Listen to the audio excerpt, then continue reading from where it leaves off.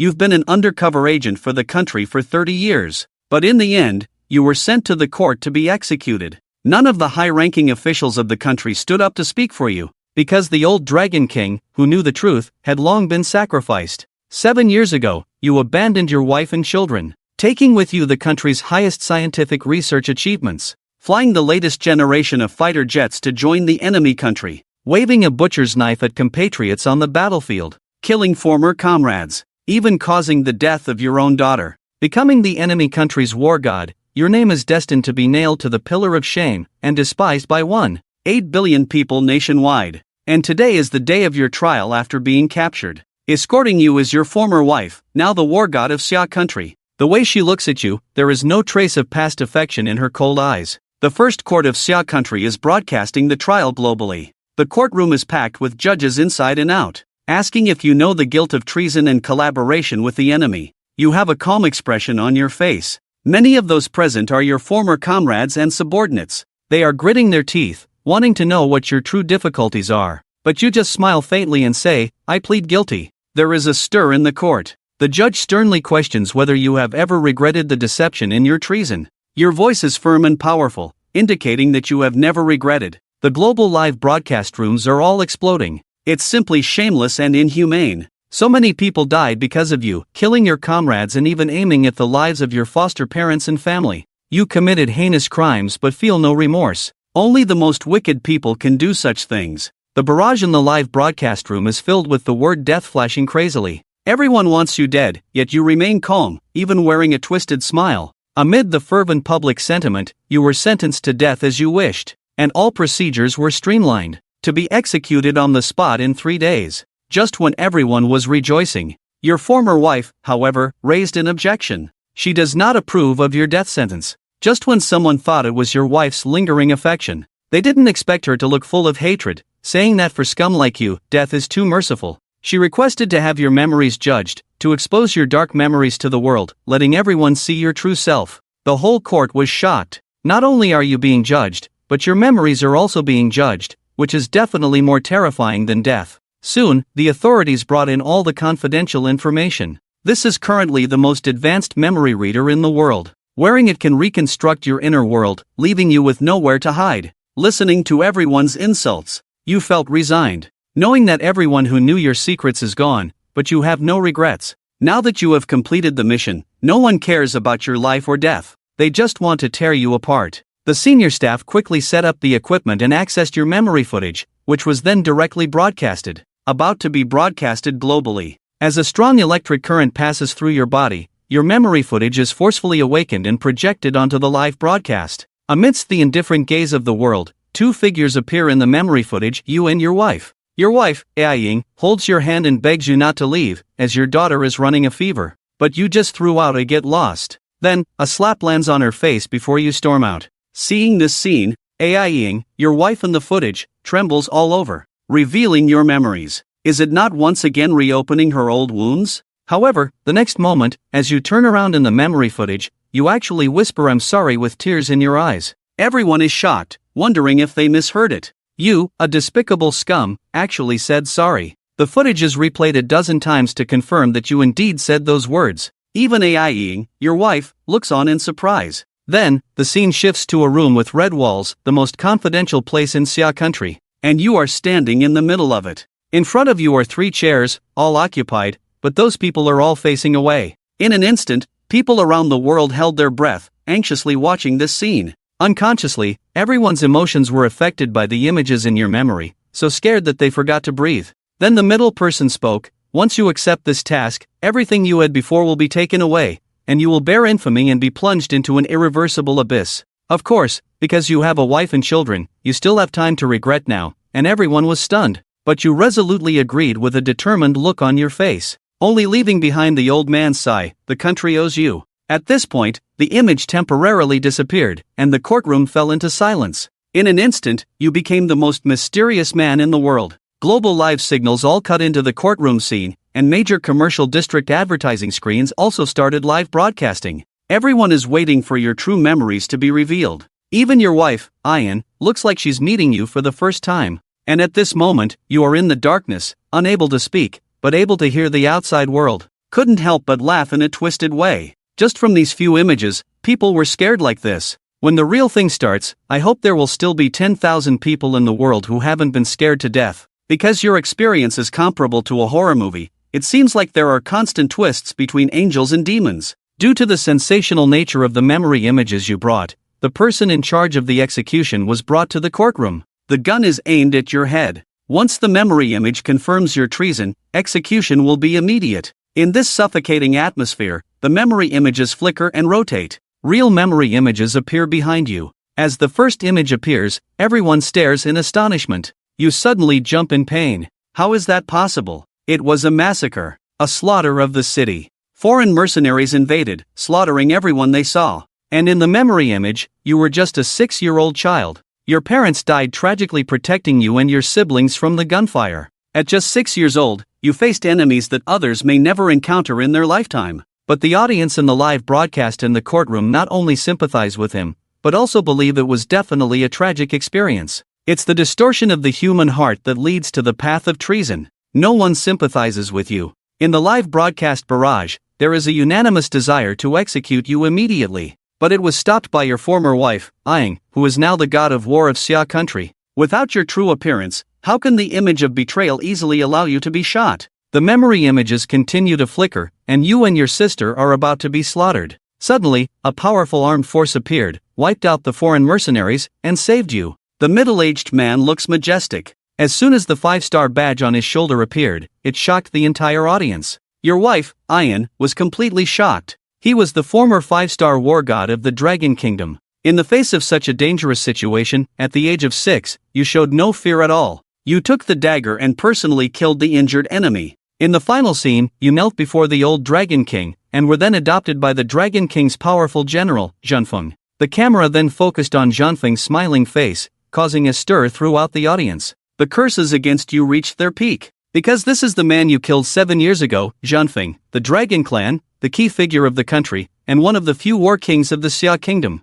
He was already the Dragon King's trusted general, single-handedly supporting half of the Xia Kingdom, raising you as his own son, and personally guiding you to the position of the 5-star war god. But you brutally slaughtered his entire family. Several dozen people from top to bottom, not one was spared. It caused a sensation worldwide. In the courtroom, your wife, Unyielding, was trembling all over. She wished she could dig out your heart to see why you could do such a thing, you beast. In the courtroom, your former comrades and disciples clenched their fists, grinding their teeth. Even the host's eyes were filled with tears, unable to put into words the enormity of your crime. The shock from around the world instantly reached its peak. In an instant, as the electric current flowed through your body, the dim memory flashed before your eyes. Suddenly, a line of blood-red characters Xia country, god of war appeared. This is a foreign language. And the screen changed, showing the collaboration of the 3 major foreign gods of war. 100,000 soldiers secretly invaded. As they watched a genius of Xia country being destroyed, everyone fell silent,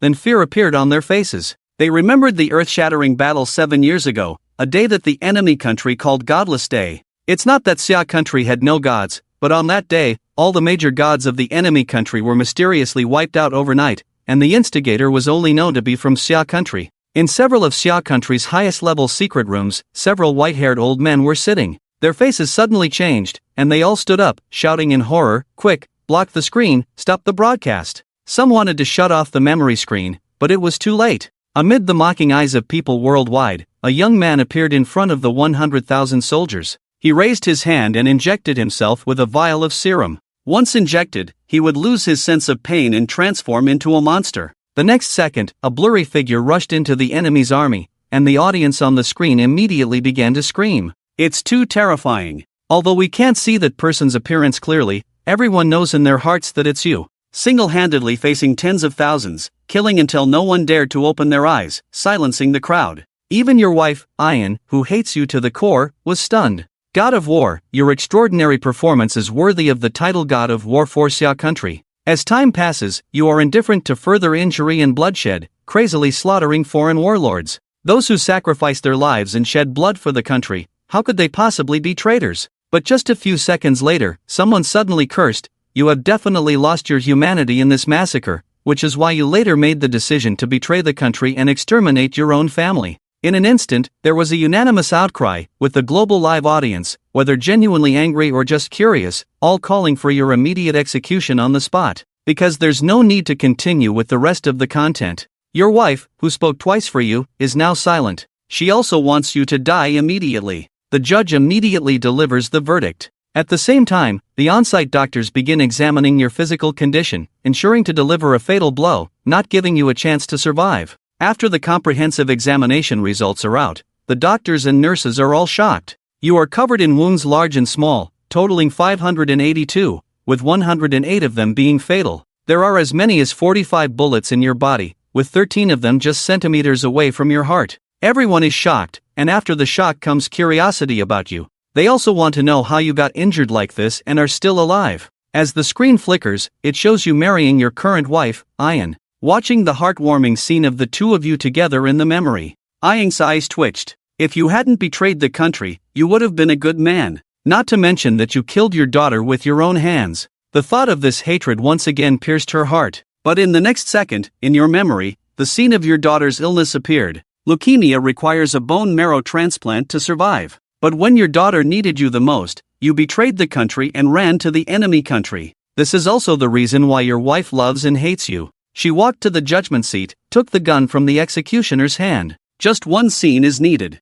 She will execute you with her own hands. With a sizzle, the scene jumps wildly. You, who were abandoned by your wife and children, stood outside the hospital with a full beard, looking up at your daughter's ward. At this moment, a medical staff member holding an agreement walks up to you, seriously asking if you are sure you want to donate bone marrow. Once donated, your strength will decrease by more than half, and you will no longer be the terrifying war god. But before the other person finished speaking, you directly signed the donation. With a faint smile on your lips, even if it's going to hell, I will go, because she's my daughter. I love her 3,000 times. Aang, tears already streaming down her face, dropped the gun from her hand when she saw this. She knew that there was a mysterious person who selflessly donated bone marrow for her daughter, but she never imagined that this person was you. The barrage that kept criticizing you has disappeared out of the blue. To the surprise of attentive viewers, they discovered that even someone as tough as you shed tears under the memory extractor, because you can also see these images, but can't speak.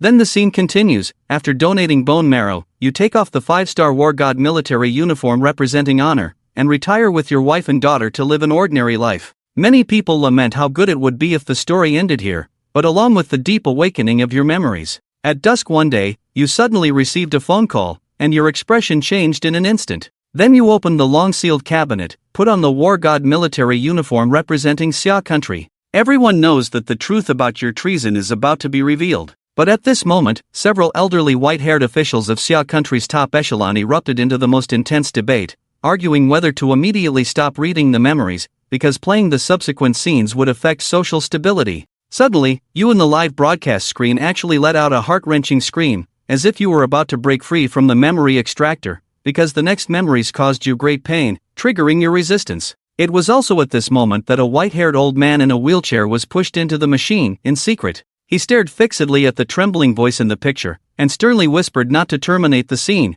because a true hero should not suffer injustice. The entire memory scene flickers, with countless early departures and late returns throughout the days and nights, gently caressing the sleeping wife and daughter in bed. Because the development of the Era fighter was the nation's top secret, you silently bore the burden in your heart. This scene also caused a sensation around the world, bringing countless people to tears for you. Because the way you look at your wife and daughter is so tender, even a blind person can see how much you love them. Your wife Ayan was trembling all over, showing a different side for the first time, because at that time she hadn't joined the army and didn't know that you would come home to be with them every day. Wake up, everyone. Don't let him brainwash you. What about the squandering of the family fortune? That can't be washed away, right? Someone at the scene shouted. The detailed scenes seemed to be fast-forwarded. The country announced the suspension of the development of the Era fighter, but you were in the highest security room, facing a row of elderly people with white hair. You firmly stated that you were willing to donate all your military service and achievements over the years,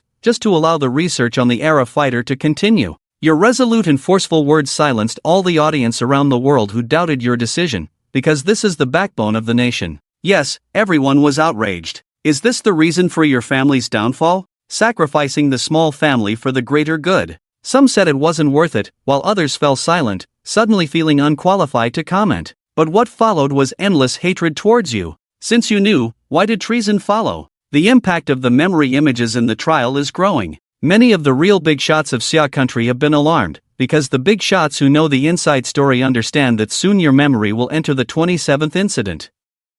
If the public knows the inside story, it may affect the country's security, but no one has ordered to stop the memory retrieval. In the Global People's comic, your memory images create a tragic scene, only because they learned about the only mother of Xia country, the war god. The enemy country sent fighter jet fleets to invade Xia country. At this moment, everyone involuntarily calls out your name in their hearts. They know you are a traitor, but if you were there, they would feel at ease. At the same time, your wife Ayan's face turned pale, because she clearly sighed. This is also the day when our daughter had a bone marrow transplant. She can't forget it. Our weak daughter murmured weakly, "I want Dad, where is Dad?" But she couldn't find you anywhere. Unless you're dead, why wouldn't you appear? In the live broadcast, people all over the world can empathize, but at this point, you suddenly opened your eyes, scaring everyone in the courtroom. The dedicated family is incredulous, saying this is still history. For the first time, someone's consciousness can break free from everything. This means that the upcoming memories will definitely leave a lasting impression on you, to the extent that you won't even want to respond to them. But no one cares about your feelings. They forcibly increase the intensity of the equipment, even electrocuting you would be considered letting you off lightly. Finally, to the anticipation of people around the world, the extinguished memory scene of yours has finally been extracted. The frail daughter is about to be pushed into the ward. And at this moment, you finally appeared outside the hospital. At this moment, everyone actually forgot your identity as a traitor, and all shouted to go up quickly. The memory is too real, it took everyone away, wishing to immediately hug the daughter and kiss her forehead. But at this moment, your phone suddenly rang, causing a sudden gasp from the whole audience. Seeing your unchanged expression, you finally replied. After all this, there was not a single tear shed, and you turned and walked away. In an instant, curses spread across the globe, and in the courtroom, your wife's angry teeth chattered. The judge asked if he wanted to stop the trial, but was refused. She must know what on earth could be more important than her own daughter's life. Under the stimulation of electricity,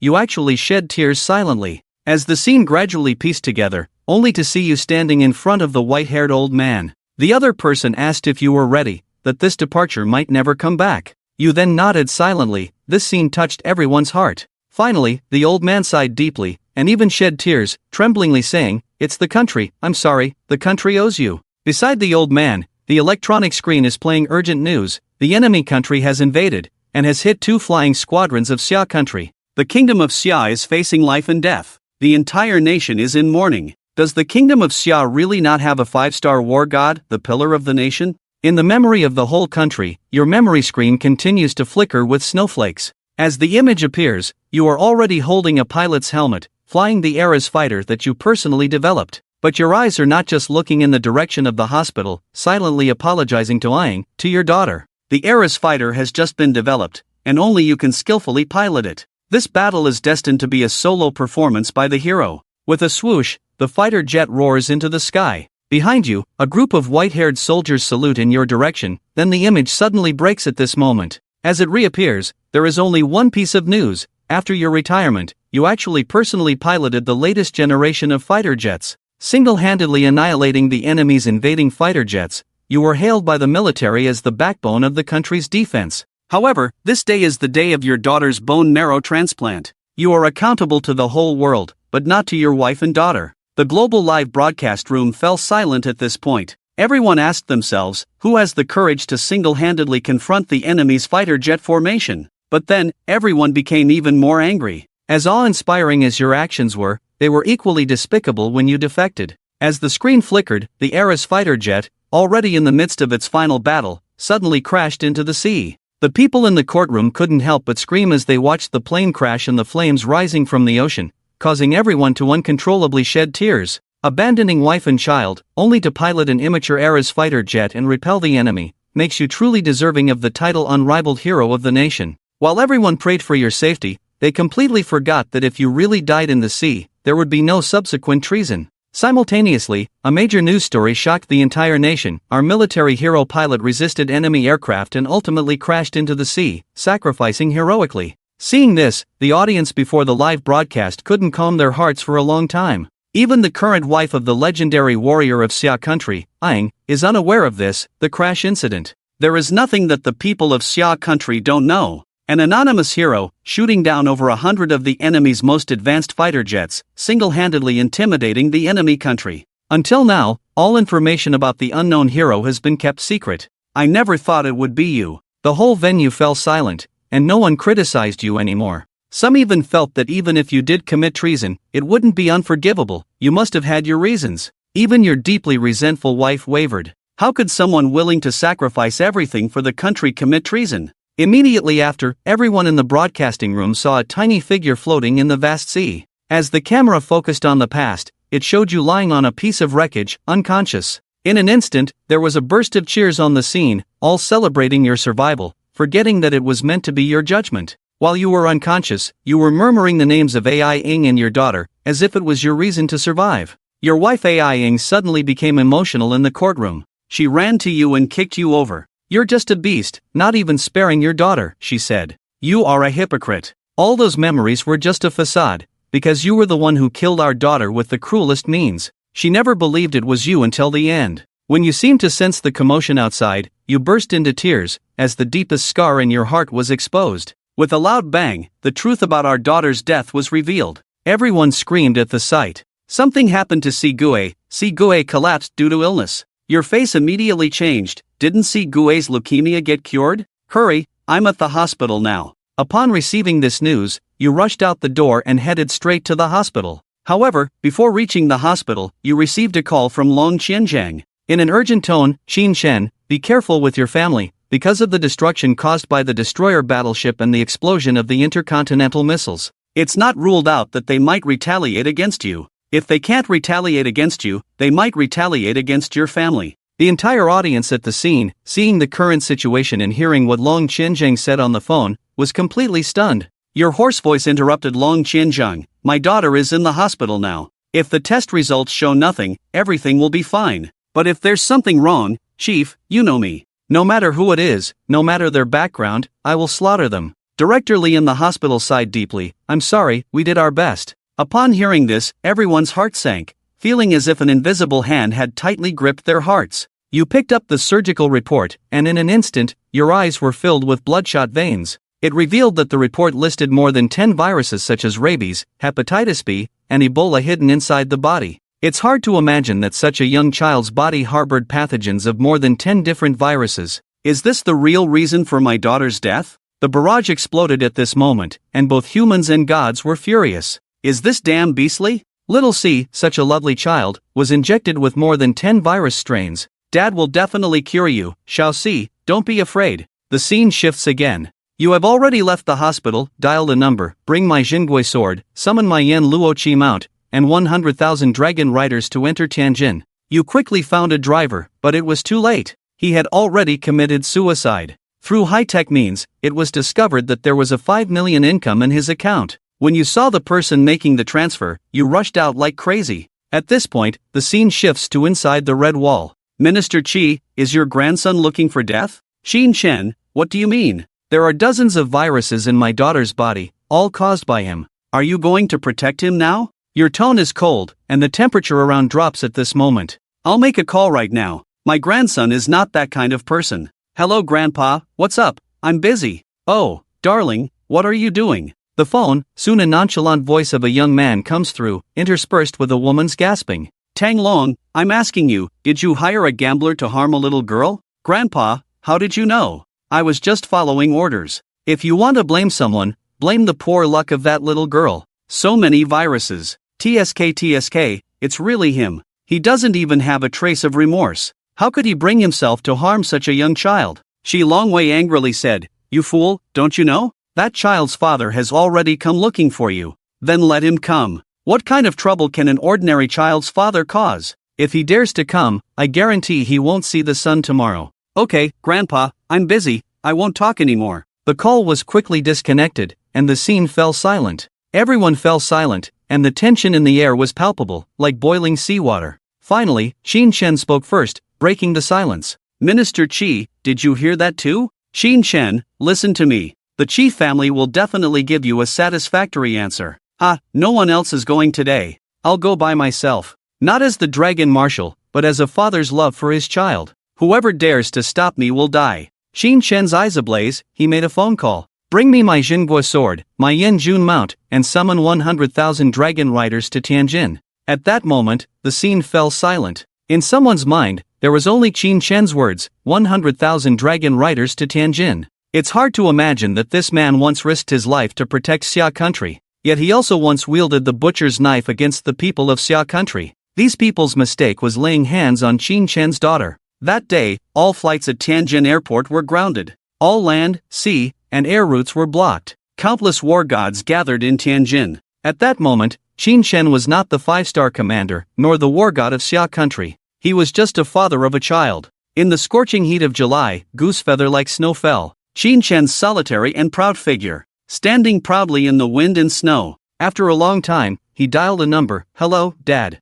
The call connected, and Qin Shen's voice was hoarse, with a hint of trembling. Adoptive father Qin Zhanfeng seemed to have known everything for a long time. He remained silent for a long time before speaking slowly. Xiao Chun, you have done enough for the entire Xia country. Do whatever you want to do, don't worry too much. Qin Shen remained silent for a long time, only saying one word, okay. The conversation between the two war gods ended, and everyone felt as if some seal had been lifted. After Qin Shen no longer considered it for his daughter. In the scene, Qin Shen waved his hand and lit the beacon, raising the dragon flag. The dragon flag, one side red and one side black, the red side rose for eternal peace, peace across the 4 seas, the black side rose for the Yama king to kill, with millions of corpses. That day, thousands of dignitaries saw the dragon flag rise, and they dropped everything at hand, rushing to the place where the dragon flag was raised. Qin Shen let out a roar, like thunder, exploding the entire scene. The audience's scalp tingled for a moment. Soon, the beacon tower was lit, and the dazzling flames shot straight into the sky. Following Qin Shen's command, the entire map of the Xia country was dotted with floating lights. Each light represented a beacon tower of a city. When these light sources were connected, they formed a long dragon, leading to Tianjin. At this time, the big shot in the Red Mansion was in a panic. Urgent explosions were heard, boom, boom, boom. The Lungxi Special Forces token has been activated, and is heading back to the capital without authorization. Old leader, something big is happening. The sea, land, and air are all blocked. Tianjin Airport is filled with Langya fighter jet formations, fully armed and advancing towards Longqi. Continuous urgent reports, each one sinking Long Qinzhan's heart a little further. Leader, 100,000 dragon cavalry has broken through the final barrier. They are about to invade, we can't stop them. The people in the live broadcast room, even their souls are trembling at the sight. The tsunami is coming. These 5 words appeared neatly in the live broadcast barrage. Qin Shen has already arrived at the foot of Xianyuan Imperial City. Just as he was about to enter, he was stopped by a burly guard. What are you trying to do? Qin Shen's response to him was a series of heavy punches. The fury needs to be vented. Qin Shen's punches are forceful and powerful. With every punch, in front of Qin Shen, the innocent and pure smile of Xiao Sigu will appear. But now, she lies on the sickbed with a pale face, waiting for death. The lovely Xiao Sigu represents new life, represents hope. She is everything to this man. More and more royal guards are rushing over upon hearing the sound. At this moment, Qin Shen's eyes are getting redder. Xiao Sigu, I'm sorry, Dad didn't protect you well. All the people who hurt you have to die. They have the virus, and they must also have antibodies. Xiao Sigu, wait for it. 10,000 dragon riders, heed my command. Today, I will conquer this dragon city. Are you willing to follow in my footsteps? Qin Shen's voice had just fallen. A deafening roar echoed through the sky. We are willing to follow General Qin to the death and conquer this dragon city. In the memory, a scene of breaking free from restraints, no longer tolerating. At this moment, you are no longer the revered guardian god of the country.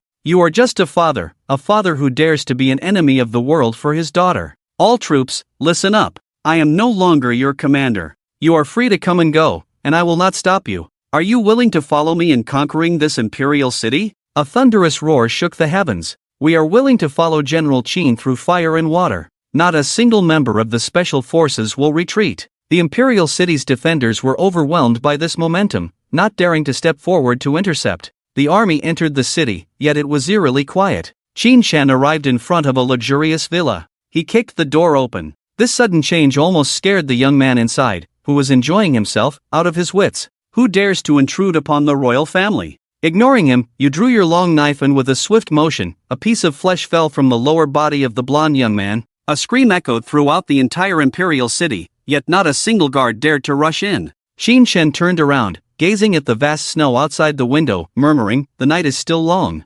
Watching his wife in tears on the screen, he finally learns the truth about their daughter's death. In the memory, the national high-level leaders gathered in the imperial city, wanting to pressure Qin Shen. Qin Shen looked at this group of hypocritical pseudo-gentlemen. He slowly took off the uniform of the 5-star commander for life. From this moment on, the Xia dynasty has changed. At this moment, thunder rumbled, as if to express the injustice of the world. Everyone at the scene saw this scene and also stood up. In the blink of an eye, the entire Xianyuan imperial city was surrounded and impenetrable. King Longxi of the Special Forces, everyone has seen the richest man in China, and has seen the benefactor. The overseas assassin organization, Death's Kiss, has seen the master. Deafening sounds reverberated through the sky. The royal family led by Qi Longwei was completely panicked. Every person who has come now can bring tremendous pressure to the royal family, but at this moment, they all obey Qin Shen's orders. However, this is not over yet, as a rumble of thunder came from the distance. An endless flood of steel appeared before everyone's eyes. Every soldier in the flood was solemn and dignified, like a row of swords thrust into the hills. An arrow piercing the clouds, thousands of troops coming to meet. The 10,000 dragon riders passed through all obstacles, overcoming the world's most difficult passes, and finally arrived in Tianjin. At this moment, everyone at the scene is extremely excited, with a burning passion in their chests. The former 5-star commander, the first war god of Xia country, in his final performance, commanded the world, all for the name of his daughter, a cry for justice. It was on that night that Qin Shen made the entire Tianjin, and even the whole world, witness his power. That night, the once arrogant imperial city finally bowed to Qin Shen. After the farce ended, Qin Shen looked at the thousands of soldiers and horses in front of him. "Thank you all for coming from far and wide to support me. Qin is deeply grateful." The once solemn and noisy Xianyuan city suddenly fell silent, with everyone witnessing the brilliant rise of a young man. Now, they are also witnessing the end after the brilliance, with mixed emotions. At this moment, a smile appeared on Qin Shen's face. From now on, Xia country will have no more 5-star war gods. Now he is just an ordinary person, a child's father, a woman's husband. At this moment, all the soldiers stood straight, gazing at the departing figure with a respectful look for a long time. He left, yet it seems as if he never left. Sending off the war god, suddenly everyone shouted in unison, the sound like a tidal wave, earth-shattering. The scene of the event fell silent, witnessing the end of a generation of heroes, leaving everyone with extremely heavy hearts. Wait, at this moment, someone pointed to the screen and said, although Qin Shen took action against the royal family in secret, as long as he is willing, he can still retain the position of the 5-star commander. But he didn't even try to fight for it. There must be another hidden reason. As soon as this was said, the heavy atmosphere at the scene instantly changed. His wife Ayan stared at the screen, clenching her fists tightly. If Qin Shen had already decided to betray the country, and now voluntarily gave up the position of the 5-star commander, it would be to completely plunge into darkness and relieve himself of the burden. His wife looked at his back and said fiercely, "Qin Shen, did you originally plan to do this?" The scene shifted to the inside of the Red Room. Long Qianzhang remained silent for a long time, then suddenly looked up at Qin Shen and asked, "Are you really prepared for this?" Lin Chen nodded. At this moment, all the calm and gentle demeanor in his eyes disappeared, leaving only ferocity. "The death of my daughter cannot be in vain. I have to settle the score with them. This time, if it's not their death, it will be mine." At this moment, millions of eyes were fixed on the screen. At this moment, he was like a mad beast, making people's hair stand on end, sending shivers down their spine. Long Qianzhang sighed softly. He could feel the deep-seated hatred on this man's shoulders. It's hard to cool the blood once heated for 10 years. He will not return once he leaves, and he will also become estranged from his beloved wife. So, this is the real reason he fell into darkness. Perhaps the position of the 5-star commander was a burden to him. The harm suffered by his wife and daughter became the final straw that broke him.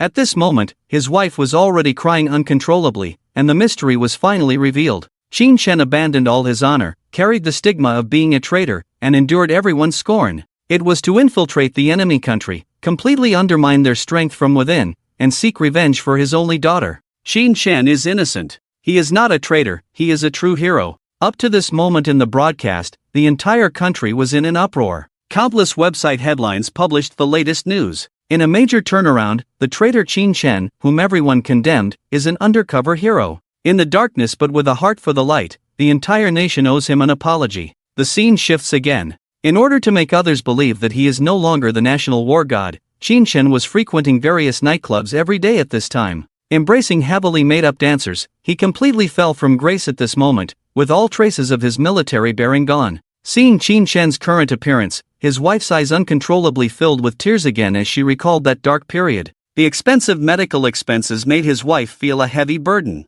But at this time, as a father, Qin Shen was squandering his days and nights. There was even a time when his wife, unable to bear it any longer, went to the nightclub to find him herself. But what she got in return was a severe beating. He will never forget that night, when Qin Shen grabbed her long hair, dragged her into a dark corner, and beat her all over. At that time, she only felt deep despair. At this moment, although she knew that Qin Shen had his reasons, his wife's heart couldn't help but change. Unable to help herself, she shouted, "Why is it only us who are hurt?" In the silent studio, only Yang's voice, filled with resentment, echoed. The voice was not loud, but it tore at the hearts of everyone present. At this moment in the live broadcast, Qin Shen emitted a beast-like panting. His fists were bloodied, and his forehead was a deep red. It was not hard to guess that this was Qin Shen's release of his own actions. It seemed that only this extreme pain could alleviate the guilt and sense of wrongdoing in his heart. He knew that from the moment he agreed to Long Qianzhang, he would become the scapegoat for everyone, but Qin Shen had no complaints or regrets.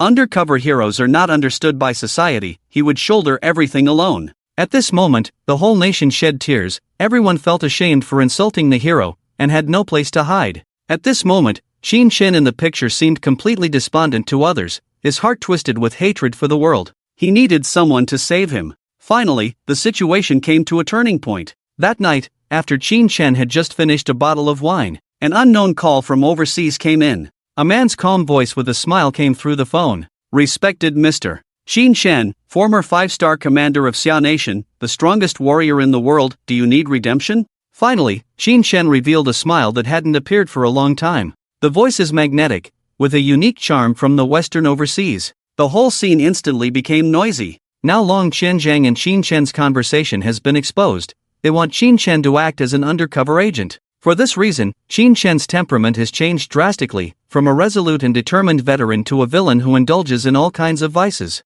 Everything is for the purpose of creating a better illusion. Now, the fish has finally taken the bait. "Who are you?" Qin Shen asked in the video. He took a sip of wine, and his face was full of ferocity. But his eyes gradually became sharp, like a long sword unsheathed. He knew that Long Qianzhang was right, everything was premeditated. They were indeed observing him. If you resign as the 5-star commander and continue to act in the same way as before, the demons will not come to you. If you still love your wife and daughter as before, they will not come to you either. Only when you have nothing and indulge completely, will they appear as the savior. The other party did not avoid it, smiled and said, "You can call me Lord God, the executive officer of the demons." Lord God. Although it is just a code name, both Qin Shen and all the audience on the scene remembered this name. Qin Shen's eyes flashed, and then he cursed without hesitation, "I don't know. Don't bother me to drink." After speaking, he was about to hang up the phone. The Lord God smiled and said, "I told you, you need redemption." Qin Shen fell into silence all of a sudden.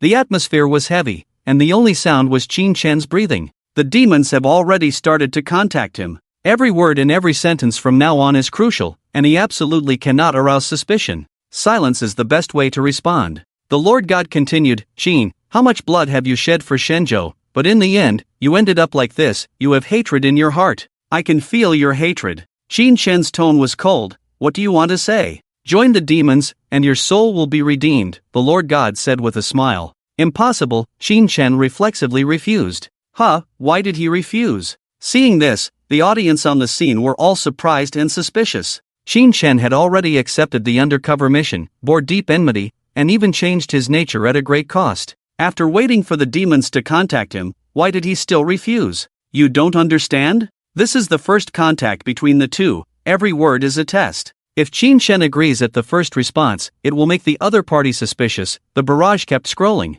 On the phone, the Lord God's smile deepened. "You will agree, because you are in great pain now. We need to see your sincerity. We really need the 5th-generation fighter jet you developed. At this time tomorrow, I will call you again, and you need to obtain the military secrets of the 5th-generation fighter jet." After speaking, without giving Qin Shen a chance to refuse, the call was hung up. When Qin Shen called back, the number was already out of service. After hanging up the phone, Qin Shen slowly stood up, looking at the cold moon in the sky, his eyes were cold. At the scene of the program, the pot was completely stirred. Damn, stealing the core secrets of the 5th-generation fighter jet. The hidden truth behind it is like this. In the end, Qin Shen did this, without telling anyone the reason, ultimately leading to Chen Guangrong's inability to accept this bloody fact, and eventually encountering a car accident. It all adds up. In the first broadcast room, the barrage was full of discussions, and at the scene of the program, everyone's eyes were on a tall and dark figure. Chen Longfei. He was Chen Guangrong's son. At this moment, Chen Longfei's eyes were about to split, his eyes were bloodshot, and his breathing was like thunder. His hands hanging on both sides were trembling with excitement. It turns out, it's like this. Chen Longfei muttered to himself, almost grinding his teeth. At this moment, he felt a kind of powerlessness that drained his whole body, relying solely on willpower. There was a time when he looked at his father lying in the intensive care unit, wearing a breathing mask, and was so angry that his eyes were bloodshot, driven by hatred. He was still young at that time, and overnight, he grew up. It was from that moment that he was determined to become a soldier and vowed to bring the person who harmed his father to justice one day. Even to kill on the spot. But now, he knew the truth. The things involved behind the scenes were too big, so big that his father's car accident was just a part of the plan. With a thud, Chen Longfei's body softened, and he finally collapsed on the ground. He stared fixedly at the weak and unconscious figure, breathing heavily and sweating profusely, as if he was about to suffocate. The person who stole the 5th-generation fighter jet was Qin Shen, and indirectly caused his father to suffer a car accident, but at this moment, he couldn't bring himself to hate him. Everything was just a mission. Ha ha, ha ha ha ha. Suddenly, in the silent studio, Chen Longfei's laughter rang out. His laughter started low and turned into unrestrained madness. He laughed until tears came out, but no one else in the room laughed. Instead, they felt a lump in their throats, suppressing their emotions. The person they hated so much, one day told them that he wasn't actually their enemy. This feeling was truly earth-shattering. The scene continued to unfold. After his downfall, Qin Shen did not return to the Red Wall, but instead met with Long Qianzhang in a secluded area of the city. Here, people from all walks of life gathered, and one could see ruffians and scantily clad women soliciting on the streets. Qin Shen sat in the corner of the bar, drinking alone. Although he was dressed in a black suit, he didn't look like a gentleman at all, but rather gave off the impression of a thug in a suit. As the strong liquor went down his throat, Qin Shen's eyes became sharper than a wolf's. Seeing Qin Shen like this, Long Qianzhang's expression became incredibly complex. It was hard to imagine that the former commander-in-chief had turned into what he was now. "What you said, is it all true?" Long Qianzhang asked in a low voice. Qin Shen nodded, "But they are very cautious. On one hand, they are sure that I will join them, and on the other hand, they want me to steal the confidential information about the 5th-generation fighter jet. I want to ask for your opinion. The 5th-generation fighter jet. They have quite an appetite." Long Qianzhang sneered, "The more you invest, the greater the return." Although the patent for the 5th-generation fighter jet is in the hands of Chen Guosher, in reality, you are the one who invented it, Long Qianzhang said seriously. But Qin Shen shook his head. "No, I don't intend to give them the real secrets, that would be too easy for them." "Not give? Then what will you do?" Qin Shen's response made Long Qianzhang's expression change. "I plan to give them the original draft. What is a secret? Only something that no one knows is a secret." A cold light flashed in Qin Shen's eyes.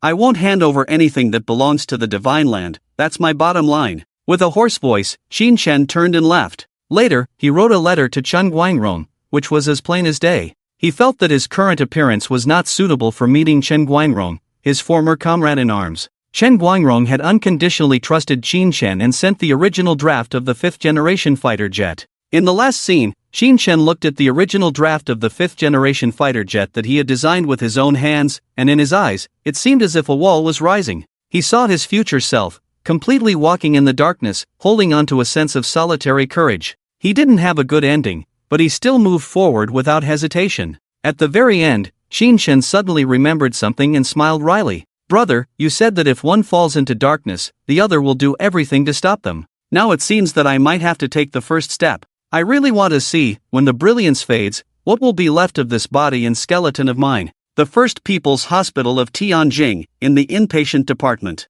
All the doctors and experts in white coats were gathered together. Despite the large number of people, not a single sound could be heard. All that could be seen were blank stares, silently gazing at the already silent television screen. Everyone turned their heads and looked at the figure lying quietly on the hospital bed. Chen Guangrong, the national hero, who could not speak or move. He had suffered a serious car accident 7 years ago, and when he was lifted onto the stretcher by the ambulance, they found not only blood on his body, but also large tears. This proved that before the accident, he was in an extremely agitated state. Under such circumstances, it was not surprising that he had an accident. This moment. As a vegetative person, Chen Guangrong's eyes were extremely red as he stared at the screen. Tears flowed from his eyes even more. Not only that, Chen Guangrong's tense body actually began to tremble faintly, as if trying to break free from some restraint. The commotion was so great that it even caused the hospital bed to shake. The doctors and experts in the hospital were suddenly awakened as if from a dream, and their expressions became excited one by one. It seems that the current scene has caused Chen Guosher to experience a great emotional fluctuation. If this continues, he is very likely to wake up. Quick, inform the patient's family. The voices in the ward suddenly increased. Footsteps, phone calls, and a lot of noise. But it still couldn't cover the words echoing at this moment. When the brilliance fades, what is left of this body and skeleton? Okay, I understand. At the same time, at the scene of the program, Chen Longfei received a call from the hospital, learning that his father Chen Guangrong showed signs of waking up. However, his reaction was very calm, even somewhat dull. The shock imprinted in his mind was so great that the joy of his father's impending awakening could not compare, because he knew that Qin Chen, the man despised by the world, had endured even more. It turned out that he had never been qualified to criticize him. At the scene, there was more sighing. He has made all the preparations, and now he has officially fallen into darkness. Why? Why can't he lead the troops to attack the organization called Wangliang as before, which would be irreversible? Well, perhaps this time even he realizes that the organization is too large and may have existed for a long time. They control multiple countries in this world. They are the rulers of this world. To overthrow all of this, relying solely on war is not enough. Some forces can only be expelled, not exterminated. Amidst the sighs, the scene also changed. Qin Shen placed the draft of the 5th-generation fighter jet at the designated location. On the way back, the phone rang, still an overseas call. This time, Qin Chen answered the call proactively. The phone was silent for a while, and then the voice of the main god sounded. I knew you would do it. I have received the blueprint of the 5th-generation fighter jet. From now on, you are no longer the 5-star commander of Shenzhou. You can't even be considered an ordinary Shenzhou person. You are a traitor to Shenzhou. Qin Chen said nothing, just stepped on the accelerator. The speed of the car became faster and faster, until only the sound of the wind was heard in his ears. His eyes were red, and his already fierce face became terrifying due to distortion. In his mind, there were only 2 words: traitor, traitor, traitor. These 2 words seemed to be spit out from countless people's mouths and poured onto him. Yes, he handed over the blueprint of the 5th-generation fighter jet to Wang Liang. This was just a probing mission. But once he did it, it meant betraying Shenzhou. Everything was inevitable. The voice of the main god came again. Shenzhou should soon discover that you have stolen the design blueprint of the 5th-generation fighter jet. I have prepared a new identity for you and bought you a plane ticket. Someone will come to pick you up after you land. As before, after saying this, the main god hung up the phone. Qin Shen slowly put down the phone, his eyes becoming as fierce as a wolf. The news quickly reached Long Qinzhang's ears. He sighed, it's time to hit the road. At this moment, the initial memory scene flashed back and reappeared. Long Qinzhang's expression became serious as he stared at the young man in front of him, repeating it again. Qin Shen, once you accept this mission, everything you previously had will be taken back. You will bear the infamy and fall into an irreversible situation. You have a wife, a daughter, it's not too late to regret now. At this moment, Long Qinzhang's eyes were extremely serious. At this moment, he actually hoped that Qin Shen would refuse. But Qin Shen, without hesitation, spoke in a low voice, codename Yanjun, I am willing to fight. We owe you, the entire nation owes you. With a sigh from the old man, Qin Shen left without looking back. Long Qinzhang watched the upright figure for a long time, unwilling to leave. Because he knew that it was the last time he would see that figure. The next time they meet, it might be as enemies. Qin Shan returned to the Yun family. After a simple tidy-up, he planned to leave quietly under the cover of night. But a hand tightly grasped him. It was Yuning Chu. Where do you think you're going? She asked through gritted teeth. At that time, she knew nothing, only thinking that Qin Shen was going back to those dirty places. Don't bother me. Qin Shen pushed Yuning Chu away roughly. But what the audience saw was Qin Shen's crimson eyes. He was afraid that if he didn't leave now, he would never want to leave. This scene, and the previous one, was the first flashback scene. But this time, it was specific. Yuning Chu, disheveled, got up again. This time, she held a sharp dagger in her hand, aimed at her own stomach. "If you dare to leave, I'll stab myself." Qin Shen stopped in his tracks, but he didn't answer. He dared not look at this scene. So, the scene did not show Yuningshu's desperate attempt to stop Qin Shen by self-harm. Qin Shen took a step forward. Poochie, the sound of the knife cutting through flesh rang out. Blood began to flow on the ground. At that moment, Qin Shen's whole figure was clear and distinct. His expression was crystal clear to the audience. It was silence. Profound silence. And Yuningshu's figure was so blurry, the audience could only make out a rough outline. She stabbed herself in the stomach, blood flowing, staining the handle of the knife in her hand. At that moment, the live audience fell into silence, not a sound to be heard. Only the barrage of comments kept rolling. "I can't bear to watch. Miss Yun actually resorted to self-harm to keep him. This is probably the darkest moment in Miss Yun's life. What I see is a woman who truly has no other choice, hoping to awaken Qin Shen's remaining conscience with her own blood. That must be so painful." All the audience's eyes involuntarily turned to Yuningshu. Yuningshu's parents, Yun Yenshan and Fan Shulan, widened their eyes in disbelief. "Yingchu, you." They never expected that, in order to keep Qin Shen from leaving, Yuningshu would resort to such self-harm. As Yuningshu's parents, at that moment, all they could feel was heartache. Under everyone's gaze, Yuningshu remained silent for a long time, finally took a deep breath, and spoke. "Everything is as it was in the scene. Once, in order to keep him, I resorted to such extreme measures. In the silent live show, only her calm but suppressed voice could be heard. That was the most desperate and helpless time for me." Yuningshu couldn't help but look at the unconscious Qin Shen, her gaze complex. "The child was seriously ill, and I didn't know what to do. It was the time when I loved him the most, but he seemed like a different person, frequenting all sorts of dirty places. Drinking, drugs, infidelity, domestic violence. I really couldn't take it anymore. I even thought about killing my daughter and then committing suicide to be free." These words cut through everyone's hearts like a knife. This was the despair of a woman, and the despair of a wife. But if he had told me the reason, even just a little, I wouldn't have been in so much pain. Suddenly, Yuningshu's tone changed, and she looked at the unconscious Qin Shen, shouting with a torn heart, "Why didn't you tell me? I'm your wife, don't I have the right to know?" Everyone knew that Yuningshu was talking about Qin Shen's fall, becoming an undercover agent for the evil organization. Jiang Baishui, who had been silent for a long time, said, "I think he deliberately didn't tell you. If he told you, would you let him go?" Jiang Baishui's question left Yuningshu speechless. Her eyes widened even more, and they grew redder. Yes. If he said it, would Yuningshu let Qin Shen go? Perhaps, it would only make things worse? She was a woman, and selfishly speaking, she didn't care about the fate of the country. As long as the nation did not perish, the fate of the country had nothing to do with her. The national enmity was too distant from her, too distant. The only thing she wanted to protect was her small home. "He is a man who can abandon everything, just being a little harsh on himself," Jiang Baishui continued, her voice cold and desolate. As Qin Shen's comrade in arms in Longxi, Jiang Baishui had the right to speak about her idealized image of Qin Shen. Just being a little harsh on himself. Hearing this, everyone felt uncomfortable. Yuningshu was not wrong, and neither was Qin Shen. The mistake lay in her marrying a man who prioritized national enmity. He had the determination to sacrifice his own family for the greater good. "Qin Shen, don't force me. I will really stab myself. I don't want to live, I really don't want to live." In the scene, Yuningshu's desperate cry rang out. Qin Shen took a second step. Poochie, the second stab. More blood flowed, even spreading to Qin Shen's feet. Qin Shen stopped again, with his back to Yuningshu, and finally spoke. "You will stab the third time, but not the fourth. If you die, what will happen to Sigüe? The antidote, I will bring it. Before that, you must take care of Sigüe." Qin Shen's voice trembled to the extreme. Upon hearing this, Yuningshu closed her eyes. Ignoring the intense pain, she pulled out the knife, changed its position, and stabbed again.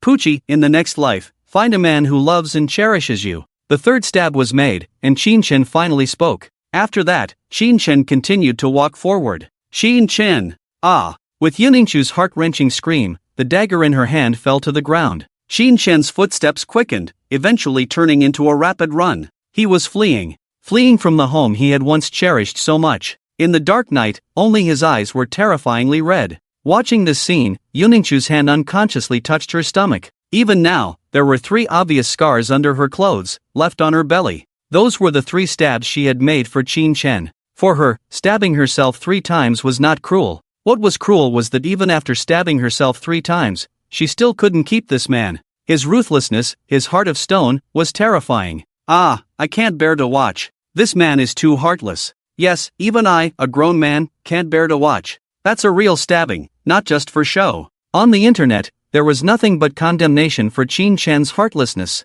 Some people spoke up for him, believing that the interests of the country outweighed everything else. These two viewpoints, no matter how they were projected, were topics of eternal debate. Qin Shen drove to the international airport. During this process, he received a call from Long Qianzhang. It was the last call Long Qianzhang made to him. I have already spread the news about your theft of the 5th-generation fighter jet's confidential blueprints and your disappearance. Long Qianzhang's voice was extremely solemn and serious. The internet has already exploded, and the entire military department can't believe that you are a traitor. Your arrest warrant has been printed and should soon be posted all over the streets. Take advantage of the chaos and leave the country quickly. Okay. Upon hearing this, Qin Shen just smiled. Most people would have been scared out of their wits upon hearing this, but Qin Shen smiled brilliantly, because he knew that this was something he had to go through. From the pinnacle of glory to the extreme darkness, his life would be sublimated because of this. The airport in the distance was within reach. Qin Shen looked at it with eyes as firm as if he had built the Great Wall of China.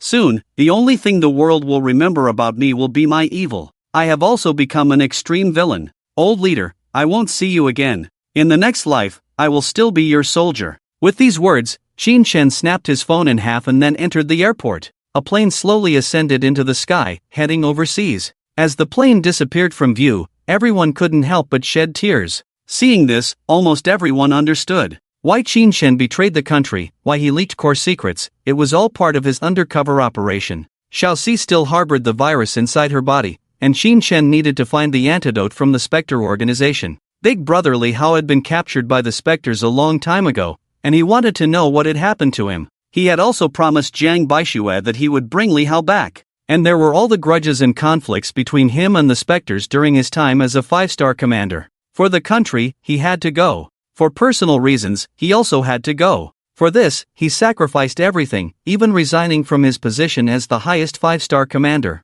He wanted to destroy this organization and make everyone involved experience what hell on earth truly meant. Aren't we wrong to blame Qin Shen? He's not a traitor at all, but a hero. We didn't know anything at all. If it weren't for this memory reading device, we wouldn't have known what Qin Shen had experienced all these years. If we directly sentence him to death, wouldn't all of us in the country be the perpetrators? At this moment, whether it was the discussions at the scene of the program or the comments on the screen, every word was filled with deep regret and guilt. The audience at the program scene all bowed their heads in shame. Their eyes were red with tears of regret and self-blame, all directed at Qin Shen, who lay unconscious at the scene. People were sad and regretful. Clearly a hero, yet he was scorned, cursed, and some even wished for his immediate death. At this moment, in the capital, the red wall still flew a bright red flag. Kai Gongmin and other top officials looked at the scene and fell into contemplation. They all wore smiles that had been absent for a long time. Although not much time had passed, they felt as if it had been ages.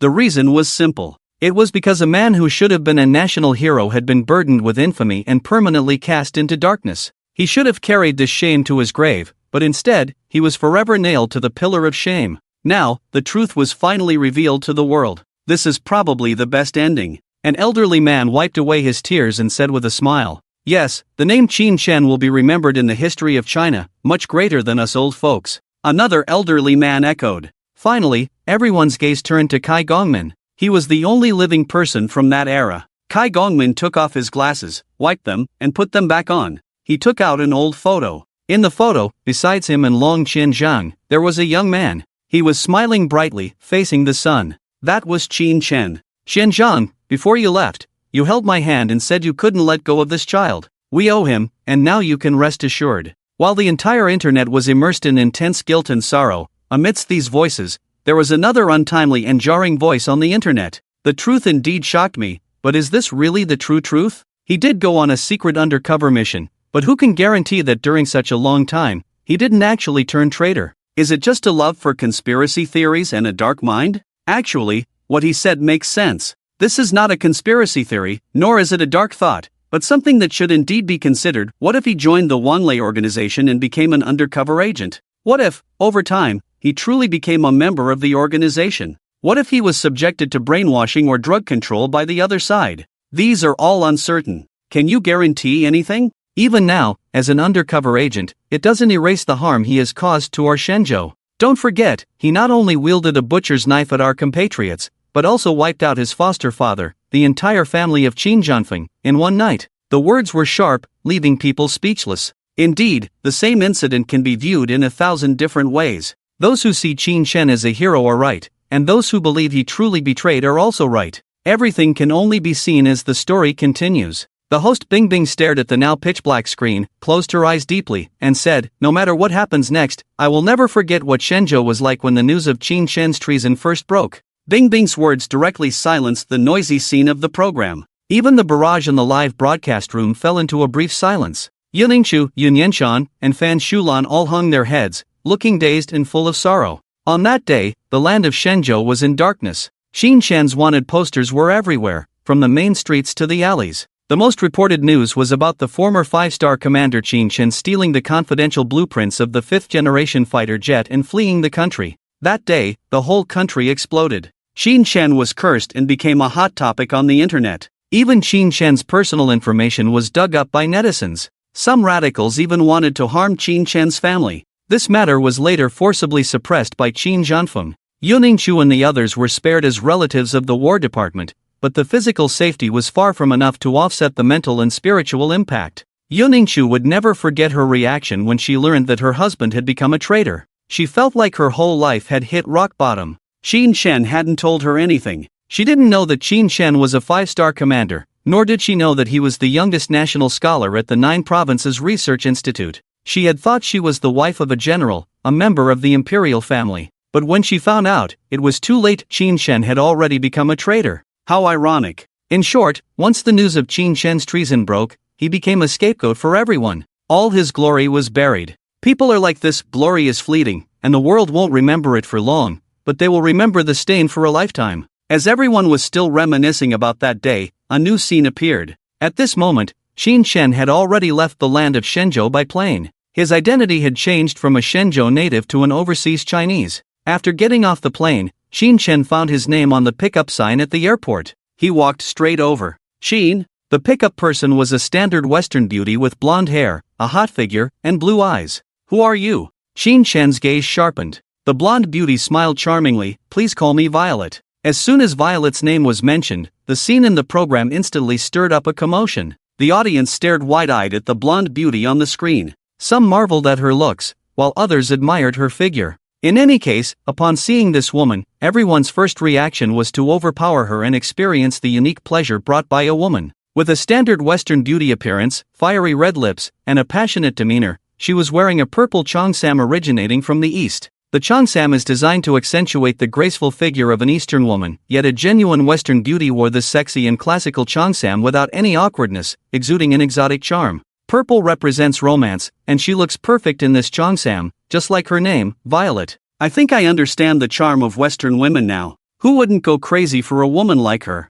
What's so good about this kind of woman? So what? Even if she's beautiful, she's still an enemy's force." In the live broadcast room, the barrage was rolling wildly. Everyone's attention was focused on this woman's looks and figure. However, in the picture, Qin Shen narrowed his eyes dangerously. The more beautiful something is, the more deadly it is. From Violet's cheeks to her provocative body, he felt a kind of danger from the bottom of his heart. Mysterious. This was Qin Shen's first reaction after seeing this woman. She was like a beautiful snake under the spotlight, swaying her enticing yet deadly body, giving a fatal blow at the most relaxed moment of the enemy. People were coming and going at the airport, from various countries, and Violet stood next to Qin Shen. The two of them looked like a pair of exotic lovers, without arousing any suspicion. Qin Shen squinted at her and said, "You're not from the main god's people?" He thought that the person who would pick him up in this demon country would definitely be from the main god or one of the main god's subordinates. He didn't expect the person who picked him up to be such a charming woman.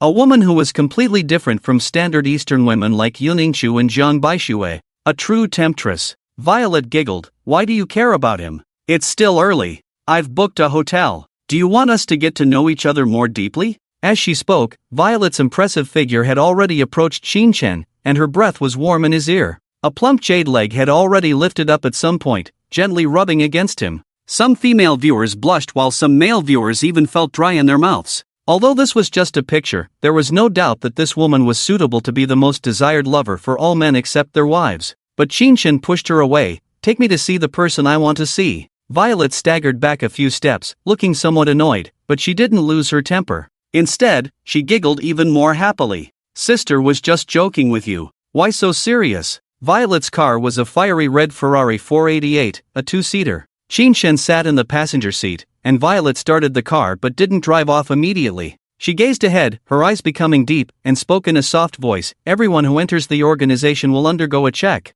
You may forget many things. Are you really ready?" From the tone, it feels like she has a story. "Yeah, my first instinct is that she's different from the main god on the phone. Another poor soul bewitched by looks." Violet's words instantly sparked a flood of barrage. But after Qinshen nodded, this deep gaze turned back into charm and mystery. Everything seemed like a disguise. "Is that so? Then let's go." Violet stepped on the gas, and the sports car raced off into the distance. The scene quickly changed into a high-tech fortress filled with people. It looked like a laboratory. Watching this scene, everyone was stunned. Qinshen's eyes also showed a hint of solemnity as he looked at the building in front of him, lost in thought. "You need to be shackled and blindfolded." "I'm sorry." Violet's voice came, and Qinshen cooperated. Soon, his vision was shrouded in darkness. People knew that it was Qinshen's eyes that were blindfolded. What the laboratory looked like was unknown. But from the audience's god's eye view, they saw Violet behind him, wearing a long white coat. She looked like a researcher.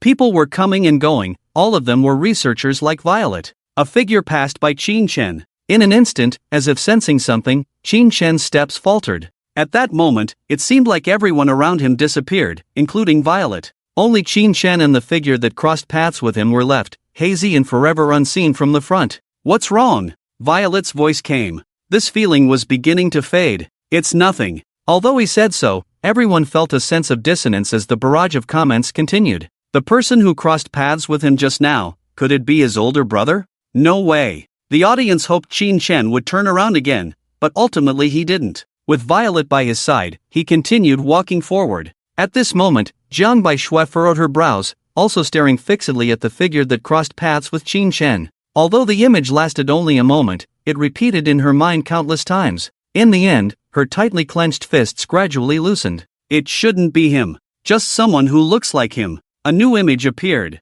The black cloth covering Qinshen's eyes was removed, allowing him to see the environment he was in. He found himself fixed to a device resembling a crucifix. This seemed to be a place for experimentation, with human-sized containers of nutrient solution on either side. There seemed to be something inside the containers, but he hadn't had a chance to see clearly before Violet's voice continued. "Joining the organization is a strict matter. It's not just about having strong abilities, but more importantly, loyalty. You have the ability, but you lack loyalty. I've heard about the situation. You stole the confidential blueprints of your nation's fifth-generation fighter jet and handed them over to the main god. This is an act of betrayal, but for us, it's far from enough." Violet's eyes suddenly turned cold. "What we need is absolute loyalty. So next, we will brainwash you. All the honor and disgrace of the land of your nation, as well as the mission you bear as a 5-star commander, will be erased from your mind." As Violet's words fell, the barrage of comments surged. "Isn't this just brainwashing?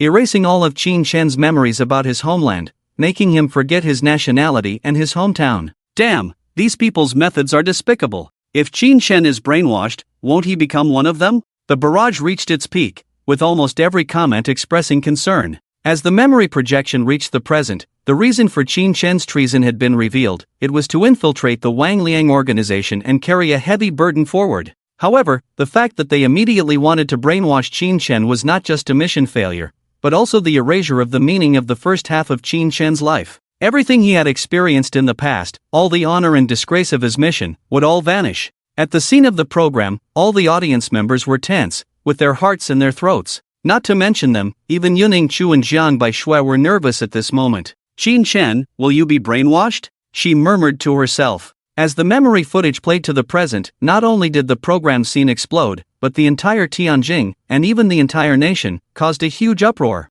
Many authoritative figures and experts expressed their opinions on their blogs. No matter what Qinshen did for the country before his betrayal, these cannot be erased. He deserves the respect of all of us, but his betrayal is an undeniable fact, and the evidence is as solid as a mountain. His sins cannot be washed away. He left with a mission and the trust of the late Dragon Commander. If it weren't for this, I might believe that Qin Shen is innocent, but now, the Wang Liang organization wants to brainwash him. I have completely lost faith in him. Although I am reluctant to admit it, perhaps he had the country in his heart, so how could he betray it? But if he is brainwashed, everything becomes meaningless. In the end, he still betrayed us. The number of people who believe that Qin Shen, who was on an undercover mission, has truly become a traitor is increasing dramatically. It's just because the memory scene was exposed, the demon wants to brainwash him. This may be the main reason he truly became a traitor. No, I can feel it, he hasn't been brainwashed, Yuningshu suddenly spoke on the show. She looked at the unconscious figure not far away. He was very weak,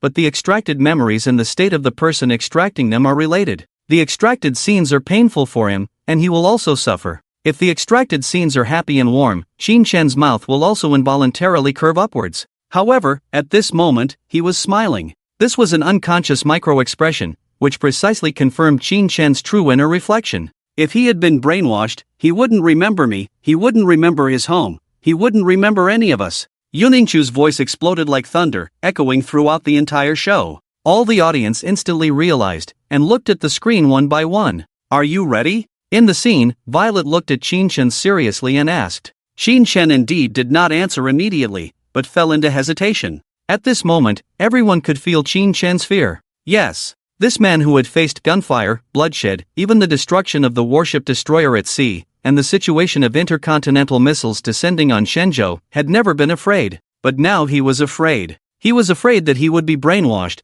that he would forget the mission he carried, forget that he was a Shenzhou person. Forget Long Qianzhang, Qin Zhanfeng, Zhang Baixue, Li Hao, these comrades, superiors, and the respected and beloved people. Even forget Yuningshu, his home, his loved ones. But this fear did not last long, and Qin Shen quickly returned to calm. In his eyes, there seemed to be a burst of light of faith, like the light of dawn, tearing through the darkness. That was the totem. All the way, he had always believed in the power of faith. The touch of crimson in his heart was what supported him to this point of faith. I'm ready, he looked at Violet and said slowly. Good. Violet looked deeply at him, then put a complex device on Qin Shen and started the program. Z. In an instant, a powerful electric current swept through his body, and Qin Shen groaned under the current, the muscles all over his body clearly visible. Even the veins were visible, slowly wriggling like little snakes. Under the device, Qin Shen's eyes instantly turned blank. Before him was darkness, like a wandering soul in this world.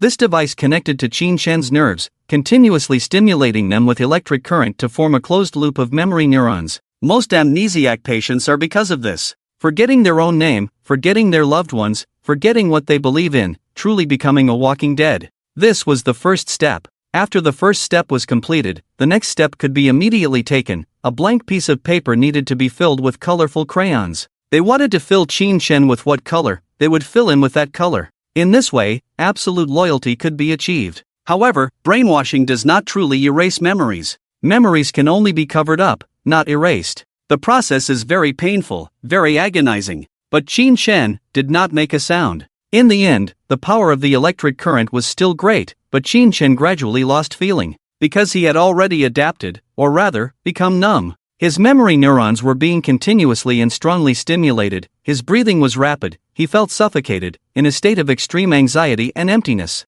His soul seemed to want to leave his body, a feeling of weightlessness arose. But in his mind, anger was being suppressed over and over again, echoing in his heart. I am a soldier. My nationality is Shenzhou. I bear a great mission. I must fulfill the promised things. I must save my daughter. I will not forget Yuningshu, my former leader, Dad, and my comrades. I am Qin Shen. Anger and ferocity collide with each other, a powerful heartbeat emerges, resonating like a booming war drum. It is the heartbeat of Qin Shen. In the pitch-black scene, the faces of many people gradually appear. There is Yuningshu, Xiao Sigu, Zhang Baixue. There is Long Qianzhang, Qin Zhanfeng. And there is Li Hao. All the people who have appeared in his life are now appearing one by one in Qin Shen's mind, right before his eyes. Memories can only be concealed, not erased. No one can erase his name and nationality. No one can erase the meaning of his existence in this world. The red in his heart grows more and more intense, more and more vibrant.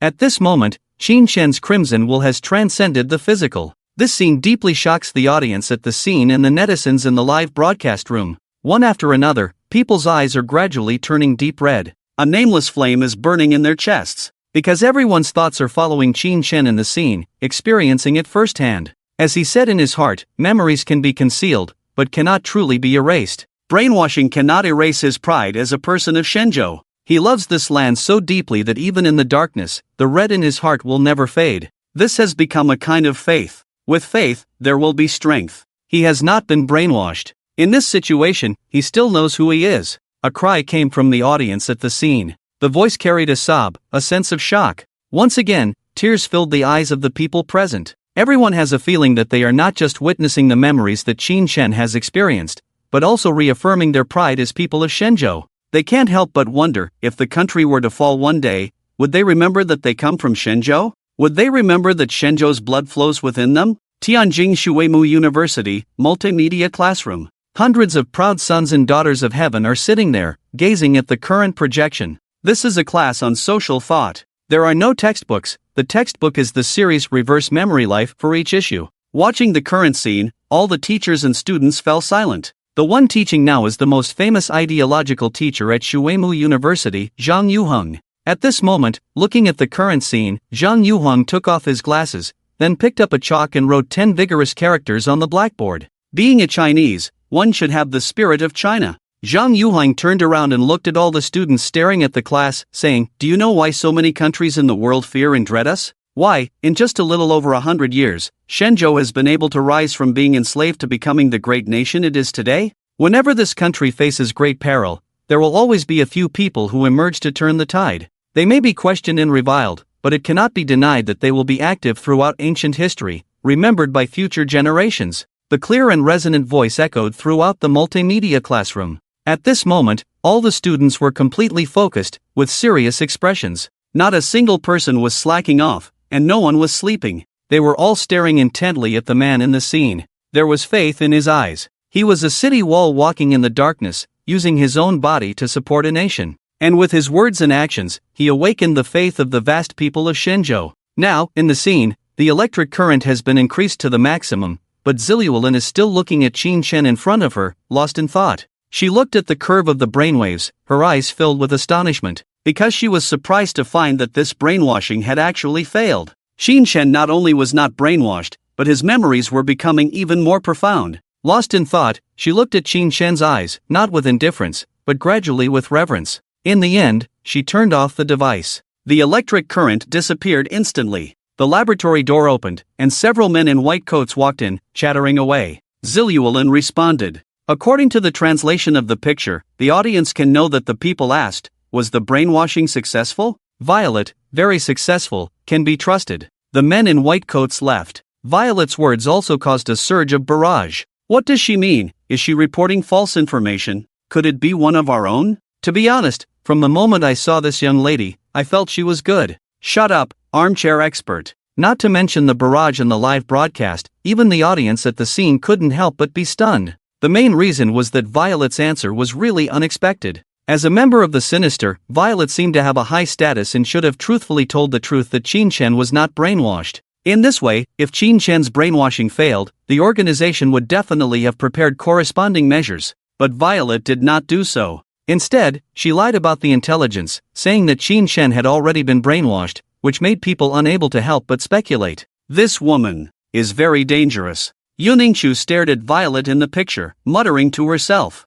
Zhang Baishua nodded beside her. First, we cannot be sure which side she is on, but she has her own purpose. Secondly, why is the person who contacted Qin Shen codenamed Main God, and the person who picked him up was this woman codenamed Violet? Yuningshu said. Finally, after receiving Qin Shen, she showed interest in him, thinking that there was room for use. She is also an undercover agent, or indeed a member of the Sinister, but she wants to do something else, which does not conflict with Qin Shen. Zhang Baishua said softly. Finally, the two looked at each other and said in unison, "The enemy's enemy is a friend." The whole audience was silent, everyone looking at them in astonishment. At this moment, in the picture, Qin Shen seemed to wake up, struggling to open his eyes a crack. Violet was squinting, her hands in the pockets of the white coat, looking at him with interest. "I admire your willpower, but don't thank me. I helped you today, and you will have to repay it in the future. Maybe you'll have to risk your life." Qin Shen said nothing, just quietly watching her. Like Yuningshu's reaction, there was no gratitude in Qin Shen's eyes, but instead a hint of wariness. The sinister's waters run deep, hiding the ultimate secret of this world. It took me a long time to climb to the position of a 5-star executive. Violet looked at Qin Shen, giggling. This dead water should also stir up some ripples. I'm looking forward to your performance. After speaking, Violet, in high heels, turned and left. When she reached the door, she paused again, facing away from Qin Shen, and said, "By the way, my real name is Sophia. We will meet again, and if you're interested in having a fling with me, I think I'll be happy to try out your size." Da, da, da. The deep corridor echoed with the crisp sound of high heels hitting the ground, but Sophia's figure had already gone far. In the air, there was a hint of fragrance, and a very faint hint of blood. That was Violet's body scent, and she's still a virgin. Qin Shen's mouth curled slightly. Sharks are very sensitive to blood. Even the faintest blood is still blood, isn't it? After the brainwashing, Qin Shen was taken away again and stuffed into a car trunk. The car quickly started, heading towards an unknown destination. The picture gradually turned black at this moment. Before the new picture came, the audience at the scene was still discussing the foreign woman codenamed Violet. Although she did not appear in the picture for long, her identity, appearance, figure, and temperament, as well as her voice, left a deep impression on everyone. At this moment, the barrage kept scrolling. A woman with a story is fascinating. This Violet seems to have a deep story. I have a feeling that in the long undercover career of Qin Shen, she will play a very important role. I feel she's not bad, approaching Qin Shen with a deep purpose. Don't any of you discuss her measurements? That's what a real woman is. Yuningshu and Jiang Baishua both looked wide-eyed, also noting down Violet's real name, Sophia. As for what they knew about Qin Shen, it had already come to an end, and they didn't know what happened after she became an undercover agent. Perhaps one day, they would take the initiative to meet this woman named Sophia, if she was still alive. In the distant Maligian Republic across the ocean, it was nighttime. The night was enchanting. In the bustling city of Big Apple, a skyscraper stood tall, with a strange violet flower symbol shining at the very top. From the top floor of the Violet Building, one could overlook the entire city, giving a sense of ruling the world. The room had no lights on, and the only light came from the TV that was playing. This environment was clearly not due to the owner of the building being stingy with electricity, but because she naturally liked the darkness. Everyone has their own preferences, some like the glaring sunlight, while others prefer lurking in the dark shadows. Psychologically speaking, those who like the darkness and dislike the sunlight have a dark side in their hearts. They feel like creatures of the dark, just like bats. The sunlight is too bright and would burn them. A ray of light shone through the window below, faintly revealing a woman in a bright red gown, with a slit on both sides of the evening gown, revealing the seductive curves of her thighs, wrapped in sheer black stockings. She swayed a glass of red wine in her hand, lazily leaning on the sofa. Due to the dim light, her face couldn't be seen at all, only a pair of charming eyes, staring straight at the program on the other side of the ocean at this moment. Especially when she saw the man being judged, looking weak, a chilling sharpness flashed in the woman's eyes. She pressed a button. Soon, a waiter-like man came in. "Madam," he respectfully spoke, "what are your orders?" "Prepare a private jet, possibly heading to Shenzhou," the lady said coldly. "Also gather all the men and be prepared." "Madam, are you?" The subordinate was shocked.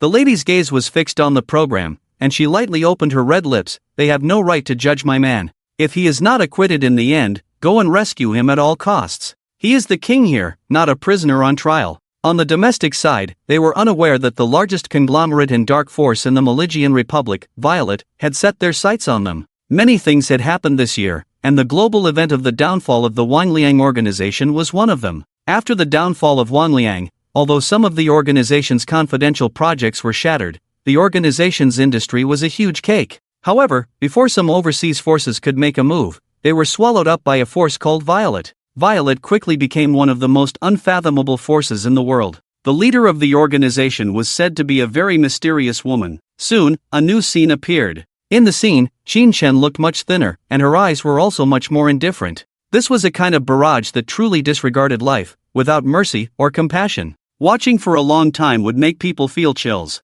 The people of the Wangliang organization were all like this. Just as the barrage was wondering if he had really been brainwashed, people saw the sharpness in his eyes, sharp enough to build a city wall. The barrage finally understood that Qin Shen was pretending to be like this. Violet had falsely reported the intelligence. He had already been successfully brainwashed, so he had to cooperate with Violet and pretend to be truly brainwashed. And Qin Shen had also seen the real person behind the main god. "Congratulations, Qin, you are now officially a member of the organization." The main god congratulated Qin Shen with a smile. However, Qin Shen still hadn't seen what the real Wanlei organization looked like on the inside. He didn't even know where the headquarters was. After brainwashing, Qin Shen knew that the organization would test his abilities. What do you need me to do? Qin Shen spoke as if he had lost his personality, indifferent to the extreme. Very insightful, the main god praised, saying, "This is the first task the organization has assigned to you, deal with some die-hard enemies. The organization is large, and it's inevitable that some impure thoughts will come in.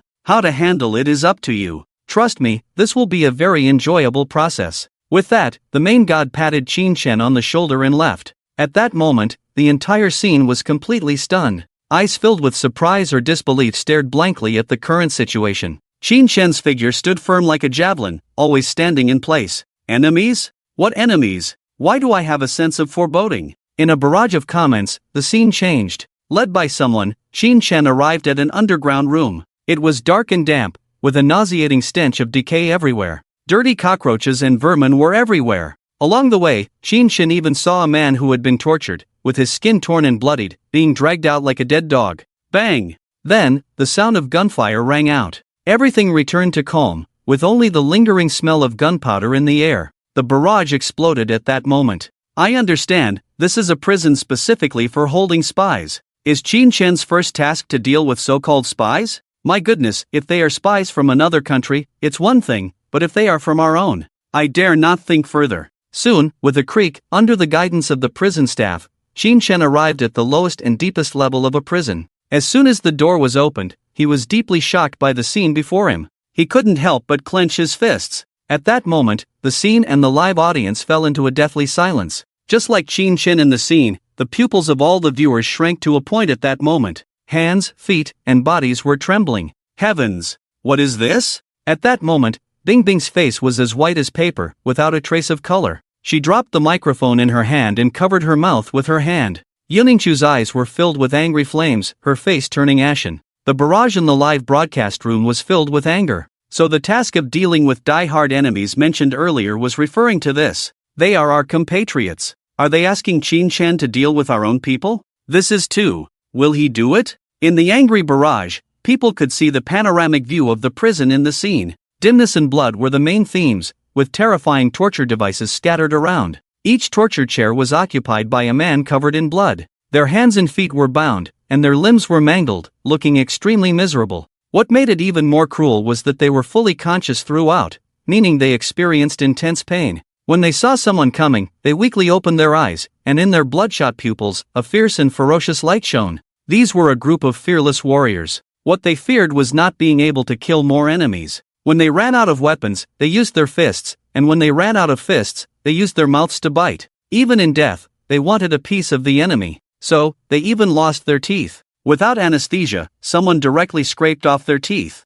Up to now, their mouths were all bloody and their speech was simple. Seeing these people, the two who had brought Qin Shen to the prison cell both laughed. These people from Shenzhou are really ridiculous. With so many countries in the world, most of them are willing to submit to our organization, but only Shenzhou refuses and even says they want to crush our organization. And what's the result? All the undercover agents who infiltrated our organization have been captured. Their mouths are really tough. No matter what, they refuse to reveal Shenzhou's plans. I don't understand. It's not like there's anything wrong with submitting, but they insist on opposing us. The other person chuckled, this is brainwashing. They instill some absurd ideas in Shenzhou, like fighting for the rise of Shenzhou, sacrificing for Shenzhou. Is it useful? In the end, these people are just sacrificial pawns. Finally, the two of them sneered together, a bunch of fools. Little did they know, behind them, Qin Shen's expression had already twisted, his eyes filled with ferocity and malevolence. But today, it's not us who will be interrogating you, it's him.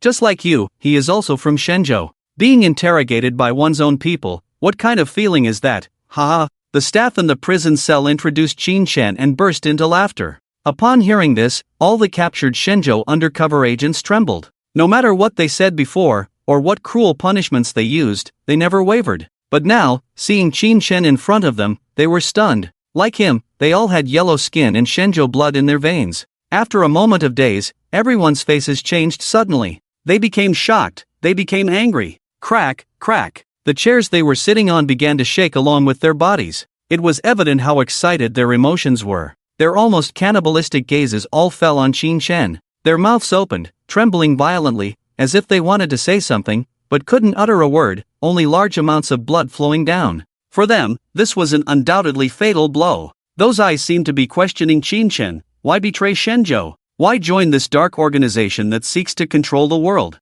Damn it! What a bunch of nonsense. It's infuriating to make Qin Shen handle these resolute Shenzhou compatriots. It's like making him wield a butcher's knife against his own people. They are heroes, can't we save them? This is intentional. On one hand, they can use Qin Shen's identity as a fellow Shenzhou person to undermine the hero's beliefs. On the other hand, they can also test Qin Shen's loyalty. The organization has obviously given Qin Shen this task with deep intentions. Although Violet has submitted a report stating that Qin Shen has been successfully brainwashed, they still remain wary of him. At this moment, whether in the live broadcast or at the scene of the program, there was a strong sense of anger. No one had expected that Qin Shen's first task after joining the dark organization would be to deal with these Shenzhou undercover agents who were willing to die rather than submit. To the dark organization, they were spies. But to Shenzhou, they were heroes. Yu Tsongrong, Fan Xinhai, Long Zhanyi, Feng Huai. Suddenly, in the program venue, came the gentle voice of Yuning Chu. The audience looked at Yuning Chu, but were astonished to find that this Shenzhou female war god was actually in tears, her eyes red.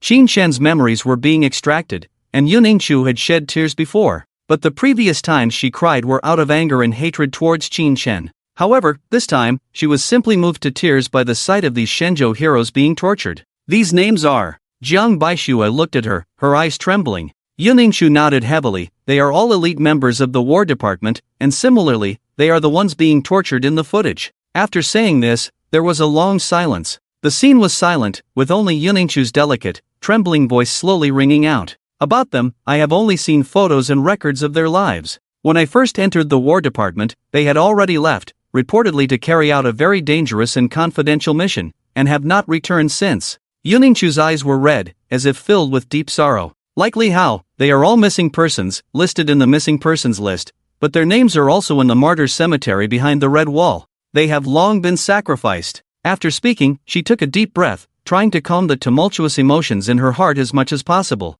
This is how the people in the War Department are. Once you enter the War Department, you are family. Although she did not know these people, and had not even seen them, the blood in her body resonated with them. Seeing these predecessors being tortured and abused, Yuning Chu was on the verge of madness. As for the audience at the scene and the netizens in the live broadcast room, they were completely stunned. They all fixed their gaze on the figure of Qin Shen in the picture, incredulous to the extreme. Qin Shen. Did he really wield the butcher's knife against his compatriots? This thought made everyone's hearts tremble fiercely, because people suddenly remembered that Qin Shen not only betrayed the country, but he was also a butcher, an executioner. The blood in his body flowed with an extremely violent and murderous factor. In this situation, everyone present felt deeply immersed in it. Qin Shen must have wielded the butcher's knife against his compatriots. He has to be the villain. Yes, first of all, he entered the demon organization as an undercover agent, and finally gained the organization's trust. This is the first task assigned by the organization, and it must be completed satisfactorily.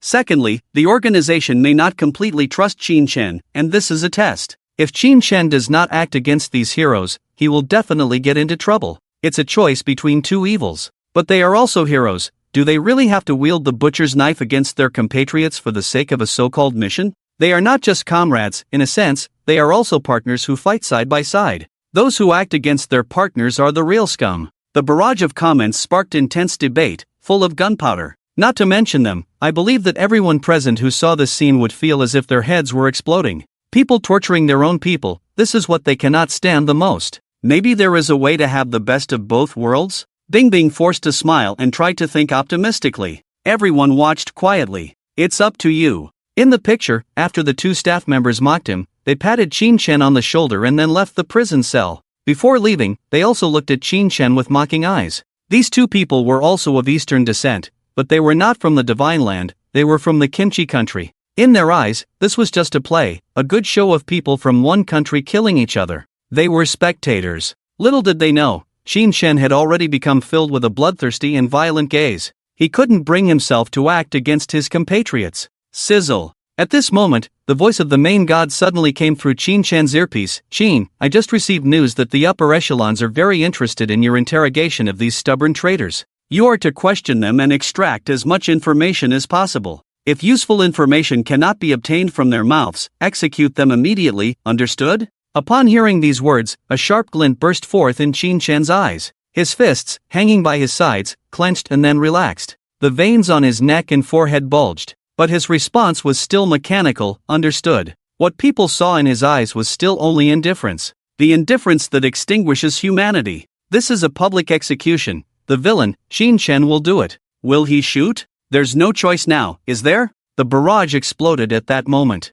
Even Yuningshu's forehead was covered in cold sweat. Perhaps there's no need for Qin Shen to torture them anymore. Before this, they have already endured round after round of severe torture, and their physical functions have been exhausted. After a long silence, Jiang Baishu has spoken in a low voice, her clenched fists containing her wordless anger. Even from the perspective of a god, they were still so furious. So, what about Qin Shen? All eyes turned to the projected image. At this moment, Qin Shen was like a wild beast consumed by responsibility, his gaze fixed on Unsung, Fan Xinhai, Long Zhanya, and Fang Huai. They were all a generation older than Qin Shen, and they were of the same generation as his adoptive father, Qin Zhanfeng. Everyone could sense his hesitation, that wordless roar. A subjective feeling of despair, like a black hole, instantly suffocated everyone. He had already seen that Unsung didn't have much time left. Qin Shen's gaze was fixed on them. Unsung, Fan Xinhai, and the others were also fixed on him. Their eyes no longer held the same anger and hatred as when they first saw Qin Shen.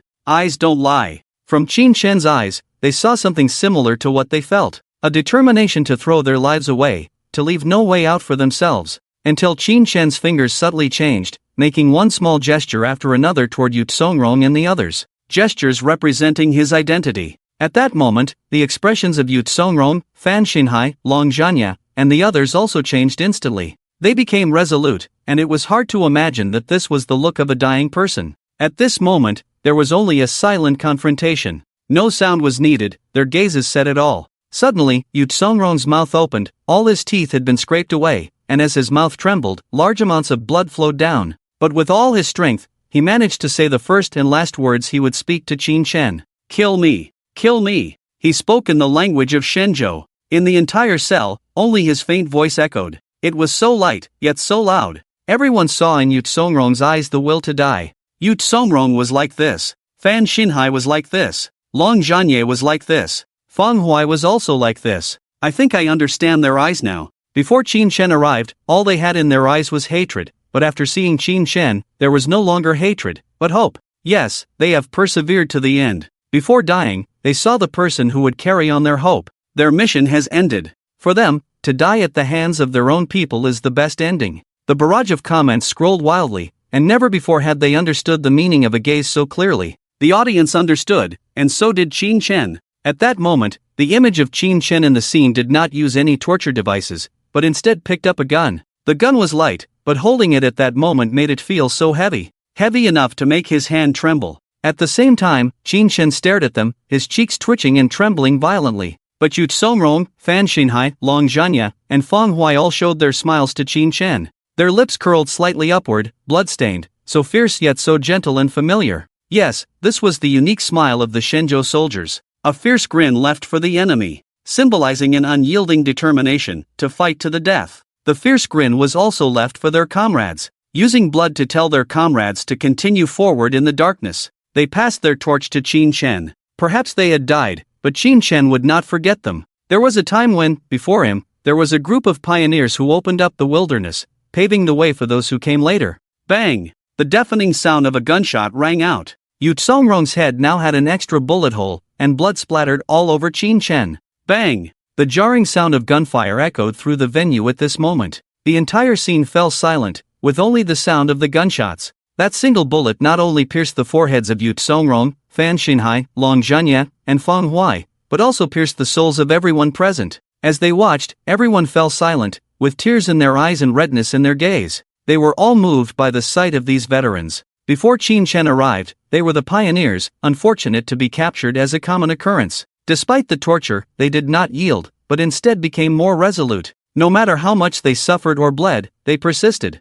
Until Qin Shen arrived. After learning of Qin Shen's identity, they truly passed on the torch to him. It was then that they saw death peacefully. For them, dying at the hands of their own was the best outcome. Qin Shen also gave them their final journey. for pulls of the trigger, for bullets, ended their brief yet glorious lives. Their deaths would not be in vain, as Qin Shen would inherit their will and continue forward. Ah, the respected heroes. Now, Qin Shen has finally embarked on this path. He could have chosen not to take this path, to continue as the 5-star commander, with power over thousands, but he bore too much, ultimately leading him to abandon his family, relinquish his position as a 5-star commander, and willingly plunge into darkness. I voluntarily request a pardon for Qin Shen. I agree. In the live broadcast room, a large number of barrage messages flooded in, requesting a pardon for Qin Shen. At this moment, Yuningchu, Jiang Baixue, and others watched quietly. They did not express their own opinions. The initial strong desire for Qin Shen's execution had diminished,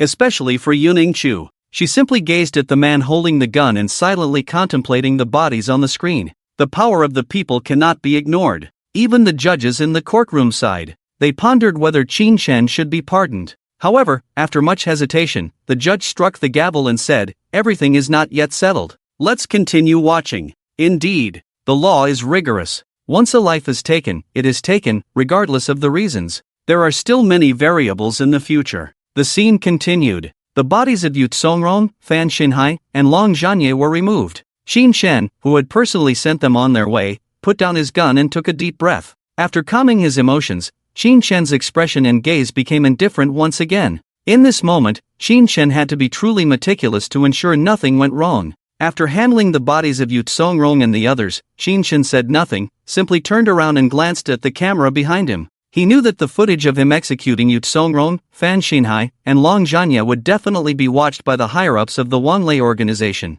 The scene at the venue changed. The footage of Qin Shen in the execution room kept shrinking until it was reflected on several computer screens. Several people were watching in the room. Among them were men and women, but due to the dim lighting, their faces were not clear. However, each person exuded a powerful aura. A woman in a purple cheongsam, holding a glass of red wine, stood out in the corner, her fiery red lips curling up. Some in the audience fell silent, but many nodded. It seemed that Qin Shen had passed their organization's assessment. However, it was still a long way from getting close to them. Are these the higher-ups of the Wanlei organization? I seem to have seen the figure of Violet. The brief scene immediately sparked discussions in the live broadcast barrage. However, just as people wanted to continue exploring the secrets of Wanlei, the scene abruptly cut back, without a moment's pause. After all this was done, Qin Shen came to the outside of the prison. The moon overseas was very round, but Qin Shen had no time to appreciate it at all. He just stood there quietly, looking at the distant woods. Everyone could see that Qin Shen still harbored great resentment towards the few people he had personally ended, even though they would not have survived without his intervention. His heart was still filled with raging waves. He was prepared for everything, except for the day when he would turn against his own compatriots. At this moment, he just clenched his fists tightly, and because of the force, his knuckles were covered with calluses, faintly turning white. In the next instant, a low voice sounded, "You will not die in vain, I will fulfill what you have left unfinished. No one can insult you, no one can touch your bodies." It was like a blood-stained oath. Qin Shen's eyes were fierce and cruel, like a wild beast. At this time, a voice came from behind. It was the 2 guards from the Paokai country, who were now handling the bodies of Yu Tsongrong and Fan Xinhai, casually throwing them onto a mass grave. There, the weeds were overgrown, and had long been filled with numerous bodies. What was even more terrifying was that most of these bodies had been bitten by sharp teeth, as if there were some ferocious carnivorous animals here. After disposing of the bodies,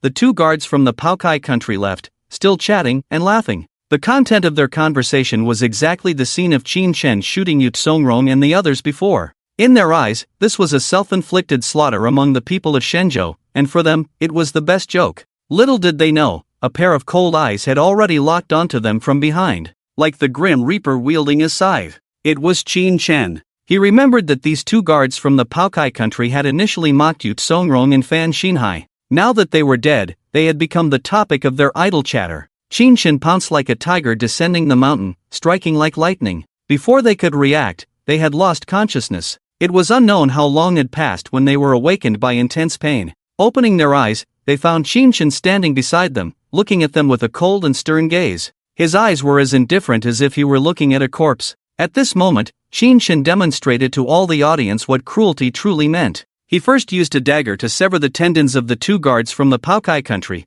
leaving them to wriggle on the ground like reptiles, before cutting open their bellies. In this mass grave, there were wild tigers. The fresh blood quickly attracted the tigers. In the end, Qin Shen untied their ropes. They could only crawl on the ground like worms, and the tigers quickly caught up with them. Finally, they were devoured completely. The group of tigers that had eaten the 2 guards from the Paokai country also looked towards Qin Shen. Qin Shen stood there, coldly watching the tigers. After a few glances, the tigers left. Even the tigers knew to fear this man. At this moment, this man spoke in a low voice, a voice that only he could hear. I said, "No one can insult you." With the cold voice, this man's eyes sparkled. At the scene of the show, everyone fell silent. At this moment, even those who were in the God's eye view were somewhat unable to distinguish whether this man in front of them was good or evil, or perhaps, whether the brainwashing had succeeded or failed. Everyone was constantly worried that the environment around them would truly erode Qin Shen. Alas, being an undercover agent means enduring years of loneliness and darkness,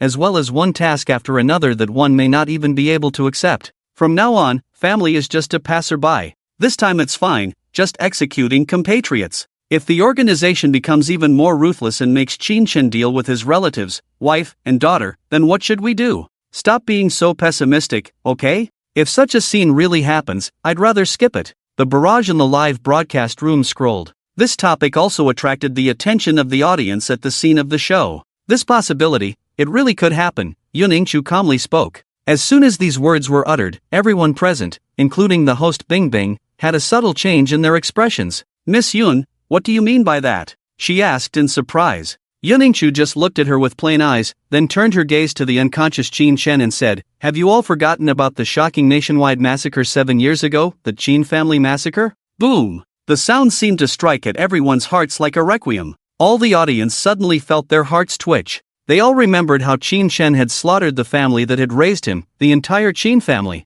After the massacre, not to mention shocking the entire capital, it even shocked the entire country. Yuningchu couldn't help but clench her fists, her eyes dark and obscure. She could never forget the shock she felt when the news broke out. When she rushed to the Qin family and saw it for herself, she was directly scared to the point of collapsing on the ground. A huge fire had spread throughout the entire Qin family, leaving traces of charred remains everywhere. Not a single member of the Qin family was spared, all brutally murdered. Even a dagger was found in Qin Jianfeng's chest. But strangely, when Qin Jianfeng left, he looked peaceful, with a slight smile on his face as he died. If Miss Yun hadn't mentioned it, I really would have forgotten. No matter how Qin Shen tries to wash it away, he can't erase the Qin family massacre. It was the family that raised him and supported him, his foster father, Qin Jianfeng. For the family, for the country, Qin Jianfeng was without reproach. No matter what the reason, I cannot accept that Qin Shen slaughtered the entire Qin family. I really wonder what kind of state of mind he was in at the time, whether he was forced into it or truly fell into darkness without hesitation. Yuningchu brought up the Qin family massacre, and whether it was the condemnation at the scene or the barrage of comments in the live broadcast, they were all filled with resentment. As the host, Bingbing had to step in to maintain the atmosphere of the show. It is an undeniable fact that Qin Shen planned the Qin family massacre, but our memories have not retrieved this part of the story, and we do not understand Qin Shen's inner journey. Everything is not easy to judge. Perhaps there are hidden truths that we do not know, so let's wait and see. As Bingbing's words fell, the images on the screen also changed. There were many people in the prison, and 2 guards had died, but no one paid any attention. After that mission, Qin Shen officially entered the inner circle of the Wanlei organization. The main god became his superior. The tasks assigned to him were no longer tests of human nature like executing compatriots, but truly unspeakable tasks. These tasks further convinced Qin Shen that the Wanlei organization was conducting some kind of experiment. They needed living subjects for the experiment. Qin Shen's task was to capture some of these subjects, most of whom were influential figures hidden in the darkest corners of the city. They carried the burden of lives or secretly pursued some unspeakable purpose. The Qin Shen presented to the public was a cold and indifferent figure. From then on, the seemingly calm Wanlei organization seemed to have stirred up some waves. A man from the eastern divine land took on many tasks, never failing once. His ruthless nature and almost indifferent attitude towards human life made everyone in the organization fear him. He even had his own code name, Judge. Symbolizing the judgment of life, anyone targeted by him never made it out alive. As a result, Qin Shen quickly caught the attention of the high-ranking members of Wanlei. In fact, they had noticed him since he first joined the organization. The reason they only dared to give him low-level tasks was that they still did not fully trust Qin Shen. Yes, even though Qin Shen had undergone brainwashing and personally eliminated the undercover agents who had sworn to never betray the organization, the organization still did not dare to fully trust him. They dare not forget that Qin Shen was once the supreme commander of the Shenzhou, top-notch in all aspects. To put it bluntly, he was the 5-star executive officer of the organization, and his abilities may not even be as strong as Qin Shen's. The reason they dare not reuse him is simply due to lack of trust. One day, the main god, with his golden hair and the standard appearance of a Western handsome man, met Qin Shen. "Qin, no, I should call you judge now. You always complete the tasks very well, and the organization has noticed." At this point, the main god paused. Suddenly, there was a hint of mockery in his eyes. "Do you want to take it to the next level?" Qin Shen nodded, his eyes still showing that indifferent, soulless look. Even when facing the main god, his eyes remained the same. The main god didn't mind and directly handed him a file. "Below are the people to be eliminated. You should be interested in this." Qin Shen opened it and saw the photo of Qin Jianfeng stamped inside. Seeing this familiar photo, Qin Shen's hand holding the file instantly tightened. The scene erupted in an instant. "This is Qin Shen's foster father? Damn, Miss Yun's words have come true. What Qin Shen is going to do next is indeed the massacre of the Qin family. Oh my god." Yuningshu, at this moment, was also gritting her teeth, staring at the current scene without blinking. Throughout the scene, the main god was constantly observing Qin Shen's facial expressions. However, all he saw was indifference. The main god paused and continued, "Although our organization exists behind multiple countries globally, there are still some people strongly resisting us, causing us a lot of trouble. There are a total of 14 people on the list, and the first 13 have already been secretly dealt with, leaving only this 14th person. That's Qin Jianfeng. Do you know who he is?" The main god's eyes suddenly narrowed dangerously, flashing a cold light like a cobra. Qin Shen closed the file and calmly said, "I don't know." The scene fell silent. Only in the picture, Qin Shen's calm face uttered that cold-blooded "I don't know." The audience could clearly feel that this "I don't know" was not deliberate pretense, but genuine indifference from the heart. It seemed as if he really didn't know. At this moment, all the audience and media on the scene turned their cameras to the projected image. That kind of indifference cannot be faked. Only genuine indifference from the heart can make people feel it. Qin Jianfeng, his foster father. After his biological father died at the hands of mercenaries, he became Qin Shen's true father. He played a crucial role in Qin Shen's future. This father and son, at this moment, left a mark of cold-blooded ruthlessness in people's hearts. At this moment, the director of the show said something to Bingbing, and Bingbing took a deep breath, looking at the screen and saying, "As Mr. Qin Shen's memories have now been extracted to the plot after his treason, in order for everyone to better understand his journey, the show has invited the renowned overseas psychologist, Mr. Will. Welcome, everyone." The scene was met with only scattered applause. Most of the audience was immersed in the scene of Qin Shen's current experience, the despair of wielding a butcher's knife towards the closest person, which was suffocating. However, the next words from Dr. Will brought most people back to reality. He said, "Mr. Qin is my patient." The audience on the scene all widened their eyes, looking at Dr. Will with incredulity. Qin Shen was actually his patient? In fact, many people now overlook the psychological and mental pressures and illnesses. Once infected, physical illnesses are just minor problems. Dr. Will said calmly, "The first time I met Qin, he was already suffering from mental illness. He was more irritable than the average person and more prone to self-harm and harming others. I prescribed many medications and provided psychological therapy for him. It can be said that he often oscillates between reality and fantasy." Dr. Will glanced at the screen and continued, "Take the current situation, for example. In Qin's heart, there is something more important than his own life or the lives of his loved ones. He wants to achieve this, and before that, he is willing to sacrifice anything." After Dr. Will finished speaking, the audience and barrage finally understood. In his heart, there is an overriding determination, but that is his foster father, his benefactor. Perhaps my position and his are different. Now I am considering the meaning of this undercover operation. How should I choose between country and family? After Dr. Will's professional explanation, the audience finally began to understand Qin Shen's state of mind at that time,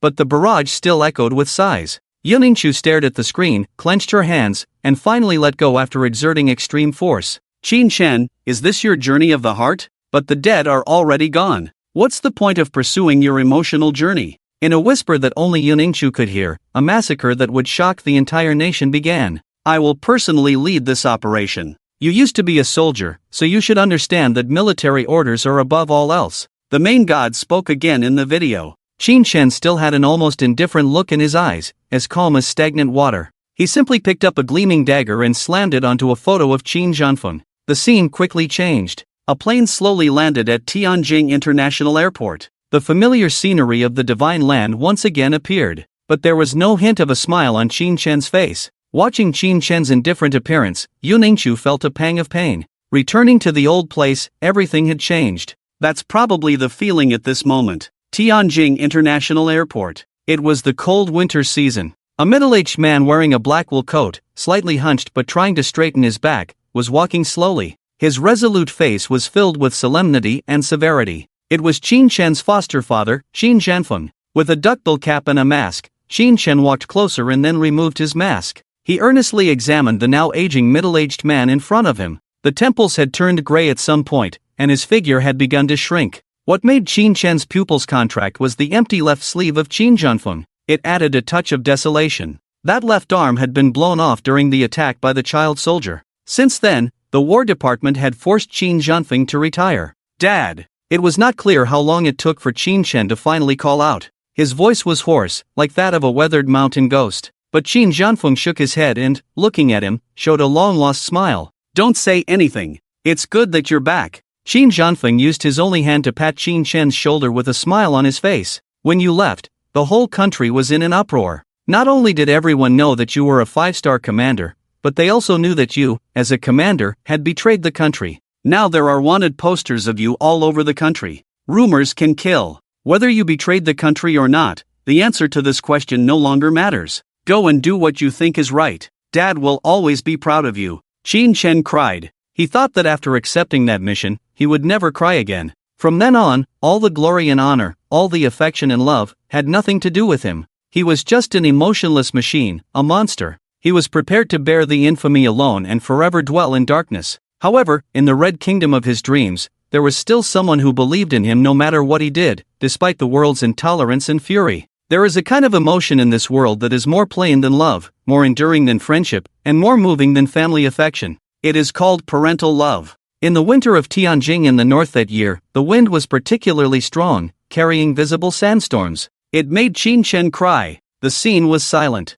For some reason, when they saw the image of Qin Jianfeng smiling and affectionately patting Qin Chen's shoulder, everyone present had red eyes. The wind of Tianjin that year seemed to blow through the screen to this place, and many people were wiping their eyes. This was not just a simple reunion of father and son. At that time, the Divine Land was in turmoil after Qin Chen's treason, and the whole country was condemning and angry at him. With the War Department unable to step forward to help clarify the situation, Qin Chen could only bear it all alone and move forward under the burden. This was a secret that no one could speak of. Not even his father, Qin Jianfeng, could speak of it. However, in his ignorance, Qin Jianfeng unconditionally trusted Qin Chen. And from his words, it was not difficult to see that he had always been proud of Qin Chen. "Tired from the outside, missing home, just come back. Even if the mission fails, it doesn't matter. As long as you're alive, it's good." This may be the requirement of all fathers in the world for their children. In the live broadcast barrage, so touching, this is the love of a mountain. Qin Chen's success and glory are inseparable from the cultivation of one person, that is Qin Jianfeng. When he was young, he was stricter with Qin Chen than anyone else, but once he was born, he would protect Qin Chen more than anyone else. Perhaps his strength is no longer strong, just an old man, but in his eyes, Qin Chen is still his son, and this can never be changed. But this time Qin Chen came back to take Qin Jianfeng's life. "I can't bear to watch anymore." The live broadcast room was full of discussions. The scene quickly moved to the next one. Qin Jianfeng brought Qin Chen back to the Qin family, the place where Qin Chen grew up. The red paint from his childhood had already faded, and the walls had completely lost their white paint. The old locust tree from his childhood had become bare, but next to it, several small locust trees had grown. Qin Chen gently touched them, with a look of reminiscence in his eyes, but his expression became more serious. "Who's here?" Qin Jianfeng gathered everyone together with a smile. "You are Qin Chen?" Everyone in the Qin family was very surprised. "Aunt, cousin, uncle." Qin Chen's voice was light. He had not been undercover for long, but he seemed to have forgotten how to face such a warm scene. Looking at these familiar faces, Qin Chen's eyes seemed to be evasive. Being near home made him timid, and with his current tarnished reputation, he was afraid that his family would look at him with strange eyes. That would deeply hurt him. However, to Qin Chen's surprise, the people in the entire Qin family looked at him with only surprise in their eyes, without a trace of anger or excitement. They just looked at Qin Shan with smiles in their eyes. I have watched Qin Shan grow up since he was a child. I know what kind of person he is. It's impossible for him to do such a thing. I never agreed with little Chen joining the army before. Following his father's old path, it's thankless. Even if he becomes a 5-star commander, so what? I hope he becomes an ordinary person. Zhenfeng has retired now, he's not with the War Department. Don't mention Qin Shan's return to anyone, keep it to yourself, understand? At that moment, people saw that Qin Shan's nails had deeply embedded into his palm. He was bleeding, but he didn't know. How can Qin Shan do this? He can't do it at all. Indeed, the human heart is soft. Faced with elders who have watched us grow up, who could bear to harm them? Honestly, I really hope Qin Shan can withdraw from the mission at this moment. In the live broadcast room, the barrage was also infected by the smiles of the Qin family in the picture, and there was much discussion. Instructor. At this moment, Yuningqiu and Jiang Baixue were both staring at the screen in a daze, murmuring. Yuningqiu gritted her teeth and whispered, Qin Shan, how could you do it? Dinner is almost ready, just wait a bit longer. Qin Shan called him into the house, and soon the sound of cooking could be heard in the kitchen. The aroma of the food drifted into the air. The environment of the Qin family was no different from when they were young, but Qin Shan felt extremely uncomfortable. The next moment, Qin Shan's phone rang. Qin Shan went outside to answer it. The cold voice of the main god came from inside. Where are you? This operation is under my command. Why did you act on your own? The audience only then realized that Qin Shan was meeting Qin Zhanfeng on his own. Your actions make it difficult for me not to consider you a traitor to the organization. The main god's words were cold, and he added another sentence. At this moment, the barrage surged. Could it be that Qin Shan's undercover secret is about to be exposed at this moment? Well, it's good if it's exposed. Then he won't have to continue the mission. Even if he fails, the War Department won't say anything. This is Shenzhou. If I were Qin Shan, I wouldn't carry out the mission. Between family and country, I choose family. In the picture, Qin Shan held the phone and gradually fell into silence. After a long time, he raised his face again, which was already extremely cold. Indeed, you are in command, but everything must be done in advance of the mission's success. The Qin family is a family of the War Department in Shenzhou. With the background of the War Department, do you want to force your way in? The voice fell, and the main god fell into silence. He hadn't figured out how to kill Qin Zhanfeng. The War Department of Shenzhou has developed rapidly in recent years, and coupled with the fact that this is Tianjin, the hinterland of the War Department, it can be said that it is everywhere. I don't want to face the encirclement of the entire War Department of Shenzhou. Listen to my command. This is Shenzhou. The next moment, Qin Shan's words suddenly turned cold. Although the main god was Qin Shan's superior, he was also frightened by this momentum at the moment. After a long silence, the main god's somewhat angry voice came. It's best if you can succeed. Otherwise, your actions will be automatically judged as betrayal by the organization. Another scene appeared. In a dim room, many people were still standing. There were both men and women, but their faces could not be seen clearly. The main god had already reported Qin Shan's unauthorized action in this mission to the higher-ups. Qin Shan is a person of Shenzhou, and the location of this mission is also in Shenzhou. The person to be killed is Qin Shan's foster father. Just by looking at Qin Shan's traces, it can indeed be judged that Qin Shan has betrayed. However, after a long time and after deliberation, their response was based solely on the result. As long as Qin Shan can kill his foster father, he can enter the middle level. The cold voice came, and the main god hung up the phone. The memory mind reader can not only project the memories of Qin Shan, but also the things happening elsewhere at the same time. Combining the two, a complete event appeared before the audience. At this moment, Qin Shan put down the phone, looked at his own hand, and then turned to look at the busy figures of the Qin family. His eyes were tangled to the extreme. At this moment, perhaps even Qin Shan himself has begun to waver. Can he really bring himself to do this? Thinking on a deeper level, should he continue the undercover mission? This time it's his Qin Zhanfeng, but next time, it could be his wife, daughter. Don't you all stop projecting yourselves into it? You are not Qin Shan. Don't use your subjective thoughts to project onto Qin Shan. Without any accidents, Qin Shan should continue, and of course, kill his foster family. In the live broadcast room, the barrage continued. Some were analyzing Qin Shan's current mental journey, while others were angrily criticizing those who only stayed on the surface. Sigh. The sound of sorrowful sighs echoed through the venue. Yuningqiu and Jiang Baixue had complex expressions in their eyes. They were rational. The tragic annihilation of the Qin family was real, and Qin Shan becoming a global threat was also a fact. This also proved that Qin Shan had ultimately resisted and walked a path to darkness. Perhaps at this moment, Qin Shen is conflicted and tormented, but in the end, he will definitely continue forward. This is his destiny. Before they could be shocked, a new scene unfolded. In the evening, due to Qin Shen's sudden return, the Qin family's dinner was very sumptuous tonight. Everyone in the Qin family smiled, and the dinner seemed warm, but in reality, everyone felt the weight behind it. However, no one spoke first. There were many delicious dishes on the table, but Qin Shen didn't touch any of them. His eyes were fixed on the simplest and most plain bowl of barley noodles on the table. When he was young, Qin Zhanfeng often cooked it for him. Qin Zhanfeng, seeing this, smiled and pushed the bowl of barley noodles in front of Qin Shen. Qin Shen took it and started eating.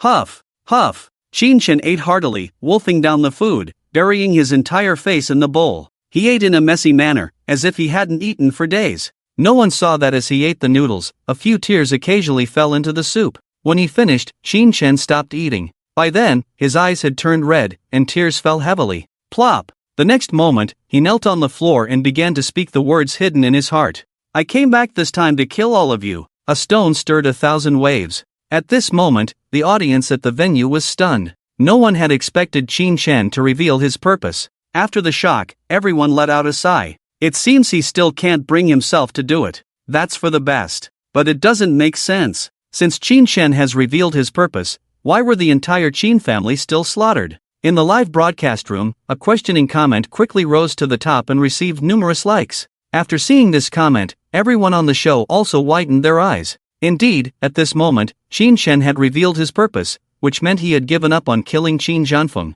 According to the subsequent historical trajectory, the entire Qin family should have survived. However, as history showed, the Qin family was still annihilated. It seems there are many hidden secrets behind this. Yun Yingchu murmured to herself. The scene continued. After Qin Shen spoke those words, everyone in the Qin family was stunned. Realizing this, except for Qin Zhanfeng, everyone's faces showed panic and fear. At that time, Qin Shen was a traitor, a dangerous figure with a 5-star danger rating. Such a person saying such words naturally caused panic. However, after experiencing the initial panic, the panicked members of the Qin family, looking at Qin Shen kneeling on the ground, became bewildered. Since Qin Shen had come to kill them, why did he tell them? At that time, Qin Shen just stared at them with red eyes, not saying a word. Qin Zhanfeng also calmly looked at Qin Shen. When he picked up Qin Shen from the airport, he knew that Qin Shen had come with a purpose. Before I retired, I heard some rumors from my old superior. There was a person who abandoned everything and fell into darkness,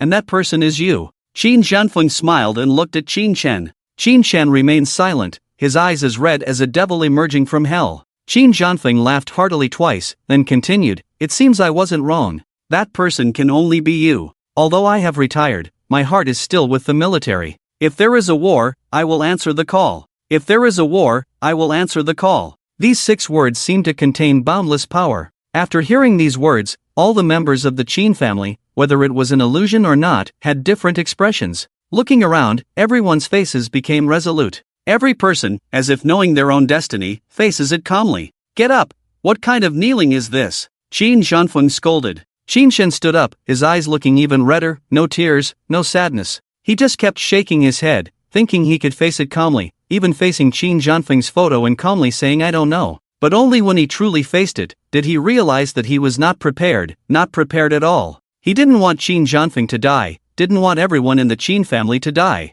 Otherwise, he wouldn't have acted on his own to meet Qin Zhanfeng. He wanted to tell Qin Zhanfeng to escape, the farther the better. As for the consequences, he hadn't thought about it, maybe giving up the mission, or maybe there would be another way. Don't be sad, don't be upset, not a single person in the Qin family is weak, we are even prepared to die at any time. Behind Qin Zhanfeng, a slightly older, dark-skinned middle-aged man smiled and said, showing a row of white teeth when he smiled. That was Qin Shen's uncle. Qin Shen, you must not know, every man in the Qin family is a retired soldier, not afraid of death. Another person said with a smile, then changed the subject, it's just that we feel sorry for our wives. They shook their heads one after another, saying with a smile, we have no regrets. Qin Shen couldn't say anything, just staring blankly. Their faces, one by one, were imprinted in Qin Shen's eyes, he couldn't forget, couldn't erase. At this moment, what he saw was the courage of the Qin family. What he saw was the loyalty buried in the mountains, and the courage facing the world. What he saw was his own pupils, reflecting endless killing intent. The Last Supper, finished. Qin Jianfeng smiled and put down his chopsticks, looking at Qin Shen, saying, I, Qin Jianfeng, have no son in my life. Xiaochen, you have fulfilled my wish, I have to thank you. After speaking, he took out a sharp dagger and placed it on the table. The scene of the program. A pair of eyes and gazes fell on the image projected at this moment. They looked at the knife placed on the table by Qin Jianfeng. The handle of the knife was wooden, with a vigorous and powerful Qin character engraved on it. Everything in the Qin family was marked with this character. Furniture, utensils, representing that everything belonged to the Qin family, including the people in the Qin family, also engraved with a Qin character, the Qin character engraved in their hearts, representing loyalty and bravery throughout the family. At this moment, the barrage surged wildly. Several times, the barrage reached the highest critical point, just like the fluctuating hearts of the audience. A pair of eyes, with a dazed look, watched this scene. No way! Is the next development that all members of the Qin family choose to commit suicide in order for Qin Chen's undercover operation to continue? The tragic case of the Qin family's extermination, is this the truth? There is no hatred, only heroic sorrow. How many people in the present divine land can calmly face death? In these rolling barrage comments, the audience at the scene of the program. At this moment, their moist eyes were filled with shock. Yuningchu's hands on both sides were trembling constantly. Her eyes, also trembling. The shocking truth of the extermination of the Qin family, Qin Jianfeng, her father-in-law. In her memory, he was a kind and gentle old man. He was very good to her, but at this moment, facing death, he was so calm. She closed her eyes, a tear fell from her eyelids. A murmuring voice came from her mouth. The best of times, the worst of times. This is the best of times, no war, no gun smoke. The sky is very blue, the water is very clear, and people's smiles are very gentle. This is also the worst of times, because every best of times is exchanged for by countless unknown sacrifices. They exchanged their own deaths for a possibility. Even if this possibility is very slim, they must continue to believe in it. And in the murmuring of Yuningchu, the image and reality of Qin Chen changed. In the picture, Qin Chen's eyes were already bloodshot, like a devil, a madman. And at the scene of the program, although Qin Chen's eyes were closed, his brows were tightly furrowed. It seemed like he was having a nightmare, shaking his head continuously. Beads of cold sweat streamed down his forehead, making him look like he had just been pulled out of the river. In the dim consciousness, Qin Chen wandered like a ghost. That scene, like an eternal nightmare, was deeply imprinted in his heart, unable to be erased. In the picture, he had already picked up the dagger and resolutely pressed it against his own neck. Poochie! Poochie! Poochie! Soon, the picture was covered in blood. Qin Chen watched quietly as his uncles and his second and third brothers all committed suicide. The blood stained the ground, so glaring. His heart seemed to be convulsing violently. Watching more and more of his relatives die in front of him, Qin Chen went mad, his face contorted to the extreme. His heart-wrenching screams cut through the air, like a wounded wild beast. Soon, only Qin Jianfeng was left in the picture. Qin Jianfeng picked up the blood-stained dagger from the ground and walked step by step to Qin Chen, handing the handle of the knife to him. At that moment, Qin Chen seemed to have lost his mind completely, losing the ability to speak, just screaming and crying like a madman. Qin Jianfeng just smiled at him, took his hand, and let him hold the dagger. Then, holding Qin Chen's hand, the blade was pointed at himself. Qin Jianfeng took a big step forward. Blood splattered. The entire dagger plunged deep into Qin Jianfeng's heart. Qin Chen stared blankly at the dagger in his hand, guided by Qin Jianfeng, piercing his own heart. His eyes trembled with madness. Qin Jianfeng and Qin Chen, this father and son, maintained this posture, standing quietly. Blood was flowing from the corner of Qin Jianfeng's mouth. But he still smiled at Qin Chen, his eyes gentle as if he were looking at his own son. Remember, the mission cannot fail. I have staked my life on the new world. This was the final scene. After speaking, Qin Jianfeng fell at Qin Chen's feet. The screen immediately turned black, and the sound disappeared. But before it turned black, everyone saw Qin Chen raise his head and howl, but no sound came out. When the new scene appeared, Qin Jianfeng appeared again in the picture. The audience knew that it was Qin Chen's memory of Qin Jianfeng. So clear, so profound. Qin Chen's thoughts had already entered another spiritual world, where only the Qin family existed. There were scenes of him being afraid to sleep because he was in the unfamiliar environment of the Qin family when he first arrived, and Qin Jianfeng watching him fall asleep. Scenes of Qin Jianfeng calling him to practice martial arts just as the day was breaking, and scenes of Qin Jianfeng making him run laps because he was not satisfied with Qin Chen's training level. Of course, there were also scenes of Qin Jianfeng celebrating his birthday, and many more. He was both a father and a mother. He was a soldier who couldn't express his emotions, so every time he cared, it was in a way that Qin Shen didn't know about.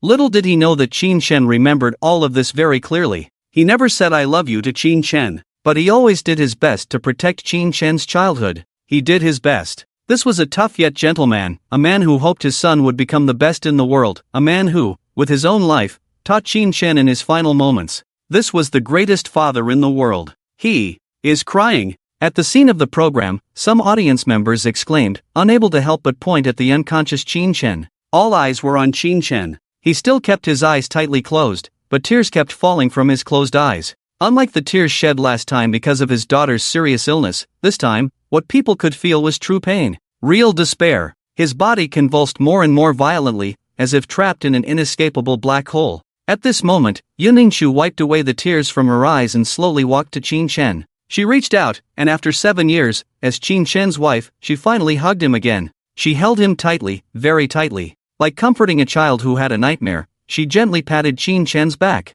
She murmured, "It's okay, it's okay. It's all over, don't be afraid, I'm here." Her gentle voice was like a lullaby. At this moment, all the audience watched this scene quietly. Yuningshu, like a mother, held Qin Shen tightly, murmuring softly, as if in a dream, rhythmically patting his back. At this moment, there was no need for words. Silence is better than sound. Whether it was the loyalty of the entire Qin family, who sacrificed themselves in front of Qin Shen, or the dream that belonged to Qin Shen's innermost thoughts played in the background, they all conveyed one message: the tragedy of the Qin family was the pain of Qin Shen's life, unparalleled. Just the memory of it would give him nightmares. This was after 7 years had passed. Who knows how Qin Shen had coped right after the bloodbath occurred. This was the time when Qin Shen needed comfort the most. The only person who could truly comfort Qin Shen was Yuningshu. In order for Qin Shen to better integrate into the darkness, the entire Qin family willingly died. I didn't expect that this is the truth behind the tragedy of the Qin family's annihilation. In a sense, this result is even more despairing than if Qin Shen had killed them with his own hands. Let's not talk about it. If I encountered such a thing, I would have cried to death, or even wouldn't have been able to live alone in this world. Indeed, this sense of despair is enough to make a person mentally collapse, becoming a walking corpse with a body but no spirit. In the live broadcast room, the barrage of comments kept rolling. In the silent studio, there was not a single sound, only a series of gazes quietly watching the scene of Yuningshu hugging Qin Shen tightly. Under Yuningshu's comfort, Qin Shen's convulsing body gradually calmed down. Qin Shen quieted down, and at this moment, Yuningshu and Qin Shen seemed to be connected by an invisible bond. Looking at the pale face of Qin Shen in her arms, Yuningshu also felt a pang of heartache. At this moment, she was truly deeply moved. A person who could maintain normalcy under such immense pressure had a willpower that surpassed that of ordinary people. At this time, a new scene appeared. A large fire, very conspicuous in the dark night. In front of the fire, Qin Shen stood quietly. Although his figure was still upright, he looked even more lonely. At this moment, people kept recalling a self-deprecating remark Qin Shen had made before. "I was born a lonely ghost, and one day, the people around me will leave one by one. Endless sorrow, endless desolation." At this moment, standing in front of the blazing fire, it was all too evident. The fire burned everything in the Qin family. Along with that, it also burned all the memories in Qin Shen's heart. The night wind blew his hair in front of his forehead, revealing a pair of eyes that were indifferent to the extreme. The black in his eyes seemed to merge with the surrounding darkness. In his pupils, the intensifying flames were reflected. It seemed as if they wanted to burn down the entire world. Qin Shen stood in front of the fire for a long time before turning and leaving. At this moment, everyone felt that Qin Shen had changed. He became even more indifferent, his emotions even more diluted, and more inclined towards killing. When the fire burned out, it also burned away the last of Qin Shen's emotions. In the future, Qin Shen will have no more scruples and will kill even more ruthlessly. Only killing can cleanse his heart. The barrage of comments kept flashing on the screen. Qin Shen's final look was understood by everyone. There was sorrow, there was resentment, but more than that, there was the will to carry on. As long as there are leaves dancing in the wind, the fire will continue to burn. Qin Shen, who had merged into the darkness, might lose all his emotions and desires in the future, but there was one feeling that would not disappear: the belief in completing the mission. He no longer wavered. His father had said that he had staked his life on the new world. The new world would be opened up by him. Before the new order could be established, what was needed was destruction and chaos. The mission has been completed. Qin Shen met the main god once again. Under Qin Shen's gaze, the main god felt a chill run down his spine. "Well done," he nodded and said, completing the mission is only right, otherwise you cannot make up for your unauthorized actions. Qin Chen smiled. He looked at the main god and said, I completed the mission alone. Can I be promoted to the middle level? Of course, the main god smiled and said, with your abilities, you deserve that level. But no matter who it is, one must step by step to enter the middle and high levels. After entering the middle and high levels, you and I are on the same level, the main god reminded. The people in the organization were all greedy, thinking about how to climb up step by step. Of course, there were also thoughts on how to bring down other members of the organization and replace them. In a sense, people preferred to directly eliminate those around them, as it would be faster. Qin Chen was the same. Is that so? Qin Chen smiled silently and reached out his hand to the main god. Then let's wish for more pleasant cooperation in the future. The main god looked at him, hesitated for a moment, and then reached out his hand and shook hands with Qin Chen. At that moment, the barrage was also surging. Has Qin Chen truly infiltrated the inner circle of the demons? He's only in the middle level, there are still higher levels above, the road is still long. I haven't seen what the demons' headquarters looks like yet. After a brief return to the country, Qin Chen created the shocking massacre of the Qin family in Shenzhou. This incident not only caused a great sensation in Shenzhou, but also spread widely overseas. A day later, corresponding news also appeared. Overseas television, the host solemnly interpreting the news. Last night at 10 o'clock, an extremely heinous massacre occurred in Tianjin, Shenzhou. The entire Qin family was slaughtered, and the suspect is believed to be the former 5-star commander of Shenzhou, Qin Chen, who has already defected. Photos of the crime scene were then shown. At the same time, Qin Chen sat quietly at a round table with a group of people, silently watching the news. Qin Chen still had an indifferent look, as if he had only done something insignificant. The main god and others sat on both sides, looking serious. This was an organization meeting that was only held for important events. All middle and high-level members would attend. What surprised the audience was that the huge round table had a large number of empty seats in front of it. However, there were lifelike images of people projected using three-dimensional projection technology sitting in the empty chairs. Their faces were formed by colorful light, creating complex facial textures, with both men and women, exuding an air of mystery.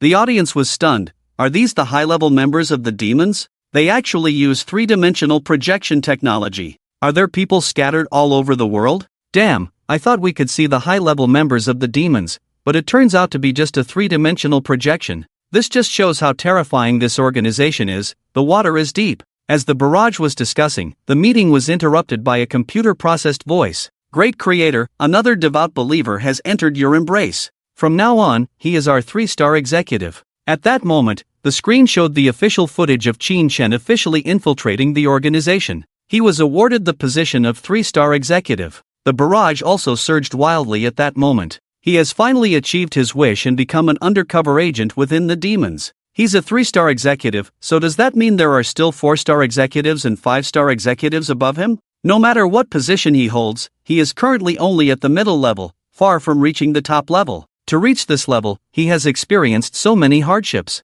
It's hard to imagine what the future holds for him. As the screen scrolled, the audience at the scene also looked at the image of Qin Chen with complex expressions. At this moment, what they saw in Qin Chen was a heart as firm as iron, and the courage to face challenges. They witnessed Qin Chen's experiences from birth to the present. Now, the young man appeared gloomy and devoid of humanity, but in his youth, he had also basked in the sunlight. Witnessing glory and falling to the lowest point in life, so many people had died for him, supporting his beliefs. He would not turn back on this path. And in the next moment, a new image finally appeared in the projection. In the pitch-black conference room, the three-dimensional images of all the sinister high-level members had disappeared. The empty conference room only had Qin Chen. The other members had all left. The scene was so dark, with only a figure standing against the light, still standing. In the conference room, there was still a three-dimensional image that had not disappeared. Although her appearance was not clear, her long hair indicated that she was a woman. She looked at Qin Chen's back with interest, and finally, Qin Chen noticed her, his eyes still indifferent. "You are Violet," he said as he stared at the three-dimensional image in front of him. "Congratulations." The three-dimensional image did not reply to Qin Chen's words, just smiled to herself. "I told you, we would meet again, although, in this form, it doesn't count as a meeting." From her words, it was not difficult for people to guess that she was indeed Violet. Compared to Qin Chen, a 3-star executive, Violet was already a high-level member of the sinister organization. Qin Chen fell silent for a moment before speaking again. "Can you tell me who ordered the killing of Qin Zhanfeng?" The three-dimensional image fell silent and did not speak for a long time. Qin Shen knew that Violet would not say. Immediately, he turned to leave. Wait, a mechanical voice sounded again, and Violet said, although I cannot tell you who that person is specifically, I can give you a hint. After a pause, Violet continued, from the moment you were sentenced in Shenzhou, you have been under surveillance, never for a moment. The organization's tests on you will not decrease. Your enemies have existed long before you left Shenzhou. Sizzle. After speaking, the three-dimensional image began to blur and flicker, indicating an extremely unstable signal. At this moment, after hearing all this, Qin Shen's eyes also burst with determination. Are you telling me that there is a person from Shenzhou among the high-level members of the sinister organization? Qin Shen said incredulously. Wow! As soon as these words were spoken, the audience at the scene also looked shocked. The barrage in the live broadcast room exploded. Damn, that's a lot of information. Are there people from Shenzhou among the high-level members of the sinister organization? No wonder, even after knowing that Qin Shen had been brainwashed, the sinister organization still didn't believe him. Only their own people truly understand themselves. Who is it? Who is the person from Shenzhou? The barrage was filled with speculations about the identity of that person. At this moment, Qin Shen's eyes also burst with endless hostility. Clenching his fists tightly, his voice became hoarse. Anger erupted instantly. The amount of information Violet had revealed to him was too great.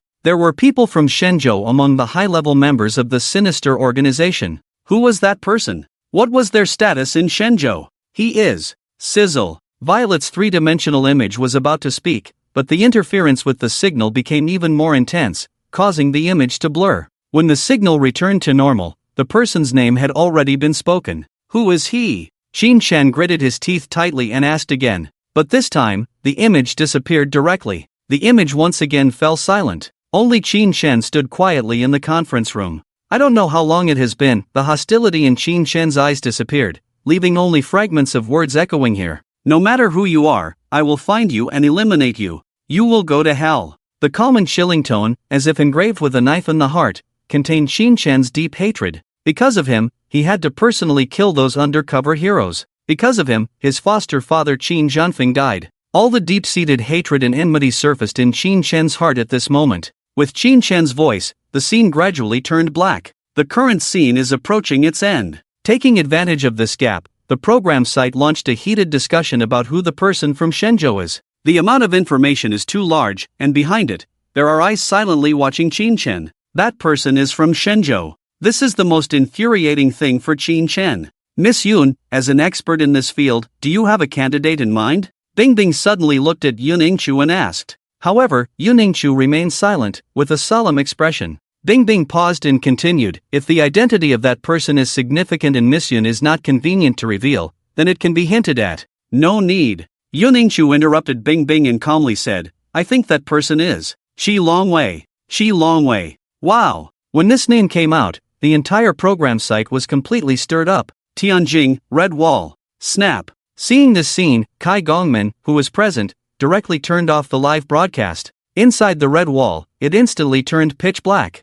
Only a faint light revealed dim faces. It's Qi Longwei. Someone spoke in the darkness, with a tone of lament. Kai Gongmin's voice sounded with emotion. Yes, Longwei, he accepted bribes and reached some kind of agreement with overseas forces in a place unknown to us. He is a disgrace to our War Department. Kai Gongmin sighed softly. Of course, now that he's dead, the deceased is to be respected, and everything he did in his lifetime is null and void. Is it really Qi Longwei? Suddenly, the large door of the Red Wall was opened, and the glaring sunlight shone in. Accompanying it was a clear and loud female voice. Immediately, Kai Gongmin and other important figures within the Red Wall all turned to look in the direction of the voice. At the entrance of the Red Wall, a woman with short hair and a white long dress walked in with a heroic demeanor. Yueqing? Kai Gongmin looked slightly surprised. The visitor was Long Yueqing, the granddaughter of the late senior leader Long Qianzhang. In commemoration of the outstanding contributions Long Qianzhang made to the land of Shenzhou during his lifetime, as long as it's a member of the Long family, there's no need for approval to enter and exit the Red Wall. However, even so, Kai Gongmin and other high-ranking figures were still surprised to see Long Yueqing.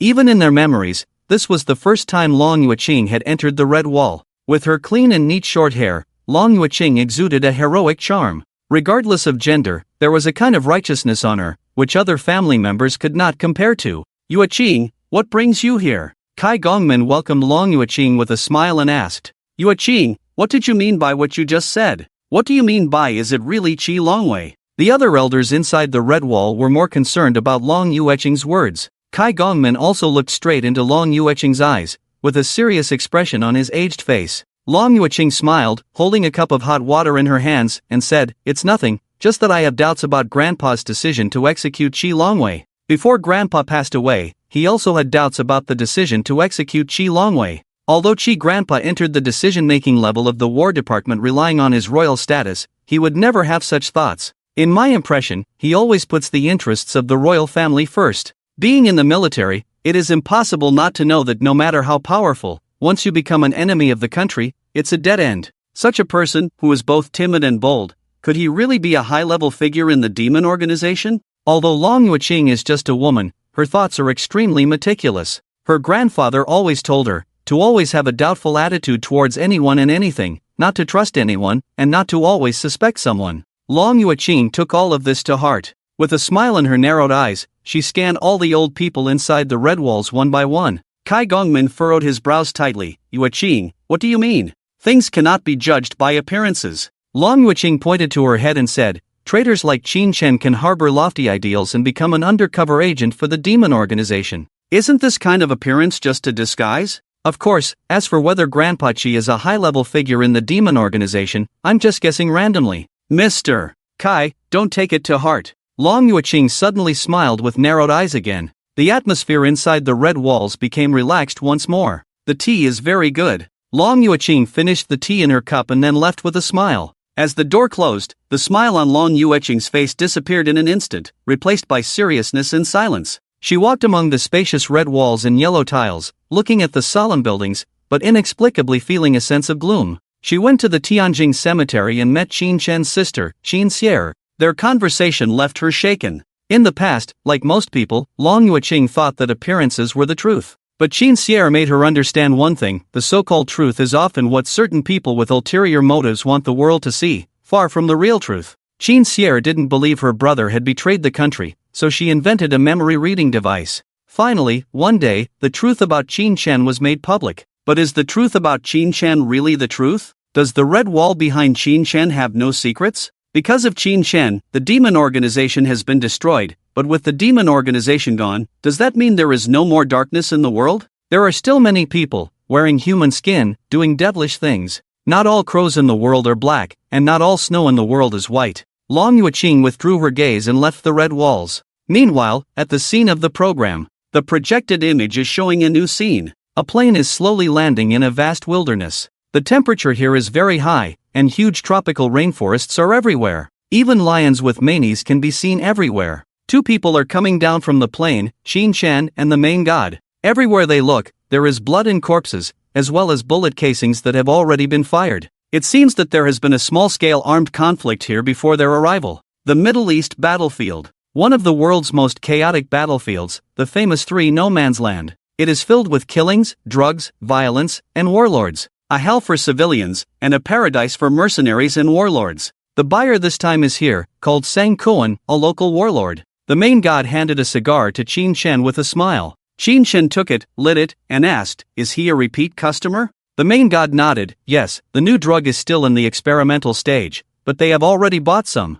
For us, they are all test subjects. Guess what? Sang Kuan used our developed drug and directly unified this place." "A drug?" Qin Chen fell into contemplation. Seeing this, the audience was puzzled. What event is this? It seems that some of the things Qin Chen experienced after becoming an undercover agent are beyond our knowledge. Yes, these are all international events, we don't pay attention to them. Even if we did, we wouldn't know which event's truth is related to Qin Chen. The barrage in the live broadcast room continued. The audience at the scene even began to take out their phones and search for the corresponding historical events. "No need to search, there is war happening in the Middle East every day, you won't find it." Jiang Baishue suddenly spoke out, addressing the audience at the show. "This should be the event of the biggest drug lord in the Middle East, Kunsha, being captured." The biggest drug lord in the Middle East? This was a shocking statement. When Jiang Baishue said this, the scene of the show was in an uproar. Bing Bing stared in amazement and asked, "Miss Jiang, how did you know?"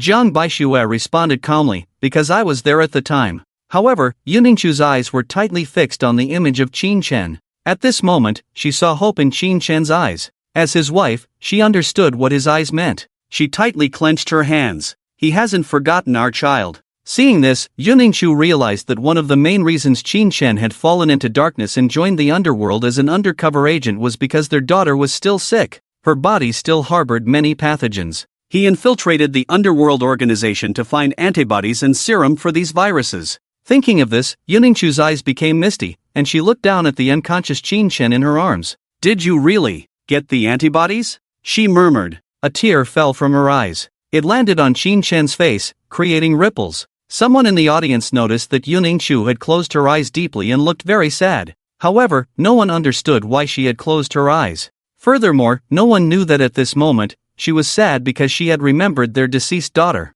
It was strange. Whenever Yuningshu was moved by the projection of the image and felt compassion for Qin Shen, as soon as she thought of her daughter's longing, this inner turmoil would completely disappear, turning into deep, intense hatred. Even though Qin Shen carried the weight of the entire country on his shoulders, even though he bore all the blame and fell into darkness, even though he suffered greatly mentally and emotionally as an undercover agent in the underworld, Yuningshu still felt no pity. Tears continued to flow, but her gaze at Qin Shen had become filled with resentment. "Even if you are not a traitor, but a hero, so what? You are still the sinner of our family. You still remember our daughter's illness, but in the end, you didn't rush back to give her the antibodies. You didn't even see our daughter before she died. You don't deserve to be a father." All the hatred and resentment erupted once again from Yuningshu's tear-filled eyes. Even her hands uncontrollably reached for Qin Shen's neck. She wanted to strangle him. Death would be a release for him, and for Yuningshu as well. At this moment, a new scene appeared. The scene changed to Qin Shen and the main god, who had already arrived at the residence of the Middle Eastern tycoon, Sang Kuan. A magnificent palace, shining brightly under the sunlight, appeared. Sang Kuan was a black man in military uniform. His jet-black skin exuded a cold and ferocious aura. The scar in his eye gave an even more chilling feeling. Upon entering Sang Kuan's residence, Qin Shen and the main judge both put on black and white ghost masks. These were unique masks within the underworld. There was an unwritten rule among members of the underworld that they could not reveal their true identities to people from other countries and had to wear masks. Even though Sang Kuan was an old client, they still had to wear masks. "Old friend, we meet again." After introducing each other, Sang Kuan excitedly shook hands with the main judge. Faced with Qin Shen, Sang Kuan did not dare to extend his hand, because Qin Shen's eyes were too terrifying. There was a chilling light under the mask. The transaction was quickly completed. Sang Kuan handed over 5 boxes filled with US dollars, and the main judge gave Sang Kuan a jar of potion. This transaction was completed under Qin Shen's watchful eyes. He stared closely at those vials. Even before Qin Shen's betrayal, I had heard that Unyielding was actually a research institute. It was conducting some kind of research. Drug research was just one of them. In the past, there were many war gods in the Western overseas, and they did not rely on their own fighting, but on taking drugs to create them. At this moment, the barrage in the live broadcast room surged. Since ancient times, talented people have emerged from the barrage. In the live broadcast room, some careful netizens had already sorted out some easily overlooked details from before. In fact, Unyielding had already appeared when the 3 major war gods from the Western overseas came to Shenzhou. It was just that at that time, Qin Shen was still a member of Lonshi and did not know about Unyielding's existence. It was the encirclement of the 3 major war gods that allowed Qin Shen to break through the limits and become the first war god of Shenzhou in one fell swoop. In a barrage of comments, people couldn't help but marvel. Who would have thought that what changed the world's situation would be these tiny doses of medicine? There must be many more trades like this. Unyielding controls various means in multiple countries around the world, and they are endless. After the successful trade, Sang Kuan was in a great mood and warmly invited the main god and Qin Shen to be his guests. "Old friend, you've come at just the right time. In the war that just ended, I captured a group of beautiful women for you to enjoy." With a wave of his hand, Sang Kuan soon had a group of women of various appearances brought up. They looked like they had just been cleaned and had their makeup done, but they couldn't hide the fear in their eyes. There were women from all different countries, most of whom were spoils of war between warlords. In the Middle East battlefield, women were just spoils of war. The main judge did not refuse anyone and directly embraced 2 of them. However, Qin Shen was not interested in this and remained cold. He just glanced at the women, and the scene followed his gaze. Among the group of beautiful women, there was a familiar Eastern face. Unlike the other terrified women, she was calm and indifferent. She is. Seeing the woman in the picture, the scene erupted. The audience all widened their eyes and looked at Zhang Baixue in the center of the scene. The woman that Qin Shen saw in the picture was none other than the Jiang Baixue from back then. Since Qin Shen's retirement, Jiang Baixue had also chosen to retire. The two of them had a common goal, which was to find Li Hao. On one hand, Qin Shen returned to the city and searched for news of Li Hao. Under Long Qianzhang's intelligence, he confirmed that Li Hao was among Wangling. But Jiang Baixue was different. She did not have such a powerful intelligence system, yet she was still able to find the Middle East battlefield. God knows what she had been through. Yuningshu also looked at Jiang Baixue with surprise. The Jiang Baixue in the picture looked no different from the present, just as cold and indifferent. People change. Li Hao's life and death were unknown, which had a great impact on her. In the picture, Qin Shen also appeared very shocked by Jiang Baixue's appearance. Fortunately, at that time, Qin Shen was wearing a mask, and Jiang Baixue did not recognize him. However, he also noticed Qin Shen's gaze. Jiang Baixue looked over, her eyes as cold as ever. I choose her. In an unprecedented move, Qin Shen actually pointed to Jiang Baixue. Seeing this, the Jiang Baixue in the scene finally couldn't help but speak coldly. After retiring, I have been searching for Li Hao's whereabouts. In the end, I found some clues, which led me to Wangling. At that time, I found out that there would be a trade of Wangling personnel in the Middle East battlefield. I rushed over, only to witness two warlords fighting. I could have left, but I decided to play alone. That's how I, like the other women, were all treated as spoils of war and given to Sang Koan. But I didn't expect to meet him there. Jiang Baixue's tone changed, and her gaze turned to the unconscious Qin Shen. The expressions of the audience also changed one after another. No one expected that after leaving the army, Qin Shen and Jiang Baixue would meet again in this way. Jiang Baixue did not refuse Qin Shen's selection and walked over in cooperation. However, no one saw that she had a cold gleaming dagger in her hand. At this moment, at the scene of the program, the audience watched as Jiang Baixue took out a cold gleaming dagger. Her cold and stern gaze, like ancient unchanging ice, left no room for doubt that she would not hesitate to chop off anyone's dirty hands if they dared to touch her. Even though doing so would bring her deadly consequences and even the entire Sangkuan warlord would hunt her down, she would still do it. This is Jiang Baixue, a woman as pure as snow, who will not allow anyone to defile her. In the center of the scene, Jiang Baixue looked at herself in the current picture with a complex expression. Her gaze fell on the man with the black ghost face mask, and she seemed to recall the past. The scenes of mutual support and competition in the Longxi camp. As the sun set, she and he high-fived, mutually agreeing to become people that the Divine Land would be proud of. At that time, they were pure and beautiful, both with lofty ambitions. But the reality is that he has forever sunk into darkness. At that time, she knew nothing and could only watch with wide eyes. Hatred, betrayal, and anger almost consumed her. Perhaps at this moment, like Yuningshu, witnessing the experiences of Qin Shen's life, her inner world and convictions were overturned. She was also confused, not knowing what is right and wrong in this world. But one thing she knew was that he had been killing people all along, never stopping. A violent, bloodthirsty butcher was slowly emerging. Perhaps the only one feeling emotional at the scene was Jiang Baixue. The rest of the people, whether it was the host Bingbing or the audience, were all sighing at the unexpected reunion of Jiang Baixue and Qin Shen in such a manner. Both left Longxi, one still firm in belief, determined to bring back the person they care about, while the other has forever fallen into darkness. The reasons and hardships behind this, no one can explain. They reunited like this, without joy, only complexity and sorrow. Will he tell Miss Jiang? He won't, will he? In the live broadcast room, the barrage kept rolling. Each barrage was filled with sighs and sadness. The scene continued. Qin Shen chose Jiang Baixue to accompany him, and Jiang Baixue had already gripped the dagger in her hand. At that time, they did not recognize each other. Jiang Baixue did not immediately take action, but first came to sit quietly by Qin Shen's side. Qin Shen put his arm around Jiang Baixue's shoulder, causing her whole body to tremble slightly, tense to the extreme. However, compared to all this, the main god and Sangkuan were even more outrageous. Sangkuan even began to insult the captured women as if no one else was around. The low, roaring voice of the men, the desperate moans of the women, and the laughter of the people around, all merged into one. At this moment, everyone witnessed the cruelty and corruption of the warlords. Jiang Baixue looked on coldly, her killing intent already surging. But she was still enduring. She understood that she couldn't act at this moment.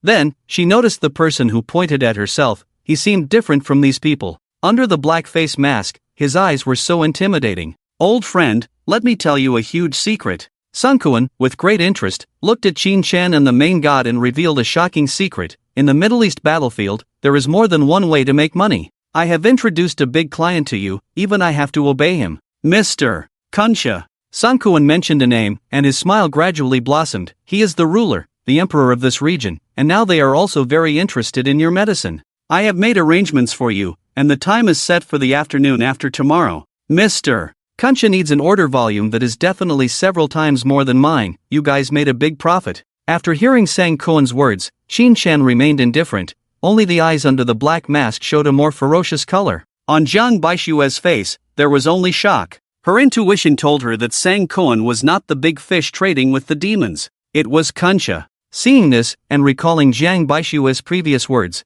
the audience finally realized what kind of event this was. The shock was written all over their faces. This extravagant trade fair continued until evening. All the captured women were violated, except for one. That was Jiang Baishue. The night is still young. I want to take her to the room and enjoy her slowly. Facing the gaze of the main god in Sang Kuan, Qin Shen pointed at Jiang Baishue and spoke indifferently. These words naturally made the cold light in Jiang Baishue's eyes even more intense. Following Qin Shen into the room, as soon as the door closed, Jiang Baishue suddenly pulled out a dagger, her figure swift like a startled swan, and fiercely stabbed at Qin Shen. She was confident that she could end this person's life in the blink of an eye. But she miscalculated. Qin Shen easily dodged her attack. Before she could be shocked, Jiang Baishue launched another attack, but every move was easily blocked by Qin Shen. In front of him, Jiang Baishue had no power to fight back. Until a nearly rough capture, Jiang Baishue was thrown onto the bed with force. Qin Shen looked down at her from a high position.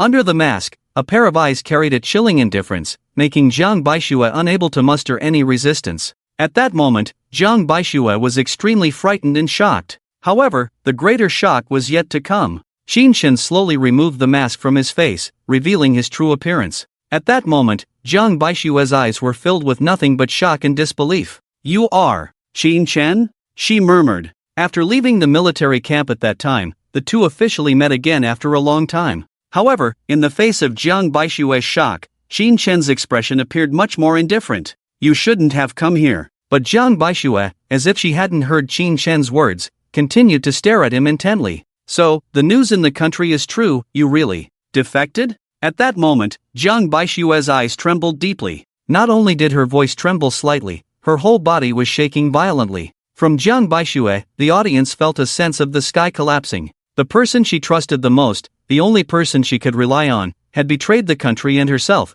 joining the camp of the demons. This blow was enormous. Jiang Baishue, who had always tried her best to persevere no matter how difficult the road ahead, collapsed upon seeing Qin Shen become a member of the demons. Tell her the truth. At that moment, some of the audience shouted. Everyone hoped that Qin Shen would tell Jiang Baishue the truth. However, the Qin Shen in the scene just nodded faintly and said to her, everything is as you see it. Alas, he didn't tell her anything. At that moment, all the audience in the studio sighed as if deflated balloons. Everyone looked at him with complex expressions. They all wished that Qin Shen would tell the truth, so that Jiang Baishue, and even Yuningshu at that time, would not suffer. But he didn't. In his calm eyes, all that could be seen was determination. He didn't tell her anything. In the live broadcast room, the barrage was also full of discussions. If it was the just infiltrated Qin Shen, he might have told Jiang Baishue the truth. But the current Qin Shen has experienced too much. He can't turn back on this path. Yes, he just experienced the death of his adoptive father Qin Zhanfeng. The entire Qin family committed suicide in front of him,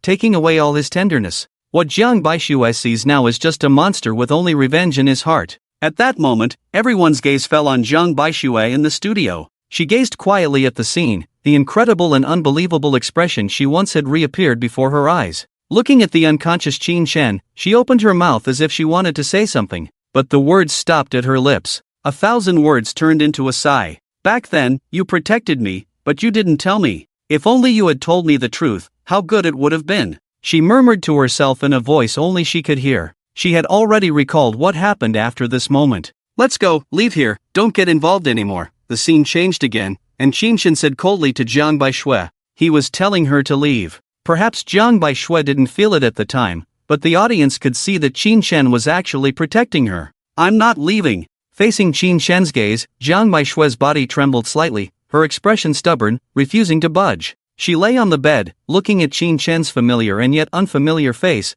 her eyes visibly turning red. Tell me, this is not true, is it? She gritted her teeth and said to Qin Shen, you promised to help me find Li Hao, so you must keep your promise. Do you want to break your word? Have you forgotten our instructor? Have you forgotten the red years of dragon breath? Jiang Baishui tried to awaken Qin Shen's soul. At this moment, Qin Shen fell silent. After a moment, he looked at the woman to whom he had made a promise again. They're all dead. All dead. The instructor of dragon breath, and also his instructor, Qin Zhanfeng, is dead. The entire Qin family is dead. Qin Shen is also dead. That's what this sentence means. Click. The next moment, the sound of the gun being cocked rang out. A black pistol appeared in front of Jiang Baishui's forehead. Qin Shen aimed the gun at Jiang Baishui and spoke coldly, "Tell me everything you found out." Jiang Baishui looked at this demon-like man with wide eyes, full of disbelief. Unexpectedly, she didn't struggle or resist, she just spoke quietly. "I traveled through most of China to track down Li Hao's disappearance, which is related to the demons.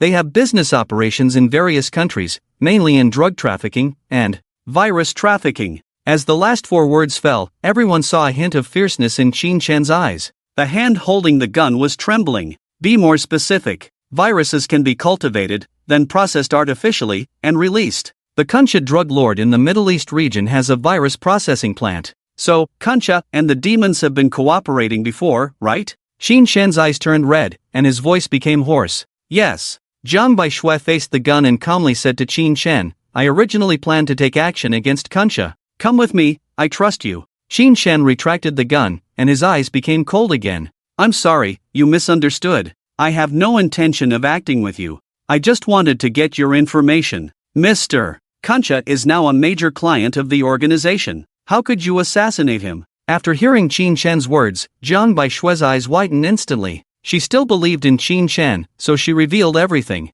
But Qin Shen only wanted to get her information. This was difficult for Jiang Baishui to accept. "Let's go, I'll spare you this time. See you next time, I will kill you." Qin Shen's tone was indifferent as he sat in a chair, pointing the gun at Jiang Baishui. Jiang Baishui fell silent. She looked at Qin Shen quietly for a few seconds, finally withdrew her gaze and escaped through the window. Jiang Baishui's figure gradually disappeared in the moonlight. What she didn't know was that there was a figure silently watching her from behind, softly murmuring, "Thank you, Baishui." Seeing this, Jiang Baishui pursed her lips and said nothing. Her fists clenched at that moment. It was only now that she understood why Qin Shen had interrogated her in the first place. "I'm sorry, I cannot fulfill that request." Qin Shen looked around and confirmed that this was a pharmaceutical factory. Workers were carrying large bags of sacks with a big sign of a skull on them, reminding people that they contained chemical pesticides. But Qin Shen understood that while there might be pesticides inside, at the bottom, it was definitely filled with cocaine. Kuncha made his fortune from this. Kuncha was a thin old man in a suit, smoking a cigar, and was well known globally. During their conversation, Qin Shen learned that Kuncha was gradually transitioning to another highly profitable industry, chemical weapons. This also belonged to the category of arms, specifically the production of viruses and bacterial weapons. What makes the most money? War and trampling, acting as arms dealers for both sides, making money from both countries. Before that, you need to be strong enough, and your drugs will meet my needs very well. Kuncha was talkative, walking and discussing his grand plan with Qin Shen and the main god. He hoped to be the one leading the direction of the war. "So, Mr. Kuncha, can you independently produce viruses?" Qin Shen squinted and asked. "Of course," Kuncha proudly replied. But what he didn't see was that Qin Shen also smiled. His smile was filled with hostility and ferocity. Then the main god and Kuncha began to negotiate. It was still one blue test tube after another, but when it came to discussing the price, there was a disagreement. "I really want to do business with your organization. We can achieve mutual success, but now global prices are rising, and it's not easy to do business." Kuncha took a puff of his cigar and said, "Have you heard of the saying, a price every minute?" The main god's face darkened. It was obvious that he was angry. Kuncha dared to target the main god? "Then kill him," Qin Shen suddenly said to the main god. The main god looked at Qin Shen in astonishment, shocked by his words. Qin Shen smoked a Middle Eastern cigarette, and the cruelty in his smile made the main god's heart race. Seeing the main god hesitate, Qin Shen continued, "There are many businesses in the world to negotiate with. Why indulge him? There has always been only demons taking advantage of others, not others taking advantage of demons." These two sentences completely shocked the main god. The audience in the live broadcast studio was equally shocked. Because at this moment, Qin Shen's eyes seemed familiar to them. Whenever it came to the interests of Shenzhou, Qin Shen always stood firmly on the side of Shenzhou unconditionally. Now, he firmly chose to defend the demon. The main god was pleasantly surprised by Qin Chen's determination. He glanced at Kuncha and agreed, then it's up to you to handle it. The more chaotic the situation, the better. Okay. At this moment, a fierce light shone in Qin Chen's eyes, full of intense hatred. The barrage in the live broadcast room instantly surged. I understand now. This reason is just a cover. Qin Chen has long wanted to kill Kuncha. Artificially manufactured viruses. Do you remember the dozens of viruses and pathogens in Xiaoxi's body? They were manufactured here and bought by the demon to retaliate against Qin Chen. Kuncha is the mastermind behind it. At this moment, Yunying's initial thoughts were stirred up again. She looked at Qin Chen with almost complex eyes. At that time, Qin Chen's heart was filled with only a firm determination to go all the way, as well as hatred and slaughter, but he never forgot his daughter. She was lying sick in bed, waiting for him to come back. Unfortunately, he never made it in time. We agree. The scene continued, and Qin Chen smiled at Kuncha. Kuncha's smile became even more pronounced. It should have been agreed long ago. What about your other companion? He has other tasks and has gone back first. I'm here to negotiate the price. The two entered the factory together. Inside, it looked no different from a regular factory, and the workers were bustling about. Qin Chen casually asked, Mr. Kuncha, the last time you sold a virus, which country did you sell it to? The last time. It seems to be in Shenzhou. I heard that those viruses seem to have been injected into a little girl's body. TSK. It's really pitiful. Kuncha laughed. Seeing this, everyone at the scene gradually felt a sinking feeling in their hearts. At this moment, it was completely certain that Kuncha was the mastermind behind the trafficking. In the picture, Qin Chen's smile became even more cold. Almost everyone could feel the chilling intent gradually rising from Qin Chen. But at this moment, the picture suddenly shook violently. In a corner of the factory, there was a sudden explosion, and the strong shock spread to here. What's going on?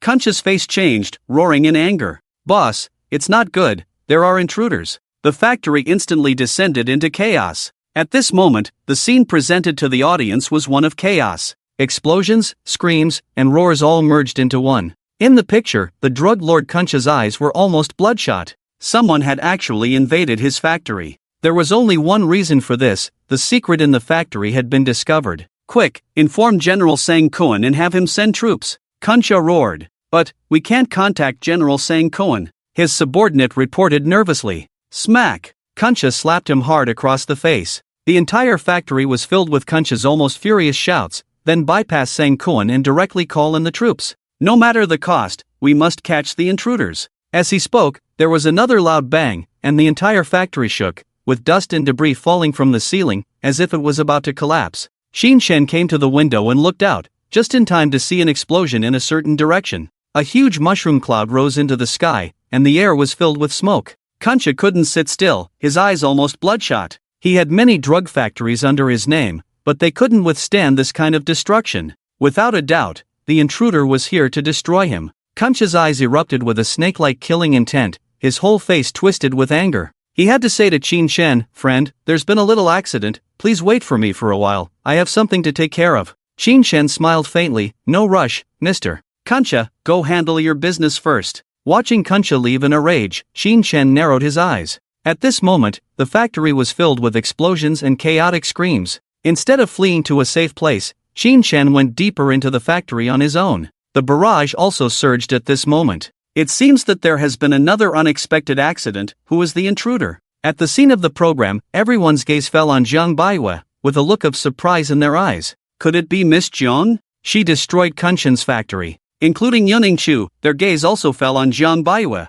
Being stared at by so many people at once, Jiang Baiwe's expression was cold, and she calmly nodded, yes, I am the intruder. But at the time, I didn't know that this factory was a drug factory. I just wanted to create some chaos with an explosion, to make the situation chaotic, and then meet Kuncha alone in the chaos. She pursed her lips and continued, as it turned out, I was too naive. Kuncha has the authority to use the military, and I was accidentally caught. After hearing what Jiang Baiwe said, the barrage in the live broadcast room kept scrolling. Is this a side issue? Qin Chen had asked her to leave beforehand, but she didn't leave, and instead faced the difficulties head-on. In the end, he still saved her. Perhaps Miss Jiang herself didn't expect that Qin Chen would save her at that time. At the scene of the program, a pair of complex eyes fell on Jiang Baiwe and the still unconscious Qin Chen. Except for Yuning Chu, Jiang Baiwe also left a deep impression on Qin Chen. After that, a new picture appeared. Qin Shen did not leave the factory, but wandered around inside. Following Qin Shen's line of sight, the audience at the scene was also shocked to discover that this factory actually harbored a great secret. Deep within the factory was a torture chamber. The ground was covered with the stench of fresh blood, and inside, several people were convulsing and crawling. Their eye sockets were deeply sunken, their faces pale, and they appeared to have mental illness, sometimes crying and sometimes laughing. Their emotions were extremely unstable. Save me, please save me, or just kill me. This is hell. Hell on earth. They also saw Qin Shen outside, each struggling to reach out to him, hoping for redemption and release. Qin Shen's gaze was resolute, and he naturally understood. These people were not mentally ill, but were forced to be contaminated by white powder. At first, Qin Shen might have been able to save them, but now, they had deeply indulged in the white powder, and the toxins had invaded their brains and nerves, turning them into something neither human nor ghost. This is the harm caused by addiction to white powder. Families destroyed, bodies weakened, turning into walking corpses. Bing Bing couldn't help but speak out. The scene at this moment was extremely shocking, and the audience's hearts were filled with anger. I hope all the drug lords in the world will be executed.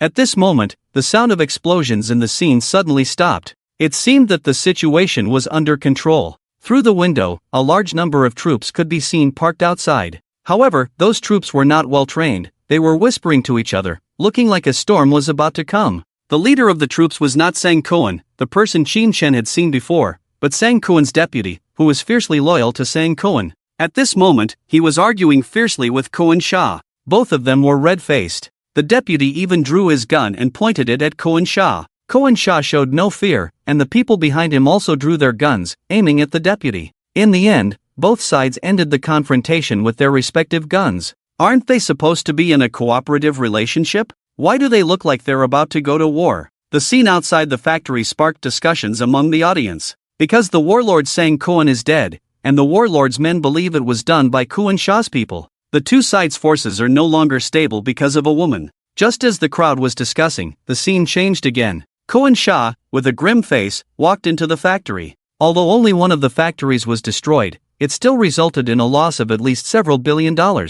Bring that woman here. I want her to regret coming into this world. Kuan Sha roared. The direction in which Kuan Sha disappeared was towards the torture chamber. Before entering, he even asked about Qin Shen's whereabouts. After learning that Qin Shen was waiting for him to discuss cooperation, he walked in with confidence. Little did he know that Qin Shen was following behind and had come to the outside of the torture chamber to take a look inside. He saw Jiang Baishui hanging from a rope. There was no doubt that although Jiang Baishui was very strong, Kuan Sha had directly called in Sang Kuan's army, and no matter how powerful she was, she could not be a match for the army. She had been captured. Kuan Sha's almost roaring voice rang out. Damn the people of Shenzhou, blowing up my factory? They're asking for death. Crack. Then the sound of a whip cracking repeatedly came from the torture chamber. Kuan Sha seemed to have gone mad, relentlessly whipping Jiang Baishui. The barbed iron whip struck Jiang Baishui's body, causing her skin to split and blood to flow. The bleeding and intense pain made Jiang Baishui visibly pale, her lips devoid of color.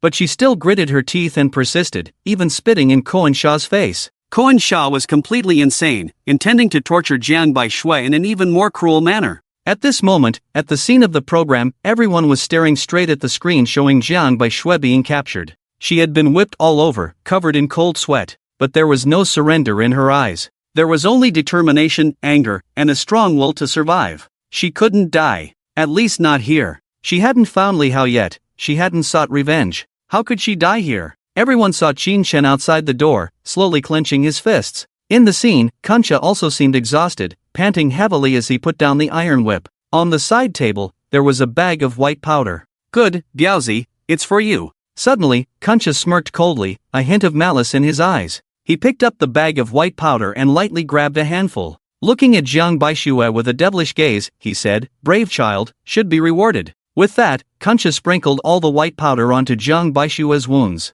Jiang Baishui first tensed up, then began to tremble violently. Ha ha ha, how does it feel? Do you want more? There's plenty more here, you'll feel happy here, this is paradise. Kunsha burst into laughter, a mad laugh coupled with a twisted expression, making him look like a devil lurking in the dark. Kunsha took a deep breath, then grabbed a large handful and held it to Jiang Baishui's mouth. Come on, open your mouth. Her pupils, dilated from inhaling too much of the white powder, stared fervently at him. I love watching determined children slowly fall apart. At this moment, everyone in the studio was on edge. Gambling and drugs were the most dangerous things to touch. Especially the latter. Once tainted, a person is ruined. This scene, seen by Jiang Baixue, made her tremble inexplicably. Clearly, this was a nightmare in her life. She was almost destroyed. In the scene, despite Jiang Baixue tightly pressing her lips, Kancha forcibly pried them open with his fingers. Just as Kancha was about to put all the white powder into Jiang Baixue's mouth, the door of the cell suddenly opened. Someone walked in. Seeing this person, both Jiang Baixue and Kancha were stunned. Especially Jiang Baixue, her eyes lit up. Qin Chen had arrived. Kancha's expression changed, setting the bag of white powder aside, and asked in surprise, "Sir, weren't you being entertained? I'll be done here in a moment." Qin Chen smiled lightly. "Mr. Kancha, have you heard a saying? Don't keep your clients waiting too long, it's impolite? I came to see what you were up to." Qin Chen acted as if he didn't know Jiang Baixue, his smile even brighter. "Are you torturing a woman? Sir, are you interested too?" Kancha chuckled. Of course, Qin Chen smiled warmly. With a click, he turned and locked the cell door. Watching Qin Chen and Kancha approach her, Jiang Baixue's eyes trembled. She hadn't expected that Qin Chen was the one to make a deal with Kancha. They were in cahoots. She struggled harder and harder, her eyes fixed on Qin Chen, tears streaming down her face. "Friend, this is an irresistible white powder. This woman will enjoy that feeling." Kancha picked up the white powder again, intending to feed it to Jiang Baixue. But in the next moment, Qin Chen grabbed Kancha's arm. There was a sudden sound of bones breaking. Ah! Kancha was about to scream in pain. Bang! Crack! Click! Kancha's arm was forcibly dislocated. Click! Kancha's shin bone was also shattered. The sound of bones breaking echoed everywhere, leaving Jiang Baixue, who was bound, dumbfounded. She thought Qin Chen would torture her with Kancha, but instead it was Kancha who was disabled by Qin Chen. "You!" Kancha gritted his teeth, his face filled with horror as he looked at Qin Chen. Before he could say anything, Qin Chen grabbed his head. With one hand, he delivered a punch straight to Kancha's face. Bang! Kancha's entire facial features instantly caved in like a sponge. Blood splattered everywhere. His nose was forcibly broken. Bang! The second punch. All of Kancha's teeth shattered. He couldn't even scream. Bang! The third punch. Kancha's eyeball was forcibly shattered. Bang! Bang! Bang! Qin Chen viciously slammed Kancha to the ground, fist after fist raining down on Kancha's face and body. Each blow was heavier and more brutal than the last. With each punch, the image of his daughter smiling at him flashed before his eyes. Eventually, it all turned into the image of his daughter lying sickly in a hospital bed. The blood even splattered onto Qin Chen's face, making him look fierce and menacing. Jiang Baixue was terrified. She had never seen Qin Chen so brutal before, not even when Li Hao was taken away in Longxi. She was even afraid. In the live broadcast room, the barrage of comments exploded at this moment. They were also frightened by Qin Chen's ferocity. This was definitely the most brutal side of Qin Chen ever revealed. It was as if he had lost his sanity. His fists rained down on Kancha as if he wanted to beat him to death. Looking at the furious Qin Chen in the video, Yuningshu's eyes turned red. She knew that Qin Chen was thinking of his daughter. The contrast between his daughter's previous cute and smiling appearance and her sickly, pale face at that time was stark. There were more than a dozen types of virus pathogens hidden in his body, which was truly shocking. These viruses were all chemical weapons created by Kancha. Kancha is the mastermind behind Xiao Sigui's condition. If I were Qin Chen, I would definitely kill his whole family. Yes, he should treat Kancha like this, and I even think he's being too lenient. The enmity between father and daughter is irreconcilable. The barrage of comments in the live broadcast room continued. But in the video, Qin Chen had stopped attacking. His fists were already covered in blood. Qin Chen breathed heavily, his eyes bloodshot, as if he was looking at the enemy who killed his son. Kancha still had a breath left, but he was on the brink of death. It was even difficult for him to open his eyes and look at Qin Chen. Why? Why? He weakly asked. Why would you do this to me? Do you remember the virus strains you sold to the Wanlei organization? They were all injected into a poor little girl. That little girl is my daughter. Qin Chen almost roared, his voice thunderous, shattering Kancha's soul. Boom! The sound fell, and Kancha was directly frightened, staring blankly at Qin Chen. Qin Chen's eyes were full of ferocity, staring at Kancha as if he were a dead man. Where are the virus antibodies? On the set, Yuningshu raised her eyes and stared blankly at the extremely ferocious man in the video. He was like a demon, staring at Kancha in front of him. Kancha, the world-renowned drug lord, was now on the verge of death in his hands. Not only her, but all the audience at the scene also looked at the man in disbelief. The sound of each punch, like muffled thunder, struck them in the heart. Each punch contained a father's anger. At this moment, Shin Chen was just a father. The reason he suggested that the main god kill Kuncha is because he really wants to kill Kuncha. Otherwise, Kuncha's exorbitant demands would not be enough to kill him. I completely understand him. His daughter is still lying sick in a hospital bed, and he wants revenge. Shin Chen looked really scary just now, like he had lost his mind. In the live broadcast room, the barrage of comments continued to flow. The scene of Shin Chen beating Kuncha was deeply imprinted in everyone's minds, along with the image of Sigwe's pale face and her calling for her father. At that moment, many of the audience's eyes were red. A father's revenge was so sad. In the video, Jiang Baixue and Kuncha were completely dumbfounded. Jiang Baixue had never expected that the reason Shin Chen had beaten Kuncha so brutally was because of this. From the beginning, he had intended to kill Kuncha. Even more dumbfounded was Kuncha, who never expected that the member of the Wanlei organization he was supposed to negotiate with was actually the father of that little girl from Shenzhou. After the surprise, it was replaced by endless fear. He used all his strength to say a complete sentence. Do the Wraith organization know about the matter of the little girl's father? Shin Chen coldly laughed. As long as you're dead, they will never know. This sentence made Kuncha's pupils shrink, his expression horrified to the extreme. With blood mixed in his mouth, he hoarsely said, "You can't kill me, I have military protection." Is that so? With a bang, Shin Chen opened the door of the cell. Outside the cell, flames instantly erupted, and outside the factory, deafening explosions could be heard everywhere. They even saw a scene where an oil drum exploded, and the flames engulfed the entire corridor. Charge, avenge General Sang Kuan. Outside, the angry shouts of the soldiers continued to be heard. The sounds of explosions, gunfire, and roars echoed together. The entire factory instantly turned into a sea of fire, and Shin Chen and the others were in the midst of it. Kuncha was stunned, and Jiang Baixue was also shocked by the scene before her. No one had expected that in such a short time, the factory would become like this. How could this happen? What are they doing? Kuncha widened his eyes, incredulously shouting. Kuncha asked the question that all the netizens in the live broadcast wanted to ask. The two sides have started fighting. General Sang Kuan has long been dead. Shin Chen fabricated the scene of Kuncha's people assassinating Sang Kuan, causing both sides to turn against each other. In the end, it's all because of a woman, right? Who is that woman? Amidst the audience's discussions, Shin Chen's mouth curled up, and he coldly laughed. Let me tell you what happened. Sang Kuan is dead, and Sang Kuan's men thought it was you who did it, because you wanted to swallow Sang Kuan's power, so you could become the sole ruler of the Middle East battlefield.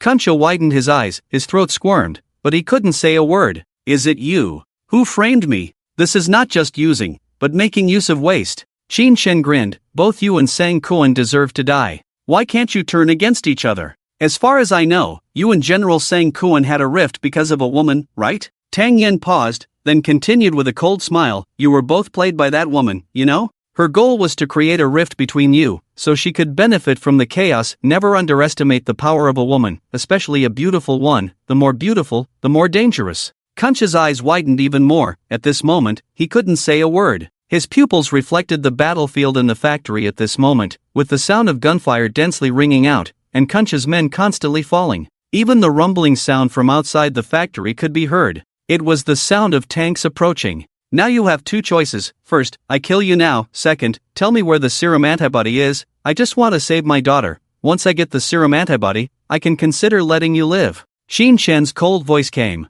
The situation in the Middle East at this moment had already become chaotic. The drug lords' forces were engaged in a fierce battle with the warlords, and one side would surely suffer heavy losses. At this point, it was obvious that his side was the first to collapse. We can't let him go. Letting him go will surely bring greater disaster. Jiang Baixue, who was still tied up, anxiously said. But Shin Chen turned around, coldly glancing at her. Shut up. Jiang Baixue trembled all over. What kind of look was that? It was a look of killing, indifference, as if looking at a corpse. Jiang Baixue had a feeling that in front of Shin Chen, she was already a dead person. This look made some of the audience feel scared. I want to live. I'll give you the serum. Can you protect me? Kuncha struggled to speak, and said to Shin Chen. Of course. Shin Chen nodded in agreement. The scene of the program instantly caused a sensation. Shin Chen, in order to obtain the serum, do you want to protect Kuncha? This big drug lord deserves to die 1,000 times. How can we protect him? If we let him live, who knows how many people will suffer in the future?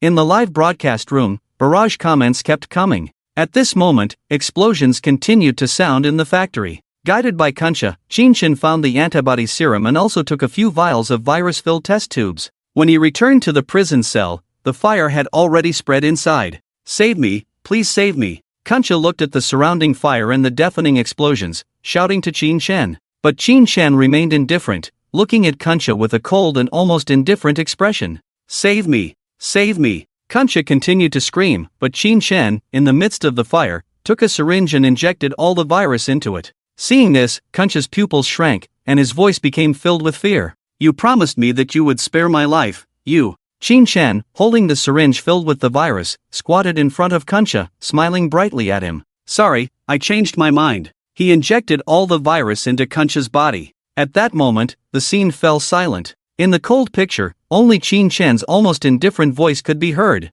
"Sorry, I changed my mind." In the picture, this man was smiling. But the smile was so devoid of warmth. Boom! Explosions erupted in the factory. Bullets continued to whistle through the air. The fire had engulfed the entire prison cell. In this environment, Qinshan still smiled as if nothing had happened, injecting all the virus-filled syringes into Kunsha's body. Even Jiang Baixue, who was nearby, felt a chill. "No!" Kunsha's terrified screams reached the point of despair. Qinshan squatted in front of him, looking at his contorted face and the fear in his eyes, with a bright smile. "Do you know, from the moment I saw you, I was thinking about how to make you suffer, to regret coming into this world? When I saw those artificially created virus pathogens, I thought of it like admiring a fine piece of art." Qinshan looked at Kunsha. His smile was chilling. Even more chilling was his voice. "Virus." Qinshan said, "My daughter is lying on a sickbed, barely alive." At that time, the amount of each virus injection was minimal, but the virus I just injected into you is the full amount. This means that your body is now infected with the virus, and it could erupt at any time. During this time, I will protect you. Bullets cannot penetrate you, bombs cannot kill you. Your only way to die is from the virus, your whole body rotting away. Drip, drip, drip. As Qinshan finished speaking, the sound of liquid dripping on the ground could be heard in the picture. Kunsha wiped his nose, which was constantly bleeding. Next were his eyes, mouth, and ears. The virus had begun to take effect. "It seems that the virus is erupting faster than I imagined." Qinshan's smile became even more intense. The chaos in the factory continued, but no one noticed what was happening in the prison cell. The scene shifted, and a horrifying sight appeared before everyone. Many people even gagged and dared not look. Yuningshu clenched her teeth tightly, still insisting on watching the current scene. Kunsha's face was pale, devoid of any color, and his features looked like a pile of mud, constantly oozing blood blisters. His skin gradually turned into a rotten color, oozing out large amounts of pus.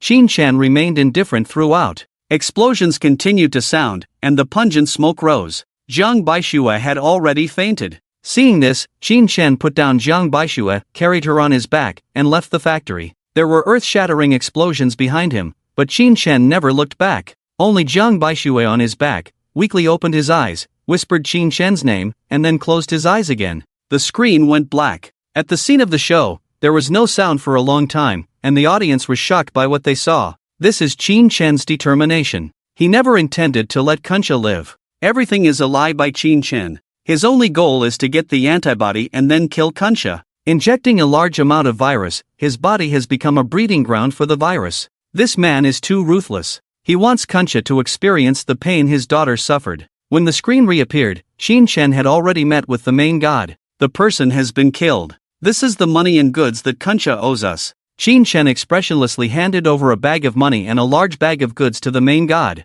"Well done, you have already made initial progress towards the organization's expectations," the main god praised generously. Qinshan's eyes remained as indifferent as ice. His true purpose had been achieved, and everyone knew that he was going to save his daughter next. But the next words from the main god made everyone's heart sink. Kunsha's research on the biochemical weapon has been preliminarily put into use. Before it is officially completed, we need a good experimental site. How about the country of Shenzhou? The main god's mouth curled up, with a fanatical and sinister smile gradually spreading. At this moment, with the main god's words, the scene of the show instantly froze. Only one word was imprinted in their minds: biochemical weapon. In the live broadcast room, barrage comments quickly appeared. Speaking of which, 7 years ago in Shenzhou, there was indeed a major biochemical virus disaster, but it was not our people in Shenzhou who died, but a group of unidentified foreigners, nearly tens of thousands, all killed in a valley. Yes, at that time, this incident also caused a huge sensation internationally.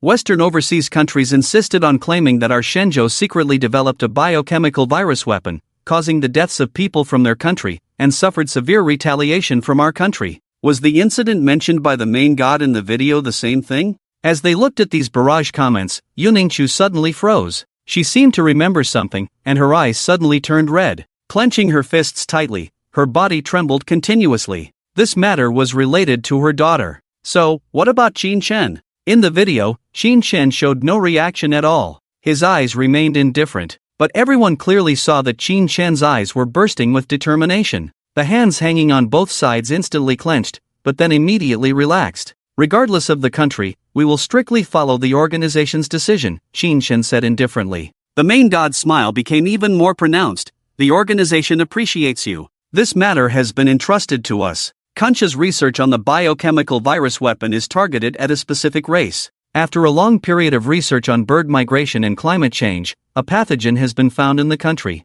Who is it? Qin Chen tried to keep his tone as calm and indifferent as possible, but the main god's answer made everyone's faces darken. A 5-year-old girl. He said, this project started a long time ago. At that time, a 5-year-old girl in Shenzhou was selected. Her genes perfectly matched the mother body of this biochemical virus. There is an insider in the organization in Shenzhou. He sent people to inject the virus into the little girl. In other words, if the virus were to spread on a large scale, she would be the mother body. After the main god finished speaking, the entire scene of the show fell into a dead silence, especially Yuningchu, who turned terrifyingly pale. Her eyes were filled with anger and hatred, like the raging waves of a violent sea, engulfing her sanity. At this moment, everyone thought of one thing. Sigwin, is she dead in this incident? Before everyone could catch their breath, the scene changed again. In Qin Chen's hand, there was a letter. A letter sent from Shenzhou. Dad, where are you? Can you come back to see Si Gue? Si Gue doesn't want to die. Si Gue is in so much pain, her whole body hurts.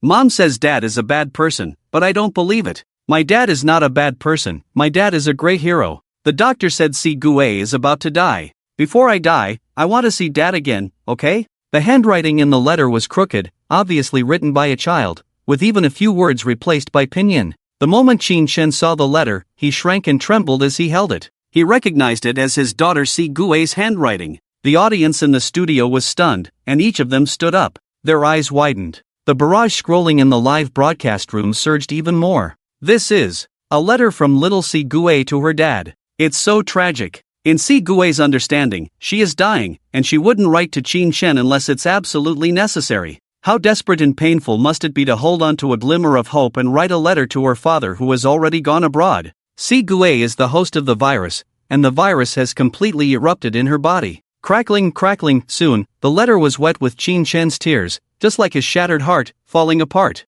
In a pitch-black room, he just held the crooked letter tightly and cried silently. At this moment, people felt Qin Chen's helplessness, breakdown, and despair. At this moment, people also realized that Qin Chen is also human. He has flesh and blood, joy and sorrow, parting and reuniting. With gains, there must be losses. He can't save anyone. Now, he has infiltrated the enemy's camp, and only when he is alone can he reveal such emotions. What should we do? Can he return to Daxia? At this moment, all the audience hoped that Qin Chen could return to Daxia, inject the antibodies and serum brought from Kuncha into little Si Gue. As people pondered whether Qin Chen would return, the scene gave them an answer. The main god found Qin Chen and told him his plan. This time, the Shenzhou virus release trial plan, we will split into two groups. On one hand, you will openly return to Shenzhou and attract the attention of the Shenzhou War Department. After all, you are a traitor of Shenzhou, and your appearance will definitely attract all their attention. On the other hand, I will lead 50,000 people to secretly infiltrate your Shenzhou.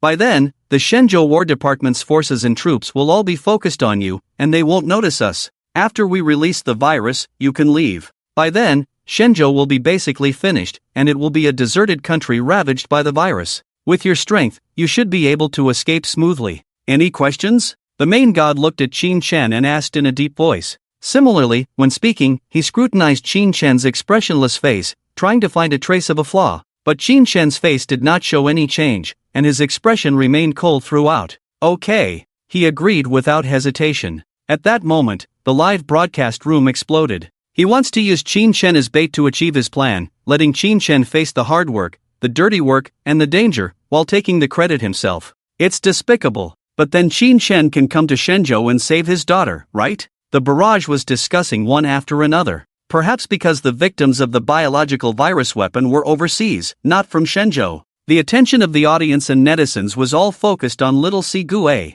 The scene changed. Qin Shen had quickly boarded a helicopter. He shouted at the pilot of the helicopter, "Quick, get me back to Shenzhou as fast as you can. Hurry!" Qin Shen's voice was like thunder, and the sky instantly darkened. He still remembered his daughter, and the main god's plan gave him the opportunity to return to his country. It was a chance to save Si Gue. The pilot was startled and turned around to see Qin Shen with bloodshot eyes. At that moment, all the years of battlefield killings erupted. He dared not disobey and immediately started the helicopter, slowly heading towards Shenzhou. On the plane, Qin Shen kept looking back and forth at the childish words in the envelope, feeling the pain of Si Gue. She was in so much pain, her whole body ached. She was dying. His mind was filled with the image of his daughter lying in bed, tortured by illness. Thinking of this, Qin Shen could no longer contain his anger and hatred, which erupted at that moment. Now that he had obtained the virus antibodies and serum, he didn't want to delay for a moment, eager to rush back to Shenzhou and cure his daughter's illness. He would also stop the biovirus. The land of Shenzhou could not tolerate any invasion. Too slow. Qin Shen roared again, almost violently pushing the helicopter pilot aside and taking the seat himself. He immediately increased the speed to the extreme. The fuel burned rapidly, and the helicopter in the high altitude shook violently. His eyes were already filled with tears. Yuning-chu. Si Gue. Our daughter. Thinking of the faces of Yuning-chu and little Si Gue, he could no longer contain his excitement and anger, growling lowly, "Faster. Give me more speed. My daughter is still waiting for me." His angry roar echoed in the live broadcast. Everyone watched in silence, unable to say a word. Yuning-chu stared at Qin Shen's almost crazy appearance. He had changed, but it seemed like he hadn't. In any case, he still loved his daughter very much. Her gaze seemed to travel through countless time and space, back to the past. It was really beautiful back then, but in the end, his daughter still died. He didn't even see his daughter for the last time. Who? Yuning-chu suddenly sighed deeply, closed her eyes, as if making a decision. 3 seconds later, she opened her eyes, which were already clear. She stood up and said to Bing Bing and the production team, "Please put on the memory reading device for me." Wow! This shocking statement stunned everyone at the live broadcast. They all doubted their ears. Yuning-chu actually wanted to use the memory reading device. Miss Yun. Why? Bing Bing looked at Yuning-chu in surprise, hesitant to speak. Yuning-chu calmly responded, "Because I want you to see what my life has been like after my daughter's death." At that moment, the live broadcast fell into silence. Not only the live broadcast, but also the barrage in the live chat disappeared, turning into a series of heavy ellipses, as if expressing their inner emotions. All eyes, filled with shock or astonishment, were focused on Yuning-chu. She was the only female war god in Shenzhou, leading her team to successfully complete many large-scale rescue missions, with outstanding military achievements. Although not comparable to Qin Shen's achievements, she was still someone countless people looked up to. She was also the true hero in the hearts of countless Shenzhou people. In addition to her outstanding military achievements, Yuning-chu was also wholeheartedly dedicated to charity. She had enabled many children who couldn't afford education or food to step into the school and change their lives. Everyone was used to seeing Yuning-chu as a hero, but who would have thought that she was once a woman? A woman who had experienced hardships in the world, relying on faith and perseverance to reach her current position step by step. It was precisely because she was a woman that she was even more moving. She was still beautiful, but on top of that beauty, she exuded a sense of competence and determination. She was also someone who had escaped from despair. At this moment, everyone's ears were filled only with the calm voice of Yuning-chu, as still as stagnant water. "I want you to see what my life has been like after my daughter's death." What was her life like? Now, no one knows except for herself. But what people can know is that it must have been incredibly desperate, the kind of sorrowful calm voice that moves people.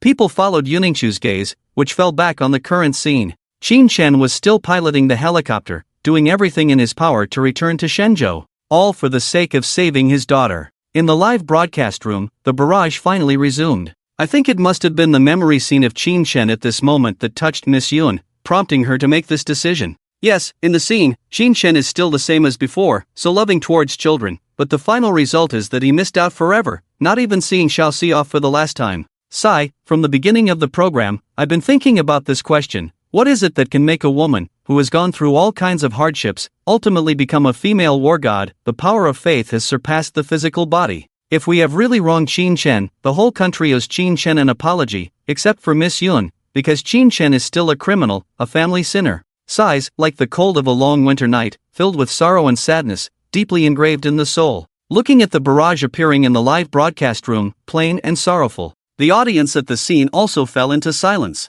Their eyes, unconsciously, all looked at Qin Chen, who had been in a coma from beginning to end. They lowered their heads, smiling bitterly. Yes. People like Qin Chen, who have been immersed in darkness for a long time, even if their hearts still yearn for the light, will not have a tombstone even in death. He is a hero. At the same time, he is also a sinner. Because in their hearts, the country has already taken up all the space, leaving no room for even a bit of love for the family. Perhaps it is this kind of burden that can never be expressed in the darkness that has prompted Miss Yun to gradually become strong from the pain of losing her daughter, and ultimately become a true war god. This is love, but also hatred. Bingbing held the microphone and said softly, her voice full of sadness and pain. At this moment, the sorrow in Yuningshu's eyes seemed to reach its peak. There was no hysterical roar, no heart-wrenching cries, just a still, stagnant water. At this moment, Qin Chen in her arms suddenly moved his fingers, then his eyelids, moving gently, as if trying to wake up, opening his eyes again, to look at the woman who was once his wife. In the blank and desperate sea of consciousness,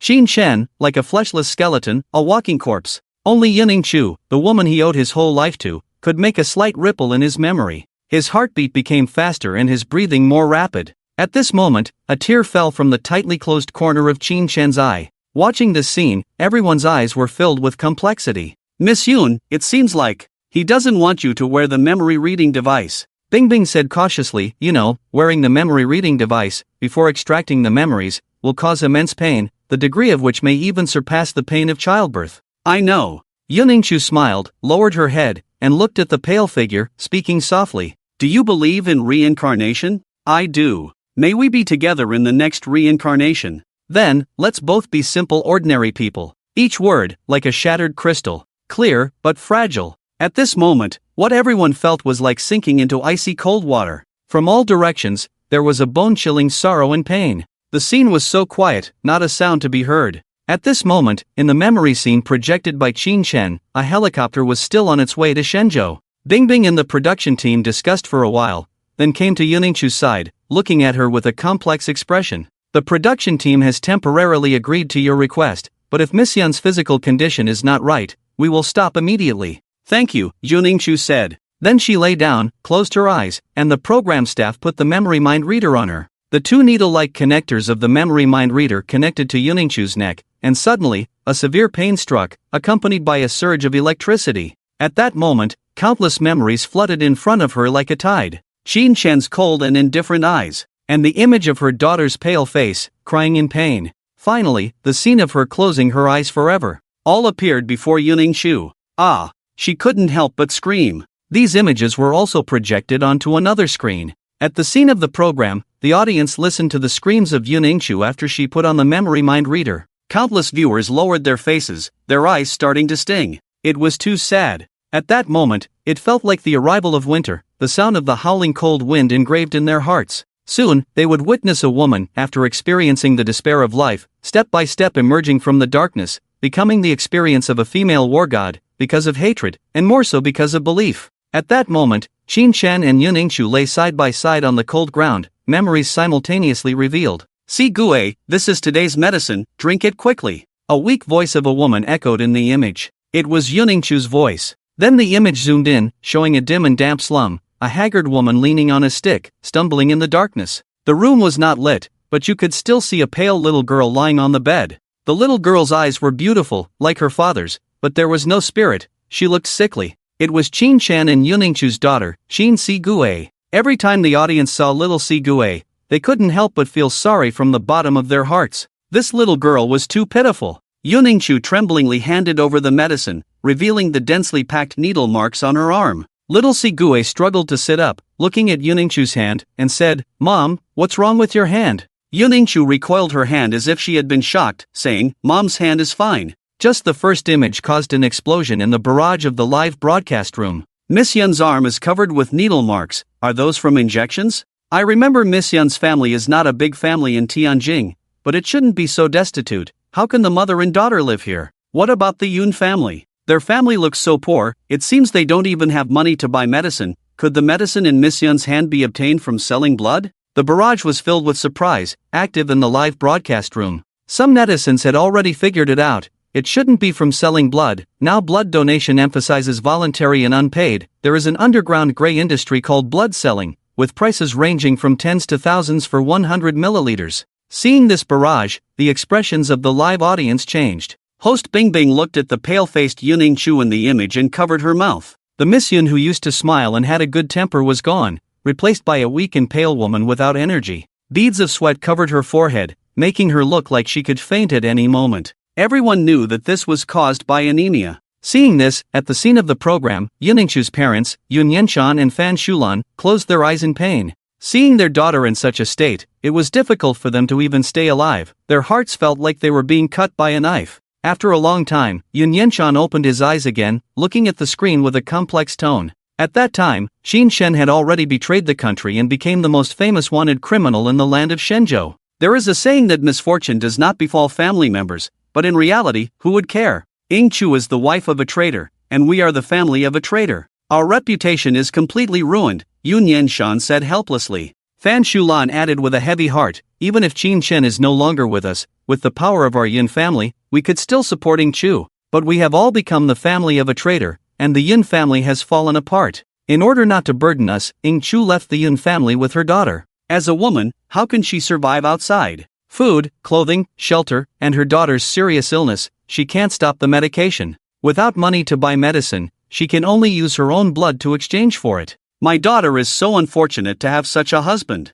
Fan Shulan's eyes were clouded as she watched the scene, filled with intense emotion. The entire production team was in an uproar because of the elderly couple's words. Everyone watched the scene of Yuning Chu feeding her daughter medicine with complex expressions, unable to speak. After witnessing the memory of Qin Shen, people already knew the truth about his betrayal of the country. But at that time, the public did not know. They only knew that Qin Shen was a traitor who colluded with the enemy. After the news broke, information about Qin Shen's family was exposed. Yuning Chu's family endured a long period of online exposure. There were even some extreme violent individuals who threatened and intimidated Yuning Chu's family, even issuing death threats. They lived in such an environment at that time, like rats in a hole. Even when seeking treatment in the hospital, after the news was exposed, they were thrown out of the hospital, despite Yuning Chu's cries and pleas being futile. The audience at the scene was stunned. They had forgotten about the impact this would have on Yuning Chu's family as they witnessed Qin Shen's descent into darkness and his burdened journey.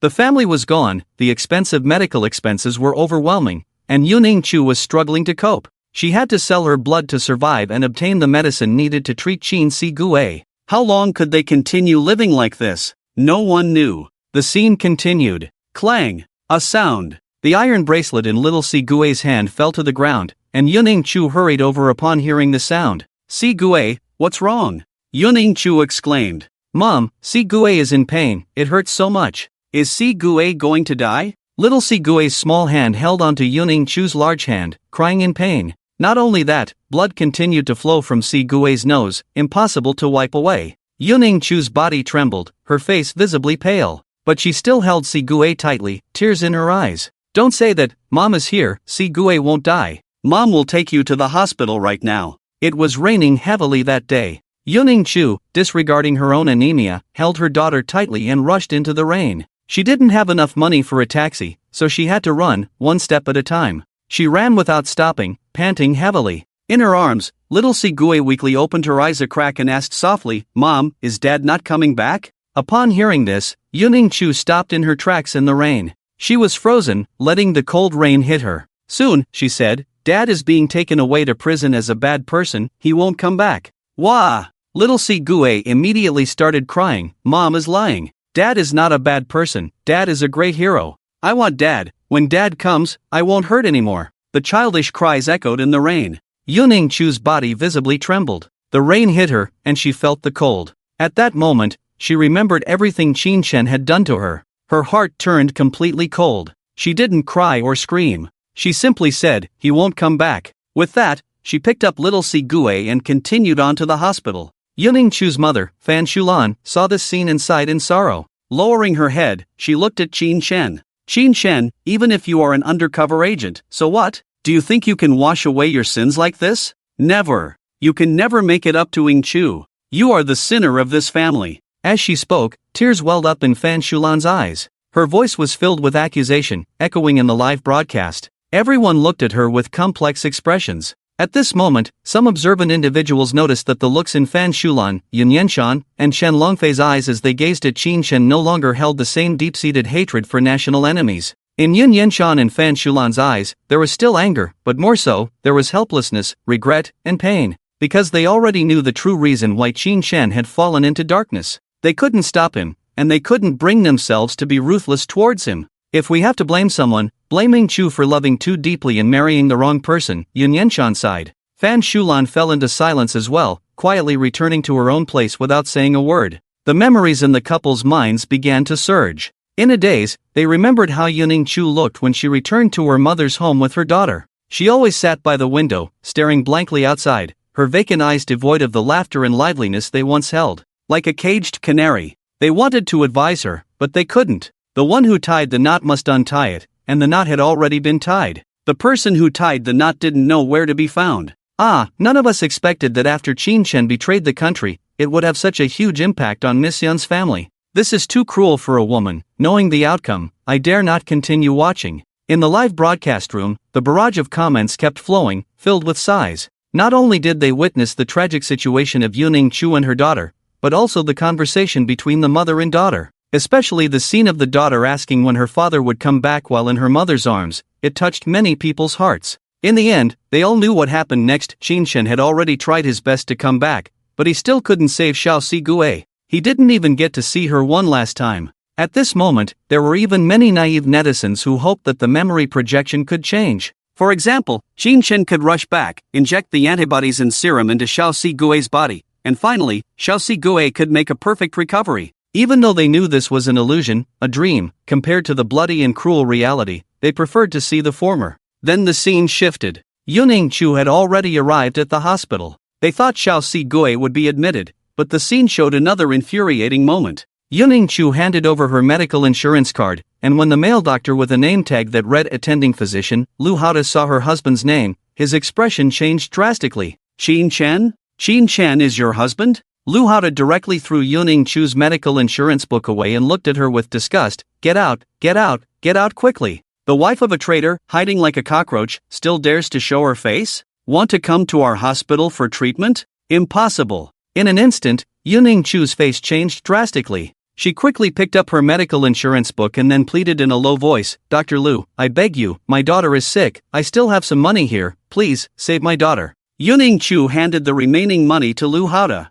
Lu Haoda took it without a word, but showed no intention of letting Ying Chu in. Don't move, yes, just stand here. Lu Haoda pointed at Ying Chu's feet and ordered. Then he took out his phone and made a call. Hello, it's me, Lu Haoda. Guess who I saw? The wife of a traitor. Yes, she still wants to bring her daughter to our hospital for treatment? Isn't this a dream? Bring more people, it's best to call the reporters and media. She definitely can't live in Tianjin City anymore. The scene shifted again, and Ying Chu was surrounded by a group of people. They weren't there to help her, but to curse at her. It's her man is a traitor, so she must not be a good person either. Yeah, looking so good, she must be seducing other people's husbands, a cheap woman. Shameless, her husband has become a traitor, and she still has the face to come to the hospital? In my opinion, her illegitimate child should die from illness. The curses filled the air. Everyone's eyes were filled with flames, wanting to devour Ying Chu. Everyone kept cursing and moving forward. Ying Chu was extremely afraid.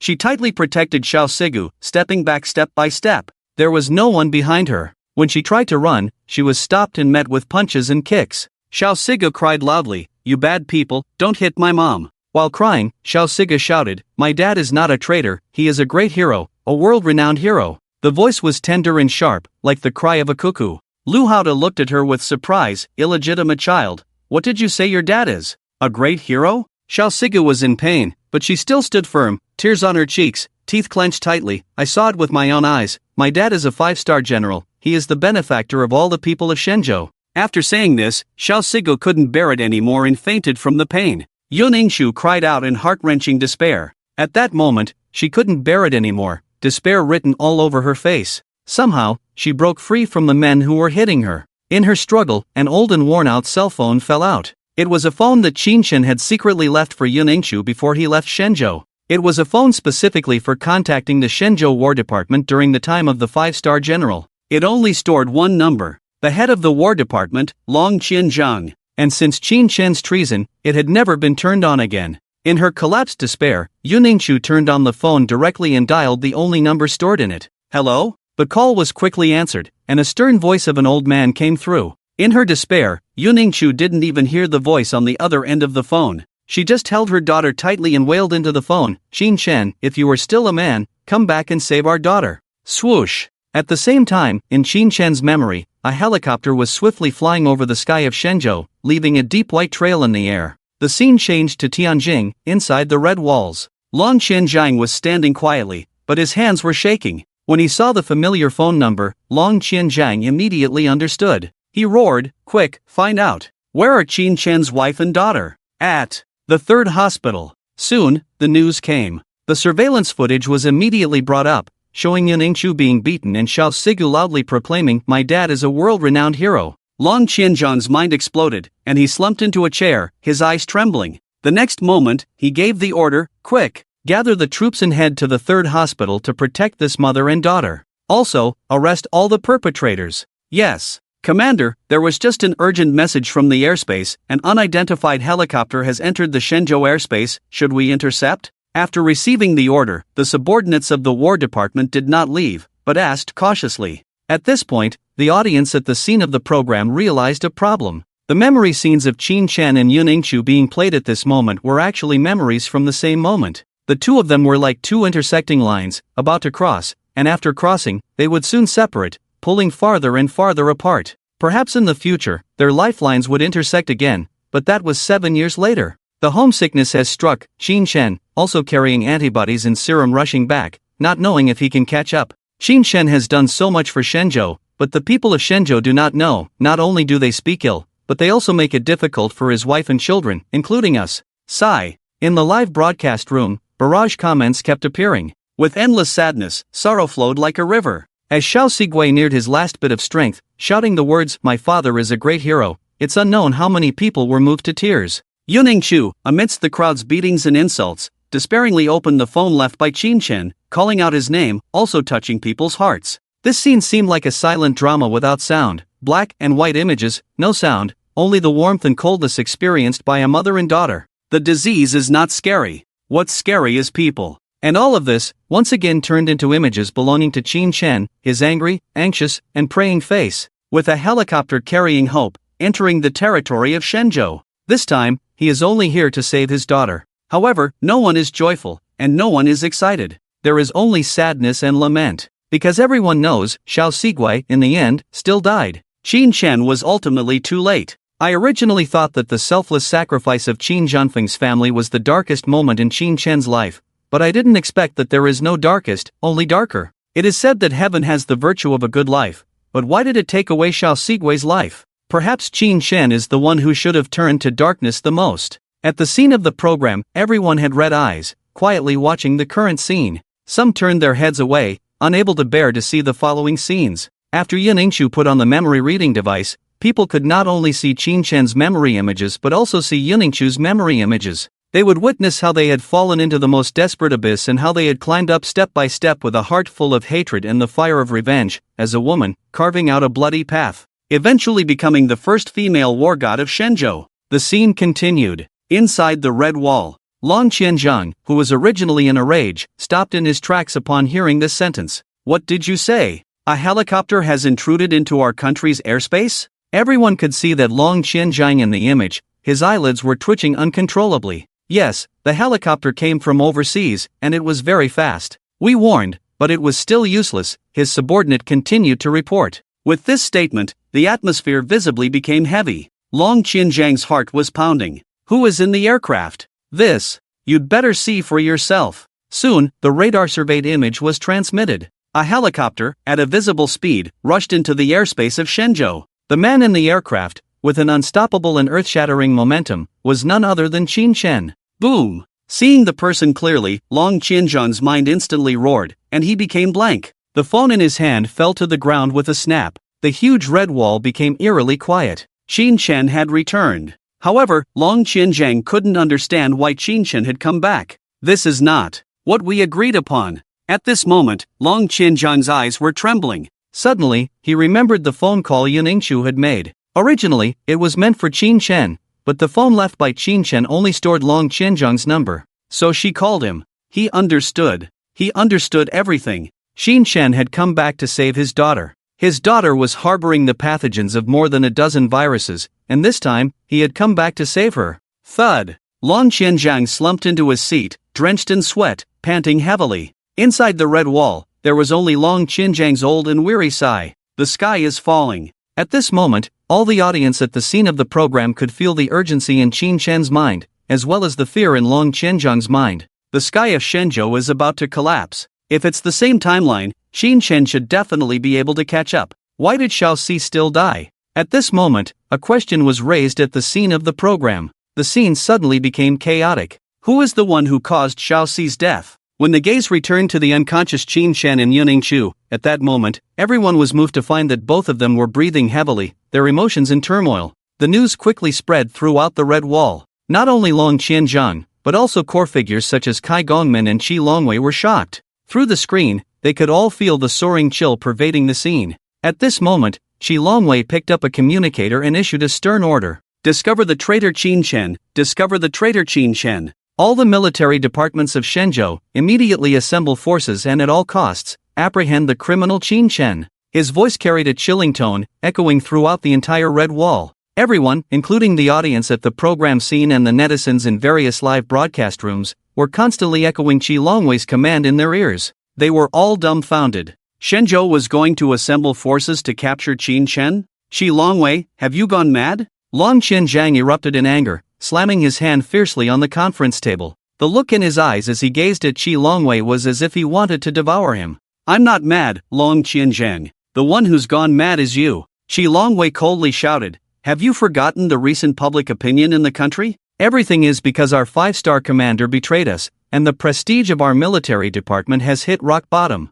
Now that he dares to come back, our military department must set an example and apprehend him to give the people an explanation. Qi Longwei's words were very loud, and his roar echoed throughout the entire Red Wall. Not only that, there was a fierce killing intent in his eyes. The audience at the scene of the program were all dumbfounded. At this moment, they were only shocked. I might know why Xiaoxi died. A member of the audience spoke up, murmuring. I also know why Qin Shen didn't even get to see his daughter for the last time. At this moment at the program scene, it suddenly fell silent. Everyone's faces wore an expression of incredulity, even unimaginable. Some were constantly swallowing their saliva. There were things they didn't dare to say, but everyone knew in their hearts. On the internet, the barrage in the live broadcast rooms exploded completely. I really can't believe it. Qi Longwei actually ordered to capture Qin Shen. He is clearly a hero of Shenzhou, and even undertakes undercover missions. Why would they treat him like this? That's right, Qin Shen returned to the country to save his daughter.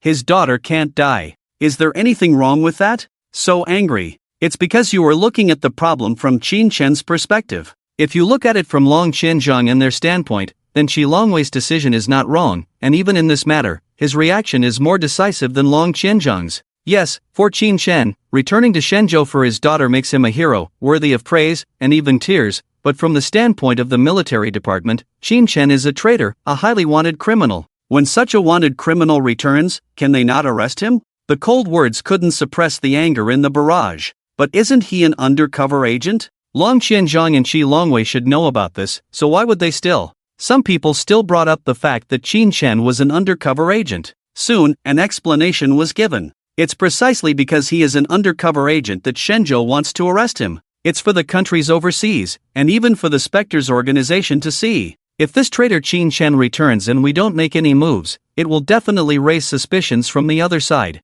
In other words, Qin Shen, this time, he really stood on the opposite side of our Shenzhou. Do you know? No one will help him, they will only do everything to catch him. Online, it's almost a mess. Countless barrage comments are filled with hostility and anger, mixed with the subjective emotions of netizens, watching the current projection. At the scene, everyone fell silent. Why was Qin Shen late? Why did Xiaoxi eventually leave this world? The answer has been revealed. But the truth is so cruel. The scene continues, still within the red walls. Long Qianjiang sits in his position, his face distorted, his teeth almost grinding. His eyes are extremely fierce, his facial muscles twitching constantly. Making this decision is undoubtedly the most difficult and painful for Long Qianjiang. For him, Qin Shen is like his own grandson, the one he led to save when he was young, and it was him who had high hopes for Qin Shen from an early age, hoping that Qin Zhanfeng would nurture him well and become a useful person for Shenzhou in the future. Now, this person who has entrusted all his hopes, he has to order to capture him.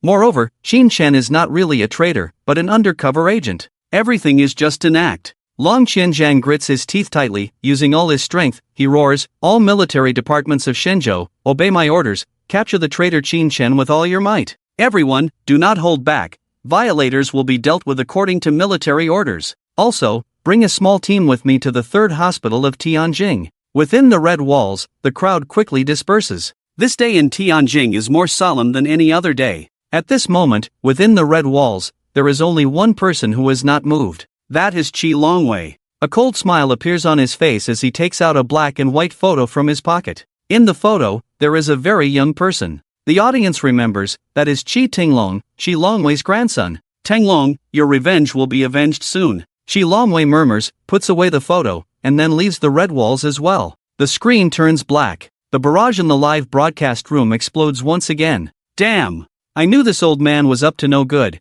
using this opportunity to make a real move. Qi Longwei clearly knows that Qin Shen is an undercover agent, yet he treats him as a real traitor. It's too much. Where's the justice? Fortunately, this old man is already dead, otherwise he would definitely have been hacked to death by us. There is no doubt that Qi Longwei's expression in the final moments reveals his ultimate goal is revenge. Qi Tinglong is his grandson, but he died at the hands of Qin Shen. As Qi Tinglong's grandfather, Qi Longwei will naturally seek revenge for Qin Shen. Sometimes revenge is so pure, it doesn't need a position, let alone right or wrong. Justice and fairness? Those are just excuses made by those who set the rules for those who follow the rules. Soon, the scene changes. Qin Shen's fighter jet has already entered the airspace of Shenzhou and is heading towards Tianjing. However, several 5th-generation fighter jets immediately appear in the rear. Everyone's heart sinks, knowing that the encirclement has begun. These fighter jets quickly catch up and surround the fighter jet Qin Shen is in. Qin Shen notices them, but his face remains cold and he ignores them.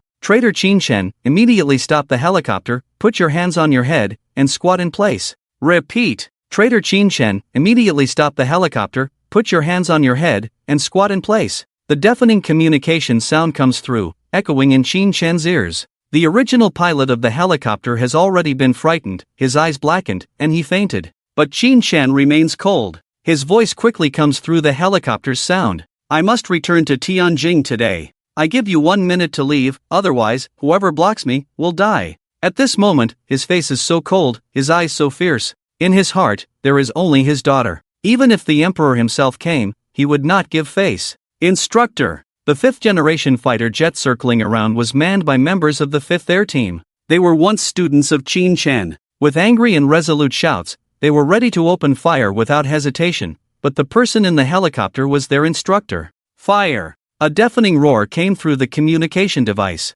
It was the captain of the 5th Air Team, who ultimately issued the command, though his voice trembled. The military order was absolute, and they could not disobey. In the end, the bullets and shells fired by the 5th-generation fighter jets all missed Qin Shen's helicopter, and the speed of the jets slowed down, allowing Qin Shen to increase his speed and fly towards the distance. The members of the 5th Air Team reported that they could not stop him, and all the fighter jets eventually landed. They saluted and shouted, "Instructor, have a safe journey." The scene was met with a deathly silence. When traitor Qin Shen returned to the country, the entire Shenzhou War Department mobilized. However, the members of the 5th Air Team did not actually intend to stop him. They knew they were disobeying orders, but they all smiled and even teared up. "Instructor, he will always be our instructor. I never expected this outcome. Qin Shen will always be their instructor, and they will never lay a hand on him. The 5th Air Team is like this." Could it be the same for other war departments? They mobilize, but only to stage a performance for the War Department?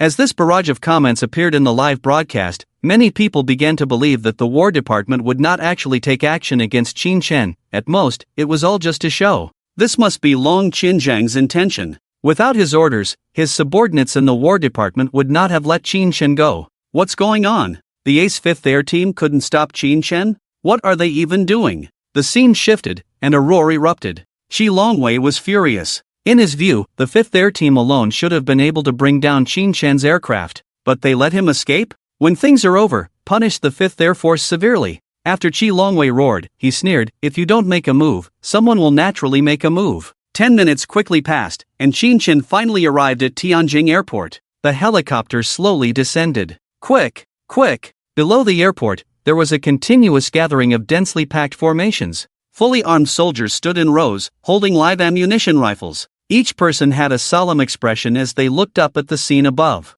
The captains of each formation were all sweating profusely. When they saw Qin Shen's helicopter slowly descending, their hearts were burning like flames, and their hearts were trembling. He's here! Finally, he's here! A hurricane swept through as Qin Shen's helicopter slowly descended. He walked out of the aircraft. After glancing at the troops stationed around him, Qin Shen's eyes remained cold, showing no hint of fear. Click, click, click. In the next moment, everyone aimed their guns at Qin Shen, their expressions tense. Move aside! Qin Shen roared like a wild beast. A fierce and terrifying look flashed in his eyes, and his overwhelming killing intent filled Tianjin Airport, making everyone's hair stand on end. Traitor Qin Shen, it's best for you to surrender quickly to avoid getting hurt, a captain of a formation said, looking at Qin Shen with a complex expression. All the captains of the formations looked at the figure in front of them with trembling expressions. In addition to awe, there was more respect and reluctance in their eyes. Qin Shen used to be a 5-star commander, with many outstanding subordinates.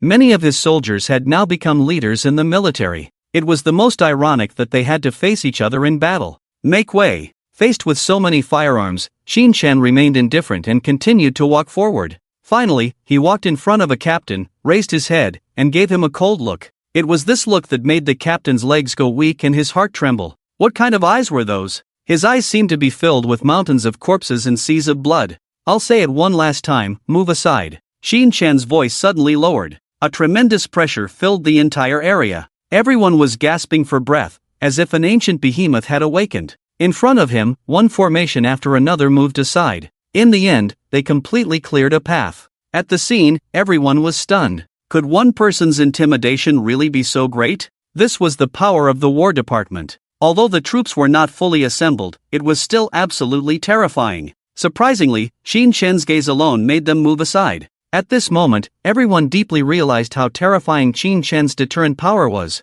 Don't let him through. Open fire. Suddenly, a furious voice rang out. A man with a stubbly face was sitting in a jeep not far away, roaring in anger. The audience recognized him as Wei Tongming, a member of Qi Longwei's faction. He was there to witness the situation on the scene in place of Qi Longwei. With Wei Tongming's roar, everyone once again aimed their guns at Qin Shen. Stop! Don't move forward! But Qin Shen remained calm. Go ahead and shoot, if you don't want this place to turn into a river of blood. His voice was so calm, it sent chills down everyone's spine. At this moment, everyone heard the 4 words Qin Shen had said before. Whoever blocks, dies. At this moment, everyone felt that Qin Shen seemed to have a hint of dark transformation. Boom, boom, boom. The ground trembled again. A sound of steel collision rang out. The uniform and rhythmic footsteps echoed throughout the area. A strong sense of killing intent quietly spread. Another group had arrived. On that day at Tianjin Airport, it was completely surrounded inside and out.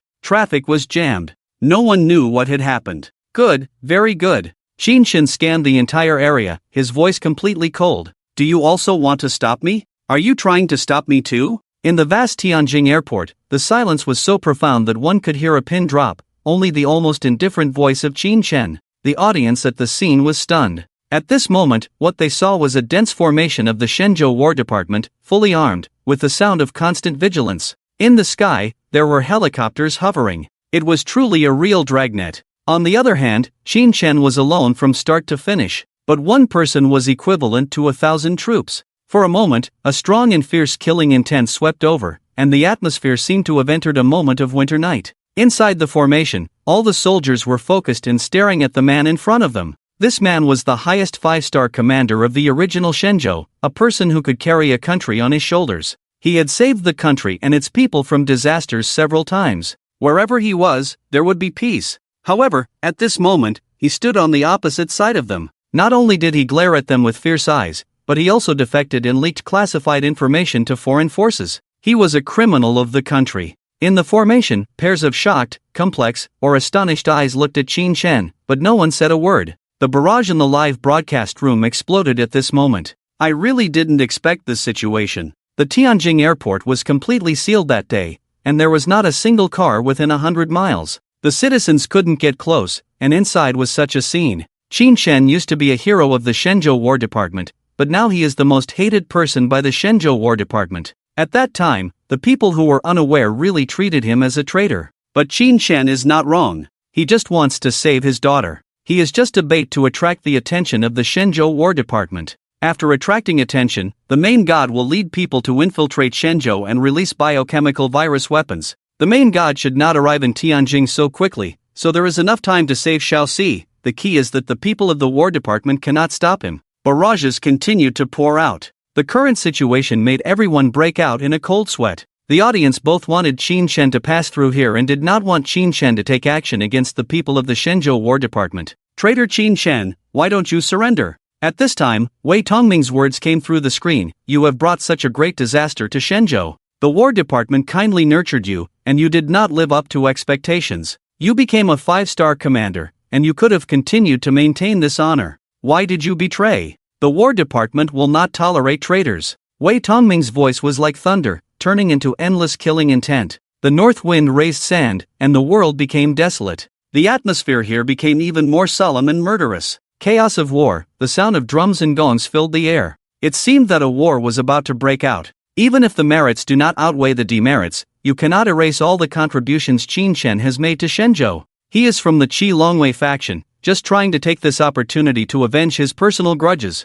The barrage was dissatisfied with Wei Tongming only mentioning Qin Shen's faults and not mentioning his contributions at all. However, Qin Shen still stood proudly, watching coldly. Won't you surrender yet? Wei Tongming sneered. Seeing the former 5-star commander now reduced to a prisoner, he felt a burst of satisfaction in his heart. You won't shed tears until you see the coffin. Alright, I will let you see the strength of the Shenzhou War Department. With that, Wei Tongming continued to clap his hands. Boom! The ground trembled again. Another vast formation surged forward like an overwhelming wave, approaching. There were so many of them that the end could not be seen at all. Just a rough estimate made the audience's scalp tingle. Countless troops gathered together, like spears covering the mountains, and the sound of their breathing was as heavy as thunder. The audience all widened their eyes. There really was someone who could mobilize so many troops to capture a single person. But Qin Shen's eyes remained indifferent. Is there more? He asked indifferently. Wei Tongming laughed heartily. Isn't this enough? Qin Shen, you are indeed very powerful, but even if you are powerful, can you still break through this heaven's net? Wei Tongming was all smiles, and it was clear that he was in a very good mood. However, in the next moment, clatter! The arriving army and formations all put down their guns and knives. Their movements were uniform and intimidating. Each of them wore heavy armor with a vividly lifelike dragon pattern. Every one of them had a stern expression, exuding an aura of authority without anger. They looked at Qin Shen with a gaze as if they were looking at their king. The sudden action made Wei Tongming's face change drastically, and it also shocked the audience at the scene. This team actually gave up on targeting Qin Shen? Qin Shen also saw this scene, and his eyes became deep. What are you doing? What do you want? Wei Tongming looked at this scene, and his cheeks twitched fiercely, almost roaring at them in anger. The War Department has ordered to capture Qin Shen. Why did you put down your guns? The man at the head of the team, with a crew cut and a serious look in his eyes, took a step forward and bowed deeply to Wei Tongming. Please tell the War Department, General Commander of the Divine Dragon Cavalry, Wang Changsheng, requests to resign.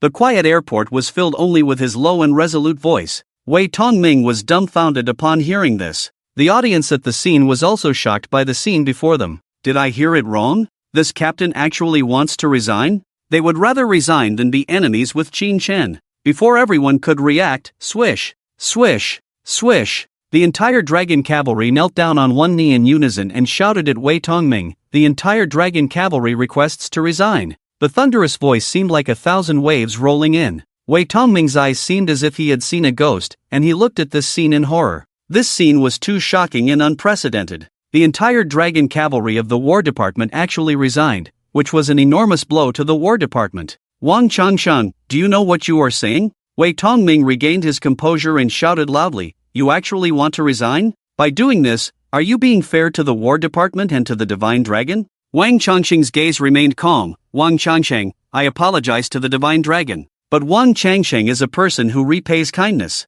I cannot bring myself to point a gun at the commander. We cannot bring ourselves to point a gun at the commander. The dragon cavalry behind him also shouted. You! Wei Tongming's eyes trembled, almost fainting. But before Wei Tongming could react, the captains of the formations one after another bowed. Mr. Wei, this matter is over. We also request to resign. I also resign. Me too. I owe my life to the commander. I cannot bring myself to point a gun at the commander. Isn't this putting me in an unjust and unrighteous position? I won't do it. I remember clearly, although the commander is the commander, he has no heirs. On the battlefield, he always charges at the forefront. Not only that, the commander treats all his subordinates equally, as long as they are his soldiers, regardless of rank. They are all brothers. I will never encounter a commander like this in my lifetime. I would rather not be a soldier than point a gun at the commander. After Wang Changsheng and a captain of a formation first proposed to resign, more and more people in the airport began to speak out loudly. Clatter, clatter, clatter. Visibly, more and more people dropped their guns, their eyes turning red as they looked at Qin Shen, gritting their teeth. 1, 2, 10. Finally, all the formations put down their guns, and everyone looked at the lonely and upright figure with complex expressions. The sunlight poured down on him, casting his figure infinitely long. The audience at the scene all seemed to be in a daze. The man who once wore the uniform of a general, pointing his sword at the sky with the weight of the nation on his shoulders, has returned. No, he never left, he has always been here. This scene, as if frozen in time, deeply imprinted in everyone's hearts. Many people, their eyes turned red, constantly wiping away tears. I'm crying, even though military orders are as solid as a mountain, asking them to pick up their guns against Qin Shen, they simply can't do it. Perhaps, they have already prepared for this to be their last mission in their military career, taking the initiative to step down. Qin Shen's influence is too great. It can be said that he represents the War Department of the nation.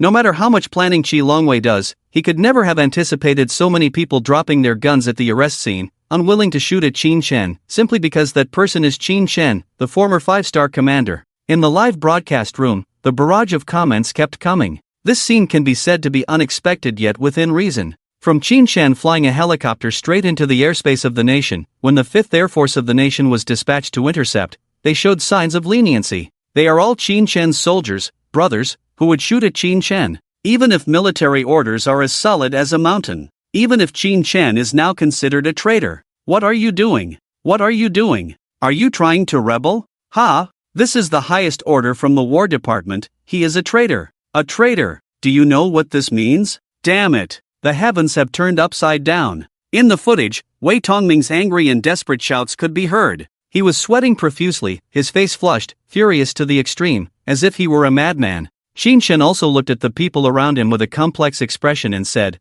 I have stepped down, I am no longer a 5-star commander, you don't have to do this at all. Led by Wang Changsheng, the people behind him all smiled. Under the sunlight, their smiles were genuine. Wang Changsheng looked at Wei Tongming with a calm expression and said, Mr. Wei, I want to ask you a question. In your whole life, have you ever risked your life for someone? As soon as these words were spoken, Wei Tongming was stunned. Qin Shen took a deep breath, his eyes slightly moist. The scene of the program and the live broadcast on the internet fell into silence. Wang Changsheng's question was not only directed at Wei Tongming, but also at everyone in the vast nation. In your whole life, have you ever risked your life for someone? Disregarding life and death, regardless of the consequences. We have. In the footage, Wang Changsheng pointed to himself and the countless soldiers behind him. The camera not only focused on Wang Changsheng, but also on the endless soldiers behind him. Each face entered the audience's sight. They may not have names, perhaps they are just small figures in the military camp, but at this moment, they were all the same, risking their lives for one person, disregarding everything, regardless of the consequences. Even if the consequences were to disobey military orders and offend the entire War Department.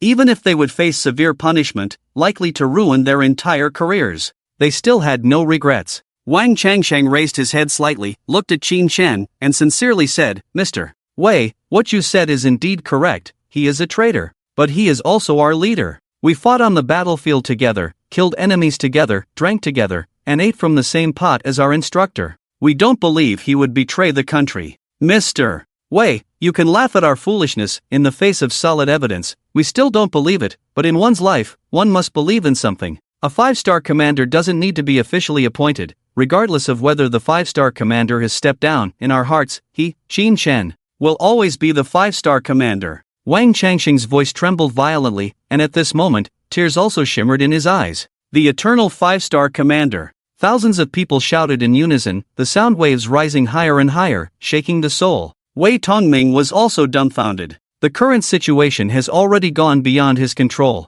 He simply couldn't stop it. He could only make a phone call to Qi Longwei, Minister, something has happened. Most of the members of the War Department are about to step down. They do not want to take action against Qin Shen. Wei Tongming's voice trembled, his eyes filled with horror. The strongest aspect of a person is not strength or background, but belief. It gives a person's soul flesh and blood, color, and infects those around them. Undoubtedly, most of the members of the War Department in Shenzhou have been influenced by Qin Shen's charisma. Even though Qin Shen is now a traitor, there is still a group of people who unwaveringly believe in the faith in their hearts. I already know. Qi Longwei's face turned extremely dark over the phone, even with a hint of anger. Wei Tongming knew the reason for Qi Longwei's anger. He had thought that by setting up a trap, they could catch Qin Shen and avenge Qi Tinglong. But almost the entire War Department had deceived him, as if they had all secretly agreed not to lay a hand on Qin Shen. A traitor, so what? This is how people's beliefs are. When you believe in someone, no matter what that person does, you will unconditionally believe in them. Minister, what should we do next? Wei Tongming asked with a grim expression. Release them, revoke the arrest order. Qi Longwei's voice became even more gloomy. Compared to a traitor, the War Department cannot afford to lose so many high-ranking officials all at once. But Wei Tongming still felt somewhat unwilling. Release them. Qi Longwei suddenly sighed, and said to Wei Tongming. The latter could only comply, and the vast airport opened up a path for Qin Shen to pass through. The scene did not come to a sudden halt at this point. However, the live broadcast had already fallen into silence. Everyone was watching the current scene, and Qin Shen walking away along the path mesmerized them. In his mind, there was a constant echo of the words spoken by Wang Changsheng. In this lifetime, have you ever risked your life for someone? This sentence was quickly extracted by netizens and posted on the internet in short video platforms, sparking heated discussions. Perhaps he is right. In this lifetime, one should risk their life for someone, even for a group of people. This person could be a parent, a loved one, or even a stranger. Miss Yun risked her life for her daughter, Miss Jiang risked her life for her former comrade, her fiancé Li Hao, and many others. In fact, the most daring person should be Qin Shen. He is risking his life for the entire land of Shenzhou. At the scene of the program, everyone was looking at this scene with complex expressions, unwilling to look away for a long time. The scene continued. Qin Shen was rushing towards his daughter at the fastest speed. But soon, he received a call from the main god. The main god chuckled lightly. It seems that my decision was correct, to have you attract the attention of the Shenzhou War Department. They absolutely did not expect that I have already secretly infiltrated Shenzhou. The trial release of the biovirus has been placed at Tianjin Changcheng Mountain. Changcheng Mountain? Why there? Qin Shen frowned and asked. The main god continued to smile, because the Great Wall holds extraordinary significance for the entire Tianjin city, and even for the entire Shenzhou. Shenzhou places great importance on such historical and commemorative things, and that will make them pay the price. A cold light flashed in Qin Shen's eyes, and he asked, now the entire attention of the Shenzhou War Department is on me. What else do I need to do? You don't need to do anything. Your mission is already completed. Oh, do you remember the little girl I told you about? The main god's tone changed, and he laughed. The virus has already spread within her body. After speaking, he hung up the phone. At this moment, the audience noticed that Qin Shen, who had put down the phone, had undergone a cold and drastic change in both expression and demeanor. The sharpness in his eyes was so fierce, filled with killing intent. The Great Wall stretches for 800 miles, countless tombstones, a few more of you, a few less of you. Whoosh! At the scene of the program, a huge wave of shock and awe swept through in an instant. The audience's faces changed instantly, recalling the shocking world of the biochemical virus weapon experiment. Although the accident happened in Tianjin, not a single person who died was from China. They seemed more like they were being set up. Decaying, pus-filled bodies were all thrown into a huge pit, piling up like a small mountain.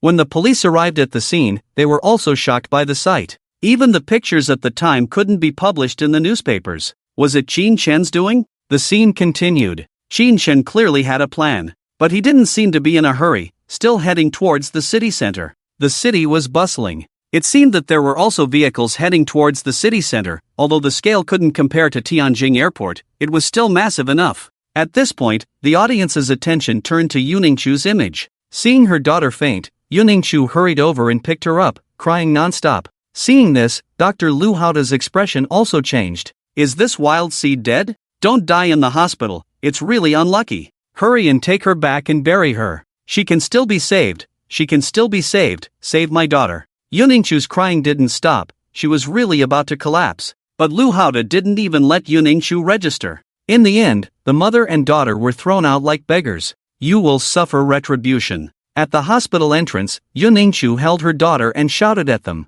Lu Haoda sneered. What retribution could he suffer? Just as they were about to close the door, the stones on the ground began to shake. Like an earthquake, the tremors spread in all directions. What's going on? Is it an earthquake? Run! The tremors grew stronger and stronger. Everyone from the third hospital ran out, including Lu Haoda. However, just as they left the hospital, they were shocked by the sight in front of them. Yuningshu looked in the direction of the sound, her eyes widened in disbelief. The entire third hospital had been surrounded and was packed with soldiers. All the onlookers were shocked by this sight. They took out their phones and came to take pictures. Under the astonished gazes of everyone, an old man got out of the car. With white hair and a strong demeanor. The head of the Shenzhou army, Long Qianzhang. At the sight of him, Lu Haoda was so scared that he immediately knelt down. Excited, he said, you are from the War Department, Elder Long? Get lost. Long Qianzhang directly kicked him aside and, as he walked, wiped the cold sweat from his forehead, quickly came to Yuningshu's side.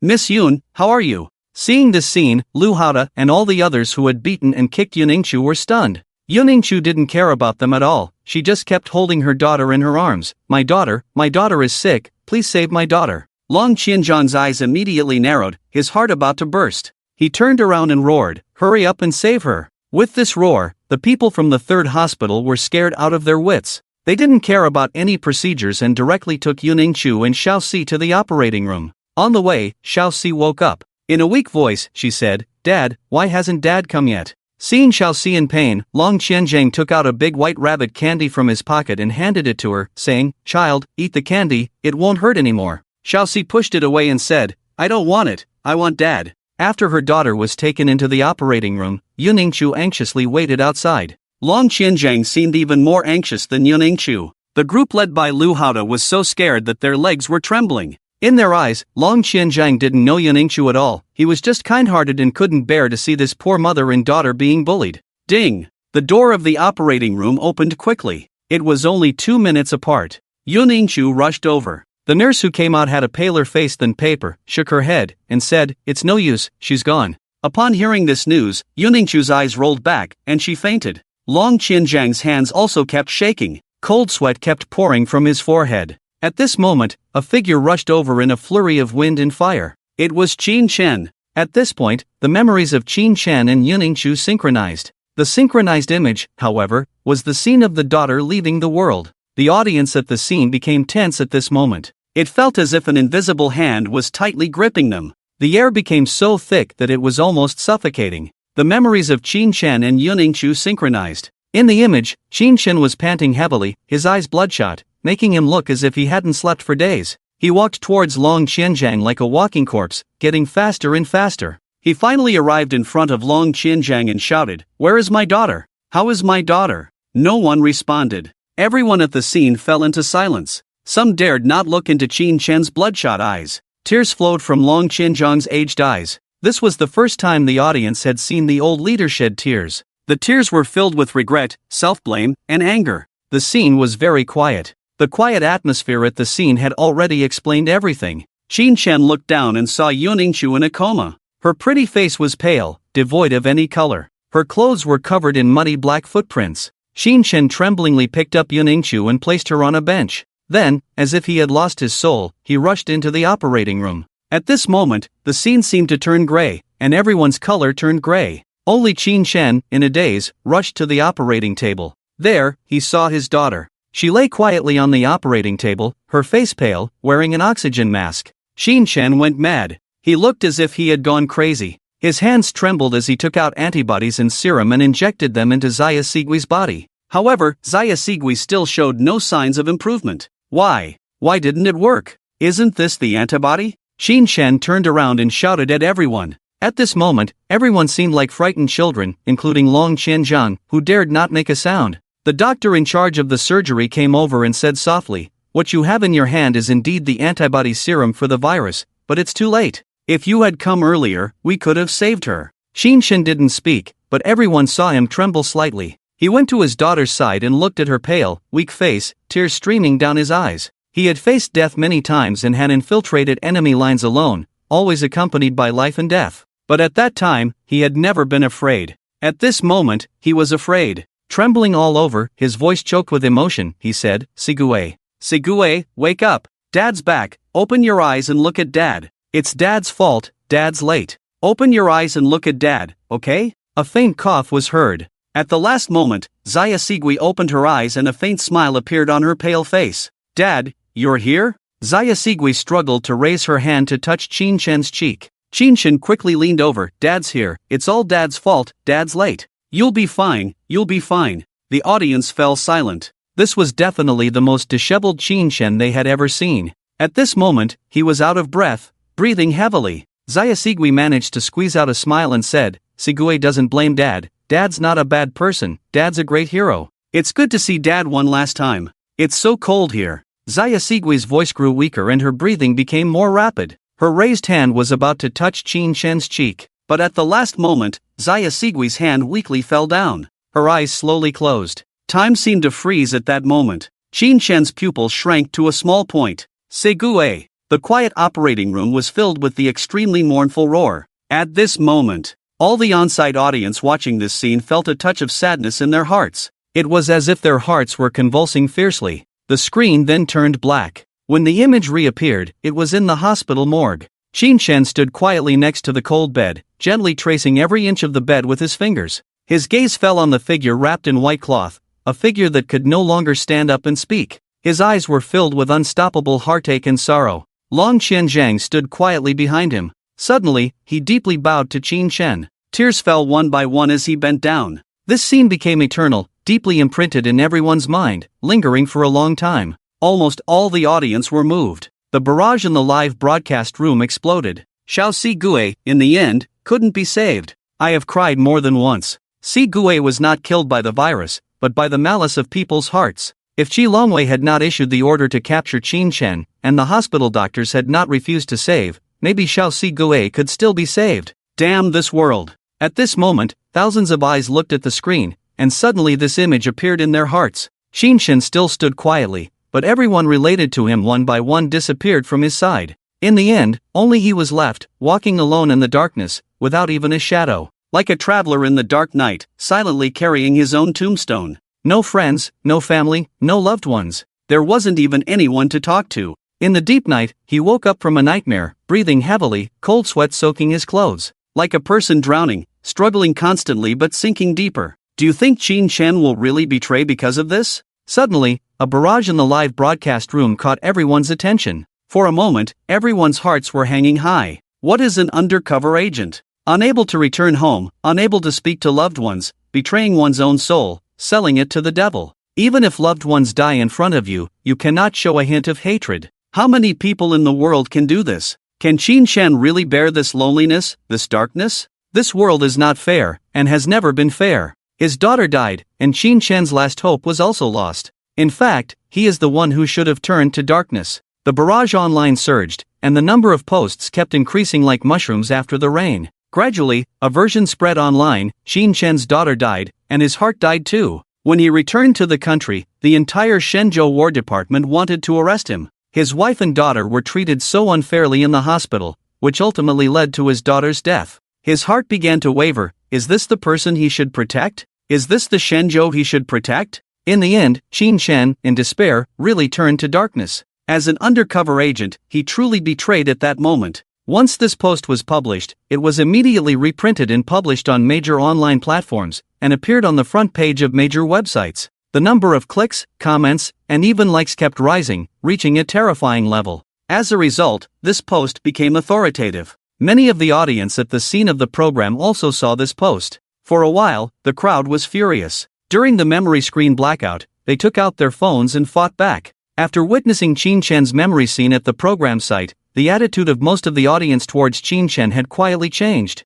From the initial righteous indignation and full of hatred, wishing to execute him immediately, it gradually turned into being moved, feeling sorry, and unwilling. When Qin Shen single-handedly turned the tide several times to save the country, they felt genuine respect from the bottom of their hearts. Qin Shen took off the military uniform of the 5-star commander, abandoned everything, and even carried the title of traitor on his back. When he acted as an undercover agent, they felt for the first time that a person could also be so noble. When they saw the entire Qin family commit suicide, and now seeing the death of his daughter, the audience was already deeply saddened. Now people only feel sorry for Qin Shen. Suddenly seeing this post, naturally, I have to come out and fight back. Qin Shen has already lost many people, all because of the damned undercover mission. If he gives up halfway, is he not betraying those who sacrificed for him? His foster father, Sigue, and those nameless heroes who risked their lives for his mission. For such a hero, you may not like him, but you cannot disrespect him. Don't forget, we have the peaceful life we have now, all thanks to people like Qin Shen who have carried heavy burdens.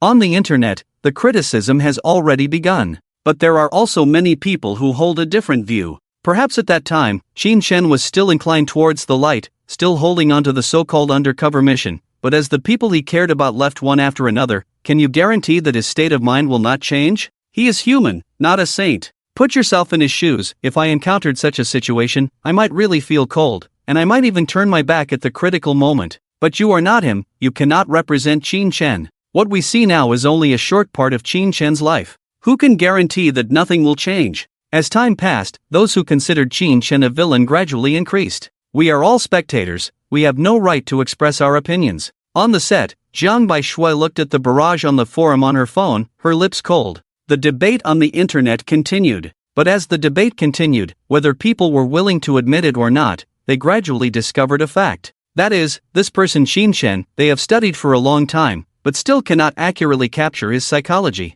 This person is full of too many variables. Although in the footage, Qin Shen endured humiliation and moved forward for the undercover mission, but later, Qin Shen did many things that angered both gods and men for the demons. Like a contradiction, everyone is right. And it was at this moment that the scene changed. Qin Shen left the hospital, and when he passed by Long Qianzhang, his eyes were extremely cold and indifferent, as cold as an abyss. Looking at Qin Shen's cold eyes, everyone was stunned. They vaguely remembered that Qin Shen had great respect for the old leader. But at this moment, the way he looked at the old leader was like looking at a stranger, or even an enemy. This caused a deep change in the faces of the audience on the scene. It also made those who truly believed that Qin Shen had betrayed speak out even more. It seems that the death of his daughter has had a great impact on him. The seeds of betrayal have already taken root in his heart. His position has changed. Sighs of regret were also heard at this moment. Qin Shen's figure disappeared into the crowd. In Yuningshu's memory, Yuningshu also woke up quietly.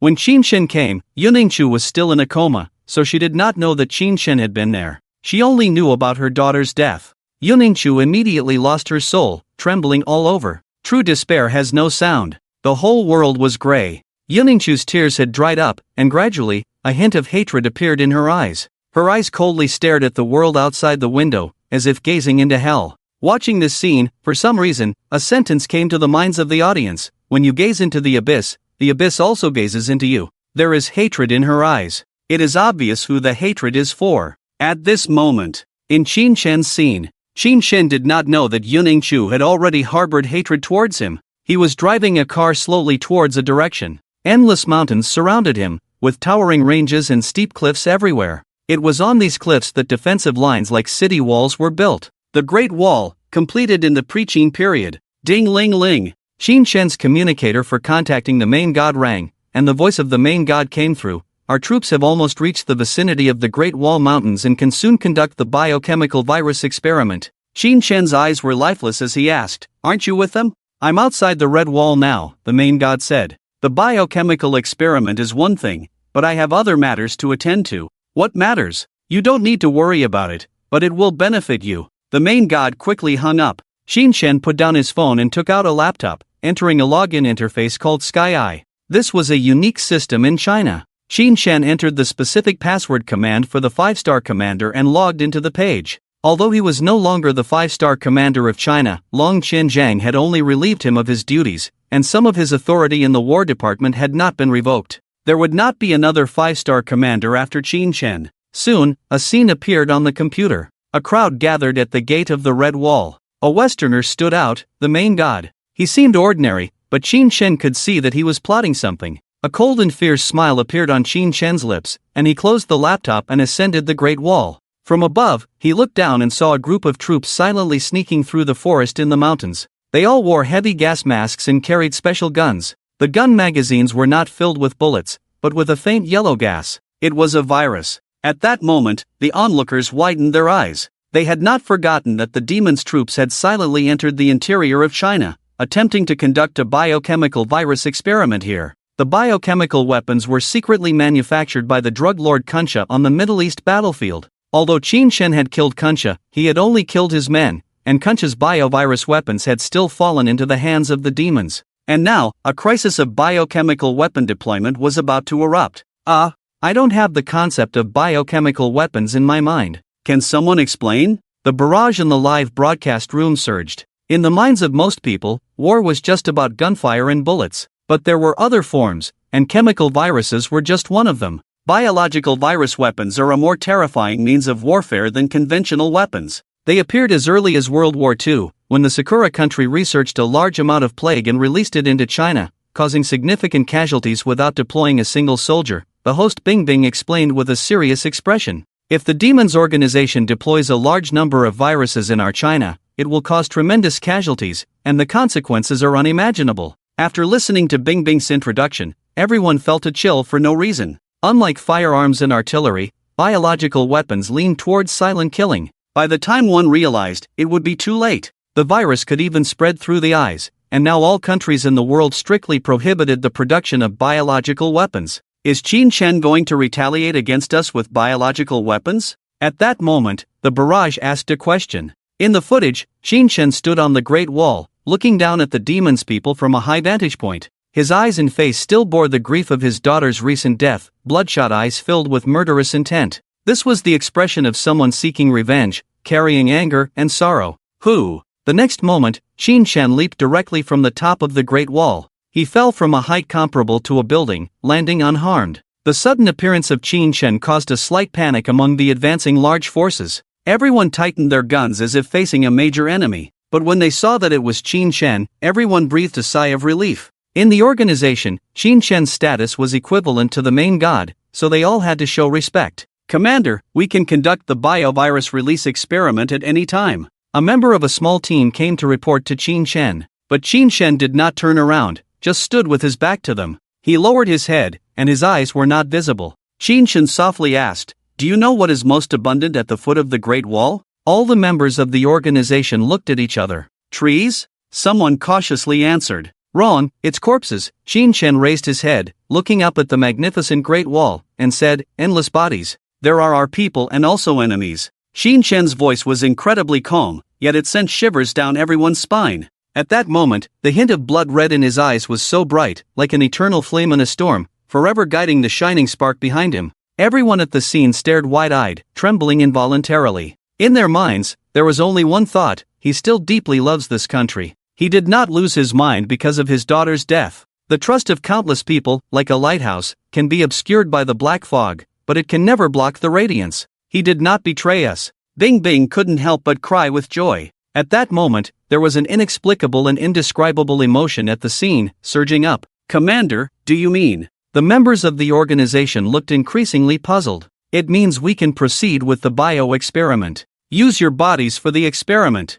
Qin Shen suddenly turned around, snatched the biogun from the person and shot him in the chest. Bang! The bullet pierced the person's body, mixed with a faint yellow gas. In the narrow mountain pass, the yellow gas quickly spread, and several people inhaled it, immediately feeling their faces turn pale and having difficulty breathing. Qin Shen picked up a gas mask and put it on, continuing to shoot. Qin Shen's sudden action made all the members of the organization feel incredibly incredulous. Some wanted to escape and inform through the communicator, but as soon as they picked it up, Qin Shen saw through it and shot them in the head. Some wanted to pick up their guns and fight back, but were ordered not to shoot. Everyone held bioguns, filled with biotoxins. The more people shot, the faster the toxins would spread, and they would die even faster. But Qin Shen didn't care. He kept walking and shooting. The dense toxins made the members of the organization increasingly ferocious and fierce. After a while, the place was filled with corpses, and some people had been poisoned and died. The blood they spat out was red and black, carrying a terrifying and ferocious aura, making people shudder involuntarily. A large number of people fell, not from being injured, but from inhaling the virus, causing their whole bodies to go into shock and paralysis. Qin Shen looked at everyone with indifference, as if looking at corpses. There are many corpses at the foot of the Great Wall, whether you are many or few, it doesn't matter. Qin Shen took out a grenade from a member of the organization, pulled the pin, and stuffed it directly into someone's mouth before turning and leaving. Boom! The next moment, a deafening explosion rang out. The huge explosion resounded throughout Tianjin City. The city center could even hear the sound. The rocks of the Great Wall Mountains also changed, continuously rolling down huge rocks and dust, quickly burying all the members of the organization. The massive explosion naturally caused a commotion. When the medical team went to investigate, they found toxic gas in the air. Without exception, all the buried people had died. Is this the shocking national biovirus incident? It killed tens of thousands of people. Not a single one was from Shenzhou, they were all members of the vanguard of the organization. He vented all his anger on the organization. At this moment, Qin Shen stood on the Great Wall, gazing at the chaos below, murmuring with a voice only he could hear. Sigu, your revenge is finally about to begin. This is just the beginning. I will use all of Wanglei's people to accompany you in death. The soft murmur was mixed with an endless sorrow. The cold wind blew, and Qin Shen's figure slowly disappeared on the Great Wall. His figure had gone far away, leaving only a cigarette but that had not yet burned out. Ding-ling-ling. The next moment, Qin Shen's phone rang. The call was answered, and the main god's almost angry roar came through. Why did this happen? How did all my people die? The main god's almost angry roar seemed to overflow from the screen. It's no wonder he was so angry. The elite force that infiltrated the land of God's domain this time was completely wiped out. This was unprecedented in history. It had never happened before. Once this news reached the organization, he would be labeled as incompetent. Demotion, or even sacrificing his life, was not impossible. The main god was angry and panicked. The camera pulled back, and the corpses were everywhere. The setting sun cast a blood-red light on Qin Shen, stretching his figure. He stood motionless, like a sculpture. Having killed so many people, Qin Shen's anger had not subsided. For him, no matter how many people he killed, it could not quell the fire in his heart. Being too far from home will make you forget your homeland. Killing too many will make you forget yourself. Holding the phone, Qin Shen said these words lightly. What? The main god was stunned, not knowing the meaning of Qin Shen's words for a moment. I am no longer the same Qin Shen as before. Standing among the bodies, Qin Shen raised his head and smiled at the main god. I am no longer the same Qin Shen as before. As Qin Shen said this, the entire scene fell silent. Even the barrage in various live broadcast rooms disappeared. Jiang Baishua quietly watched this scene, a feeling of déjà vu growing in her heart. She had experienced this feeling too. It was a dark despair for this world. Looking around, there was nothing she cared about anymore, nothing to restrain her true nature. It was a sign of falling into hell. Yes, Sigu is already dead. Qin Shen's desperate return to Daxia is for his daughter, isn't it? In the silent scene, Bing Bing's light voice sounded, filled with sadness and sorrow. Then, sporadic barrage comments appeared. The only concern is gone, leaving endless slaughter. So that's what it means. He's crying. On the projection screen, Qin Shen was still laughing. As he laughed, tears flowed from his eyes. 1 drop, 2 drops, more. The main god opened his mouth, as if he wanted to say something, but couldn't. I'm at the foot of the Great Wall, Qin Shen said, then crushed the phone directly. The scene changed, and the main god appeared. He had already guessed the truth of the massacre of 50,000 people. He loudly questioned why Qin Shen did this. Aren't you a traitor? Face to face, Qin Shen smiled. But I'm an undercover agent. Laughing, Qin Shen suddenly reached out and swiftly grabbed the main god's throat. The main god's reaction was also swift, quickly dodging. Everyone in the live audience was stunned. This was the first time they had heard Qin Shen reveal his identity. It's been so long, and he finally admitted it in person. It's not easy. I've always believed that Qin Shen couldn't betray us. Not necessarily, the road is still long. At that time, he was an undercover agent, but what about in the future? Don't forget, at that time, Qin Shen had not yet entered the core circle of the organization. The barrage increased. Everything was because of Qin Shen's revelation. This was the first time Qin Shen had revealed his identity. The audience felt that the long and endless wait was worth it. At least they got a result. The prophet has revealed himself. Shouldn't this so-called main god be given a lunchbox? With this barrage comment, Qin Shen's thunderous laughter erupted. I've wanted to kill you for a long time. Boom! Qin Shen threw a punch. Instantly, an overwhelming force spread out, forming a net that covered the main god. The main god couldn't escape. Bang! Despite desperately resisting, the mighty main god was still no match. The force came crashing down with immense pressure.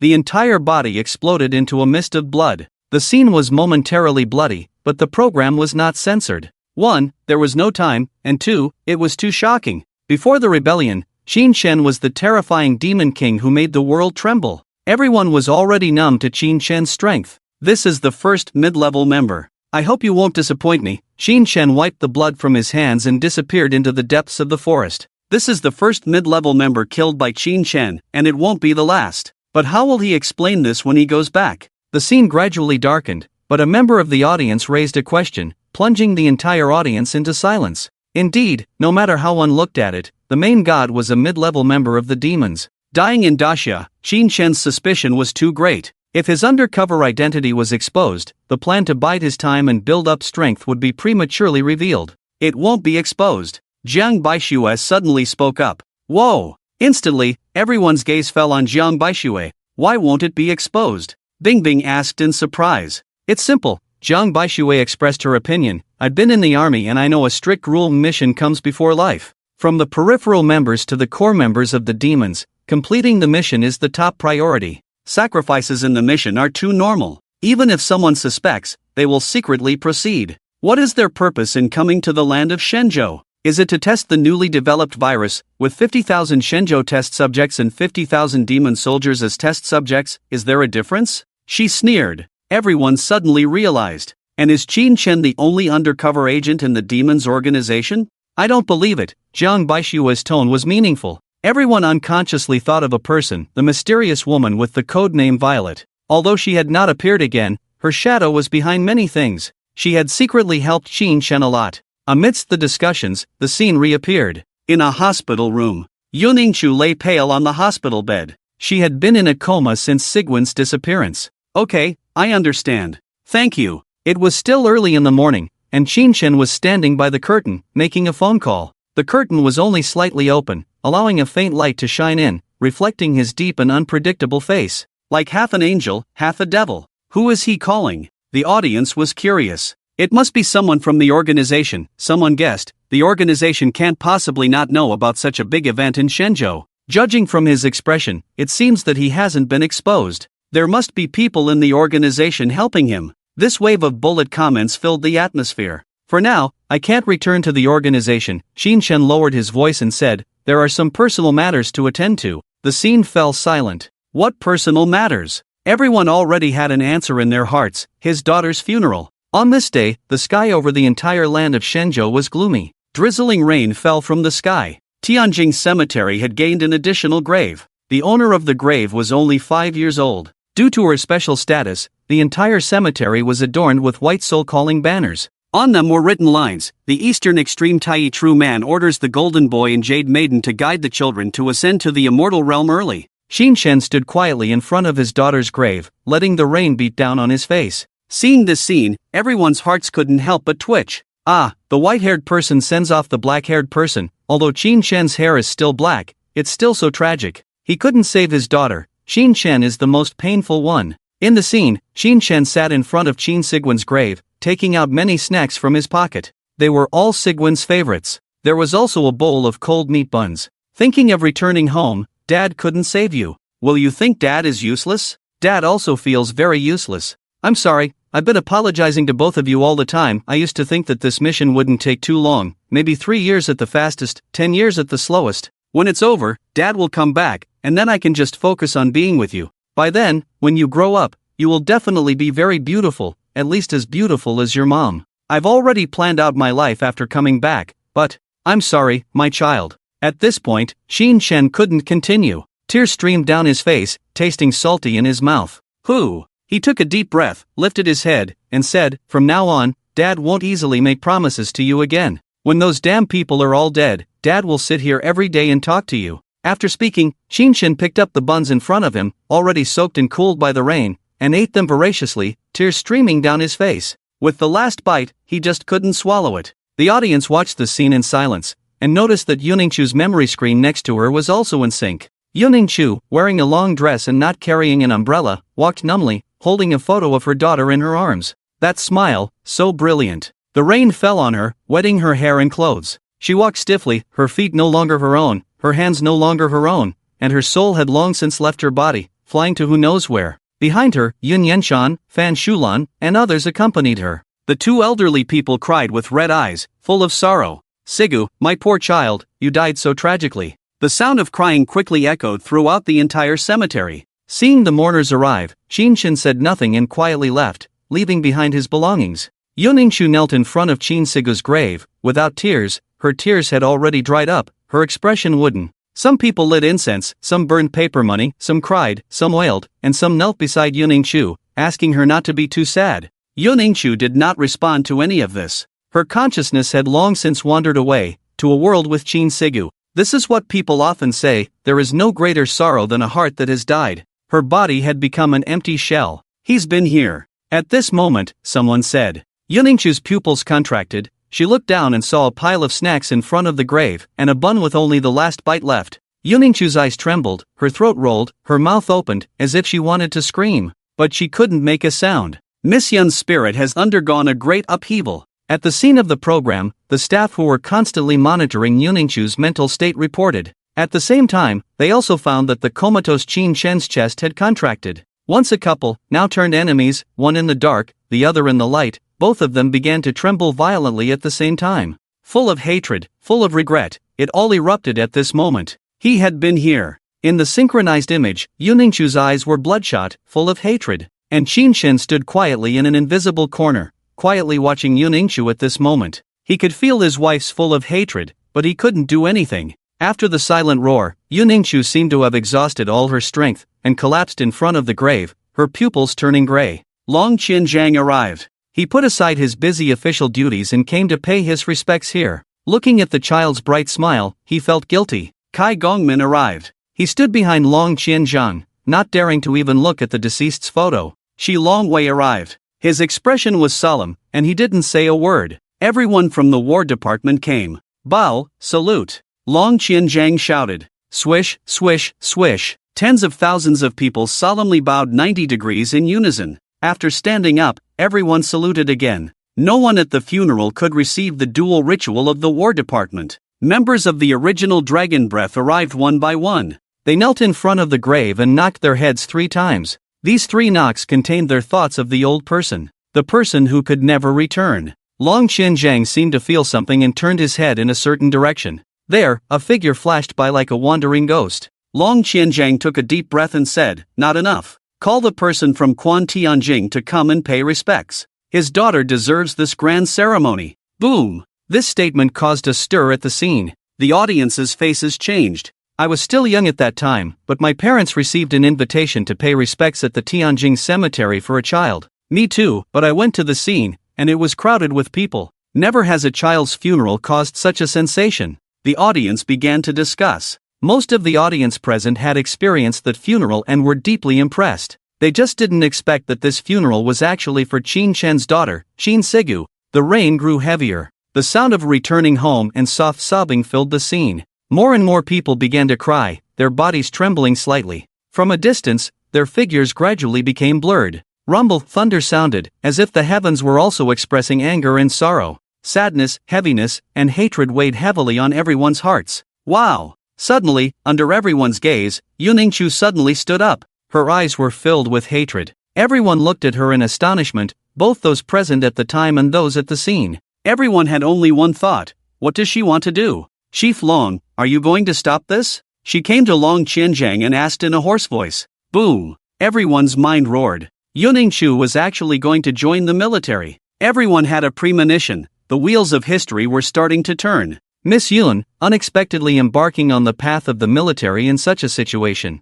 Miss Yun, you don't have to do this. From her eyes, Long Qianzhang saw the same hatred as Qin Shen, who had been slaughtered years ago. Yuningshu didn't say anything, she just took out a pair of scissors and cut forcefully. Click! Like a waterfall, her long hair was instantly cut off. The scene of Yuningshu cutting off her long hair deeply impressed everyone. The ancients said, cutting hair signifies determination. Not to mention a woman who was accustomed to keeping long hair. The host looked at this scene with a complex expression and said, at that time, Miss Yun had reached the lowest point in her life. How much hatred does it take to cut off her own hair? Hatred can really make a person strong. Miss Yun cut off her long hair to show her determination to join the military. Is it still hatred towards Qin Chen? Miss Yun is too bitter. Why is the heavens so cruel, treating these two people like this? The barrage scrolled, and all the comments were heartfelt. The audience at the scene couldn't help but look at Yuning Chu, who had already been fitted with a soul detector and had fallen into a coma like Qin Chen, with eyes full of compassion. So, this was the story behind Miss Yun. In order to join the military, she personally brought Qin Chen back. People found that when the broadcast of memories reached that moment, 2 tears flowed from Yuning Chu's tightly closed eyes. Memory is the most elusive and special thing about the human species, and even advanced technology cannot erase memories. When the deepest memories flow out, the 7 emotions and 6 desires cannot help but overflow. In any case, history has begun to turn. A revenge that cannot distinguish between love and hatred. Even now, it is still unclear whether what she did was right or wrong, and whether she will regret it in the future. Perhaps she will. The rain grew heavier. The cemetery was large, but it was silent. Only the ruthless flying of that cut-off hair. Clouding Chu, with her hair cut short, her eyes bloodshot and voice hoarse, said to Long Qianzhang, "Is this enough? You are afraid of me, a woman, joining the army, and you will regret it. This is my determination." Her hoarse voice echoed throughout the cemetery. Long Qianzhang heard it, Kai Gongmin heard it, his parents heard it, and they cried even louder. Fan Shulan wanted to stop her, but was firmly held back. Clouding Chu continued to stare at Long Qianzhang. Qin Chen also heard it. In a corner with no one around, his body trembled violently. He wanted to stop her, but couldn't muster the courage. After a long time, Long Qianzhang spoke. "Why do you want to join the army?" "To bring him back," Clouding Chu said, her voice trembling. Everyone could feel that her words were not just impulsive, but a genuine desire. "But he is your husband," Long Qianzhang, who knew the truth, couldn't help but say. "That's exactly why I want to bring him back." Clouding Chu tightly held her head, trembling slightly. "I don't want to see anyone else suffer like me again." "Ah." Long Qianzhang sighed heavily and said, "When you've adjusted, come report to the army." Clouding Chu deeply bowed. "Thank you." As Long Qianzhang turned to leave, he seemed to age 10 years in an instant. His eyes were cloudy, and he kept repeating, "Is this right or wrong? Is it really right? Or wrong?" At this moment, even Long Qianzhang, who had devised this plan, was confused. There is no absolute right or wrong, only gains and sacrifices. It's just that the one sacrificed is Qin Chen's daughter, Sigue, who actually died as a result of the undercover plan. In the live broadcast room, the barrage was overwhelming. Some sighed, some were sad. Regardless, they had never known this truth in history in the past. Now that they knew, the only thing they could do was remember. The memory playback stopped here, and people gradually discovered something: only the experiences shared by Qin Chen and Clouding Chu would overlap in the playback. Of course, the perspectives of the overlapping scenes were different. For example, at Sigue's funeral, from Qin Chen's perspective, he could only hide in a corner and watch quietly, while from Clouding Chu's perspective, she cut her hair to show her determination and vowed to join the army. The memory scenes of the two quickly presented different images. Qin Chen's was all dark, while Clouding Chu embarked on her journey to join the army. Unlike the sunny and vibrant scene when Qin Chen joined the army, Clouding Chu's journey was more somber and dark. She rarely smiled.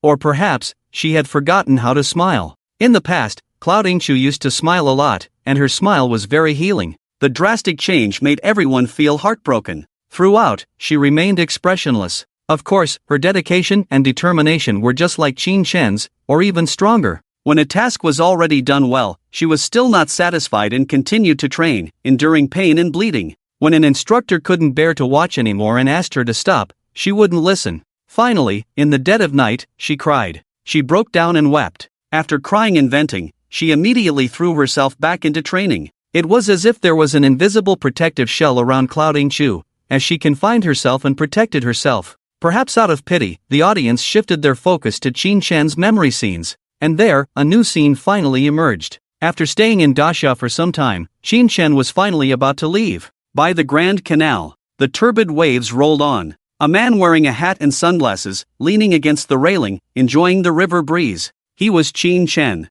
Not much time had passed, but Qin Chen's appearance had undergone a tremendous change. His skin had become even darker, and the man who never grew a beard had started to grow one. The dark circles under the eyes were heavy, as if they hadn't slept for several days. A windbreaker-clad old man appeared by his side. Leaving? Long Qianzhang handed over a cigarette. Tang Yan took it, took out a lighter, but the wind was too strong, and he couldn't light it. He simply put it behind his ear and nodded lightly. "I'm sorry," Long Qianzhang said in a deep voice, his eyes red. Qin Shen, however, smiled faintly. "Life and death are fated, wealth and honor are in the hands of fate. No one owes anyone anything." A moment of silence. "How is she?" Qin Shen asked. "She's under your command in the army. Take care of her. A lifetime is short, and it passes in the blink of an eye. Are you suggesting that she should just stay in the army and live out the rest of her life peacefully?" Long Qianzhan laughed, shook his head, and said, "You are underestimating her, and underestimating yourself. She is your woman." Long Qianzhang said seriously, "I've heard that in the army, she works harder than anyone else."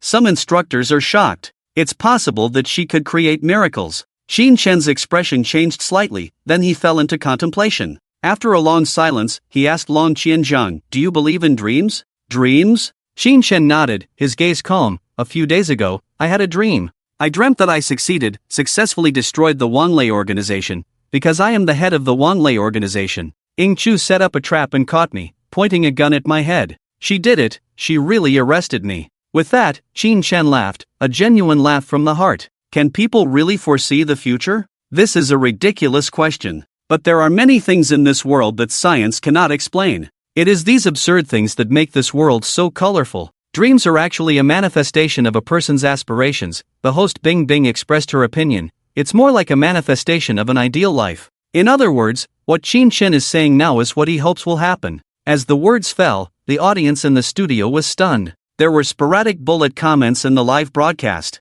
So, Qin Shen's dream is a dream, but also the reality he most hopes for? It can be understood this way. No way, he actually hopes that someone will arrest him? Netizens were surprised one after another. After all, who would want to be caught? However, some netizens saw deeper meanings. If it were me, I would also hope that someone could catch me. Look at the previous Qin Shen, the 5-star commander, the youngest national hero on the land of Shenzhou, with countless honors. His wife is beautiful, his daughter is lovely, and his family is happy. Everything changed from the undercover plan. Online, a netizen made a deep interpretation of the dream Qin Shen mentioned, which was also the most popular interpretation online. He endured humiliation, leaving behind all his glory and status, and walked alone to the opposite side of a nation. How many people in the world can do this? Not to mention, carrying the name of a traitor, being discredited, and facing criticism. His wife misunderstood him, the people misunderstood him, the name Qin Shen was nailed to the pillar of shame. None of these matter. His daughter died, and he blamed himself. He longed for blood, longed to kill. He is no longer himself. If this continues, he doesn't know what kind of person he will become. He's like a runaway train without brakes. He can't do anything, he can only keep going forward, not knowing what lies ahead. It's impossible to say he's not tired. The 5-star commander is also human, and humans will definitely get tired. Since he can't stop himself, he can only place his hope in others, let others catch him. He has placed this hope on Miss Yun. The analysis was very objective, almost fully displaying Qin Shen's true state of mind at that time. After reading it, everyone fell silent. A complex and inexplicable mix of emotions intertwined in the heart, like overturning a bottle of 5 flavors. He was right. Later, it really became like the dream he described. Miss Yun became the only female war god in Shenzhou and captured him. No wonder, Qin Shen was smiling at the time. Bing Bing's voice choked with emotion. But that's not right either. Some audience members continued to express doubts.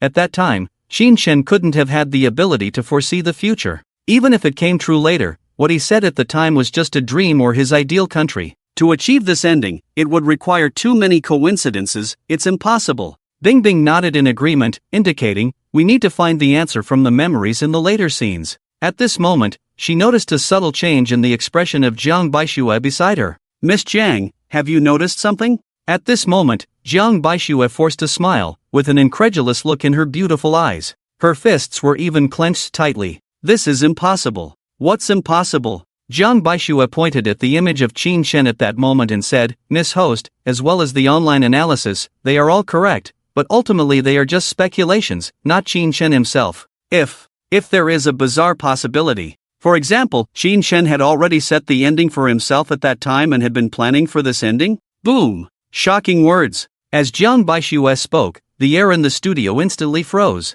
The audience looked on in disbelief, staring at the image of Qin Shen in the memory. Even Bing Bing's expression underwent a subtle change. They had all been misled. Qin Shen said it was his dream, so they all fell into a preconceived misconception. What if this wasn't Qin Shen's dream, but rather Qin Shen using the name of a dream to tell his own plan? His plan would one day be caught by Yuningshu, and Yuningshu would achieve great success, while he could also be liberated. Take a close look at Qin Shen's expression, he's smiling. Jiang Baishue said, maybe you don't think there's anything wrong, but I know him. Whenever he's planning something, he always shows this kind of smile. Bing Bing subconsciously swallowed and asked, Miss Jiang, are you saying this is Qin Shen's plan? The latter nodded. The scene continued. Long Qianjiang was stunned for a while before coming to his senses. He smiled and said, this is just a dream, and dreams are always the opposite. There are also real ones. Qin Shen still had a faint smile on his face, but his eyes were very bright. Full of longing, full of hope. It's okay like this. What I fear most is that she can't handle the blow, and she'll be in a daze. That kind of mental state is the most terrifying. Qin Shen gazed at the river. Under the sunlight, the river shimmered. Let her hate. Hate is also a form of emotional expression. She will progress. She will strive against all odds to catch up with my pace. She is my woman, Yingshu. She won't fall behind. Old chief. Qin Shen turned to look at Long Qianjiang. After many years, hearing Qin Shen call him old chief, Long Qianjiang's old body trembled slightly, and he instinctively saluted. Qin Shen smiled, no need to be so formal. I am a wanted criminal, and you are the chief. Can you do me a favor? Qin Shen's smile slowly faded from his face. He looked at Long Qianjiang and said seriously, help me raise Yingshu well, just like how you raised me. Why? This is my final request. Qin Shen said slowly, I hope that you, old chief, can see this as the last task before retiring, or even before departing for the afterlife. Long Qianjiang stared at Qin Shen, warning, you are nurturing someone who will hate you, even willing to kill you with your own hands, even if you were once husband and wife. That's exactly what I want, please. Under the sunlight, Qin Shen slowly raised his right hand and solemnly saluted Long Qianjiang. In an instant, Long Qianjiang's eyes burst with boundless light. Once, Qin Shen was his soldier. He was Qin Shen's superior. But now, he spoke, ensure the mission is completed. The scene ended here, slowly fading to black. The program venue fell into silence. Everyone had their mouths slightly agape, astonished beyond words. After a while, someone blurted out a curse. Damn! It really hit the mark. Everyone understood the meaning of this sentence. The initial analysis of the dream Qin Shen spoke about, where Yuningshu would be arrested in the future, was wrong. It was Jiang Baishue's bold assumption that was correct. Back then, Qin Shen was already setting things in motion. He arranged for Yuningshu to be arrested and brought to justice in the future. 7 years later, Qin Shen indeed succeeded. But, why? A netizen raised a question, staring blankly at the dark screen. Is death truly the perfect release? A soft murmur echoed in the program venue, casting a heavy atmosphere. Everyone involuntarily turned their gaze to another screen. There, Yuningshu was still undergoing intense training, drenched in sweat. Her body and fingers were covered in thick bandages. In her eyes, there was a kind of absolute madness, even forgetting her own life, which was chilling to witness. She replicated the brilliance Qin Shen had achieved in the military camp, excelling in all aspects. Long Qianjiang even praised Yuningshu several times, saying she was the female version of Qin Shen. He even said, perhaps the first female war god will truly appear in the future. This statement later came true. However, due to Qin Shen's dreamspeak, everyone's mentality underwent subtle changes. They all felt that fate was being manipulated, and the manipulator was Qin Shen. Because of debt, and also for liberation, Jiang Baishue murmured softly. So he wants to use his own life to fulfill mission, which is what the old leader said, cultivating a future enemy who will kill him with his own hands. The newly emerged female war god of the Divine Land successfully captured and brought to justice Qin Shen, a traitor who would bring great crisis to the world. What a great and intriguing script, isn't it? In the end, Jiang Baishue actually laughed. But that smile was full of mockery. She suddenly looked at the still unconscious, weak-faced Qin Shen and shouted hoarsely, conceited person, do you think this is the perfect ending? You are actually a very selfish person. Everything is just for your conscience to be at ease, to truly have a good night's sleep, never considering others. Does she really want to be this female war god? Does she really care about her current status and reputation? From start to finish, she just wants an answer, but you have been lying to her for so long, even now. Sob, sob, sob. Jiang Baishue knelt beside the unconscious Qin Shen, crying uncontrollably. Unfortunately, these voices could not be heard by Qin Shen nor by Yuningshu. They were both wearing memory readers now, trapped in a perpetual past, and would not have any memories when they woke up. Even if this was a deception designed to consider the feelings of those who felt indebted, she did not know. It was all just a dream. When she woke up, she was still the female war god. One person above all, above 10,000 people. The War Department's call. Suddenly, a program staff member asked. The director paused the program and answered the call. Kai Gongmin's hoarse and elderly voice came through. If possible, I hope you can cut this segment. The director remained silent for a moment, then nodded in agreement, of course. After a pause, he asked cautiously, Mr. Kai, are you also watching? Yes, I am watching. The entire War Department is watching, Kai Gongmin said leisurely. It's a good thing that old Long has already passed away. If he were still alive, seeing this scene would have caused him unbearable self-blame. As a planner, he did nothing wrong, but he is still a villain. The director remained silent. You've worked hard. After saying this, he hung up the phone. The show continued. Bing Bing conveyed Kai Gongmin's meaning, and no netizens would discuss the scene they had just seen. Why did Yuningshu become the female war god? This topic would be permanently taboo, unspeakable, and unthinkable. But whether Yuningshu herself would know in the future, remains to be seen. After a long period of darkness,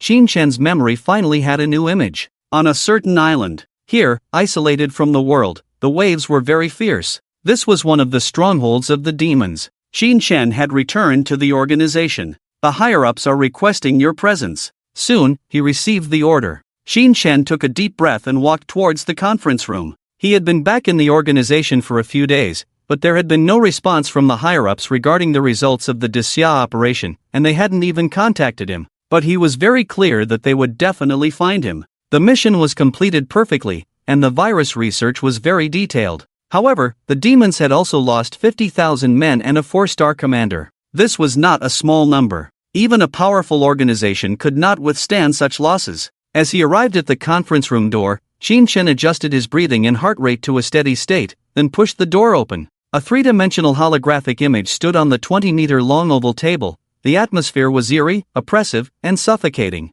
Qin Shen's gaze swept over their faces one by one, trying to discern their facial features. However, he was disappointed. The faces of these high-ranking demons had no features at all. Nevertheless, Qin Shen did not show any emotion. Facing them, he didn't even quicken his heart rate, appearing like an emotionless cold-blooded animal. The mission was completed well, the virus report was detailed, but your superior, the main god, has permanently stayed in Shenzhou, along with his 50,000 men. I need an explanation. The mechanical and hoarse voice asked in a low voice. It's simple, Shenzhou itself is a forbidden land overseas. This operation has alarmed the War Department. The 1st Division, the 2nd Palace, the 3rd Judiciary, the 4th Realm, and the 5 major war zones have all been alerted. You must be aware of this, right? Qin Shen raised his eyelids slightly and coldly retorted. Regarding the chip fluctuations in your mind, they lost contact after you entered Shenzhou. We cannot determine what happened in Shenzhou. So what? Qin Shen's eyes turned colder. The main god is a 4-star executive, and it's not easy to cultivate a 4-star executive. He suddenly died in Shenzhou, and you are also from Shenzhou. This operation is like going home. We have to suspect you. The image of a person in the middle spoke in a cold and desolate voice. After a pause, the voice instantly turned cold. Are you a spy sent by Shenzhou to infiltrate our organization? Damn! Will I be discovered? If I'm discovered, everything will be over. As soon as these words were spoken, the audience's hearts were hanging high. Their faces changed deeply. Everyone was on edge, completely nervous. It felt like watching a spy war movie, the most tense and thrilling moment before the identity was exposed. But this was not a movie, it was a bloody history. Something that had really happened. Once Qin Shen's undercover identity was exposed, it would be a complete loss. So Qin Shen's identity absolutely could not be exposed at this moment. Even Jiang Baishui couldn't help but hold her breath. If it were her, facing such a situation, she would definitely not be able to remain so calm. The atmosphere seemed to freeze, thick and suffocating. The silence in the conference room was terrifying. You could hear a pin drop. After this statement, all the high-ranking officials stared at Qin Shen, closely monitoring his heart rate and breathing frequency. When people are in extreme tension and fear, their pupils will involuntarily contract. Once this happens, it proves that Qin Shen is an undercover agent. There is no need for any other reason. Execute without exception. It is better to kill 1,000 by mistake than to let one go. However, to the disappointment of the senior officials, Qin Shen's expression remained unchanged from start to finish, still so indifferent. His heart rate and breathing remained steady. A look at the heart rate chart would make one think he was a corpse. What incredible mental resilience. I'm amazed. Yeah, if it were me, I would have wet myself long ago. Online, the barrage of comments was full of astonishment. Not only that, Qin Shen even laughed. A mocking laugh. If that's what you think, then I suggest you retire immediately and go to the hospital to get your brain checked. Boom! Shocking words without mercy. When Qin Shen said this, the scene exploded. Faced with being suspected as an undercover agent, Qin Shen not only wasn't afraid, but also mocked the sinister senior officials. What did you say? A senior official couldn't help but blurt out in English. You suspect others, but not me as an undercover agent. Qin Shen continued to smile. I have been through your rigorous tests, even brainwashing, and I don't remember what I did before coming to this sinister organization. I only know that my previous identity was the 5-star commander of Shenzhou, that's all. Unless your machine is broken, I couldn't possibly know anyone from Shenzhou Daxia. Secondly, I am wanted by Shenzhou, with a reward of 5 billion? 50 billion? I forgot. Shenzhou mobilized half the country's forces just to stop me from entering its territory. If I were an undercover agent, why would there be such a big fuss? The senior officials fell silent, unable to respond. Qin Shen was right, they only had suspicions and no direct evidence. Furthermore, they were only angry about losing a 4-star executive. Lastly, and most importantly, I am an undercover agent, so what? I am a 5-star commander, I have money and power. To speak impudently, I want to be the ruler of Shenzhou, and they have to give in to me. The reason the main god died in Shenzhou is because you underestimated Shenzhou. You suspect me just because you are upset about losing a 4-star executive, but you should be clear that with my abilities, I am definitely not just a subordinate of a small 4-star executive, but more. Just because of nationality, you suspect a future core member of the organization. Is this what the senior officials do? After these words, all the senior officials fell silent. This is the first time, and I hope it's the last. Qin Shen looked at the avatars of the senior officials, a cruel smile playing at the corner of his mouth. If you really push me, I might just turn against you and help others come after you. He is not an undercover agent, I can prove that. The door of the meeting room was pushed open again, and a woman's voice, both charming and dangerous, rang out. Then came the crisp sound of high heels, and a tempting fragrance filled the air. A purple figure walked past Qin Shen, her golden hair inadvertently brushing against his nose. Qin Shen's eyes subconsciously locked onto her, and when she turned back to smile, even Qin Shen was momentarily stunned. Damn! The comments in the live broadcast and the barrage in the program's venue erupted. Why is this woman here? Who is she again? Violet. Yes, that's right, it's Violet. I realize I've lost my sense of right and wrong. Justice is in the eye of the beholder. Whether she's good or bad, I'm a fan. The newcomer was a classic Western beauty. With a curvaceous figure and fiery red lips, she wore a fitted purple cheongsam with a high slit, and her 10-centimeter red-soled CL high heels added a touch of allure and mystery to her appearance. Summary: this is a stunner that can drive any man crazy, whether friend or foe. No one should mind slipping into her bed for a night of passion. Is it you? Qin Shen's expression changed slightly. Within the organization, there was a woman who left a deep impression on Qin Shen, Violet. Although they had only met once, she had left an indelible mark on Qin Shen's heart. She had said they would meet again. This was their second meeting. Hee, it looks like the little boy knows me. Do you say the same to all beautiful women? Violet giggled, her 2 deep water bombs in front of her jumping up and down, threatening lives. Why doesn't she recognize Qin Shen? Netizens were puzzled. She probably said that on purpose when facing the higher-ups, Jiang Baishua said, her eyes slightly cold. It was clear she had no fondness for this woman, and even harbored hostility. The two had also crossed paths. But that's another story. In the scene, Qin Shen also realized this, his eyes slightly cold. Violet, what are you doing here? A senior member said displeased. This base on the island is under my jurisdiction. Is it abnormal for me to be here? Violet pulled up a chair, her fair and plump thighs crossed, one hand supporting her chin, and spoke calmly. Qin Shen unconsciously took a step back. This woman exuded danger from head to toe, both psychologically and physically. How do you know he's not a mole? A senior member asked coldly. How do I know?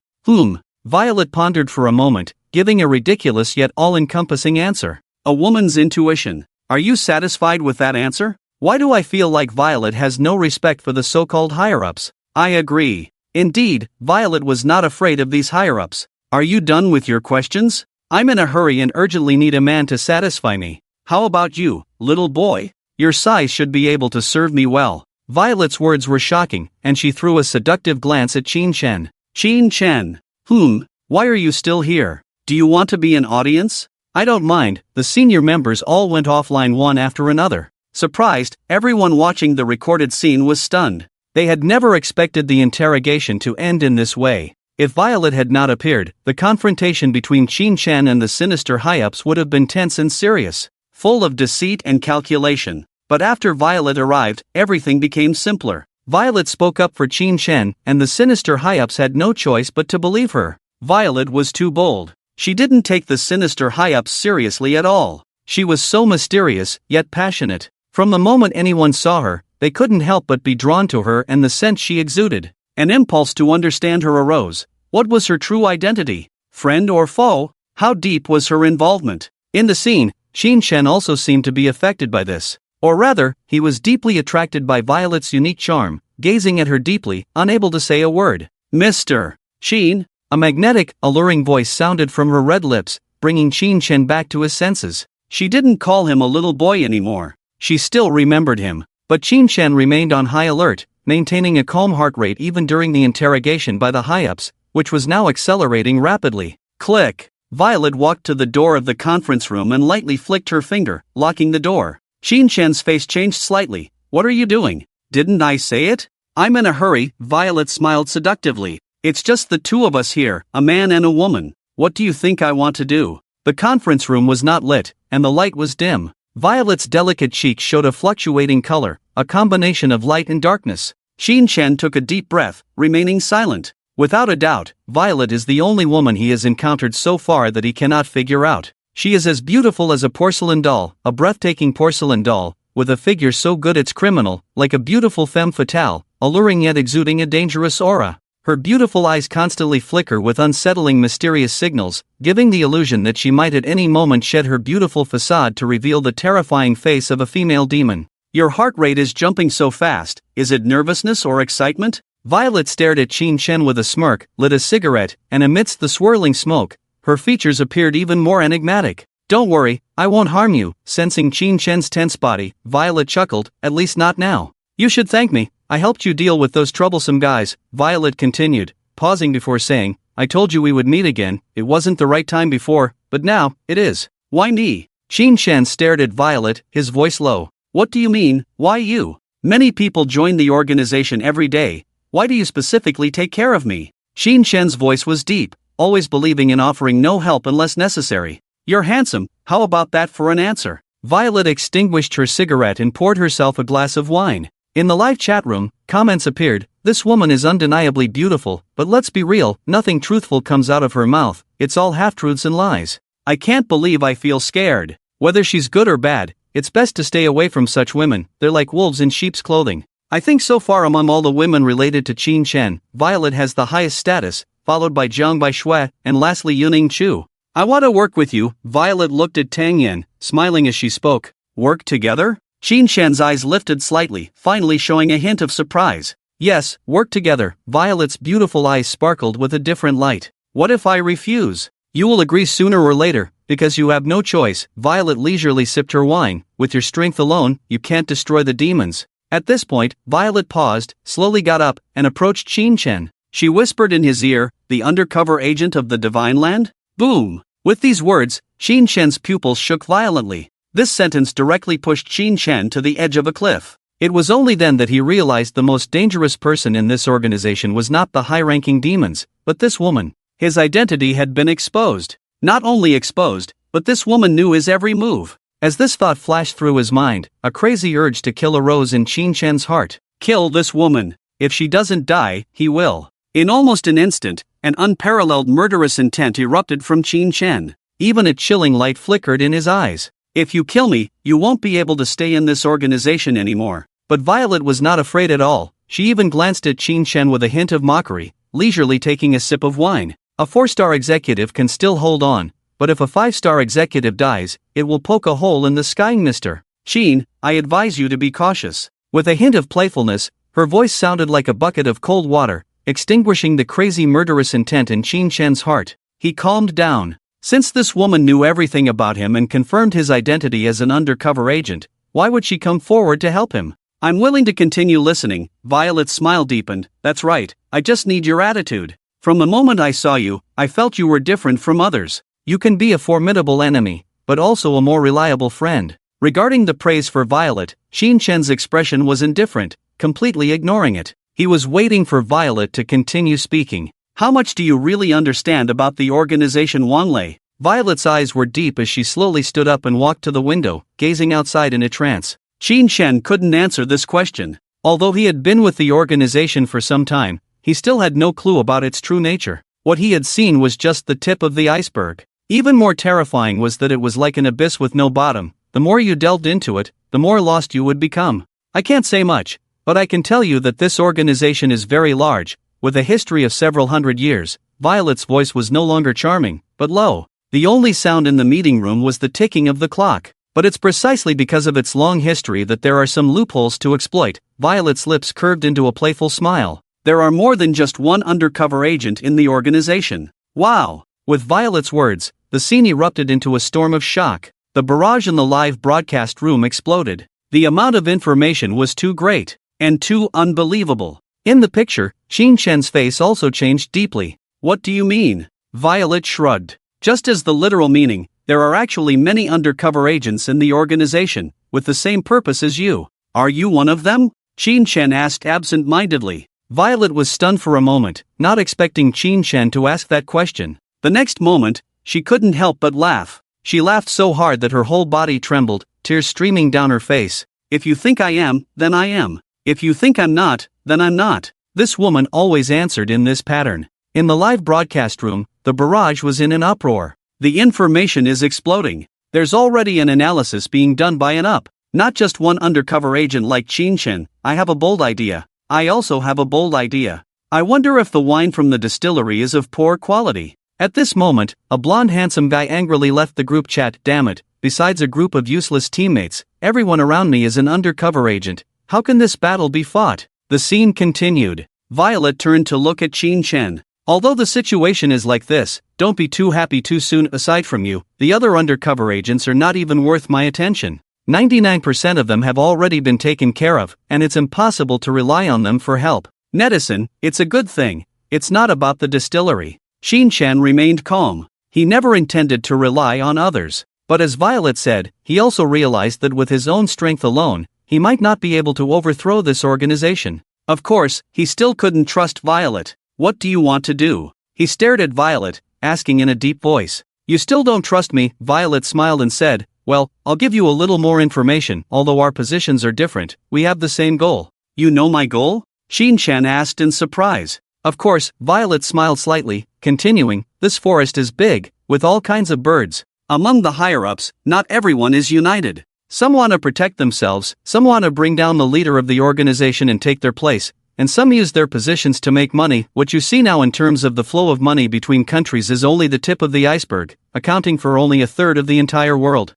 More money flows are unseen, and this world is called the dark world. Assassins, mercenaries, they all operate in the dark world, and so does our organization. That's off topic, Violet continued. I need to climb up, by any means necessary, until I stand at the top of the world and see the highest scenery. But my goal is to overthrow your organization, Wanlei. Qin Shen's tone was cold. That's the ultimate goal, it's not conflicting. Violet smiled and said, at least in the process, we are in agreement. I need you to help me take the highest position of power, which is to control the entire Wanlei organization. As for you eventually overthrowing Wanlei, we can discuss that later. She continued, we can have a final battle, and who knows, there might be other opportunities at that time. For example, I become your woman? If you take me down, won't everything of mine be yours? With that, Violet even stuck out her tongue and seductively licked her bright red lips. Qin Shen ignored her and seriously pondered Violet's words. He admitted that he was swayed. Although their ultimate goals were different, their interim goals were aligned. At least during this time, it was their honeymoon period. But I still can't believe you. Qin Shen shook his head. This woman was a rebel within the organization. If she could betray the organization, then she could definitely be betrayed. Oh, I've revealed so much, and you still can't believe me? A man shouldn't be too greedy. Violet raised her hands above her head. As you can see, I am different from the other executives. I pose no threat to you, and if I show any signs of betraying you, you can just kill me. Qin Shen fell into contemplation. Seeing Qin Shen's silence, she continued, if you cooperate with me, you will be mine in the future, and I will naturally not mistreat you. To show my sincerity, I'll ask a question first. Why do talented and promising individuals in the Shenzhou War Department often fall victim to assassination? This statement instantly caused a stir at the scene. Talented and promising individuals in Shenzhou were often assassinated? What did this mean? As the only person present who had been in the Shenzhou War Department and held a relatively high position, everyone's gaze subconsciously turned to Jiang Baixue, and on Jiang Baixue's cold and beautiful face, there was a subtle change. A bead of cold sweat dripped from her forehead, and she felt a tingling sensation all over. She remained silent for a long time, as if she had made a great decision, before speaking in a low voice. I shouldn't say this, but since this matter has been brought up, I believe the situation in the War Department must be in chaos now. I've only heard some rumors. Half a century ago in Shenzhou, there wasn't just one war god before Qin Shen, but many talented individuals. It was a flourishing era. There were many geniuses, although not as abnormal as Qin Shen, they were more than capable of supporting Shenzhou. But they all died, without exception, falling victim to assassination. As soon as Jiang Baixue finished speaking, the audience at the scene couldn't help but stand up. Half a century ago, Shenzhou was once a flourishing era? But all those geniuses died? Who did it? Everyone's expressions changed. They had thought that before Qin Shen, Shenzhou had no war god. They never expected that there were many potential war gods, but they were all snuffed out in their infancy. They never had the chance to become war gods. The thought of Shenzhou's future hope being slaughtered in this way deeply saddened everyone from the bottom of their hearts. All the audience members were holding back their anger, unable to vent it. At the same time, within the Red Wall, at the Hulong Pavilion, Kai Gongmin, with his hair turning white, sat in front of a desk, where a thick register lay. On it were written a few words, list of deceased. This was actually a death list. Each person had a copy, distributed to every influential elder in the War Department. Chen Clan, Chen Yang, Chen Baiming, Chen Bahuan, Chen Sihai. Yi Clan, Yi Chen, Yi Kunlun, Yi Tsangxiong, Yi Junlin. Lin Clan, Lin Bei, Lin Feng, Lin Tianyang. These were the surnames of the deceased, most of whom were only 25 or 26 years old, and each possessed extraordinary talents, yet they died young. 1 or 2 deaths would have been bearable, but the mass deaths were unbearable for any country. The deepest blow to a country is not massacre, not terrorist attacks. It is the disruption of talent. I thought they all died in battle, but it turns out they were assassinated. Who is targeting us? We've been investigating for years, but we still have no clue. Is the reason finally going to be revealed? An elder slammed the table heavily, tears in his eyes as he roared in anger. They were the hope of the nation, yet they fell one by one. In the scene, Qin Shen's expression also changed slightly. Obviously, he had heard about this, but he didn't know much about it. He only knew that the nation had been investigating the reasons for the deaths of these exceptional individuals and the mastermind behind it. But there was no trace. If you want to use this to make me work for you, don't bother, Qin Shen said coldly. I don't expect you to cooperate with me just because of this. I just want to express my goodwill and sincerity. Don't you want to know who is behind all this? Violet smiled. Qin Shen was taken aback, and in front of the audience, countless eyes were watching for the next answer. Who is it? Qin Shen's voice was low. I can tell you. He is an elder in our organization, and he is also a native of our nation. His name is Xiaozhen. Boom! When this name was mentioned, Qin Shen, who had been relatively calm, exploded. His eyes turned bloodshot, and his breathing became as rapid as a wild beast. It's him? With a roar, the killing intent exploded in the small room, and Qin Shen instantly became agitated. The roar was filled with a fierce killing intent, like a storm erupting in the studio. All the audience was frightened, their hearts almost jumping out of their throats. But everyone looked puzzled. Xiaozhen, who is he? A completely unfamiliar name. It seems that both Qin Shen and Miss Zhang know of his existence, but his name does not appear on any organization's list. Even searching for his name online yields nothing, as if this person has never existed. In the studio, there were exclamations one after another. For some reason, the audience's hearts were pounding, and their blood flowed faster. Many people searched for the name Xiaozhen online, but found nothing. As long as a person is born in this world, they will leave some traces of their existence.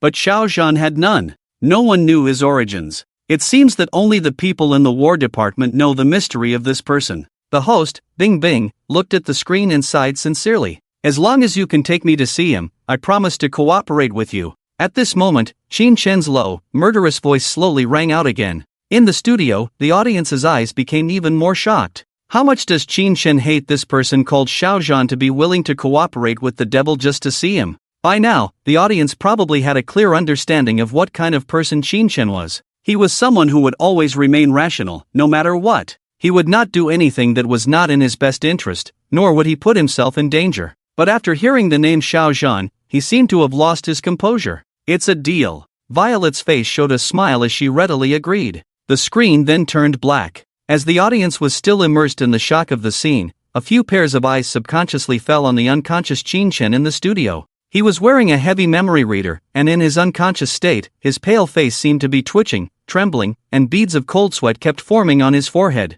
His chest heaved violently, as if he had had a nightmare. His emotional fluctuations are very intense. Qin Shen's reaction made the audience realize. White Snow couldn't help but clench her fists, grit her teeth, and murmured, "What did you talk about with Xiao Zhan after you met him?" Woo woo woo. Suddenly, at the scene of the program, the sound of a car stopping was heard. It seemed like something was coming. At the next moment, the door of the program scene was pushed open. It turned out to be a solemn column of soldiers. They stood solemnly, with the most resolute posture, forming the most iron-blooded defense line here. The audience at the scene were all dumbfounded. Why did the military come? Could it be for the program? The audience speculated. Under the gaze of everyone, the car door slowly opened. A white-haired old man in military uniform slowly walked out. The moment the old man in military uniform appeared, all the soldiers immediately fixed their gaze and, with a sound of surprise, saluted. "Attention, to Chief Long Kai. Salute." The audience at the program scene were all dumbfounded.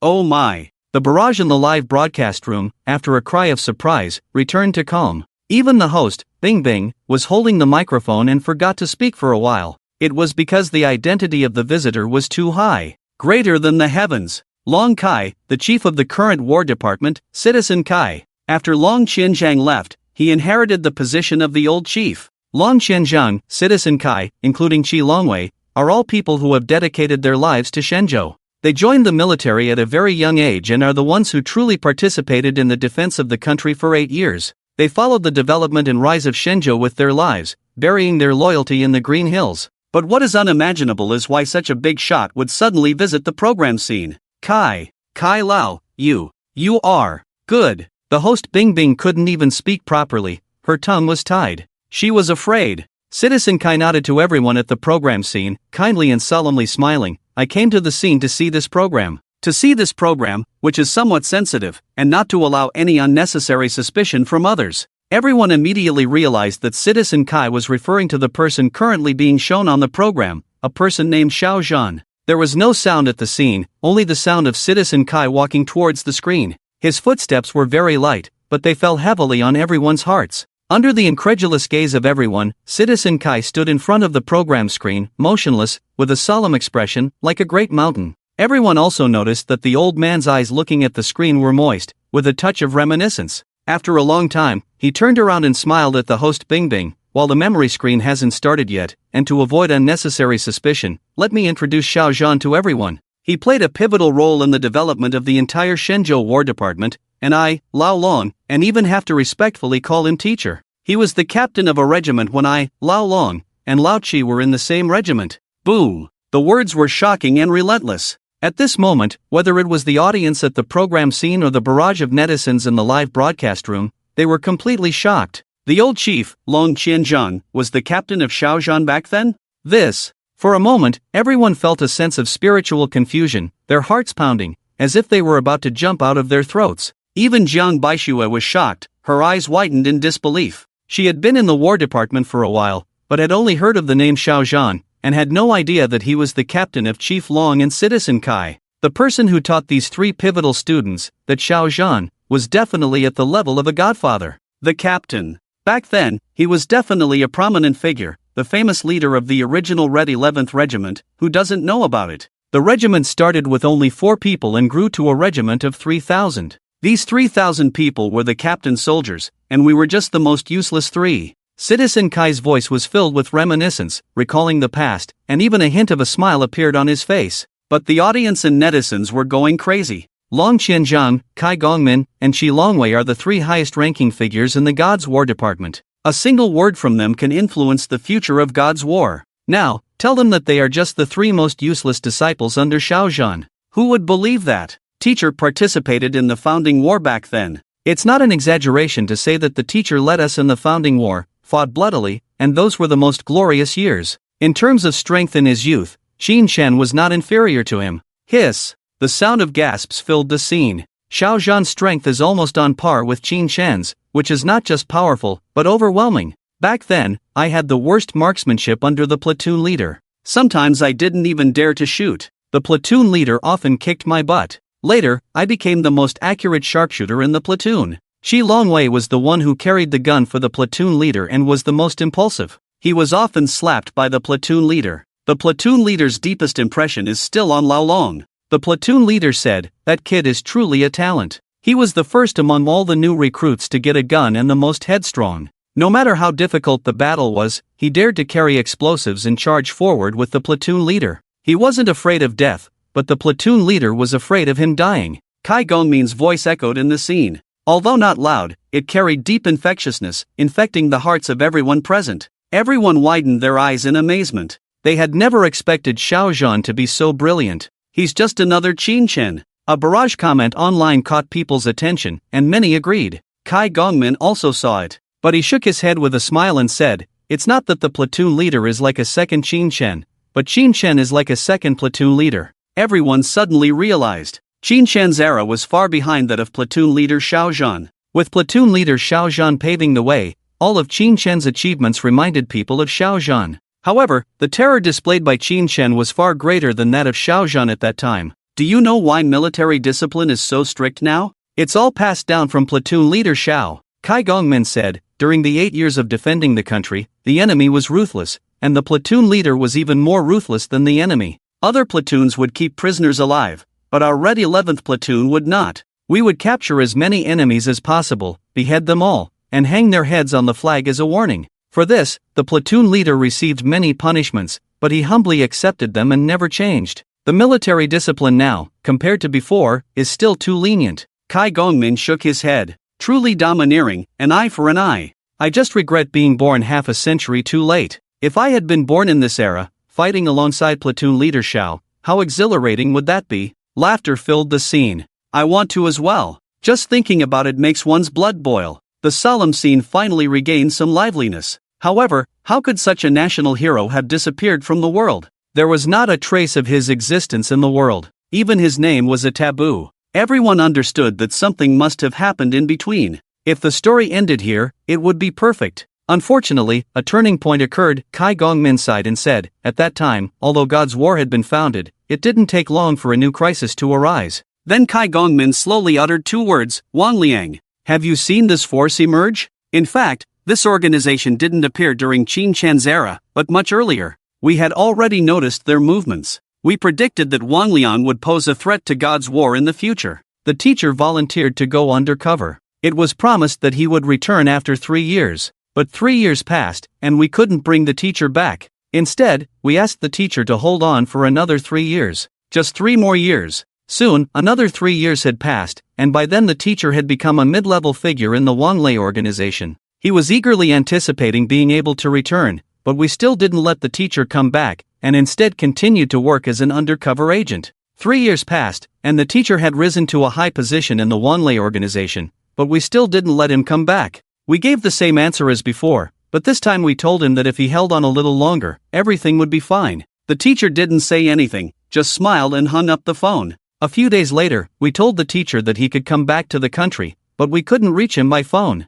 At this point, everyone's heart sank. The 3 of us tried everything to contact the teacher, but he told us he couldn't come back, nothing could be brought back. 3 years had passed. How many more 3 years were there? During this time, his wife remarried, his daughter didn't even recognize the commander as her father, his parents passed away, and he didn't even get to see them one last time. "Mr. Xiao, did he betray us?" After a long pause, the host Bingbing trembled as she asked. Kai Gongmin shook his head. "We don't know the specifics, because this was a plan set by the commander and the chief of staff at the time. All we know is that in the commander's last phone call with us, he said goodbye and told us that we would never see him again. After that, there was no trace of the commander." After a pause, Kai Gongmin continued, "Not long after, an unidentified body was found overseas, and it was confirmed to be the commander's." Hiss. As soon as this was said, there was an immediate gasp from the audience at the scene. Commander Xiao Zhan's body had been found. What was the story behind the Xiao Zhan in Qin Chen's memory? Kai Gongmin's voice continued. After that, all information about the commander was erased, and his name became taboo. Anyone who mentioned the teacher's name would be executed on the spot. In the years after we assumed the commander had died, strange things happened. At that time, there were many talented individuals in Shenzhou who could have become future war gods and kings, but most of them died under mysterious circumstances, either in strange accidents or assassinations. The death toll was so high that it could fill a book. This also led to a talent gap. For more than a decade, the War Department did not produce any more exceptionally talented individuals, which is why Shenzhou had no war gods, while they were abundant overseas. Silence. A deathly silence. After Kai Gongmin finished speaking, everyone was stunned. The situation had come full circle. It was the same as what Violet and Qin Shen had mentioned. It also explained why Qin Shen was so angry when he heard the name Xiao Zhan. He must have known about this. Shenzhou had been full of talent, but every single one had been assassinated. The person behind the scenes had suppressed Shenzhou's development. So many people died, and there were no investigations? Host Bingbing asked in confusion. We investigated, but found no clues, Kai Gongmin said in a deep voice. Similarly, because the commander had died, we didn't suspect him, and it became an unsolved case. It was also the reason why Shenzhou was in decline, and bullying continued, until Qin Shen appeared and broke the deadlock. As Kai Gongmin's voice fell, there was a sigh from everyone at the scene. I never expected Commander Zhao's achievements to end so tragically. But in Qin Shen's memory, it seems like Commander Zhao didn't die. He even joined Wang Lei, exclaimed another audience member. As this exclamation fell, a new scene appeared. At this moment, the scene of the program was silent. Not only the audience, but also the host Bingbing, Jiang Baixue, and others, fell into a long silence. Seeing this, one could already predict the following scenes. Qin Shen would meet the forbidden figure in Shenzhou. The two would have a conversation and a confrontation. However, no one knows what the outcome will be. Do you think Qin Shen will be influenced by Mr. Xiao, and truly become a demon after serving as an undercover agent? Suddenly, a member of the audience made this guess on the live show. Instantly, everyone's expression changed. It's really possible. Xiao Zhan and Qin Shen are too similar. Their life trajectories are surprisingly alike. Both have achieved great success, dominated the land, both became undercover demons, and both betrayed. According to the later life trajectory, the Qin Shen in the current scene has not betrayed yet, but the later Qin Shen did betray. There must be a turning point. I used to think that the turning point was Qin Shen's daughter, Xiao Si, but unfortunately it's not, so Xiao Zhan could also become this turning point. Qin Shen may have been guided by Xiao Zhan and completely betrayed Shenzhou. I think it's unlikely. If Qin Shen is so easily swayed, then he wouldn't have had his previous achievements. In the live broadcast room of the internet, the barrage was endless. Netizens were in a frenzy. They unanimously believed that Qin Shen's later betrayal might be related to Xiao Zhan. Of course, there were also those who thought it was impossible. But no matter what, after Qin Shen took on the role of undercover agent, he really did betray, and this is an undeniable fact. Even if it's not because of Xiao Zhan, he would have betrayed because of other factors, they just haven't seen it yet. This is an established fact that cannot be changed. Thinking of this, there were occasional faint sighs in the live show. Soon, a new scene appeared. Qin Shen and Violet arrived at a secluded and quiet sanatorium.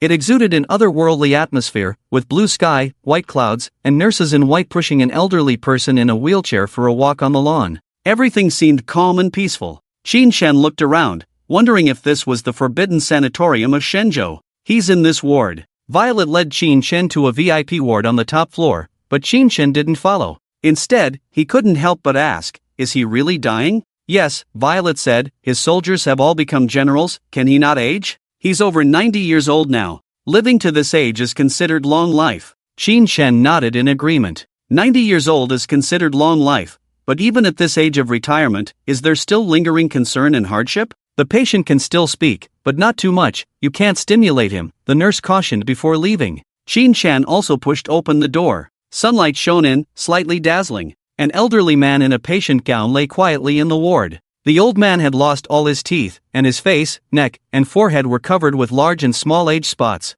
His hair had also fallen out, leaving only a few strands of light yellow. He always wore a foolish smile on his face, looking somewhat senile, but the sharpness that occasionally flashed in his innocent eyes told Qin Shen that he wasn't senile, he was just too old. A dying old lion is still a lion, right? Qin Shen looked at the old man, feeling a sense of pity. Is this the forbidden figure of Shenzhou, Xiao Zhan? Strangely enough, upon hearing the name Xiao Zhan, he felt anger and killing intent in his heart. Even before pushing the door, he was filled with anger. But upon seeing the person, all the anger dissipated. It must be because he's too old. Qin Shen comforted himself in his heart. The audience of the show also looked on with pity. So this is the mentor of Long Shou and Kai Gongmin? Perhaps he once exuded sharpness and grandeur, but no one can resist the passage of time. The current Xiao Zhan is just an aging old man. Shenzhou person? After observing for a long time, Xiao Zhan finally noticed someone had come, and upon seeing someone with the same skin color and a familiar feeling, he immediately smiled happily. Very kind. Qin Shan really found it difficult to connect the executioner who had killed countless talents in Shenzhou and caused great obstacles to the development of Shenzhou with the elderly man in front of him. Yes, my name is Qin Shan. Qin Shan bowed slightly. Violet, who was standing beside him, looked startled. According to the rules, he should have reported his code in the organization, but he directly said his name. It was still the name of a traitor. Since Qin Shan had revealed his name, Violet, who understood Qin Shan's purpose for this visit, straightforwardly revealed his identity. Old man, he is Long Qianzhang's soldier. Who are you talking about? The old man was a little hard of hearing. Long Qianzhang. Qin Shan raised his voice, his expression becoming more solemn. A sense of righteousness rose from him. Upon hearing this name, Xiao Zhan was stunned, and his body trembled slightly. In the picture, Xiao Zhan trembled as he raised his head to look at Qin Shan. What he saw was a face that still looked young but had also weathered many storms. Time had not left any marks on Qin Shan's face, but his eyes were so worldly,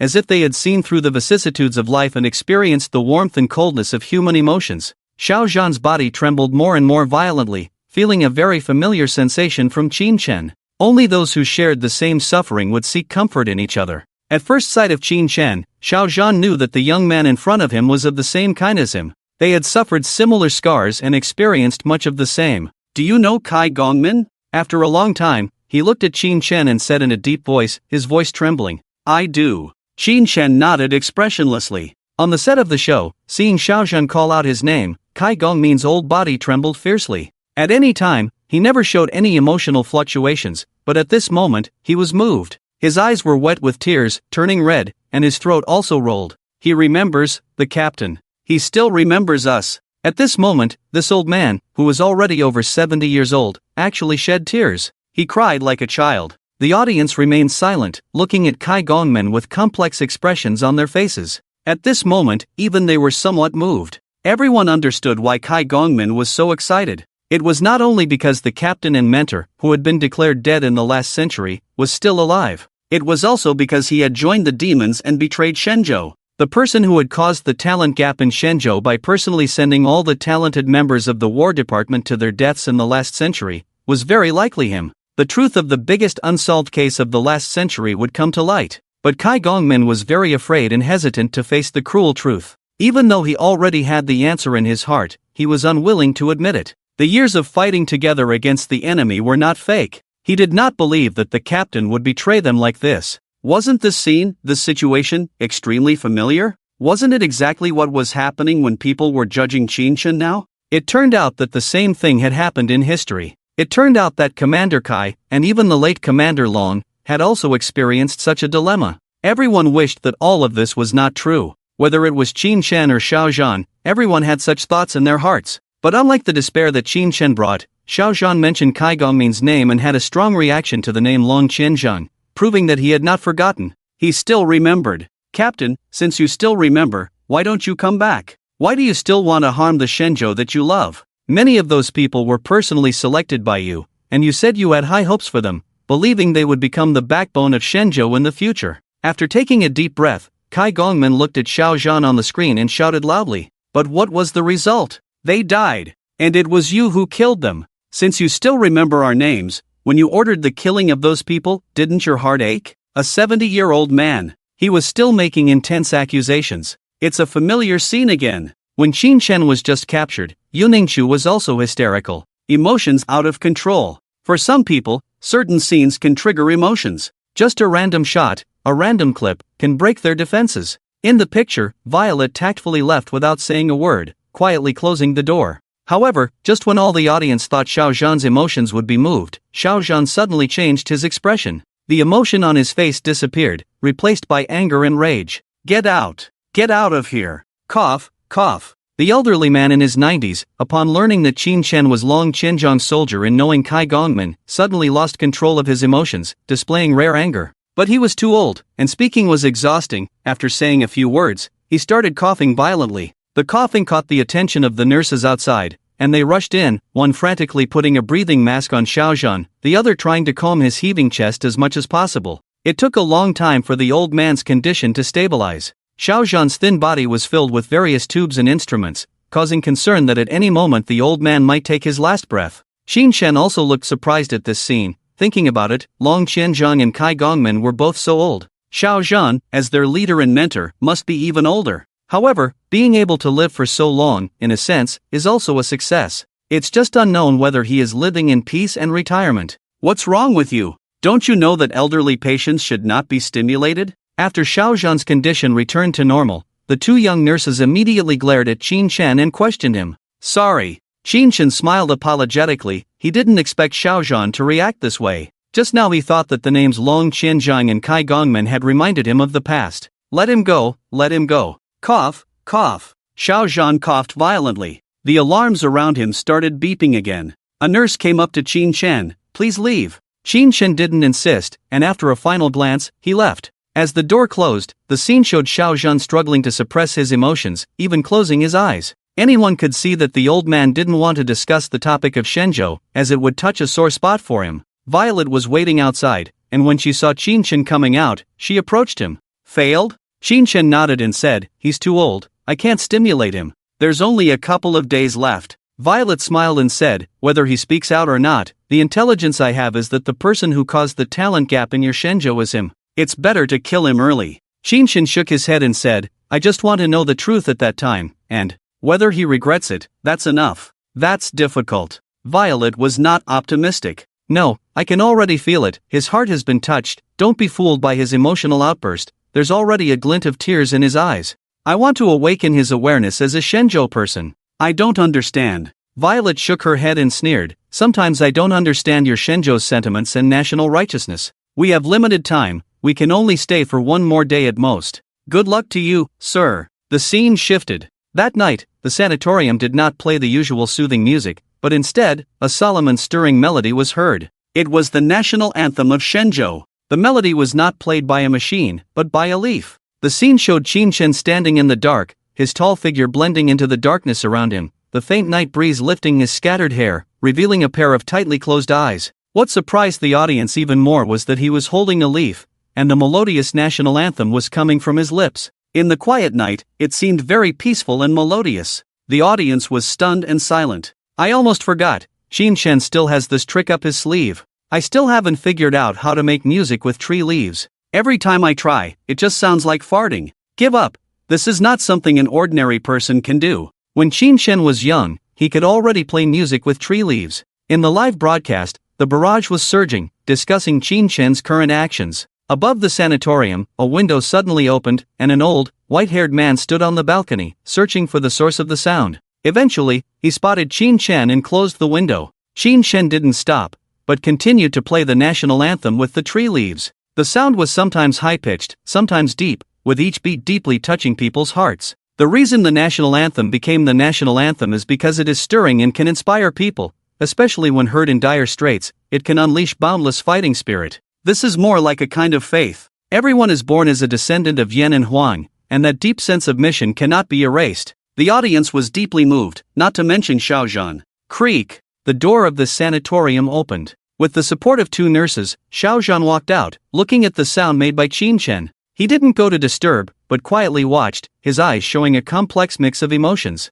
Qin Shen also noticed Xiaozhan's presence, but he didn't stop. It wasn't until the complete song ended that he threw away the tree leaves in his hand. Then, he took the initiative to walk up to Xiaozhan and looked at him calmly. Thank you. Xiaozhan thanked him proactively, his reaction not as excited as before, but instead showing a hint of a smile. Qin Shen noticed a hint of tears in his eyes. Thank you for letting me hear the national anthem of Shenzhou again before I die. I haven't heard this song for a long time, so it's like fulfilling a dream. It was clear that Xiaozhan was genuinely smiling from the bottom of his heart. Xiaozhan hasn't heard the national anthem for a long time, so he reacted so sensitively. Is it because he can't bear it in his heart? At the scene of the program, the audience began to speculate. Finally, they came to a conclusion: Xiaozhan is actually a very contradictory figure. On the one hand, he ordered the killing of the geniuses of Shenzhou, leading to a rift in Shenzhou's talents, but on the other hand, he is not an irredeemable, utterly wicked person. He has a conscience, otherwise he wouldn't have such a strong reaction to the national anthem. For many people, the national anthem of Shenzhou is just a song to be listened to and forgotten, but for the older generation, the national anthem holds great significance. It is the song that supported them through those incredibly dark years. Just hearing it will surely stir up fighting spirit, and they would rather die than give up this piece of land. The elderly always tend to be sentimental. After being melancholic for a while, Xiao Zhan started chatting with Qin Chen. This included Qin Chen's name, position, past achievements, current identity, and so on. When faced with these questions, Qin Chen's first reaction was whether he should tell the truth. But after hesitating for a while, he still spoke up, because Xiao Zhan's divine power was coming to an end, and he couldn't harm him. They talked a lot about himself that night. His childhood experiences, the journey he had taken, the companions he had met after entering the Dragon's Breath, his foster parents, Yuning-chu, Xiao Segu. He recounted these familiar faces and scenes in oral form, and even he was moved by the end. When he finished speaking, it was almost dawn. Xiao Zhan nodded and sincerely said, "Shenzhou is better with you." Qin Chen fell silent for a moment, then turned around and said, "Shenzhou would be even better with a senior like you." Xiao Zhan did not respond, but sighed, "We are really similar." Qin Chen nodded with a smile, "Yes, we are quite similar." The memory images on the big screen moved the audience at the scene, but there was no sound. Host Bing Bing scanned the audience and saw several people who seemed to want to speak but hesitated. Xiao Zhan, a name forbidden by Shenzhou, had a path almost identical to Qin Chen's, and their lives were almost the same. Both had made great contributions to Shenzhou, held high positions, and were deeply devoted to every inch of Shenzhou's land, but in the end, they both failed to become heroes of Shenzhou. They both became shadows in the dark, silently bearing everything to protect Shenzhou. But in the end, they both betrayed in the same way. Like two people falling into the deep sea, from the moment they fell into the water, they could not be saved and would only sink deeper. The stigma of betrayal was deeply imprinted on him, causing great losses to Shenzhou and the untimely deaths of many talented individuals who could have become war gods or war kings. Despite being the instigator of all this, people could not bring themselves to hate him because deep in his memory, he still remembered his soldiers. And half a century later, his soldiers had become generals. Next, Qin Chen was going to have a conversation with him. Two people whose lives were almost identical. They were the ones who could empathize the most. What Xiao Zhan said next could greatly affect Qin Chen's state of mind. The scene continued. Qin Chen still stood in front of Xiao Zhan's sickbed, silent. The audience knew that this was not a still image, but Qin Chen was silent, empathizing. After a long time, he spoke in a low voice, "Old man, since you were a person of Shenzhou, why did you carry out the assassination of Shenzhou's talents? If they were still alive, Shenzhou would not be without a war god, and Shenzhou might be flourishing now, and I wouldn't have to." At this point, Qin Chen's voice suddenly stopped, his throat rolled, and his eyes trembled. The audience fell silent. They all knew what Qin Chen wanted to say. If Shenzhou were flourishing and the war god was unparalleled, then he wouldn't have to step forward. At least the person carrying out this mission in the dark night wouldn't be him. He could have a happy and fulfilling life with Yuning Chu. He wouldn't have to die. How happy would that be? Unfortunately, it was all just if. This could bring about the butterfly effect. In the end, Qin Chen's eyes were filled with anger as he looked at Xiao Zhan, his trembling hand even reaching for the gun at his waist. But Xiao Zhan also looked at Qin Chen and smiled. He smiled happily. Looking at Qin Chen, his eyes were full of appreciation. "You are Long Qianzhang's soldier, the soldiers under Long Qianzhang, none of them are cowards. I am very happy for him. But, precisely because our experiences are similar, I don't want to see you sink deeper," Xiao Zhan said with difficulty, his voice already hoarse. "What do you mean?" Qin Chen asked. "You are also an undercover agent, right?" Qin Chen didn't want to admit it at first, but after hesitating, he nodded. "That's it. You are so much like the me from the past. As long as you listen to my story, you will understand my." Xiao Zhan looked at Qin Chen with a smile and said, "In their eyes, there is only the mission. If the mission fails, they cannot come back. This was the iron law that prevailed in our era. I love Shenzhou, it is my homeland, and I never stop wanting to go back, but they repeatedly refused me, repeatedly extended the mission period, and repeatedly broke their promises. Can you understand this sense of loneliness? At that time, I really couldn't hold on anymore. I would rather go alone to kill a target, rather than carry out such a mission again. I have a family, and a lovely daughter, but because of this mission, my wife remarried, and my daughter doesn't even know she has a father. My life is ruined. Who will compensate me for these losses?" Xiao Zhan laughed, but his smile was mocking, and a glint of cunning shone in his murky eyes. "But I have been enduring all along. From a newcomer to the highest leader, I still wanted to go back, until this happened." Seeing this, the audience at the scene held their breath, their eyes fixed on the screen without blinking.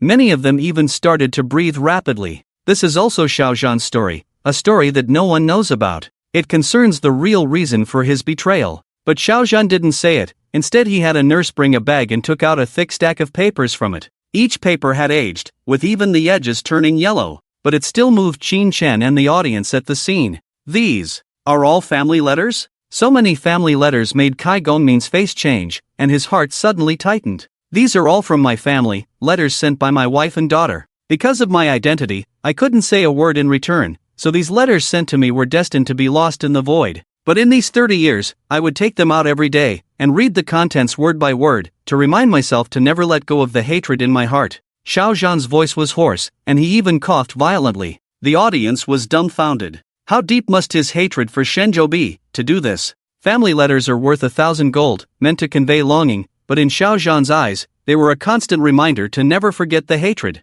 The deeper the hatred, the calmer the words spoken. Qin Shen's face also changed slightly, and after hesitating for a while, he took the family letters and roughly skimmed through them. The family letters could be divided into 3 types, one sent by parents, the second with slightly more elegant handwriting, sent by his wife, and the last with crooked handwriting, some even using pinyin, sent by Xiao Zhan's daughter. All the family letters were sent by Xiao Zhan after he infiltrated the Wanlei. Most of the contents were normal, expressing concern and asking if Xiao Zhan was suffering, if he had enough to eat, and if he was warm. The letters from his wife were filled with longing for Xiao Zhan. Qin Chen quickly skimmed through these contents, as the information was not substantial, and he couldn't bear to read them. What caught Qin Chen's attention were the family letters from about 10 years later. Xiao Zhan had been away for 10 years, and his family had written letters for a whole decade, and his daughter had grown up. She had started elementary school. However, the contents of the family letters took a sudden turn. "Son, where are you really? They said you didn't come back because you betrayed the country, is it true?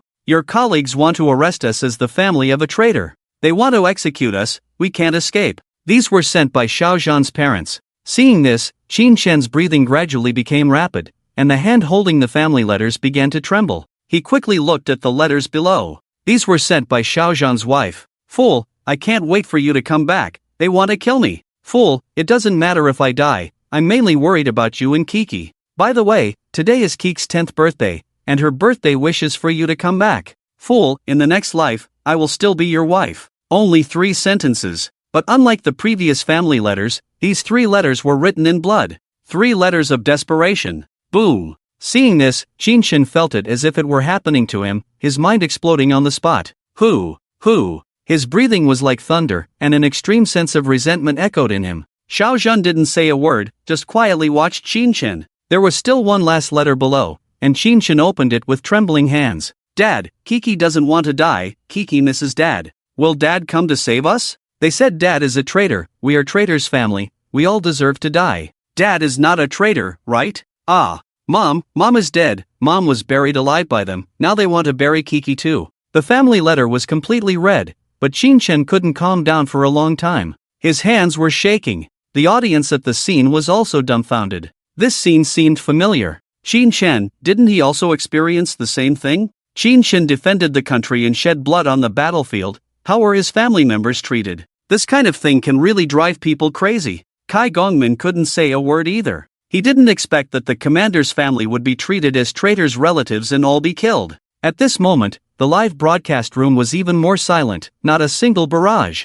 This was just the family letters, there were no specific video images yet, but everyone could already imagine it in their minds. They were clearly the families of heroes, clearly deserving of respect and protection, but what was the result? They were considered traitors. How desperate must Xiao Zhan's family have been at that time? Traitors' family. They deserved to die. Ugly curses one after another. And the curses of that day were far more unpleasant than they had imagined. "Qin Chen, you can empathize, I'm sure you've also experienced this kind of thing, right?" But Xiao Zhan smiled and spoke, his voice chilling. "At that time, my superiors clearly assured me that they would take good care of my family after I left. The mission had long ended, but they still wouldn't let me come back. 3 years, 6 years, 10 years. 10 years. Even if I'm not a traitor, after 10 years, who can say for sure?" Qin Chen fell silent. The audience at the scene was also silent. Yes, time can change everything. 3 years, he was undercover, 6 years, he was undercover, and after 10 years, was he still?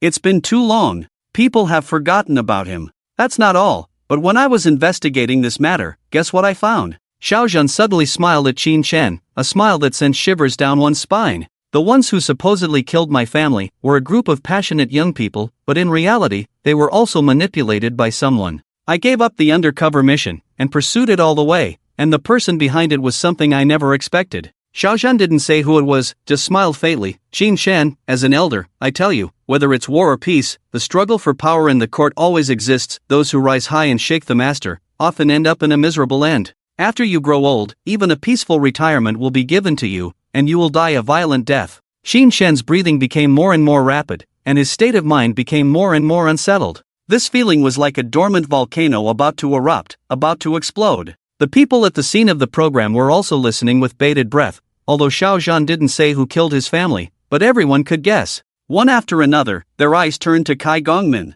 Kai Gongmin remained silent, his expression changing constantly, as if enduring great torment. About this matter, not only him, but also Long Qianzhang, Shi Longwei, they all didn't know about this. You can never imagine how evil human nature can be, Xiaozhan continued, smiling. After my family died, I buried them, and my opponents made a kneeling statue for me, located in my hometown. Kneeling statue? This shocking statement didn't stop, and Qin Chen was stunned for a moment. The audience at the scene also paused, each person's face showing surprise. A picture was quickly shown. In the photo, there was a kneeling statue of a person. Because of this kneeling statue, this place became a famous scenic spot. But there was no explanation about who this kneeling statue was. The kneeling man is unknown to anyone. All that is known is that his surroundings are often filled with rotten vegetable leaves and stinking eggs, a mess. This kneeling statue, could it be? Everyone's eyes widened in shock. At this moment, I understand that the one I love has abandoned me, Xiaozhan smiled and spoke, his smile bitter.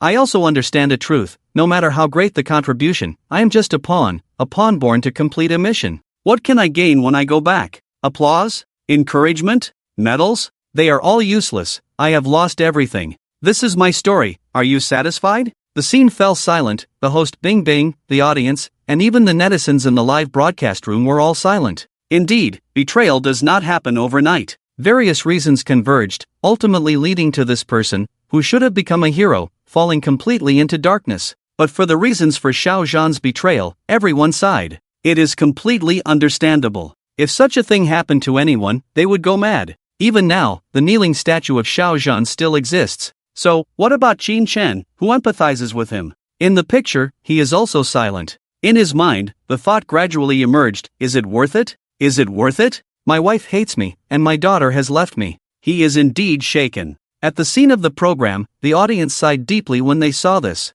Perhaps before, Qin Chen was an undercover agent, still loyal to Shenzhou in his heart, but now, after hearing Xiaozhan's story, he was moved. His previous determination wavered. Everyone's gaze became complicated. Although they could understand, they could not accept it. Betrayal is betrayal, and cannot be washed away. Ding ling ling. A piercing phone call broke the silence. It was Kai Gongmin. Kai Gongmin's phone rang. It was his subordinate calling. Leader, should we demolish Mr. Zhao's kneeling statue? The voice on the phone trembled. Obviously, they were also watching the program. When the real reason for Xiaozhan's betrayal was exposed, it moved everyone. Especially the people in the War Department, they empathized even more. They bravely fought the enemy on the battlefield, and what they cared about the most was the safety of their wives, daughters, parents, and family. Only when their families are safe at home can they fight the enemy more fiercely. But Xiaozhan's family was treated in such a way. Erecting a kneeling statue for him was touching. Click. Kai Gongmin's hand holding the phone also trembled fiercely.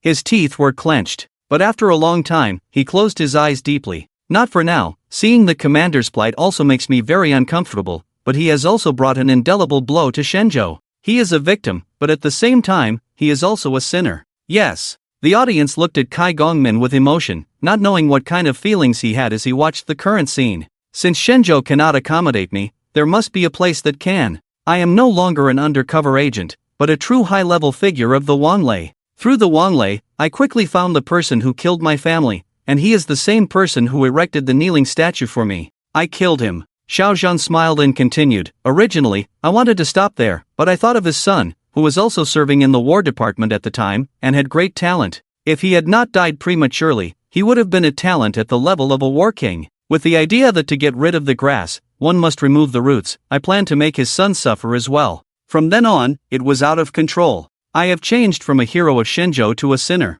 Shenzhou will definitely investigate this matter thoroughly. If that's the case, then I might as well go all out. Kill all the talented people in Shenzhou? Qin Shen took over Xiao Zhan's words. Xiao Zhan nodded and said with deep meaning, a country only remembers the heroes who saved them from fire and water when it is in poverty, chaos, and talent decline. I want them to remember me forever, and I will remember them forever too. Do you know that I killed the person who erected a statue for me, but I didn't destroy the statue? Because I want to see my statue exist in Shenzhou forever, for eternity. If I cannot leave a mark in history, then I will be infamous for thousands of years. You should do the same, Xiao Zhan said, looking at Qin Shen with a calm gaze and a smile. Qin Shen looked at Xiao Zhan's serene face, and his heart suddenly skipped a beat. Something was about to happen. Bang! Just as this thought arose, the door was forcefully pushed open. Violet rushed in with an anxious look on her face, and she looked at Qin Shen with a grim expression. Something has happened. This old man still had a trick up his sleeve.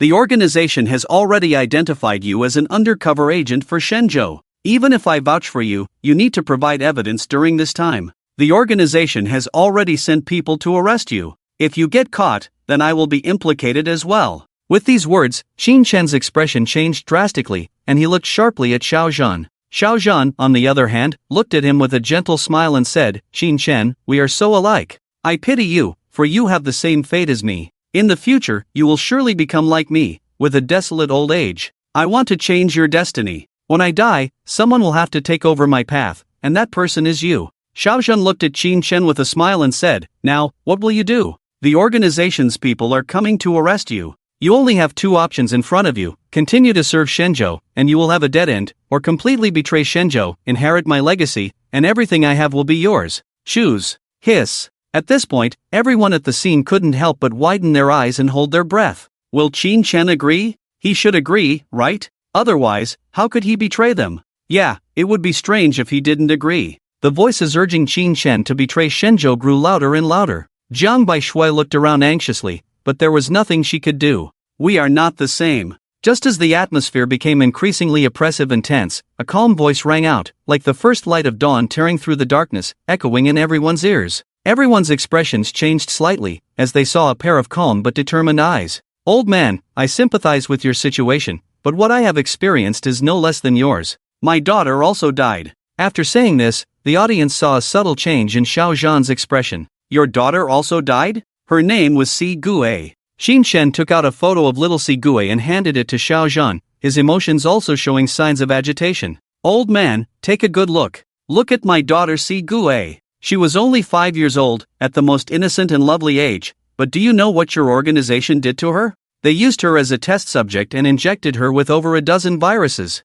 As he spoke of his daughter, Qin Shen lost control. His eyes turned bloodshot, and veins bulged on his forehead and neck. He looked like a madman. When Xiao Zhan heard this, his expression also changed, and he took in a sharp breath. Over a dozen viruses? Yes, it was the work of your so-called good organization. Qin Shen's eyes were sharp as knives as he stared at Xiao Zhan and then glanced at Violet. Locked in by Qin Shen's gaze, Violet instantly turned as pale as a sheet, her face drained of color. She was so young and so lovely. Why did she have to endure such pain? How much did it hurt when she was injected with those viruses? When my child was in trouble, I wasn't by her side. At that time, I was infiltrating the organization, and the whole country was calling me a traitor. Only Si Gue kept saying that I wasn't a traitor, that I was a great hero. At that time, she was already very weak. In order not to worry her mother, she even said that she was not in pain, and in turn comforted her mother not to cry. It's so unfair. Why does such a well-behaved and sensible child have to suffer like this?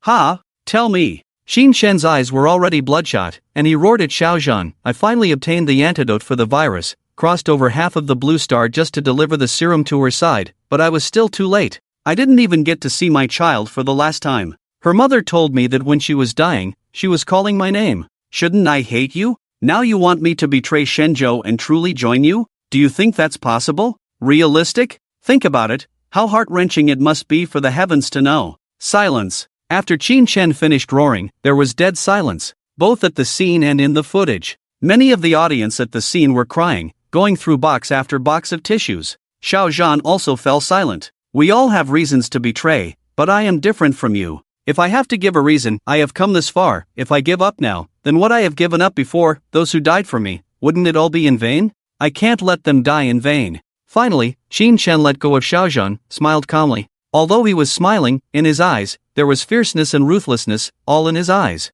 Boom, boom, boom. At this moment, the sound of a plane landing could be heard from outside. The people coming to capture Qin Shen had arrived. Many of them. A dense and vast expanse, as far as the eye could see. Qin Shen just looked at them indifferently. There might be a river of blood here soon. Xiaozhan remained silent, for a long time. Finally, he slowly raised his head, looking at Qin Shen with a complex expression. You have convinced me. I have reasons to hate Shenzhou, but you have even more reasons to hate the demons. With that, Xiaozhan took out a letter from his pocket and handed it to Qin Shen. Open it after I die. Qin Shen took it, looking at Xiaozhan in surprise. Betraying the organization, secretly contacting Shenzhou as a traitor, it's me. Xiaozhan finished speaking with a smile, then looked at Qin Shen and Violet, and then took out a gun, resolutely pulling the trigger. Bang! The deafening sound of the gunshot rang out, and the scene returned to calm. Captain! Seeing this scene, Kai Gongmin at the scene of the program couldn't help but shout, his eyes also turning bloodshot. Everyone felt that perhaps Xiaozhan had done something that caused heavy losses to Shenzhou and had joined the demons. But at the last moment, he repented. He returned to the former Xiaozhan. When the new scene appeared again, Qin Shen was already on a plane back and forth. He was holding a square box in his hands. It was an urn. Inside the box was a black and white memorial photo, with a line below it, Xiaozhan, former captain of the Red 11th Regiment, died at the age of 96. Qin Shen stared blankly at Xiaozhan's urn, his expression showing respect and sorrow. The audience at the program scene also fell silent. How should I put it? A kind of indescribable emotion. Language cannot describe it. Xiaozhan was a contradiction of light and darkness. So was Qin Shen. But why could Xiaozhan want to hate, yet couldn't, while everyone hated Qin Shen to the bone? They clearly could have been our faith, our heroes, but for various reasons, they ended up on our opposite side. At the scene of the program, someone sighed from the bottom of their heart. In their chest, their heart was beating fervently.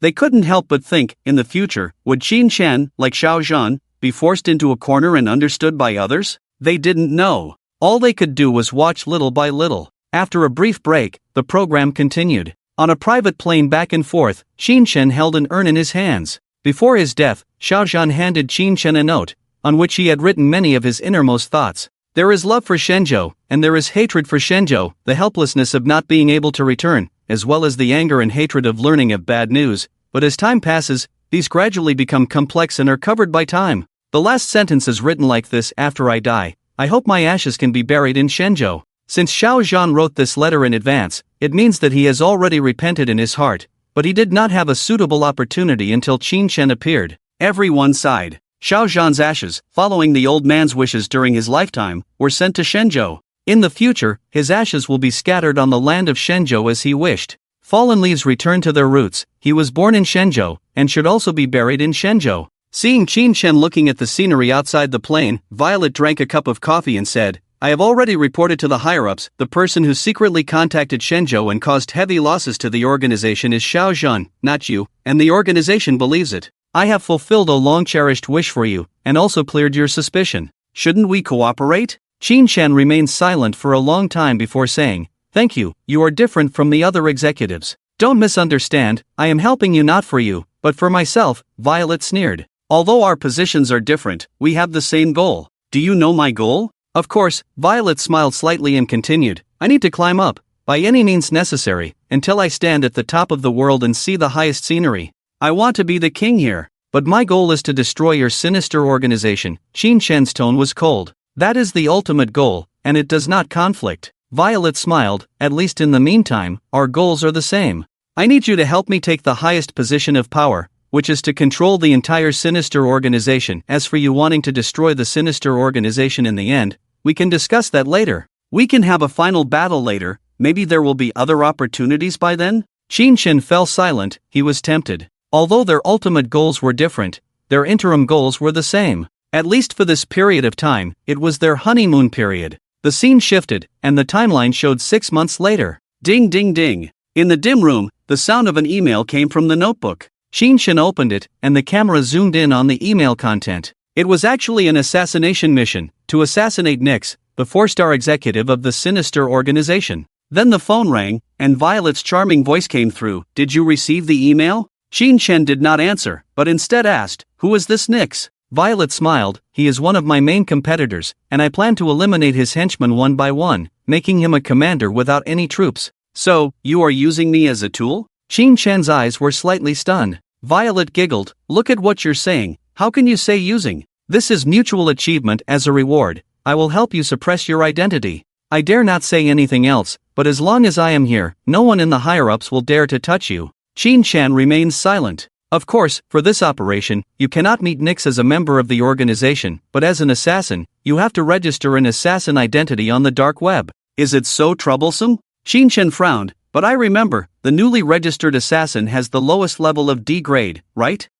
Shouldn't that be better? A D grade assassin daring to assassinate the 4-star executive of the sinister organization? That's really audacious. Violet laughed repeatedly. Although Qin Shen was 100 unwilling, he still registered an assassin identity on the dark web. The level was only a pitiful D grade, and most of the active assassins on the dark web were A-grade assassins. But who could have thought that this pitiful D-grade assassin was the former 5-star commander of Shenzhou? Here's a friendly reminder, Nick has 3 top experts under his command, Wolf Fang, Deathbeast, and the King of Terror. Especially the King of Terror, he's the strongest. Well then, good luck to you. Violet hung up the phone. Another memory flashed before her eyes. Yuningshu had already left the military camp and been selected into the special forces, the Bloodthorn Flower. The Bloodthorn Flower was entirely composed of women. Yuningshu took on a mission, to capture the internationally renowned fugitive, the King of Terror. The King of Terror? As Yuningshu's memory surfaced, the words King of Terror appeared before the audience.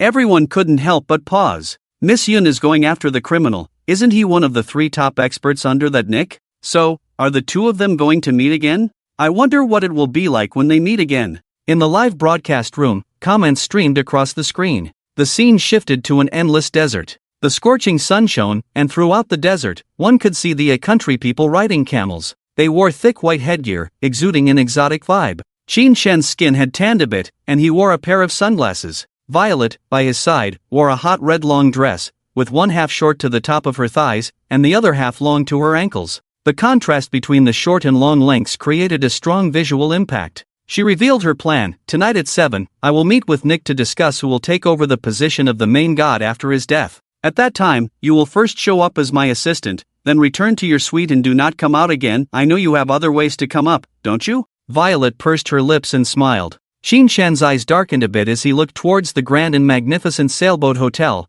one of the world's most famous hotels. The hotel's architecture resembled a sailboat, with a semicircular curvature that made it difficult for ordinary people to climb. But for Qin Shen, it was not an impossible task. Let's go, Qin Shen said in a hoarse voice. His gaze changed, becoming sharp and menacing, like a drawn sword. Violet's voice came from behind. By the way, you don't need to call me by my code name anymore. Call me Madam, or my name, Sophia. Sophia, Madam? Qin Shen was still in a daze, but Violet had already walked ahead. As one of a country's iconic landmarks, many tourists visited the Sailboat Hotel. Luxury cars could be seen everywhere. Here, ordinary luxury cars were considered low-grade, and the cars used to transport guests were Bugattis. Qin Shen was about to enter the hotel when he suddenly stopped in his tracks. Several figures in the distance caught his attention. There were several women from the Divine Land. Most of them looked average, but had great figures. However, there was one woman with short hair who was exceptionally beautiful. In Yuningshu's memory, she felt someone was watching her and suddenly turned around.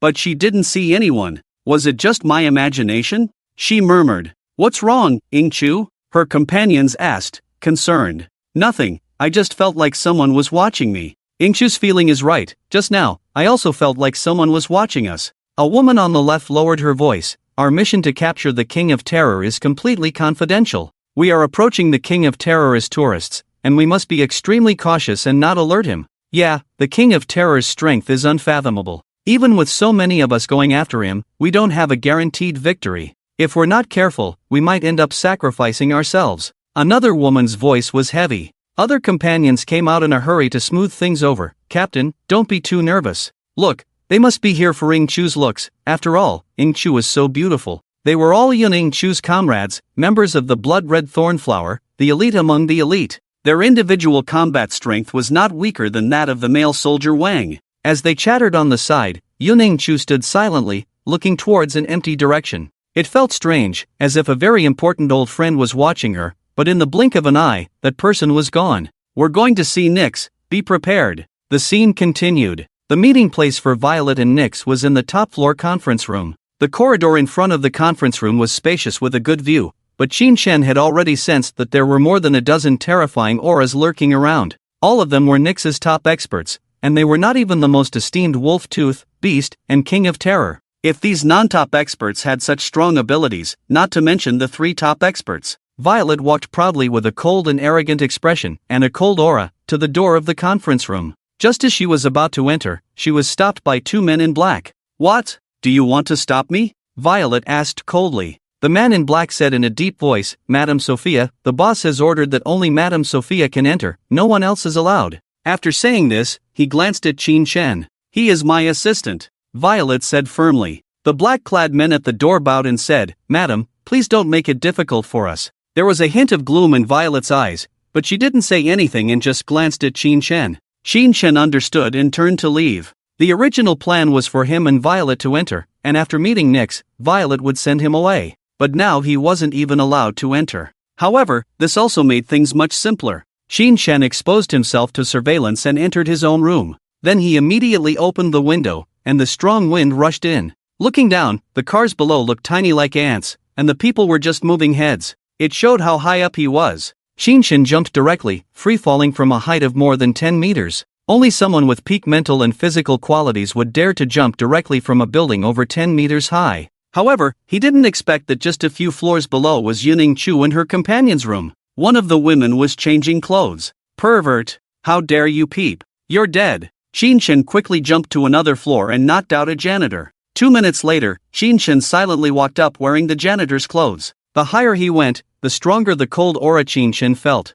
It was as if he had entered a purgatory, with a cold and oppressive feeling coming from all directions even though there was no one around. Qin Shen knew that he had entered the core area, where Nix's guards were everywhere, and anyone behaving suspiciously would be immediately treated as a dangerous person. Walking along the hotel's glass, Qin Shen was like a crawling spider, with the weight of his entire body on his arms. To the audience, it looked like a scene from a big movie. As he approached the conference room, Qin Shen suddenly heard a man's disdainful laughter. "Humph, a mere D-level assassin dares to come and assassinate me? I'm really bored." Obviously, the bounty for Nix had already reached his ears. Qin Shen approached without a word, only to see 2 rows of powerful bodyguards standing in the conference room, with different skin colors, from all over the world, trained mercenaries. Sitting in the middle was a middle-aged man in a black suit, with thick black hair and sharp eyes, giving off an extremely strong sense of oppression. "Is that Nix? His aura is so strong. This kind of person seems difficult to kill at first glance, with too many hidden cards up their sleeve." The online barrage was filled with discussions. Qin Shen did not make a move, but instead sought the most suitable opportunity to act. Click! Suddenly, the door of the conference room opened, and Violet walked in. Under Qin Shen's gaze, a faint smile finally appeared on Nick's usually serious face. He stood up, opened his arms in a hugging gesture, and said with a smile, "Madame Sophia, you've finally arrived." Violet glanced at the bodyguards standing on both sides of the conference room, a cold smile playing at the corner of her mouth. "Mr. Nick is being overly cautious, calling in so many outsiders. I thought our private conversation would only involve the 2 of us." Nick laughed heartily. "It's an old habit, Miss Sophia, please don't mind." Violet's smile was cold, but she didn't say anything in the end. "Let's get to the point," Nick cut to the chase. "I express regret for the death of the main god, but I do not recommend anyone to replace the main god." "Why?" Violet's eyes flashed with surprise at his words. "Because, although I express regret for the main god's death,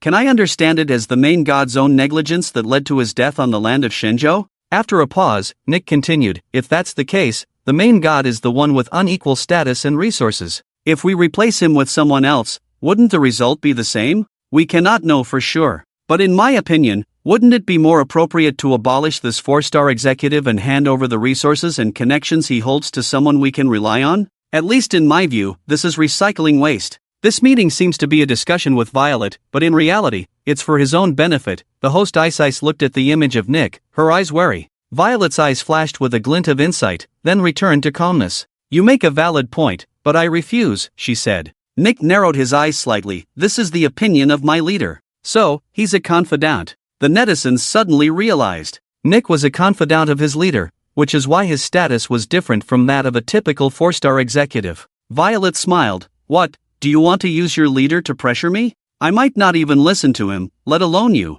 Nick looked regretful. It's a pity, Miss Sophia. My leader has always believed that the friendship between our two forces would last a long time, but it seems to have cracked so soon. Violet smiled. I can agree, but I also have a request. What request? Exchange your backers' resources for mine. Nick paused, falling into silence. Everyone could see that their discussion had collapsed. After the collapse, no one knew what would happen. This joke is not funny at all. Nick shook his head and said, we came with sincerity, but Miss Violet has disappointed us. Disappointed? And then what? Mr. Nick, will you do something to me? Violet crossed her arms and smirked. Nick smiled as if enjoying the breeze. How could that be? If my bodyguards have made Miss Violet feel uneasy, I can ask them to leave. With a slight wave of his hand, the bodyguards on both sides of the conference room left. Now, through Qin Shen's perspective, everyone could see that there were only 4 people left in the conference room. Their suits and demeanor were different from the bodyguards who had just left, exuding a more mature and somber air.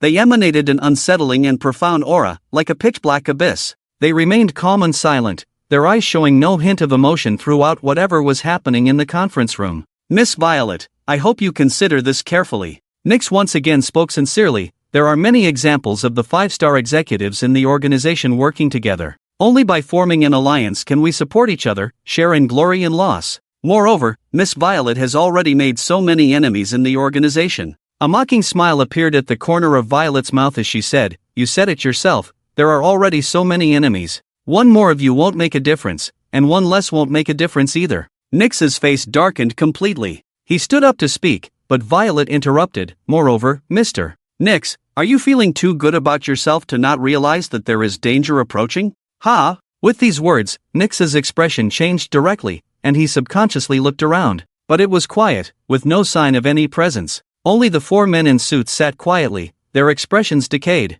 Nix's tense heart finally relaxed, and he said lightly, Miss Violet really scared me. But if we talk about danger, someone has been trying to take my life these past 2 days. He's a D-level assassin. A mere D-level assassin wants to take my life. Isn't that a bit funny? Nix shook his head with a smile. This D-level assassin, could it be sent by Miss Violet? Suddenly, Nix's tone changed, looking at Violet and asking. Violet's smile remained unchanged. How could it be me? I also don't think this is something Miss Sophia could do. But someone wants to kill you, that's a fact. Suddenly, Violet's tone turned cold, her gaze becoming icy. Boom! As Violet's words fell, Qin Shen, who had been hiding outside the window, suddenly moved. His speed was so fast that the atmosphere in the meeting room instantly chilled, as if souls were frozen. In an instant, a dark figure appeared from outside, like a ghostly lightning, in front of Nix. With indifferent eyes, Nix's face changed drastically. You're dead. Qin Shen spoke coldly, and as he spoke, the blade had already turned into a sharp edge,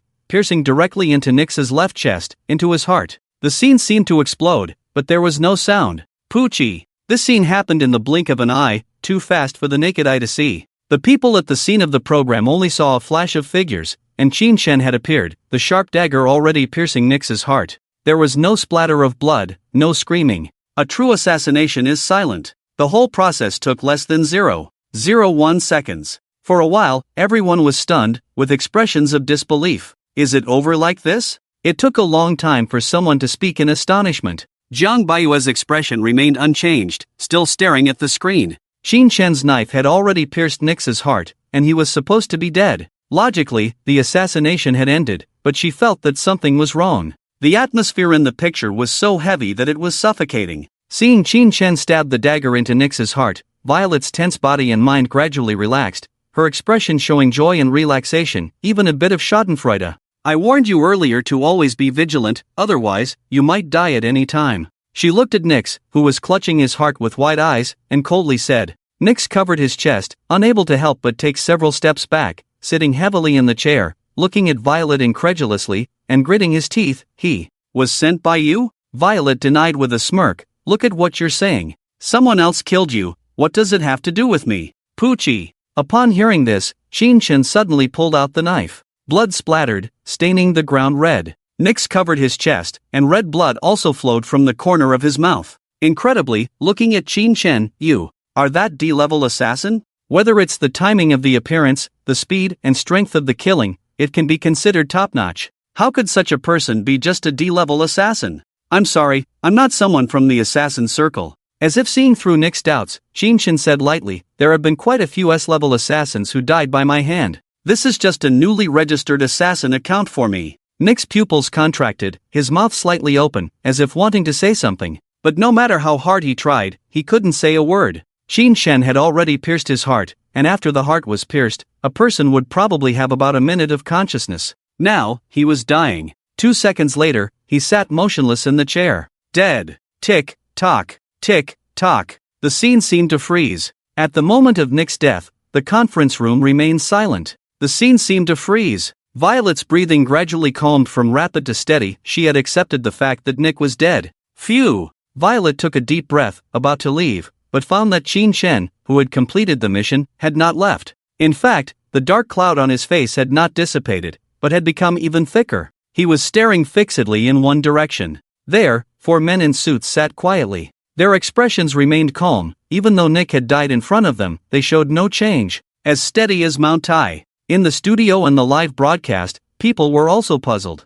What's going on with these 4 people? Why are they like gatekeepers? Their boss is dead, and it's just the 4 of them. What waves can they make? But why do I have a bad feeling? These 4 people are suspicious. In the studio, Jiang Baishui seemed to understand something and suddenly contracted her pupils. Mr. Nick, do you usually use this method to evade assassination? Shin suddenly spoke, staring at the most inconspicuous middle-aged man among the 4. Boom! This statement was like a bolt from the blue, causing everyone's faces to change dramatically. Everyone was stunned, including Violet, whose expression also changed. Wasn't Nick already dead? Why did Shin call out to that person as Mr. Nick? Suddenly, Violet realized, her whole body tensed, a chill sweeping over her. Oh my god! Violet couldn't help but feel a tingling sensation on her scalp. If the situation was true, it would be too absurd. How did you figure it out? The man in the suit who was being stared at by Shin smiled slightly and asked Shin. He was the most inconspicuous among the 4, and it was difficult to notice him.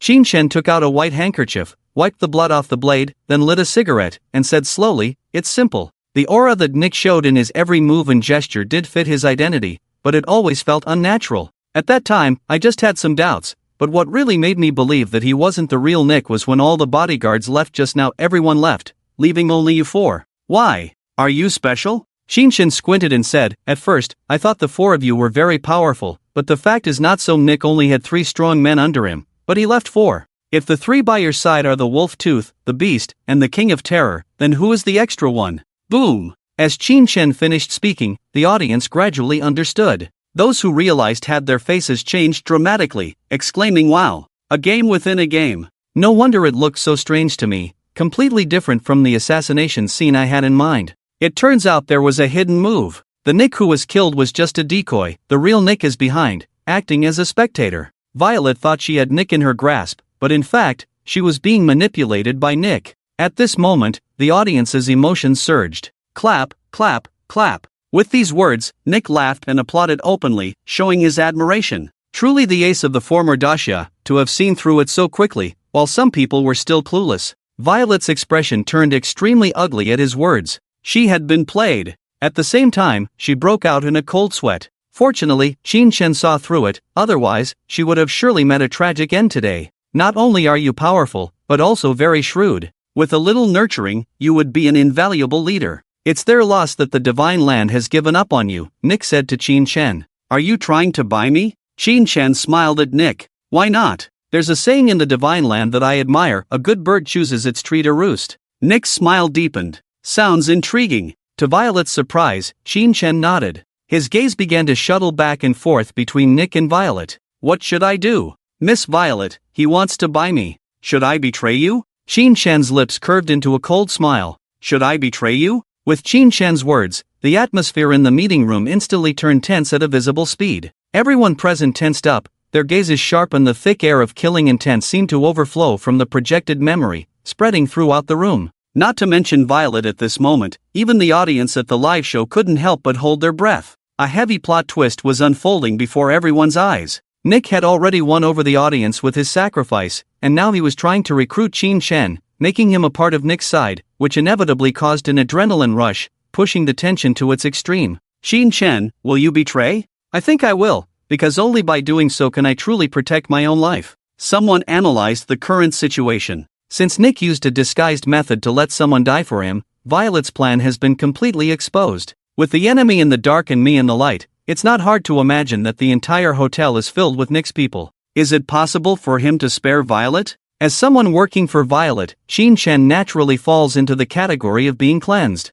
Although Xin Chen is strong, he can't even hold back the people in a hotel, but don't forget, he is currently undercover and cannot reveal his identity. In this situation, even if he can save his life, he will be discovered as an undercover agent by the demons. The analysis was very accurate, and more people believed that Tang Dynasty would betray as a result. In the scene, Violet tried to keep her emotions as calm as possible, but her proud chest still heaved up and down. She stared at Xin Chen intently. Xin Chen, you can't betray me. Do you think that if you betray me, he will spare you? Nick brought 2 glasses and poured red wine, giving one to himself and the other to Xin Chen. He pointed at Violet and said to Xin Chen with a smile, "Doesn't she look like a desperate little lapdog?" "A little." Xin Chen took the wine and took a sip. Violet's expression became increasingly ugly, her hands tightly clenched, her nails embedded in her flesh, blood oozing out without her noticing. "Have you accepted my proposal?" Nick asked in surprise. "Why not?" Xin Chen smiled brightly. "To our friendship."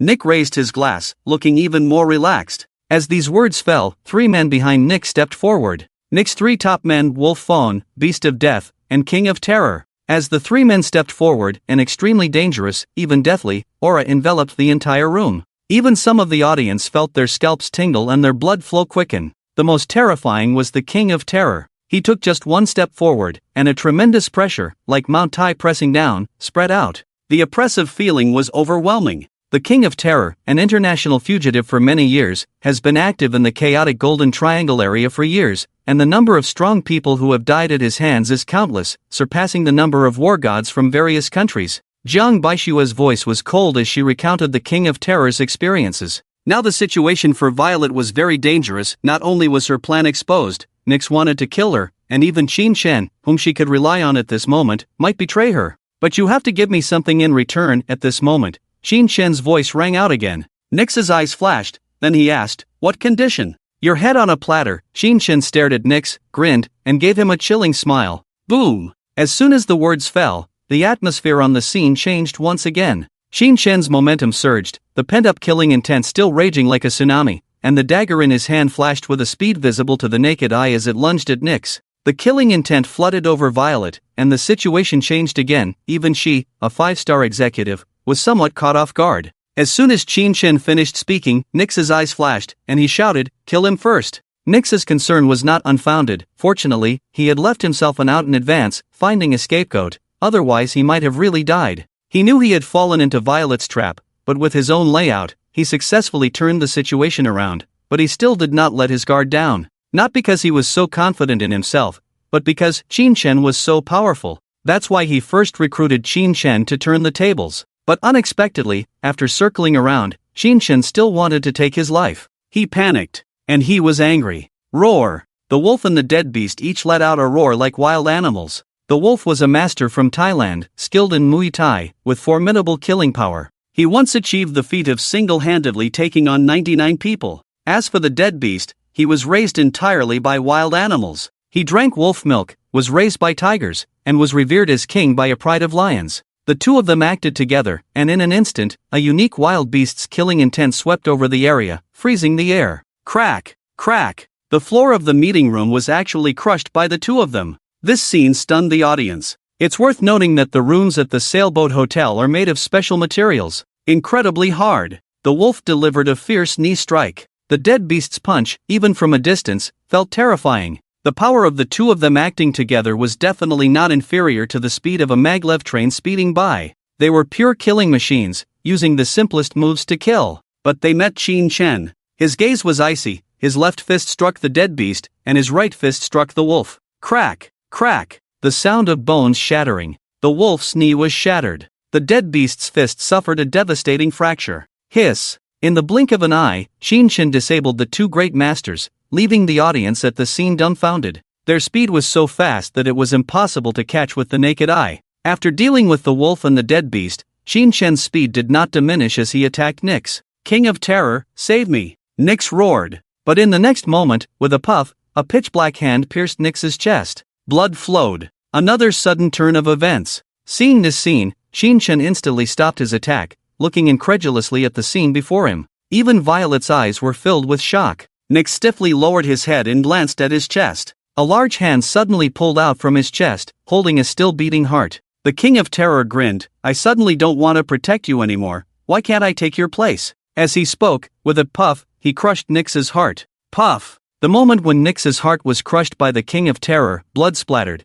and even a few scattered organs flew out, sticking to the screen. The audience felt a surge of nausea. Why isn't there a content warning? I'm eating. But what I didn't expect was that one of Nix's henchmen, the King of Terror, was the one who ultimately killed him. The mantis stalks the cicada, unaware of the oriole behind. This is really beyond my expectations. The barrage in the live broadcast room was addictive. The entire plan, seemingly simple, was not just Chen assassinating Nix, but unknown to many, there were various hidden schemes that made it a sight to behold. The person who ultimately killed Nix turned out to be the King of Terror, a surprise to everyone. It seems that no one in the underworld is simple. The host Bing couldn't help but sigh. Who would have thought that the person who killed Nix in the end was one of his henchmen? In the picture, Chen and Violet were also caught off guard by this sudden turn of events.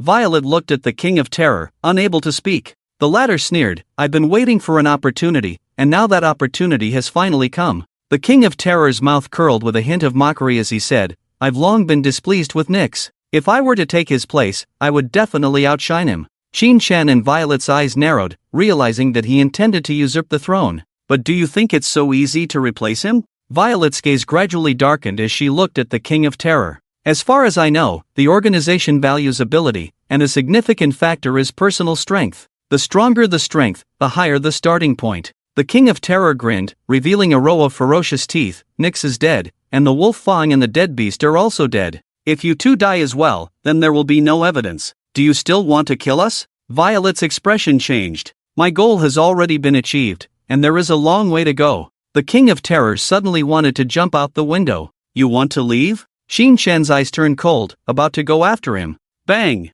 Suddenly, a deafening burst of gunfire erupted behind him, ringing in Chen ears. Chen turned around abruptly, looking at Violet with burning anger. It could be seen that the King of Terror, who was about to escape by jumping out the window, paused, and blood blossomed on his shoulder. A bullet grazed his shoulder, but it didn't seem to hinder him much, and he leaped from the top floor of the sailboat hotel, disappearing without a trace. The meeting room was eerily quiet, and the air was filled with a pungent smell of gunpowder. Chen slowly turned around, his eyes as deep and demonic as an abyss, staring at Violet. Her eyes, devoid of the previous panic, were now indifferent. In the next moment, under the gaze of all the audience, she took a deep breath and shouted with all her might, "There's an assassin!" Boom, boom, boom. As soon as these words were spoken, it was like a thunderous explosion. Suddenly, there was a dense sound of footsteps outside the meeting room. It was foreseeable that a large number of people were rushing towards this place. This woman did it on purpose. On the scene, Jiang Baixue looked resolute as she watched the current situation and said, "What do you mean?" Bing asked in surprise. Most of the people present did not understand the meaning of Jiang Baixue's words. They had not carried out such missions, so they naturally knew that such actions, with even a small mistake, could be enough to end their lives. It's simple. Both sides were well aware of this assassination operation, Jiang Baixue calmly explained. Violet wanted to kill Nix, and Nix also wanted to kill Violet. Of course, Nix's henchman, the King of Terror, also wanted to kill Nix. This was a three-way meeting where each side harbored ill intentions, and it was a matter of who couldn't resist and acted first. I guess before the real meeting began, Nix must have instructed his men not to intervene no matter what they heard, unless they heard gunfire. Why is the sound of a gunshot an exception? Someone asked at the scene. Because the sound of a gunshot is very sensitive, she said slowly. Whether it's using a knife or poison to kill, it's done silently, and the sound won't be heard by people outside through the walls. But a gunshot is different. When the sound of a gunshot is heard in the meeting room, it's not hard to guess that things have reached an irreversible point. After a pause, Jiang Baixue continued, "Look at the current situation. Nix is dead, the Terror King has escaped, and only Violet and Chen are left. At this moment, when Violet fires at the Terror King, who will the people rushing in take as the real assassin?" As Jiang Baixue's words fell, everyone suddenly thought of a name, Chen. Typical of removing the grindstone after sharpening the blade, Jiang Baixue concluded. In the scene, after Violet shouted, "There's an assassin," it was like throwing a huge stone into calm water. The stone stirred up 1,000 waves. Qin Shen's eyes widened in anger, and the desire to kill Violet arose within him. He had cooperated with Violet, helped her kill Nicks, and now this woman had betrayed him at the critical moment? It was also at this moment that the killing intent in Qin Shen's heart completely boiled over. Bang! But the next moment, the door of the meeting room was pushed open, and people surged in like a tide. Each of them was armed, holding the most sophisticated firearms. Qin Shen withdrew his gaze, gave Violet a deep look, then leaped, shattering the glass and jumping out of the hotel. Huff, huff, huff. There was the sound of countless falling winds in his ears, as well as the continuous sound of gunfire from above. And Violet's hysterical roar. "Quick, chase him, catch the assassin, or you'll all die." Violet's hysterical roar echoed throughout the entire hotel. For a moment, everyone in the hotel mobilized and poured out. It was a spectacular sight. 99% of the guests in the entire sailboat hotel were disguised demons, but Qin Shen seemed to have disappeared into thin air. No matter what the people in the hotel did, they couldn't find Qin Shen's figure. However, the hotel did not give up the search. Instead, they conducted a carpet search, not giving up on any corner. This was Violet's life or death order, and the assassin had to be caught. Where did Qin Shen go? Could something have happened to him? In the live broadcast room, the barrage was all worried about Qin Shen's current situation. Fortunately, the screen soon had a new image. It was the sound of someone's breathing.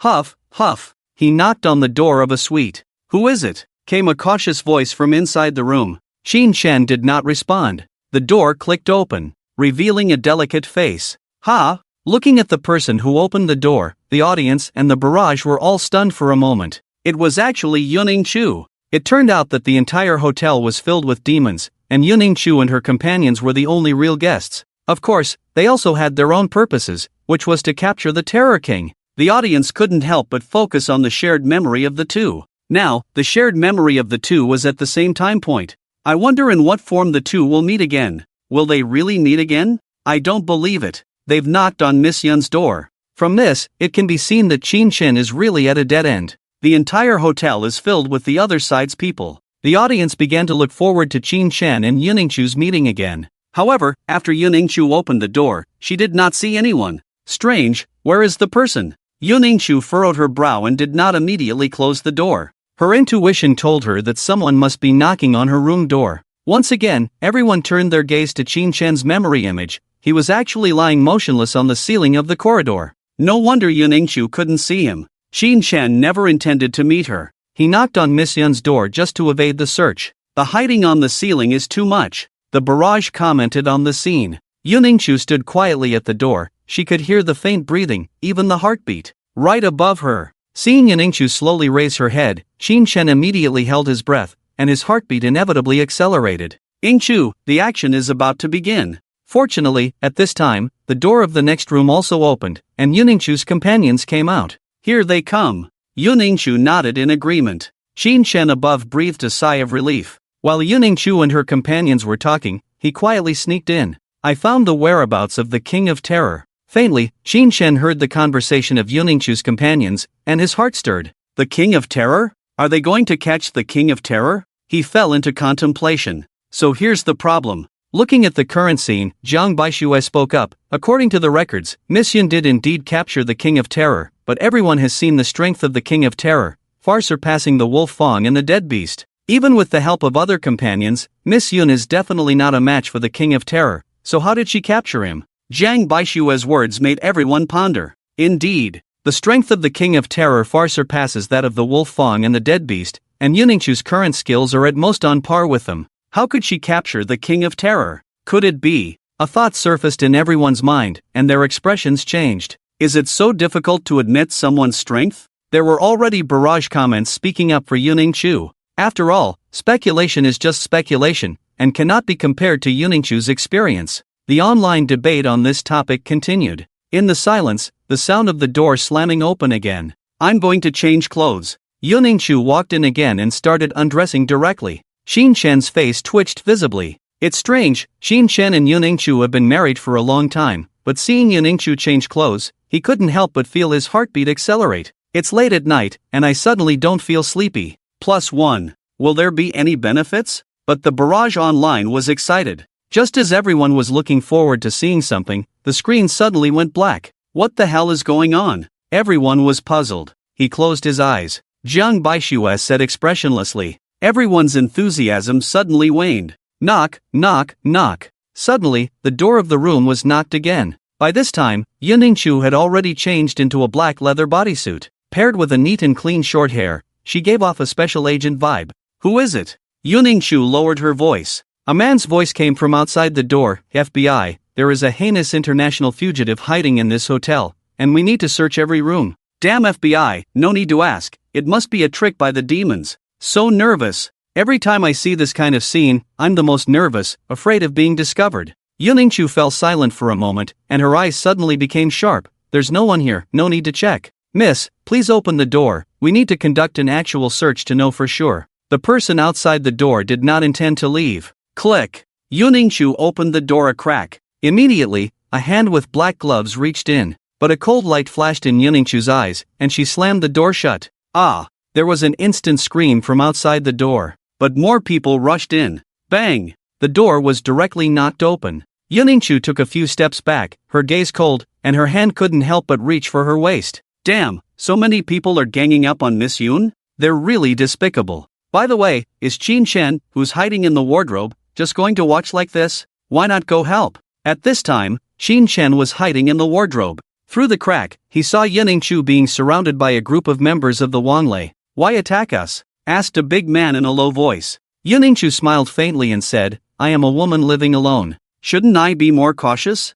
You say you are FBI, where is your badge? No one responded. The number of people continued to increase. Just when everyone thought Yuningshu would face so many people alone, her companion arrived. What's going on? Who are they? Other members also looked on with surprise. Yuningshu took out a cold gleaming dagger from her waist and said with a smile, before we catch the King of Terror, we should deal with these people first. No choice. Ingchu, you really know how to cause trouble. The members of the Bloodthorn Flower all smiled. In the next moment, they rushed out like tigers into a flock of sheep. The hotel corridor became a battlefield. It was also at this moment that everyone witnessed the terror of the female warriors. The crowd continued to increase, but they were all pushed aside by them. Yuningshu alone knocked down more than a dozen members of the Wanlei. Report a group enemies found on the 72nd floor, suspected to be with the assassins. All women, come support. For a while, the entire hotel was in chaos. Let's go, it's not safe here. Yuningshu and her companions disappeared into the night.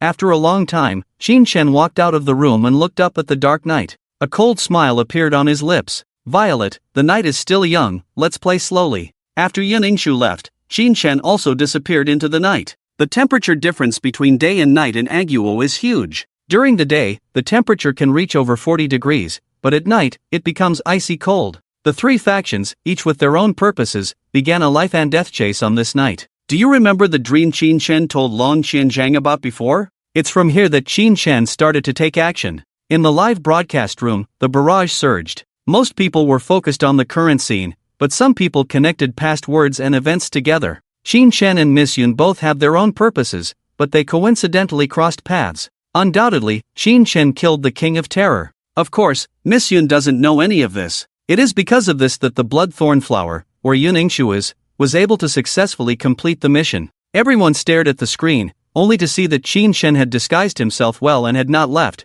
but was heading back to the top of the hotel. The entire hotel was filled with the piercing sound of alarms that night, and flashlights almost covered every corner of the hotel. The Wanglai's carpet-style search would not let any suspicious person slip through. On one hand, it was the deadly order issued by Violet, and on the other hand, it was because Qin Shen's identity was too terrifying. He was like a time bomb, bringing great danger to Violet. Judging from her behavior of burning bridges, there was no doubt that Qin Shen might even kill her. The scene shifted to a luxurious suite. From here, you could overlook the night view of the entire Aguo Desert. A charming woman was standing in front of the huge French window. Violet. In theory, although the plan had twists and turns, and although Nicks had died in the end, Violet still did not relax. For her, as long as Qin Shen was not dead, she could not relax for a moment. Just thinking that in the middle of the night, there were a pair of cold eyes staring at her, she felt a cold sweat and shivered. Tick-tock, tick-tock. Seconds passed by. Midnight passed. It was past 1 in the morning. It was past 2 in the morning. The carpet-style search had been going on for a long time, but there was still no news of Qin Shen. Violet couldn't help feeling restless. Whoosh! Suddenly, a figure swept past Violet from behind. Startled, Violet tensed up and turned around abruptly. Who's there? The window behind her was wide open, and the strong night wind blew the curtains on both sides rapidly, as if someone was hiding behind them. The door also swung open, and a group of people rushed in, surrounding her. Violet pulled the curtains and saw no one inside, then breathed a sigh of relief. Everyone, leave. There's no one here. After the crowd left, Violet finally relaxed, feeling a bit exhausted. Maybe I'm just too tense, she thought, under the gaze of a pair of eyes, unable to help but smile wryly. She decided to take a hot bath to relax. As she slowly unbuttoned her clothes, this time, the screen did not go black. In the darkness, the eyes staring at her did not close, not even blink. Hiss! The sound of gasps filled the room. Everyone blushed. As Violet's perfect figure immersed in a bathtub filled with rose petals, she slowly closed her eyes to enjoy the moment. Suddenly, a chilling voice sounded in her ear. Like a demon's whisper. Madam Sophia, is the nightlife beautiful? Swish! The chilling voice was like a sharp knife, leaving one after another mark on her almost perfect body, startling her to open her eyes wide. She, who was feeling a bit drowsy, now seemed as if she had been injected with adrenaline, and despite her current state of undress, she stood up from the water, her eyes filled with horror. It was Qin Chen's voice. He never appeared early or late, but always after she had been overly nervous and had just relaxed for a while. He was a natural predator, not attacking at the sight of prey, but waiting until the prey was most exhausted to launch a sudden attack. She quickly began to search for Qin Chen's whereabouts, wanting to find out where he was at that moment. However, after searching around, she couldn't find him anywhere. Drenched, she finally arrived in the living room and, in front of a clear full-length mirror, saw Qin Chen behind her right behind her. The huge full-length mirror reflected her flawless body. Every inch of her skin seemed like a work of God.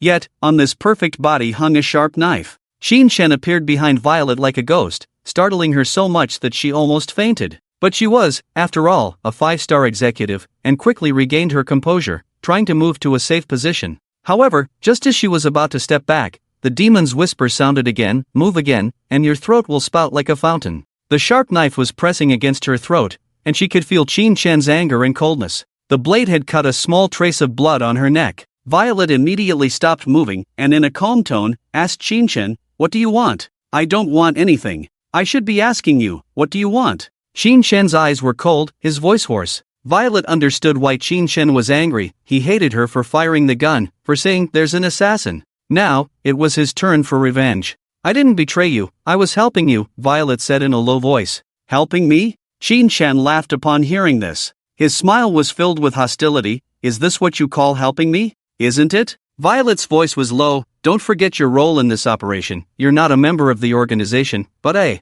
assassin. I've already classified the perpetrator of this incident as an assassin, not a member of the organization. The rest is up to you to handle. Moreover, the entire plan was laid out by me. If you can't even handle the final trouble, it can only mean that I misjudged you." This was the conversation between the two in such a situation. "So should I still thank you? And I won't say, you will never know. There is a third party involved in this matter." Violet turned the conversation sharply, looking extremely gloomy. "A third party? Who?" Qin Chen's face changed slightly. Qin Chen subconsciously asked, but found that the violets in the mirror did not speak, nor did their eyes move, just staring at Qin Chen. That look was truly like that of a fierce ghost. If looks could kill, then Qin Chen would have died a million times over. From the violet's eyes, Qin Chen interpreted something. "You mean, the person behind Nicks? A person from Shenzhou?" Qin Chen asked tentatively. Violet's neither confirmed nor denied, but asked with a trembling voice, "Can you let me go now?"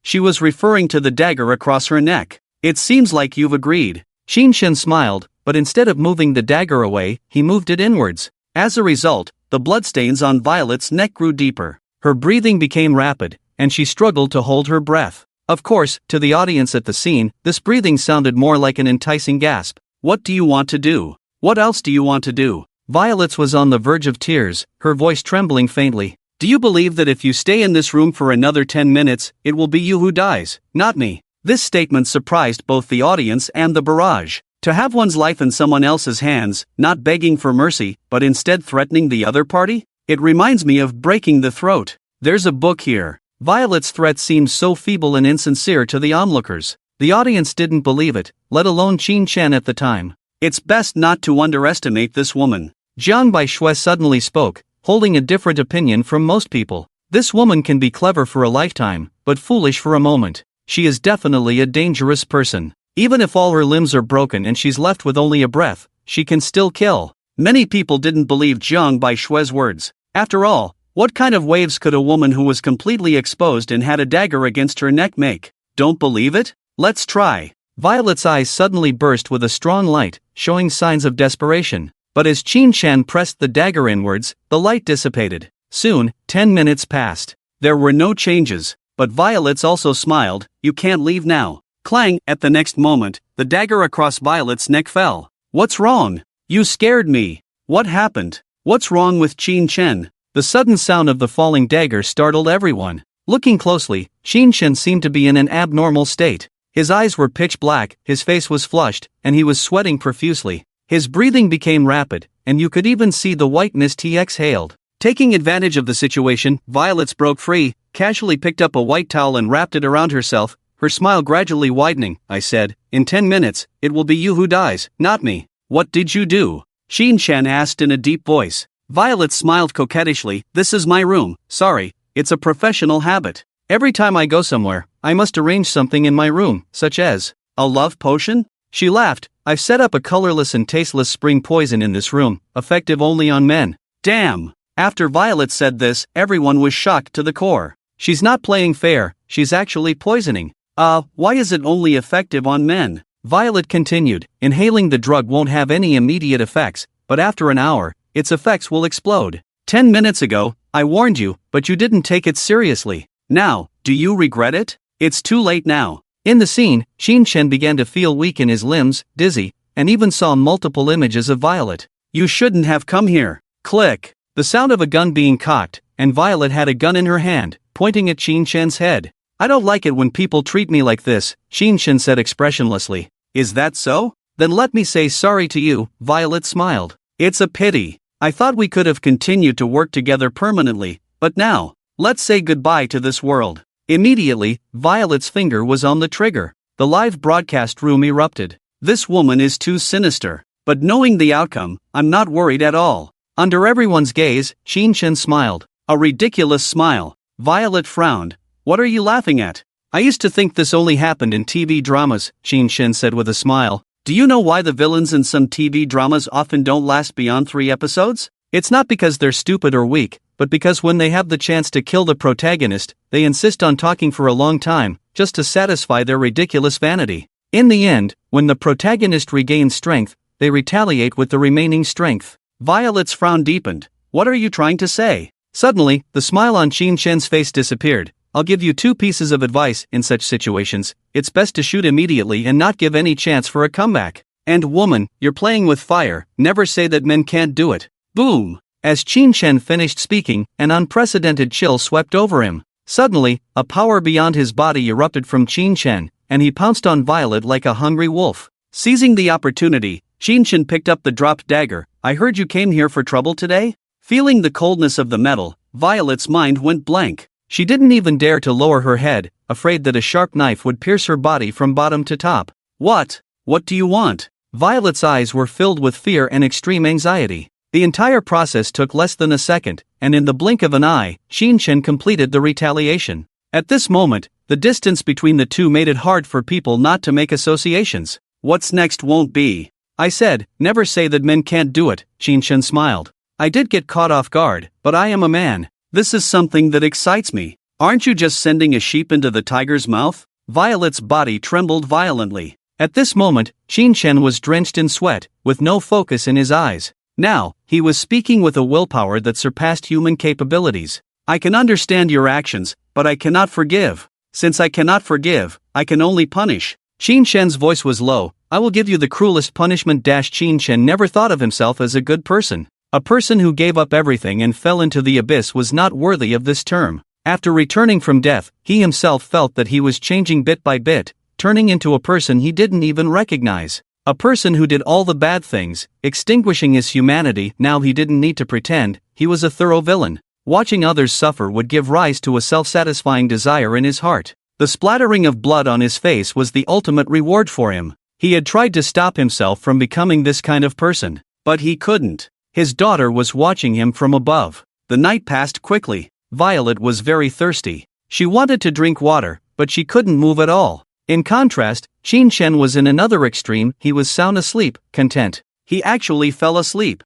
Looking at Qin Shen's calm face, Violet finally shed hot tears. So cruel. This is the most brutal punishment. But Qin Shen is really amazing. The barrage was full of admiration. Through the screen, everyone could feel the strong sense of humiliation and hatred, but also helplessness. The only regret is that there is no specific process. Netizens lamented, at that time, Qin Shen's consciousness should have been blurred, so the picture did not show the whole process. It was all Qin Shen's instinct in action. Qin Shen didn't sleep for long, and soon woke up. He understood that this was not a permanent place. The entire sailboat hotel still belonged to Violet. As soon as he opened his eyes, he saw Violet's eyes, filled with tears and anger, staring at him as if she wanted to devour him. Good morning, Miss Violet. Qin Shen was not one to hold grudges. If he had a grudge, he would settle it the same day, and the next day he would still greet the other person with a smile. You didn't stay up all night watching me sleep, did you? Seeing Violet's silence, Qin Shen couldn't help but ask.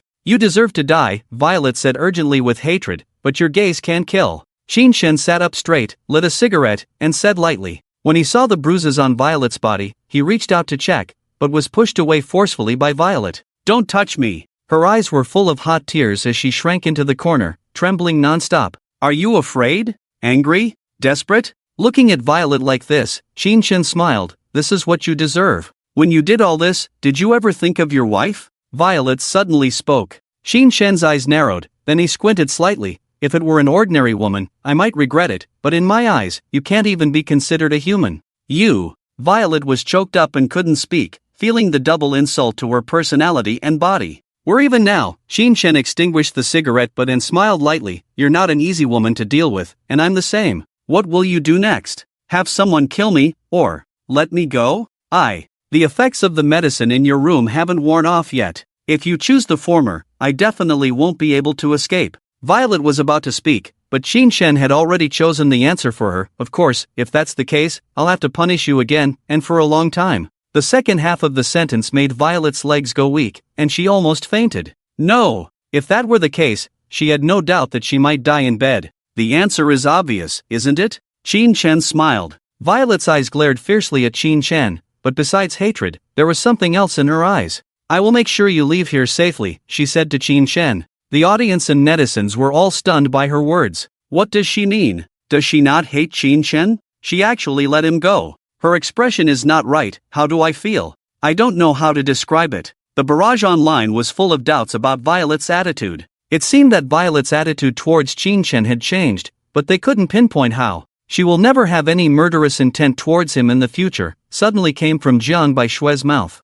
Although it was very light, in the silent scene, it was like a thunderbolt. What? The host Bing Bing was stunned, looking at Jiang Baishue in surprise. After a moment of silence, Jiang Baishue asked a question. If you were Violet, how would you treat Qin Shen? If it were me, I would definitely hate him to death, wishing he would die. Me too. We'll go down together. The barrage was full of comments. See, out of 100 people, 99.99 won't forgive someone who has hurt them in the past. Jiang Baishue said calmly, but there are also women who, after such an incident, experience subtle changes in their mindset. Subconsciously, they actually desire to be treated this way, which is the change in their subconscious. No way. Are there really women like that? Everyone found it unbelievable. Of course, this was just a bold guess by Jiang Baishue, and only Violet herself knew the specifics. In the scene, following Violet's smooth exit from the sailboat hotel, Qin Shen smiled and said, I'm still surprised that you let me leave like this. Don't overthink it, I'm just considering my future. Violet's face turned cold as she said, Nicks is already dead. The one who killed him is not you, nor me, but the Terror King. This is the best outcome for both of us, as well as for me and you. The heavens know, the earth knows, and we know. Of course, Qin Shen nodded in appreciation. But I won't forget what you did to me. Violet's beautiful eyes suddenly turned cold. Until I have absolute certainty, I won't touch you. Qin Shen smiled, then I'll have to find someone more formidable. Violet turned and left. Watch out for the wall. Qin Shen shouted again. Violet almost stumbled and fell. Turning back in anger, she found that Qin Shen had already left. Violet's eyes glazed over as she felt the pain in her body. She sighed softly and limped into the elevator. Meanwhile, Qin Shen glanced at the room where Yun Yingshu was. A night passed, but Yun Yingshu still hadn't returned. Qinshen fell silent for a moment, then left. What about the Terror King? A viewer in the live broadcast room raised the question. Although Nicks was dead, the Terror King was still at large. As long as the Terror King was alive, the weight on everyone's hearts would not be lifted. After leaving the sailboat hotel, Qinshen did not actually leave, but lingered nearby. It seemed like he was waiting for someone to return, but after a whole night, no one did. Qinshen fell silent for a moment, then left the area. Qinshen must be going to find Miss Yun, right? It seems that since last night, Miss Yun and the others have been trying to capture the Terror King. After killing Nicks, where did the Terror King go? The viewers discussed fervently. They have found the Terror King, but they haven't made a move yet. A viewer who had been following Yuningshu's memory scenes posted a comment. In the studio, everyone's attention turned to the memory scene of Yuningshu. It was a desert. The desert was scorching hot during the day, and Arab men riding camels could be seen everywhere. One tall man stood out, talking on a phone and occasionally smiling. The scene zoomed in, gradually revealing the silhouette of the blood-red thorns led by Yuningshu. We've been observing him all night. When do we make our move? A short-haired woman, Lin Bauer, couldn't contain herself. She was the youngest among them.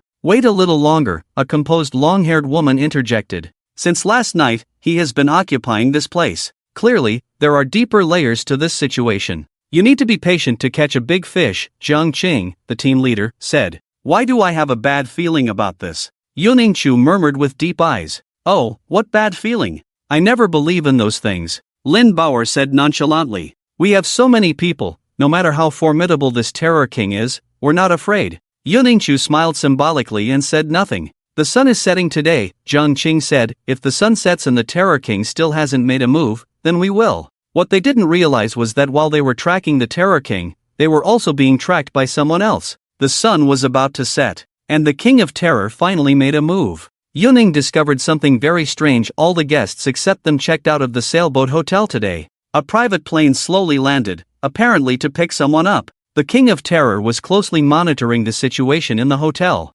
Finally, under the escort of a group of elite bodyguards, a woman limped out. As she walked out, the audience was shocked. Damn, is that Violet? The King of Terror is Violet? Miss Yun's target with the bloodthorn flower is the King of Terror. Qinshen's target is Miss Yun. Wow, this is no longer a mantis stalking the cicada, with the oriole behind. It's a big melee of multiple forces. The barrage suddenly became excited. Nicks did die, but the matter did not end. The King of Terror is still alive. If the King of Terror does not die, it means that this matter will continue. But no one expected it to be a big melee of multiple forces. In the picture, Violet waved her hand, and everyone boarded the plane together. After a day of rest, although Violet's legs could walk, they still could not close together. Damn it, Qinshen. Violet was furious as she boarded the plane. No one noticed that there was one less person in the group. Then a few people. Yuning, Jiang Cheng, and Lin Bauer each took down a guard of the demon and sneaked in disguised. The King of Terror and Qinshen did the same. As the plane slowly took off, a multi-party melee in the sky thousands of miles high began. Qinshen had deliberately changed his appearance, making it easy for them. Coincidentally, Yuning was sitting next to Qinshen. Have we met somewhere before? Yuning stared at Qinshen and asked proactively. Qinshen was silent for a moment, his face twitched slightly. It was clear that he wanted to remind Yuning that she was on a mission, but he took the initiative to talk to her. Fortunately, it was himself. If it were another member of the demon, he would have been exposed. Which group are you from? Suddenly, a familiar voice sounded. Hearing this voice, both Qinshen and Yuning were surprised. Yuning was simply worried about being discovered, while Qinshen was concerned about his relationship with Violet. Looking up, they saw Violet smiling and looking at them, her gaze constantly shifting between them. Yuning immediately lowered her head and remained silent. You shouldn't be sitting here, switch seats with me. Violet smiled and said to Yuning. Yes. Yuning was now disguised as one of Violet's subordinates and could only obey orders. Jiang Chang and Lin Bauer were both nervous. So, Qinshen ended up sitting next to Violet. She sat down cautiously, trying not to let her buttocks touch the seat, and squinted as she looked at him. Why are you back again? Qinshen raised his eyelids slightly. Is it any of your business? Violet squinted her eyes and looked back at Yuning, smiling. You don't have to tell me, I already know. Qinshen looked at her and said with narrowed eyes, do you really know nothing? Know what? That the King of Terror wants to kill? Violet seemed very relaxed, then she lowered her voice. I knew that a long time ago. The King of Terror killed Nicks. I was going back to the organization to report this. He must intercept me on my way back. I have to die for him to inherit Nix's identity. Aren't you afraid? Violet smiled. Don't you have me? Do you think I will protect you? Qin Shen said coldly. That's hard to say. Violet smiled charmingly. Now that we've broken through the final step, I can be considered your woman. Our past grievances are now settled. Looking at Qin Shen's eyes, Violet continued, if you don't protect me, I can't guarantee that I won't do something uncontrollable. What if I accidentally let something slip and tell Miss Yun about us? Qin Shen's eyes twitched slightly, remaining silent. Violet continued to speak softly in his ear, it's also beneficial for you to protect me. I am the only goddess in the organization, and many people desire me but cannot have me. Boom! Suddenly, a deafening explosion rang out. The aircraft shook as if it had been heavily hit, and a flash of fire erupted from the left wing. The plane seemed to lose control and rapidly plummeted to the lower left. Boom! The speed of the plane's descent was incredibly rapid, causing even the screen of the memory image to shake violently. For a long time, the screen remained in a state of chaos. Shouts, screams, and cries for help intertwined with each other, as if they were omens before the arrival of the Grim Reaper. I've considered countless ways the Terror King might target Violet, but I never thought of this one. He actually hijacked the plane directly. Even if Violet dies and the plane crashes, the Terror King will also die. The survival rate of a plane crash is pitifully low. How can we stop this?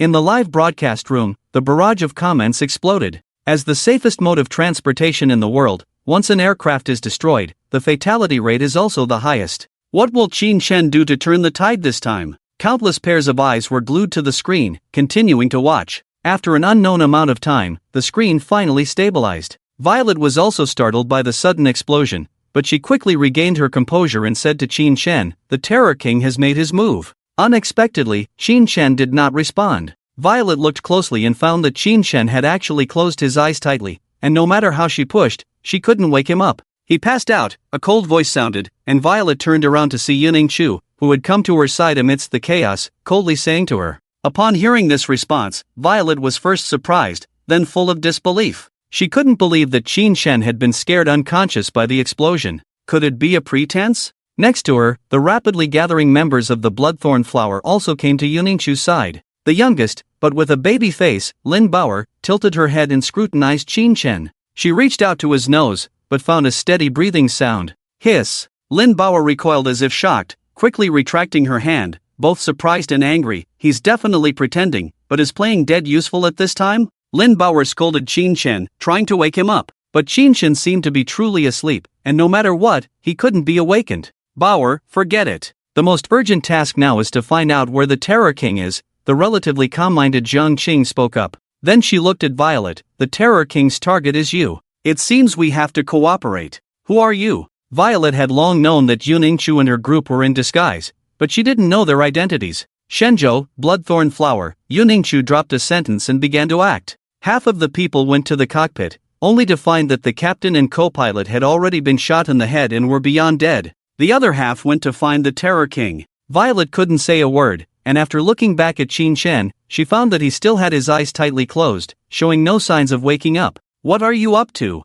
She couldn't help but curse. She didn't believe that Qin Shen would fall into a coma because of a mere explosion. Seeing that Qin Shen still didn't wake up, Violet became furious. Originally, she had relied on having Qin Shen by her side and wasn't afraid of the Terror King, but she never expected Qin Shen to actually pass out. At this point, she could only rely on herself. In Yuning-Chu's memory image, Violet issued an order: some of you go find the source of the explosion, while others find the person who planted the bomb. The crowd immediately sprang into action. After a brief moment of chaos, although the plane could no longer maintain normal flight, it ultimately did not continue to plummet. The actions inside the plane also gradually became more organized. But the next moment, there was another thunderous explosion. Another part of the plane exploded. The billowing smoke from the explosion spread, causing everyone to feel a chill. At that moment inside the cabin, a fully armed man suddenly stood up and aimed at Violet's head. Madam Sophia, we meet again, the man greeted with a smile. I told you I would come to take your life, and now, it's time.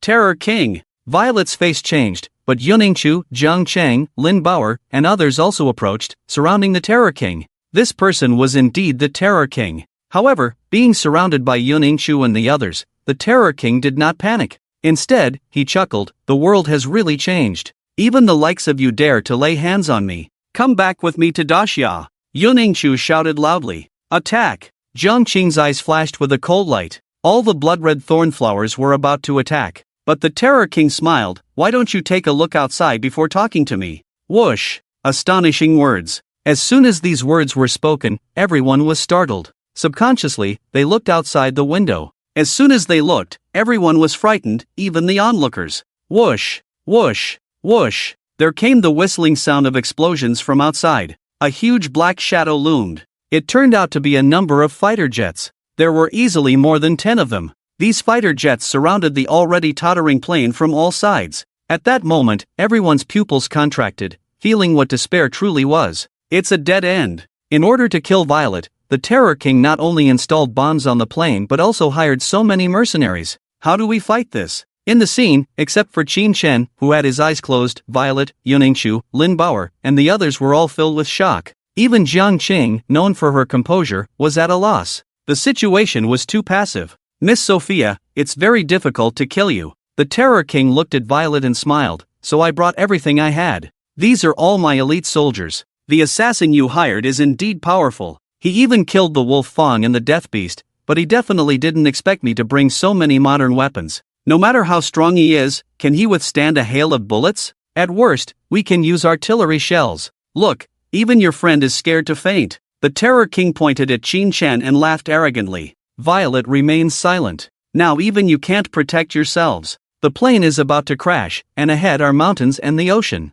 If you crash into the mountains, there's no chance of survival, but there's a slim chance in the ocean. But I've already arranged warships and snipers there. If you fall into the sea, you'll be like fish in a barrel. Madam Sophia, what will you do?" the Terror King said with a chuckle. Violet remained silent, her face darkening to the extreme. The situation had become extremely dire. Was there still a possibility of turning the tide? Of course, all of this can still be resolved. The Terror King proposed a solution. "As long as you, Madam Sophia, die, everyone else on the plane can live. I wonder if you are willing to sacrifice yourself for the greater good?" the Terror King asked with a chuckle. Would anyone really sacrifice their own life for the collective? Some would. But Violet, a nihilist, was even less likely to do such a thing. Not willing? Then there's no other way. The Terror King smiled and was about to order the shooting. "Stop!" a cold voice rang out. It was Yuningshu. "The plane is continuously falling," but Yuningshu walked up to the King of Terror and said coldly, "This is not beneficial for you.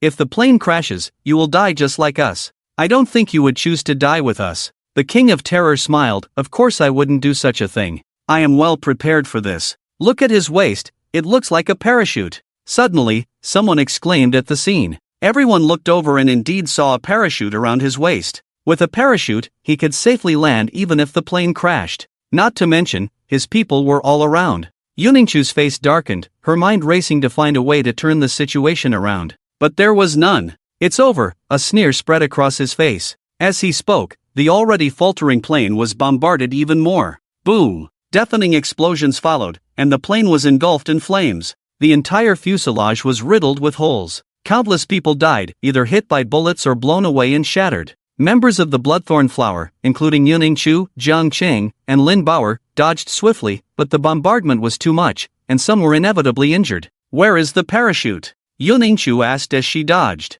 "It's in his corner." Violet was about to answer but was astonished to find that Qin Shen, who had been sleeping, had suddenly disappeared. She was stunned. The King of Terror is trying to escape. In the scene, Yuningshu noticed that the King of Terror was about to open the parachute and jump. Boom! Another loud noise, and the jet engines stopped running. The intense explosions even caused the plane to partially disintegrate. Thick black smoke billowed into the sky. The audience and netizens were stunned. They had only seen such scenes in movies. "Goodbye, Shenzhou girls," the King of Terror chuckled, then abruptly opened the parachute. With a swoosh, he leaped off, jumping from a great height. Yuningshu, Jiang Qing, and the others wanted to chase after him, but an explosion erupted beside them. "It's too late. The most important thing now is to make the plane crash into the sea." Jiang Qing spoke. Everyone knew that the plane crashing was inevitable, but the only thing that could be changed was the location of the crash. The ocean offered a glimmer of hope, while crashing into mountains would mean certain death.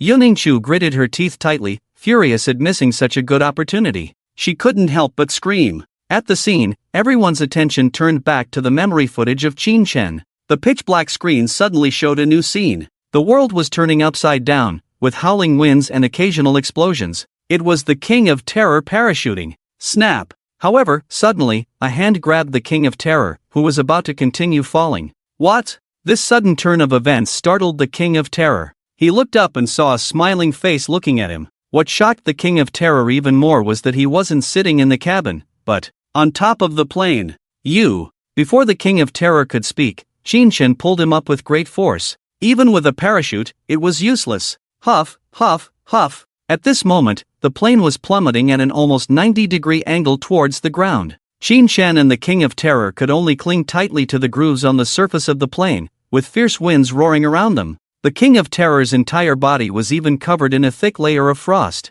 The temperature in the stratosphere was terrifyingly cold. At this moment, even the King of Terror was somewhat afraid, his scalp tingling. But what was even more unbelievable to him was that Qin remained calm, with a hint of a smile on his face. At the same time, in another scene, Yuningshu, Jiang Qing, and others had already arrived in the cockpit. No matter how they manipulated it, the plane still couldn't taxi. I'll do it. Yuningshu pushed open the door and took her seat. After a series of operations, the plane actually had a faint upward trend. It's fortunate that the other wing wasn't destroyed by the explosion. In theory, it can still taxi for a while, Jiang Qing said. We must not crash into the mountains, we have to crash into the sea. Yuningshu burned all the fuel in the plane. At this moment, they couldn't have imagined it. On top of the plane, there were actually two people standing, Qin and the King of Terror. They were in the stratosphere, breaking through layers of clouds as the plane sped on. The two of them seemed as if they were in a snow-capped mountain, the King of Terror covered in frost and snow,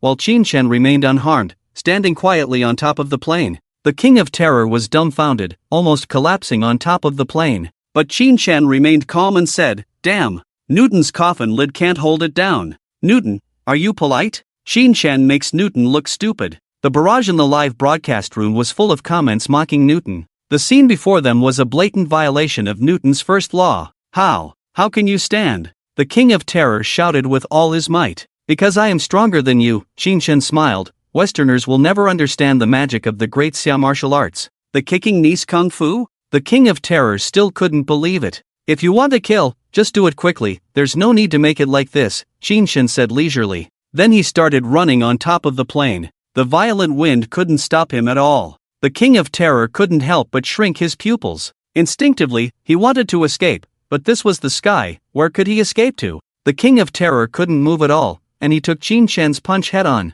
Bang! Blood splattered, and the King of Terror seemed as if he had been hit by a maglev, his body and soul about to separate. Not much stronger than the wolf Fong and the dead beast, huh? Who gave you the courage to do this? Qin said coldly. But at this moment, the plane shook and trembled again. The plane, which had been taxiing, was once again plummeting downward. This time, Yuningshu and Jiang Qing had no way out. The fuel was exhausted. Below them were countless mountain ranges and strange rocks. But they also saw the ocean. We must fall into the sea, we must fall into the sea. Yuningshu murmured as she watched the scene of the plane plummeting. Even the people in the plane were praying. Boom! In the terrified eyes of countless people, the plane with its wings broken flew over the mountains and plunged into the deep blue sea. Rumble! Whoosh! The overwhelming sea water surged in. The entire plane sank into the sea, and everyone couldn't help but close their eyes and turn their heads away. This scene was so immersive. It was as if they were sitting on the plane, flying into the sea themselves. The images of Qin and Yuningshu were both engulfed by darkness. The scene wasn't pitch black, but filled with the sound of rushing waves. It was a long time before any images appeared. Yuningshu was jolted awake by the cold. The ice-cold sea water seemed to freeze her soul. As soon as she opened her eyes, she gulped down several mouthfuls of water. The deep, dark sea water surged into her eyes, and she quickly regained some clarity, struggling to raise her head above the sea. Phew! As she broke free from the sea, she found herself surrounded by an endless sea, and she didn't see the figures of her compatriots. Jiang Qing, Bauer, she began to shout loudly. She didn't know where she was in the sea, but she knew her companions must be nearby. Whoosh! Suddenly, someone else emerged from the sea. It was Jiang Qing, Lin Bauer, and others. Thank goodness, you're all okay. Seeing that Jiang Qing and the others were fine, Yuningshu also breathed a sigh of relief. Where are we? Yuningshu looked around. Look over there. Jiang Qing pointed to the distance, where black smoke billowed and low explosions could be heard, with flames shooting into the sky. The sea was burning with raging fires. Several bodies were floating in the water. Even though the plane crashed into the sea, there were still casualties, but it was considered fortunate in the midst of misfortune. More people would have died if the plane had crashed on land. Are there any bodies of the Terror King? Lin Bauer asked. Jiang Qing shook her head. No. Keep looking. We need to see the living and the dead. Yun Yingchu gritted her teeth. All the members of the blood-red thorns flower swam towards the shore. How is Qin Chen? Qin Chen? The audience began to pay attention to Qin Chen's whereabouts. Finally, after experiencing the darkness of the sea, Qin Chen's image reappeared. There happened to be a solitary island near the area where the plane crashed. He brought 2 people to the island. One was the unconscious Violet, and the other turned out to be the Terror King. However, the Terror King was now completely incapacitated by Qin Chen and couldn't move at all. Violet's clothes were completely soaked, and she casually threw the Terror King to the side. Qin Chen pressed his hands on Violet's chest, and she finally spat out a mouthful of seawater, her belly flattening. Violet looked suffocated and temporarily lost her vision upon waking up. After a while, she saw Qin Chen beside her and lay back on the sofa. With her eyes closed, she asked, "Did you save me? Is there another person here?" Qin Chen said expressionlessly. Violet smiled and didn't say anything, relaxing her entire body with her eyes still closed. She was saved. From the moment the plane exploded, she knew she was doomed, but she unexpectedly survived. "Why did you save me?" A cold voice rang out. The Terror King lay motionless beside them, his eyes cold and piercing. Qin Chen just smiled. "Don't misunderstand. You still have value. Someone wants to take you back and deal with you. You can't die." As soon as he said this, the barrage exploded. It's really Qin Chen who captured the Terror King, just to bring him back to Miss Yun for punishment. This is the dream that Qin Chen mentioned before, to cultivate an enemy who will kill him. For those Shenzhou girls? The Terror King's face turned cold. "There are people I care about inside," Qin Chen said with a smile. The Terror King seemed to feel humiliated, his face dark. "You've gone too far. But do you think it's over just like this?" I said, "Even if you manage to pick up a life by falling into the sea, it's still a dead end. Because on this island, I have also set up a trap." The Terror King's face showed a hint of fanaticism. "A complete mercenary and sniper are waiting here. You can't escape the fate of death." "Well, I've observed it a long time ago. Is it at 30 degrees southeast, northwest, and southwest?" Qin Chen spoke lightly. "Ha!" This shocking statement left the Terror King dumbfounded. Even Violet was stunned and reflexively looked around. On the deserted island, a trace of killing intent spread. "If I'm not mistaken, the sniper has already locked onto my head, right?" Qin Chen smiled again. This statement caused a great stir in Violet's heart. The sniper had already locked onto them? For a moment, even the Terror King was speechless. He had already given the order to gather the mercenaries as soon as the plane crashed. Violet was tense all over, sweating profusely.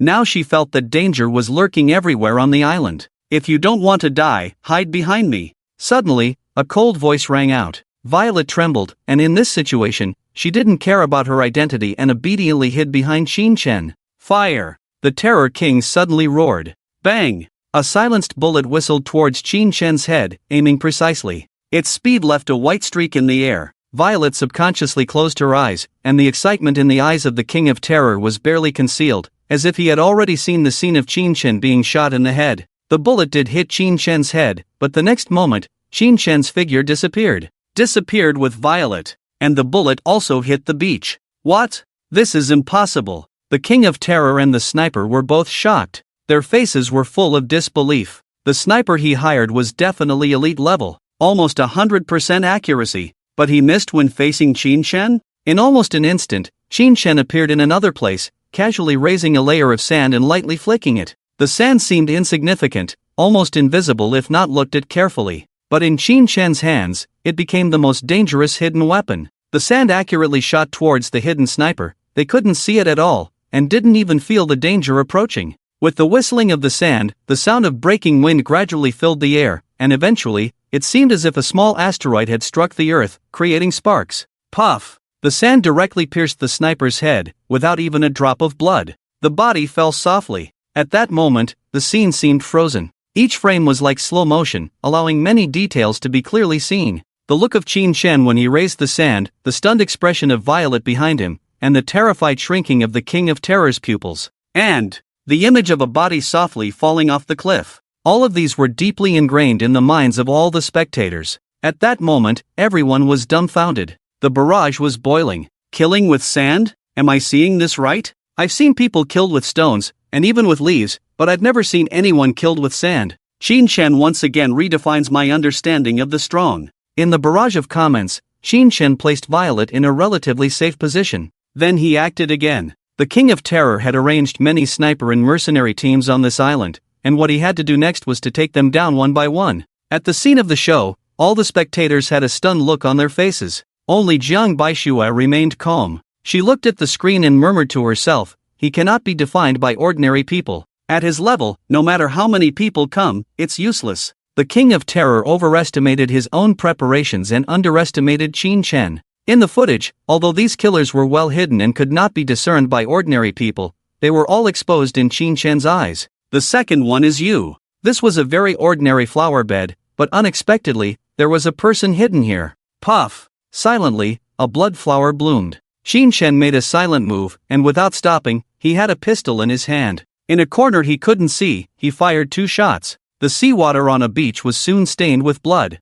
No one would have thought that there were 2 people lurking in the water on the beach. The third one. The fourth one. Puff! The 2 people hidden in the dark suddenly died without any reason, but they remained standing, motionless. Only blood continued to flow down their cheeks. The 7th one. The 8th one. The 9th one. 3 people hidden in the forest died mysteriously, and they didn't even know how they died. Clearly, they were all top snipers in the world, and it was already very difficult to find their location, let alone kill them. The 17th one. The 18th one. Next, Qin Shen moved like a ghost on this deserted island. This place had become a hunting ground for Qin Shen alone. Wherever he went, someone would die, and the blood stained the ground, but not a sound could be heard. A perfect interpretation of the art of assassination. These are all courses that must be taken in the military, but Qin Shen has elevated them to the level of art. At the scene of the show, a high-ranking official from the War Department couldn't help but take a sharp breath and exclaimed, "Can you comment on the gap between the current war god in the military and Qin Shen?"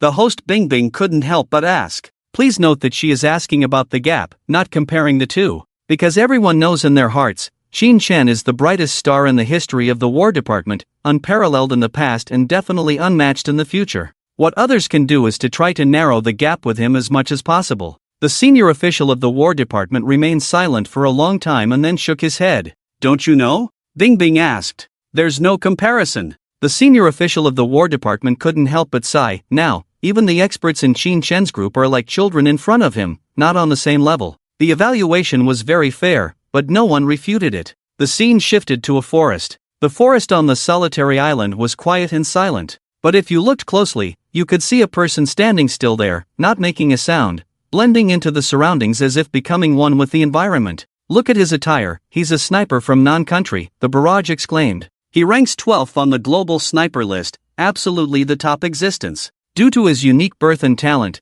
he can blend into the environment like a stick insect. Even if he walks in front of us, we might not even notice him." He held a specially made sniper rifle that could fire heavy bullets, a single shot from which could be fatal. With a confident look on his face, he had already aimed at the distant violet figure. It's worth noting that their goal was to kill the violet figure, not Qin Shen. But suddenly, his breathing became heavier and heavier, as if the air around him was being continuously compressed. The oxygen inside was being constantly extracted, gradually turning into a vacuum. Puff! In the next moment, his body instantly exploded into a cloud of blood. He was forcibly compressed into a lump of flesh by the air. The 26th one. Qin Shen treated it as a trivial matter and went to hunt down the next sniper. This sniper was quite something, as Qin Shen couldn't find him. But the communicator of the previous person rang, and after a long time of silence, his partner felt uneasy. "Okay, I'm coming over now." Qin Shen imitated his voice and walked over with a smile. The assassin sensed that something was wrong and was about to shout,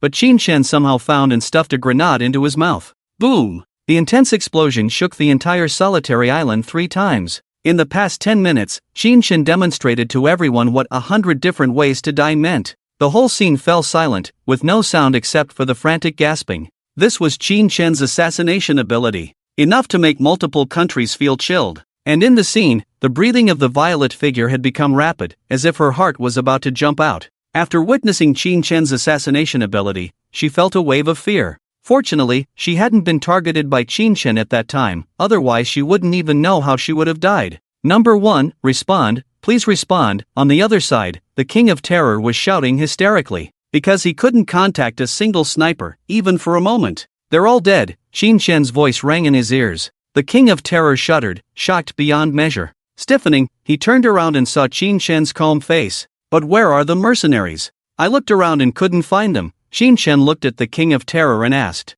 This sentence seemed to remind the King of Terror. Although he still looked terrified, he couldn't help but smile. "That's right, I still have mercenaries. It was unexpected for you to take down the snipers one by one, but can you confront the entire group of mercenaries?" Rumble. As the King of Terror's voice fell, the sound of helicopters turning suddenly came from the distance in the sky. The huge propeller winds stirred up the sea, and there were more than a dozen such helicopters. The shocking scene that only appears in epic war films unfolds before our eyes. The entire live audience fell into dead silence, everyone staring wide-eyed with incredulity. The host, Bing Bing, shook her head and said, "We are far from war now, or more accurately, our land of China is far from war. At any moment, in any corner of the world, wars of various scales can occur. Without exaggeration, the mercenaries in the current memory can easily annihilate a city." Bing Bing's expression was very serious as she spoke. Modern people are accustomed to comfort and have no idea about the cruelty of war. How brutal are the Golden Triangle, the Black Triangle, and the Middle East battlefield.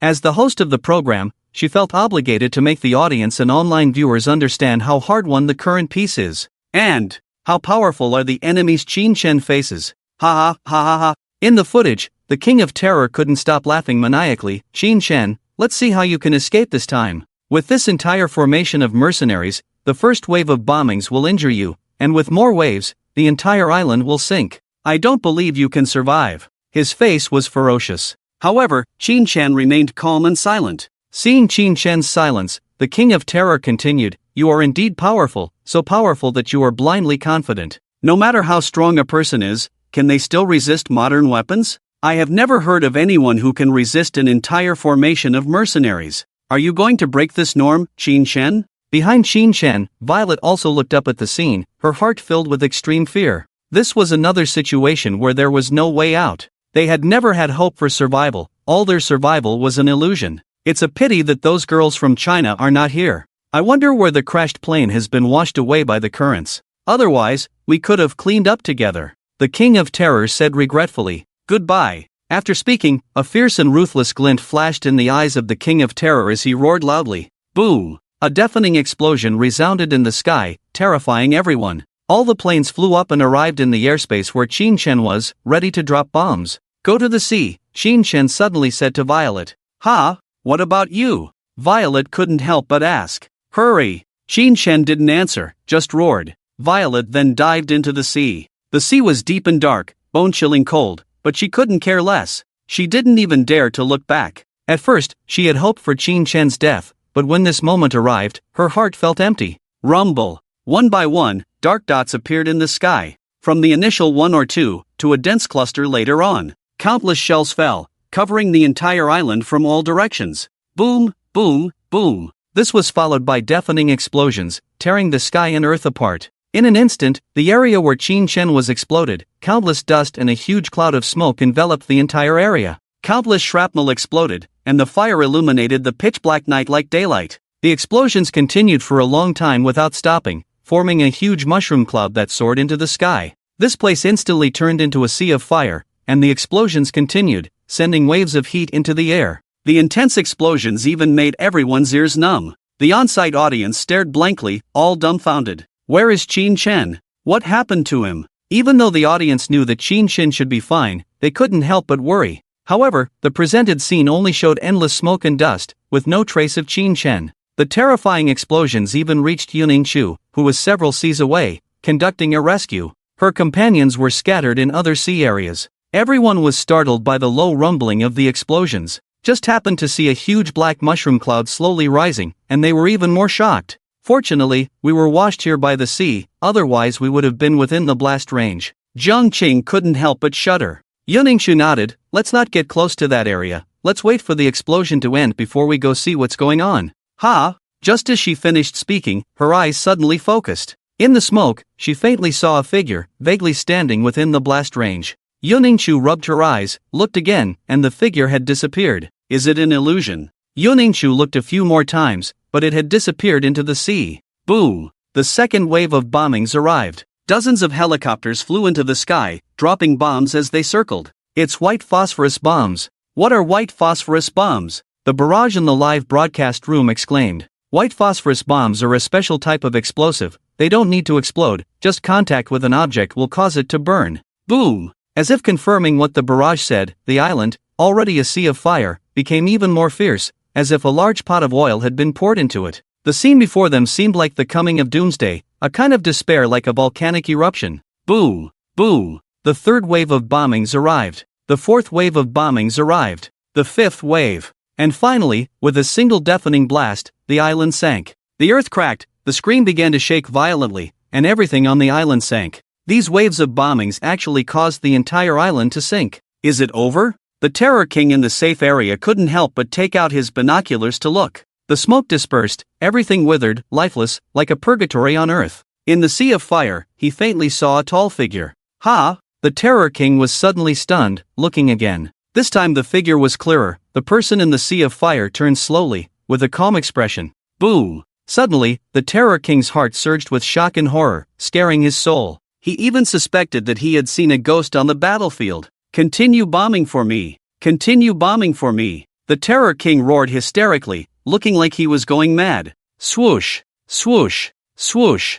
Boom! Boom! The shells fell one by one, explosions resounded one after another. But these bombs all exploded around Qin Shen, yet he just kept walking step by step, not even looking back at the explosions. A real man never looks back at explosions. In the sunken island, he walked step by step to the Terror King, showing a smile. You've been struggling for so long, it's time to end it. Boom! As Qin Shen's words fell, the isolated island sank into the sea, a shocking explosion covering the entire island, and in a blaze of fire, the island sank. Qin Shen's memory screen also turned pitch black, but unlike the dark screen, this was a calm return of consciousness, bringing darkness. After a brief silence, the barrage in the live broadcast room erupted in madness. What happened to Qin Shen? Did Qin Shen fall into the sea? Can anyone tell me what happened in the end? All the barrage was asking about Qin Shen's situation. According to the timeline, Qin Shen must be fine, but no one knew what had happened at the time. There are still many mysteries left unsolved. Everyone was anxious.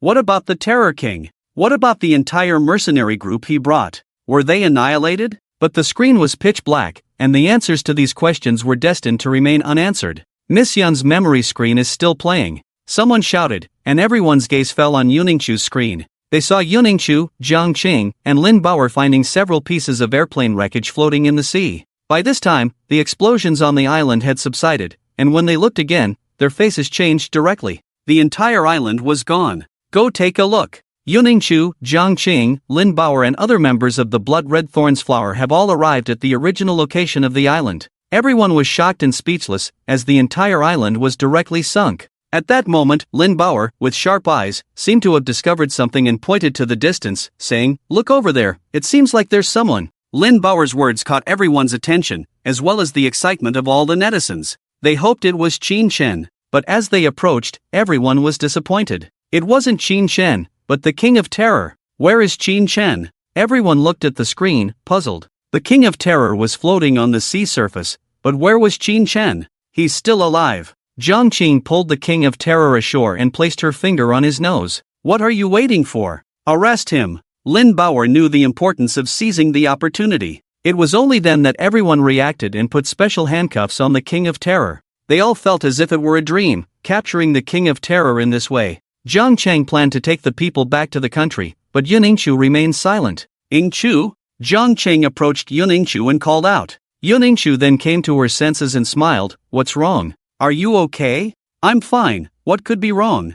Yuningchu smiled. Then she looked out at the vast sea, feeling a strange sense of unease. The news of Yuningchu and her team bringing the King of Terror back to the country caused a huge sensation. The reputation of the Blood Red Thorns Flower was beginning to take shape. Unlike Qin Shen, who single-handedly turned the tide, Yuningchu relied more on the discipline and strength of the team as a whole. Without any member of the Blood Red Thorns Flower, no mission could be completed. 3 months later, Qin Shen's timeline was the same as Yuningchu's. In other words, new footage of Qin Shen only appeared 3 months later in the timeline. What appeared before them was a dimly lit Chinese-style courtyard. It looked like a retirement home. The room was pitch black, with no lights on, and everyone could only vaguely see a figure sitting quietly inside, not saying a word. At that moment, the sound of a young girl's laughter came from outside the door. With a creak, the door opened, and a girl of about 14 or 15 years old walked in. Ah! Suddenly seeing a strange man sitting in the dark room, the girl was startled and almost fell. Are you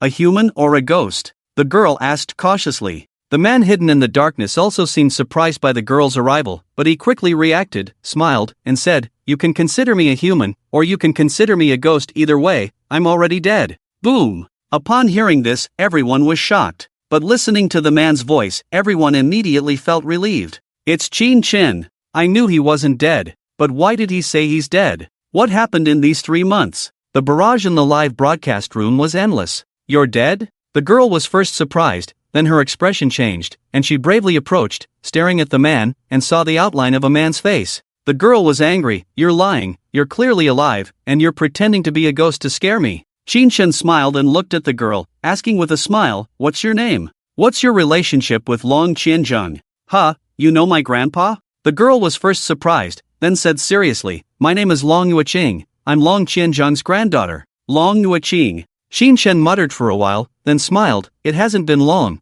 but I feel like I've aged a lot. Long Qianzheng even has a granddaughter now. What's your name? Long Yueqing curiously asked. Qin Chen smiled, it's better if you don't know my name, because it's a taboo. Hearing it can stop a child from crying at night. Ah, that's so scary. Long Yueqing, with her big watery eyes wide open, said, now I'm even more curious. Yueqing, why aren't you doing your homework properly? Did you sneak out to play again? When she was about to ask clearly, suddenly a stern and old voice came from behind. Long Yueqing was immediately startled, stiffened and turned around, only to see an old man with white hair standing at the door, but still spirited. His fierce eyes carried an imposing aura. Grandpa, why haven't you gone yet? Long Qianzheng scolded. Wait, let me ask for his name. Long Yueqing was not ready to give up, but Long Qianzheng glared at her, and the young girl immediately backed off. Why so fierce? Long Qianzheng made a face, and Long Yueqing immediately ran away. However, what Long Qianzheng didn't notice was that after running out, she sneaked back and hid outside to eavesdrop. Qin Chen noticed, but he didn't expose her, just smiled. Why did you come back? There's no news at all. Long Qianzheng said in a low voice. I came back, without leaking any news. Hearing this, Long Qianzheng fell into deep thought. Just now, was that your granddaughter? Qin Chen asked again. Long Qianzheng nodded. She's good, she's grown up. Qin Chen smiled, she looks a lot like you. In every aspect. Long Qianzheng straightened his chest, proud. But soon his eyes dimmed. It's a pity, I won't see the day she shines. After a pause, his gaze fell on Qin Chen, and he said seriously, I won't see the day you return victorious either. Red walls. Dimly lit room. Only a computer quietly playing. A tall woman stood in front of it. She stared at the old man in the picture, trying to hold back her tears, but they still flowed uncontrollably. She would never forget that day. It was their first and last meeting. Although it was only once, it left a deep impression on her life. Just because of a sentence. In the picture, Qin Chen, who heard this sentence, paused, and looked at the old man who was almost 90 years old in front of him, and smiled.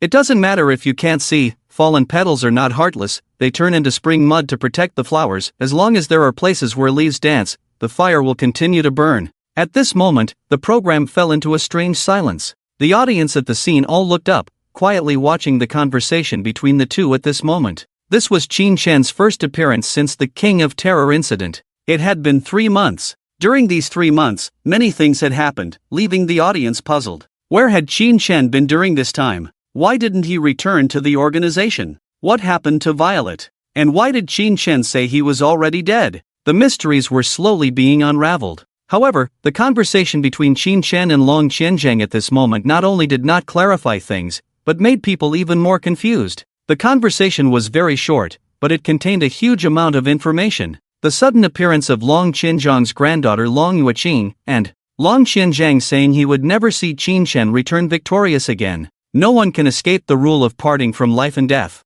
At that time, Long Qianzheng already knew that his time was running out. At this moment, Zhang Baixue looked at the picture of Long Qianzheng with a nostalgic look and slowly spoke. Wow! As soon as this was said, the scene immediately erupted into a commotion. The audience was stunned, looking at Zhang Baixue with astonishment on their faces. Ha! The host Ice was also stunned, staring at the screen for a long time without saying a word. No wonder Long Qianzheng said that he had known for a long time that his time was running out. The direction of the live barrage also changed. Upon hearing this news, everyone was in a state of shock. In the current timeline, Long Qianzhang had long since passed away. Before this, few people knew that there was such a person in the War Department of Shenzhou. It was Qin Shen's memory that let the public know about this venerable old man. He was someone who had dedicated everything to the land of Shenzhou. In a sense, he was a totem of the War Department of Shenzhou, not Qin Shen, but Long Qianzhang. He personally experienced the darkest period in the history of Shenzhou.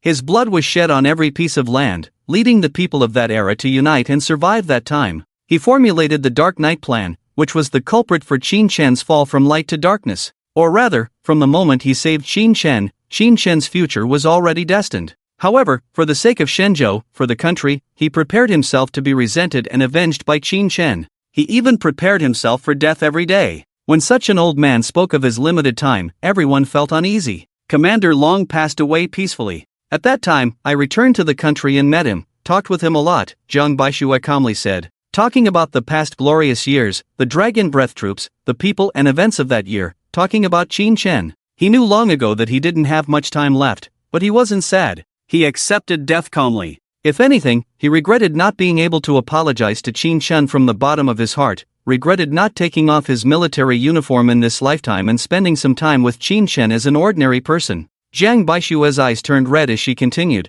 her voice slightly hoarse. Commander Long's son passed away a long time ago. He said he regarded Qin Shen as his own son, but as a father, he was very irresponsible. Sometimes he wonders if things would have been different if he hadn't led Qin Shen down that path. The scene fell silent, only Zhang Baixue's calm voice was heard. She wasn't talkative, but whenever she mentioned the people from the War Department, she always had a lot to say, as if she was saying all the words she hadn't had the chance to say before. Ah, heroes grow old, that's the most regrettable thing, but there's nothing we can do. Just as Miss Jiang said, no one can escape aging and death. What's going on? I suddenly feel a sense of sadness. What really touches people is the next line, wherever there are leaves flying, the fire will continue to burn. The barrage of comments continued. Everything happened so suddenly. Commander Long suddenly fell ill. It was completely unexpected. In a small room within the red walls, a woman stood quietly in front of the computer, watching the screen with tears streaming down her face. She held a photo in her arms, a photo of an old man and a little girl. Despite crying, she was smiling. She said, "Grandpa, I regret it. I regret not doing my homework that day, but instead eavesdropping outside the room and hearing the news of your illness, hearing what he said, the inheritance of the next generation. I grew up overnight." Tears fell on the frame, flowing down, and the old man in the photo was smiling kindly. Wherever there are leaves flying, the fire will continue to burn. Long Qianzhang repeated this sentence over and over, then looked up at Qin Shen. His cloudy eyes suddenly brightened. He smiled. "You're right, I'm too sentimental. There are still too many things in this world that I can't let go of. I don't want to leave. I want to wait until I've seen everything, then leave in peace. Among them, the thing I most want to see is you." Long Qianzhang lightly patted Qin Shen's thigh and said with a smile, "I've been diagnosed with late-stage cancer. The doctor said I only have a few days left. I asked the doctor if I could have a little more time, at least until you come back. I don't want to see you carry these accusations for the rest of your life after I'm gone. I won't rest in peace that way."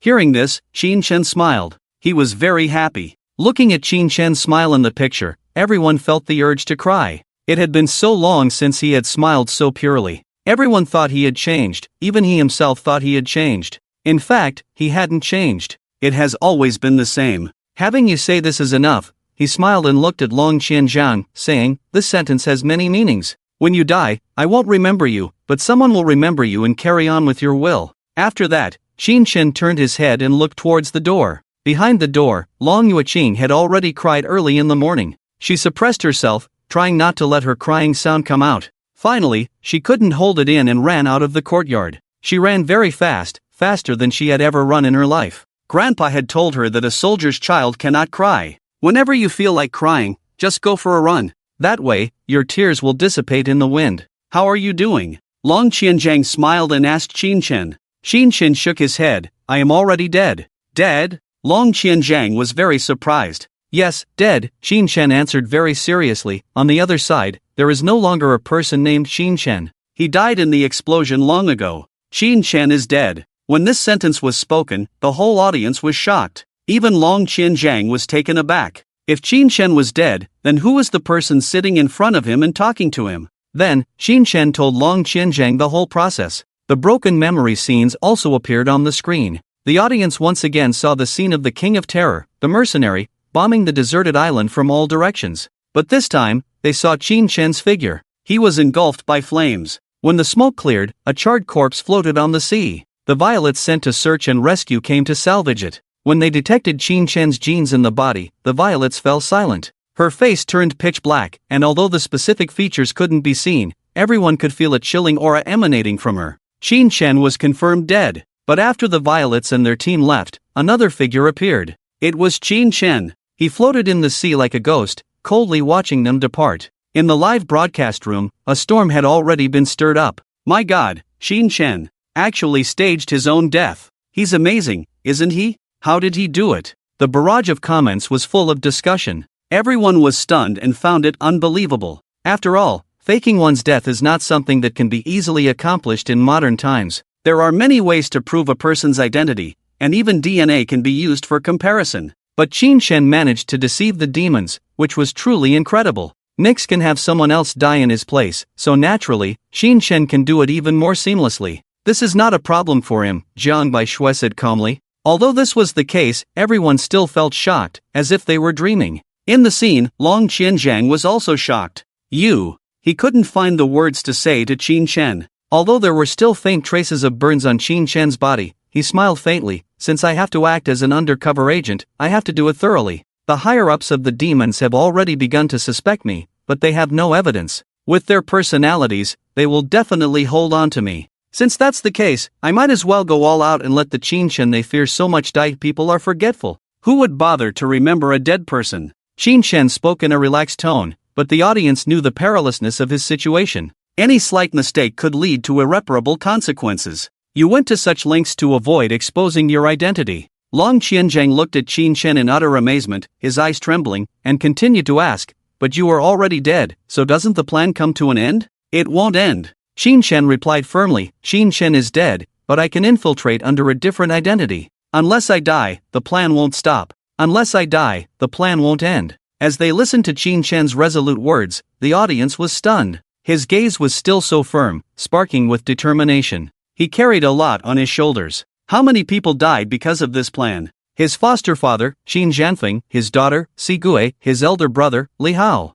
and many others. Many people sacrificed. He had to carry on with their lives until the mission was completed. Otherwise, he would be ashamed of everyone, and after death, he would have no face to meet them in hell. He still hasn't betrayed, and he won't in the future. Tears flowed from the crowd, and someone said uncontrollably. This scene moved everyone. However, more people did not waver because of this scene. It's still the same. When we see the last scene, we can't be sure if it's good or bad. He has made many contributions to the land of Shenzhou, but at the same time, he has also harmed many. Merit cannot offset sin. The debate continued. This is a topic that can never be fully debated. Merit is real, and so are sin and blood. Before the memories of the program were all played out, no one could believe it 100%. However, this did not prevent Long Qianjiang from being moved at this moment. He looked at the man in front of him and saw the young man who was full of ambition and vitality. He sighed with emotion. By doing this, I will feel even more guilty. No need to feel guilty.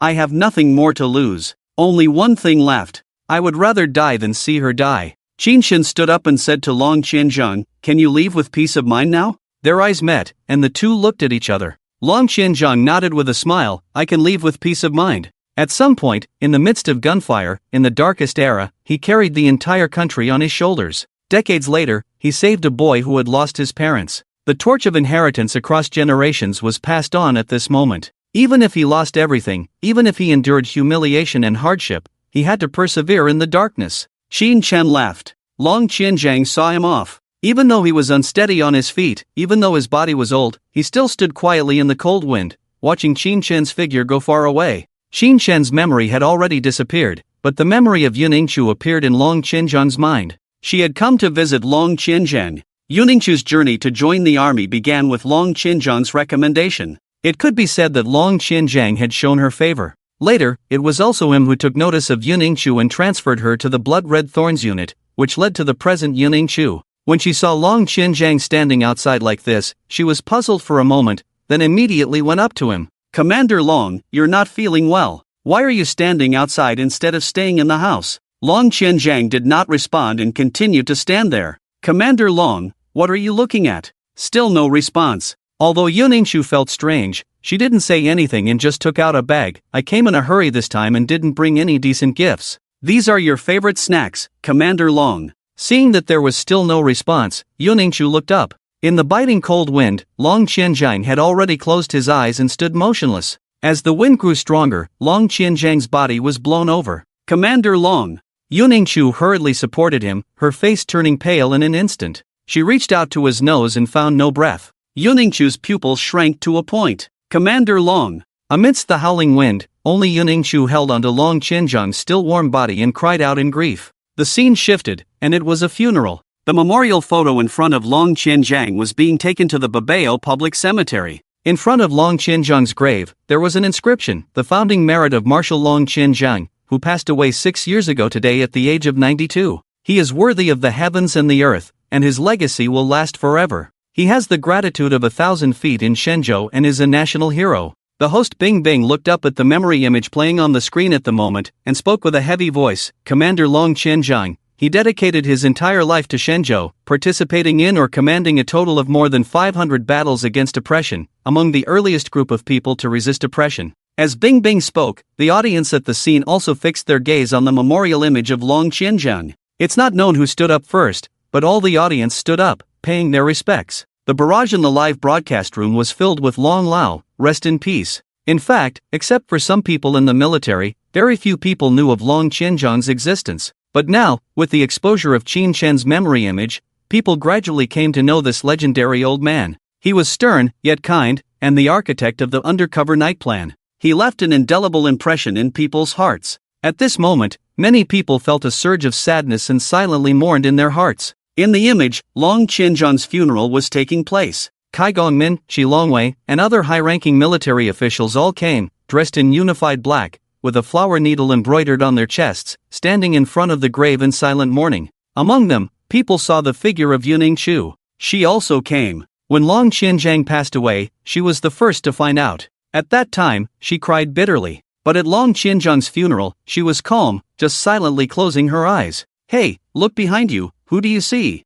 Suddenly, a member of the audience at the scene pointed at the screen and exclaimed, and everyone fixed their gaze on it. They really saw a familiar figure. "It's Qin Chen. Commander Long's funeral, he will definitely come to attend, to send him off on his final journey. But he still dares not show himself, afraid to see Miss Yun." It could be seen that in a corner of the funeral, Qin Chen stood quietly, gazing ahead. The funeral was presided over by Cai Gongmin, who opened a crumpled piece of paper. On the eve of the old commander's funeral, someone anonymously sent a letter, which contained the will written by the old commander before his death. Although we don't know who the sender is, it must be someone the old commander trusted. Then he began to read, "A person's life is very long, and I also know the age when one knows one's destiny. The old friends sent by heaven have come to take me away. But there are still some things I can't let go of, perhaps, I will never be able to let go in my lifetime. First, my granddaughter, I'm afraid she won't turn out well when she grows up, but with Gongmin and the others taking care of her, she won't go astray.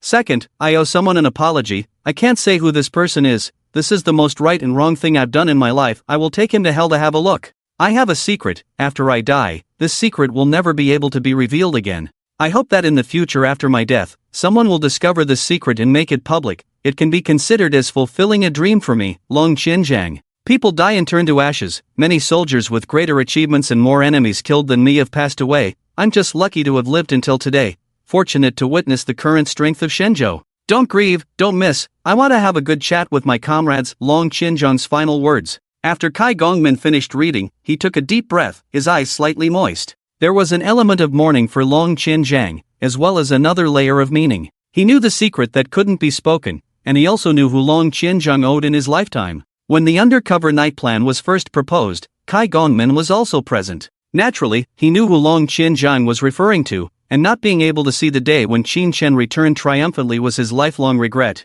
Cai Gongmin knew that the audience watching now also knew. At this moment, tears were streaming down their faces. One important person after another has left Qin Shen's side, the former mentor, the leader on the military road, Commander Long has also left. In the future, he will walk the road alone, how lonely will that be? Unrecognized by the world, bearing the stigma of treason, falling into the depths of despair. How many people can persevere and climb back up? Even if he climbs back up, so what? Everything has changed, no one knows him, and no one understands him. Even if he returns, he will still be seen as a traitor. Long Qianzhang's death added a touch of oppression to the already somber scene. People had already begun to imagine how difficult Qin Shen's future path would be. Looking around, there were no relatives, no loved ones, only walking alone. How long could he endure? Perhaps he would end up as an empty shell, drifting aimlessly. The scene fell silent, with only faint sounds of weeping. Bang! Suddenly, the door to the set was forcefully pushed open. A figure rushed in, panting heavily. Since it was a live broadcast, not only the people on set, but also the online viewers, could see who the intruder was. It was a tall woman. Her features were exquisite, with a delicate and fair oval face, and a resemblance of about 70 to 80% to the late Long Qianzhang. Miss, who are you? Host Bing Bing looked at the intruder in astonishment. I am Long Yueqing, the woman said in a deep voice. Long Yueqing? The girl from Qin Shen's memory? She is the granddaughter of Chief Long. People change a lot as they grow up. She was so small in the memory, and now she's so beautiful? The barrage in the live chat room was filled with discussions. All right, Miss Long, we are in the middle of a live broadcast. Do you have something to say? After realizing who had entered, Bing Bing wiped the sweat from her forehead and politely asked. Dozens of pairs of eyes in the room were also fixed on Long Yueqing. Her eyes were red, indicating that she had just cried, and she was panting heavily, having exerted a great deal of effort to get here. She walked straight to the set, took a deep breath, and looked at the screen, saying, I have only one purpose in coming here, to express my opinion. Long Yueqing scanned the entire room and continued, the program has been on for a long time, but no one has spoken up. I'm sure you have already made a judgment. Qin Shen, is he really a traitor? Does he deserve to die? Well, for a moment, everyone looked at each other. There was also silence online. In the past, they would have undoubtedly answered without hesitation that Qin Shen deserved to die, and even cursed him and his family. But now, after seeing the memory, all they felt was moved, touched, and they couldn't help but doubt themselves. Who was right? Who was wrong? Or perhaps, there was no right or wrong in this matter. There were only a group of people with different beliefs. Qin Shen was an undercover agent, but would he really betray them? Until the very end, no one could be sure. Then I'll go first. Long Yueqing's voice rose, trembling. Here, I face the entire internet to express my own opinion. I support Qin Shen, he is innocent. Long Yueqing's resounding voice echoed throughout the entire set, creating reverberations. The audience and the barrage were all stunned. Everyone looked at Long Yueqing on stage with an incredulous gaze. Her eyes were so bright, her posture so upright, exuding an air of authority without anger. The reason for everyone's shock was simple. Long Yueqing was the first to publicly come out in support of Qin Shen. She even declared that Qin Shen was innocent. This was unprecedented in the past few hours. No one had forgotten the events leading up to the release of Qin Shen's memory. When Qin Shen was first brought back to the country by Yuning Chu, he was to be executed immediately. It was Yuning Chu who had requested the release of the memory, which led to the current program. The audience's gaze followed Qin Shen's life all the way, witnessing how the once destitute youth gradually joined the military and became the guardian of the land of Shenzhou, the 5-star commander. There is blood, there are tears, there are regrets, and there is love. One by one, flesh and blood characters are presented before our eyes, making it unforgettable. Watching this process, people once doubted whether this was really the past of Qin Shen, the traitor who deserved the harshest punishment. He once had eyes that shone with light, and a smile so brilliant, filled with efforts for the prosperity and future of the motherland and the nation. Two completely different people, presented right before our eyes. What causes people to feel this way is the inherent self-deception. When someone tells them their position is wrong, their subconscious believes they are right. This is stubbornness, it is obstinacy. In the face of real evidence, it is so ridiculous, yet also helpless. Finally, the course of life brings the scene that people most want to see, and also most hate: betrayal. Qin Shen betrayed. People couldn't hold back, the prepared curses and attacks ready to explode online. But the displayed scene made them silent. How to choose between family and country, to prioritize family first, or country first? This eternal, unanswerable ultimate dilemma is placed before them. 1,000 people have 1,000 Hamlets. In the hearts of 1,000 people, there are 1,000 Qin Shens. Some think he deserves to die, some think he doesn't deserve to die. The debate continues. This is the nature of sentient beings, the Rashomon gate. But no matter what, when they see Qin Shen's child, a 5-year-old girl, being so persecuted by the authorities, people fall silent. All the prepared insults are swallowed back. Qin Shen defended his family and country, shedding blood and tears on the battlefield, while his wife and daughter were insulted and in danger. If it were them, would they betray? They would. And without hesitation. The 5-star general has fallen. Years of military service, years of faith, all turned into a cry of injustice for his wife and daughter. He stepped down from the altar. There is a saying, only those who abandon everything are qualified to embrace death. Qin Chen did it. He abandoned everything, the former 5-star general, like a beautiful dream he once had. Now that the dream is over, he finds himself still in the darkness. The only one executing the undercover plan in the dark night is Qin Chen, and only he can do it. From the god on the mountain to the man down the mountain, step by step, all leading to this moment. Scenes of memories from the past emerge in the minds, and both the audience on site and the online friends fall silent. Before long Yuqing, no one had stood up, openly advocating for Qin Chen. Now someone has stepped forward. It's their turn to choose. I support Qin Chen's innocence. I also support. I don't support. I also don't support. The online public opinion storm quickly gathers, with a total of over 700 million people participating in the choice. This accounts for half of the population of the Divine Land. 51% of the people support Qin Chen's innocence, while 49% support Qin Chen's guilt. Those who support innocence believe that the real guilty ones are themselves. Sometimes what the eyes see is not real. They are all wrong. Those who support guilt believe that what they are currently seeing, even if Qin Chen's current appearance proves them wrong, the horrifying events challenging human endurance are real. Who can guarantee that, one day in the future, he won't really betray? The road is still long, let's wait and see. The two sides are at a stalemate. Some approach it rationally, while others are full of hostility. Their opinions don't matter. Long Yuqing suddenly spoke frankly, looking at the highest level judge responsible for the trial. What matters is your attitude. She said, of course, I'm not saying this to pressure you, right and wrong are no longer important. What's important is our own conscience. After a very long time, when we mention the name Qin Chen again, what comes to our minds is not hatred, but acceptance. Like all the ancestors in the history of China who have fought and sacrificed for their descendants, he is also worthy of eternal glory. Where the leaves are flying, the fire will continue to burn. Long Yuqing also mentioned a sentence that Qin Chen said to Long Qianzheng, grandfather is gone, but I am still here. I will see the scenery that grandfather cannot see, and I will say just these. With that, Long Yuqing bowed deeply to everyone and slowly stepped down from the stage. Everyone felt heavy-hearted, and for a long time, there was complete silence in the venue. The host Bing Bing wanted to say something to liven up the show, but she couldn't find the words. All eyes were focused on the presiding judge who was hesitating. The eyes do not lie. He has witnessed Qin Chen's life up to now. One word to describe it would be touching. How should he judge in the most satisfactory way? Just as Long Yuqing said, he will not regret this judgment in the future. This is what he should be thinking about now. Judge, Your Honor. Sporadic calls were heard from the audience. Everyone clenched their teeth and their eyes turned red. Zhang Baixue looked at the expressions on everyone's faces and closed her eyes with a sense of peace. She gently spoke, Qin Chen, people are interdependent. How you treat others is how we will treat you. It is because of the 7 emotions and 6 desires that people become complicated. The ironclad evidence is indeed convincing, but sometimes people prefer to believe in their own subjective consciousness. That is sensitivity. Finally, after a long period of internal struggle, the Chief Justice picked up the gavel and struck the table. After careful consideration, the Supreme Court of Tianjin has decided to retract the death penalty judgment against the traitor Qin Chen and postpone it. All decisions will be made after the full exposure of Qin Chen's memory images. After the Chief Justice announced the judgment against Qin Chen, the entire venue fell into a dead silence. It was so quiet that you could hear a pin drop, but 3 seconds later, there was a deafening cheer. Yes, this result is really great.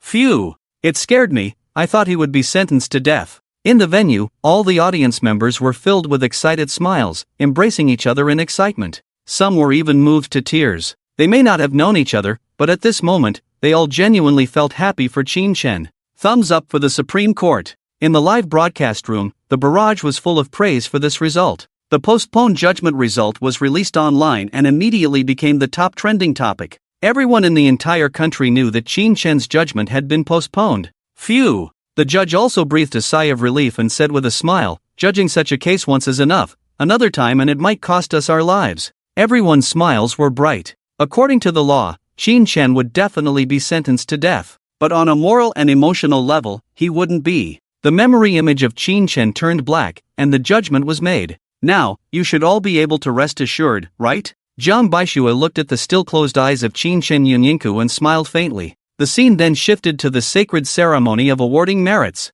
It turned out that Yuning-chu, Jiang Qing, and Lin Bauer had captured the King of Terror, and were being awarded medals for their achievements. Millions of people witnessed this scene. Under the sunlight, Yuning-chu stood tall in her military uniform, with a solemn expression and a straight posture. It should have been Long Qinjiang who awarded the medals to Yuning-chu and Jiang Qing, but he had passed away, so Kai Gongmin had to stand in for him. He solemnly handed a golden medal to Yuning-chu, then saluted her respectfully. Yuning-chu also returned the salute. She held the medal tightly in her hands, her eyes red. At this moment, she really gives people a sense of holiness, because she understands that this is her first medal, but it will never be the last. However, the eyes of the audience on the scene did not fall on Yuning-chu, but looked far into the crowd, to a person in the corner. Xin Chen. At this moment, he was smiling as he watched Yuning-chu receive the medal, happier than when he received the medal himself. He smiled, but tears flowed from his eyes. As Yuning-chu's former husband, he had ignored too much and missed too much.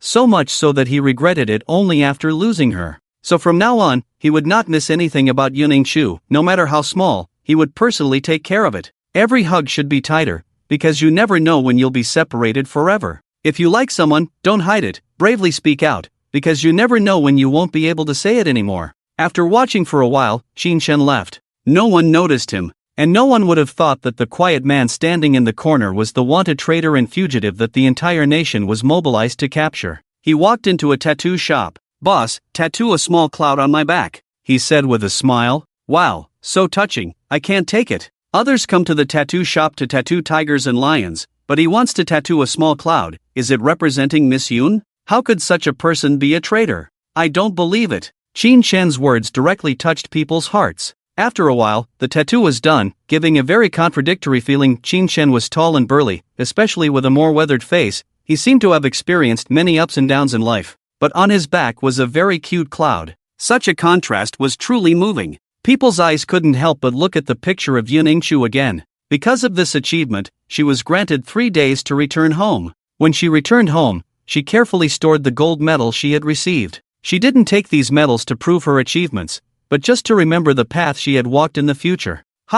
Suddenly, the storage room, which had long been covered in dust, caught her attention. Inside were some things that were not needed at home, and some items left behind by Qin Chen after he left. She hadn't gone in there since she finished cleaning up, but today she went in for the first time. She picked up a heavy box. After clearing away the thick dust, she opened it, but the things inside made her instantly stunned. A box full of medals. From third-class merit to the purple Kylan medal, there were countless of them. Yuning-chu couldn't help but cover her mouth in shock, to prevent herself from screaming. These medals were all left by Qin Chen, but as his wife, she didn't know it all? It wasn't until after Qin Chen left the country that she found out that her husband was actually a 5-star commander? At this moment, a special merit medal caught her attention. She picked it up and examined it carefully. As the camera zoomed in, netizens had already explained the origin of this special merit medal. In the northern part of Shenzhou, in the Tiannang Mountain battle, the 5-star commander Qin Chen was rewarded for beheading the enemy leader.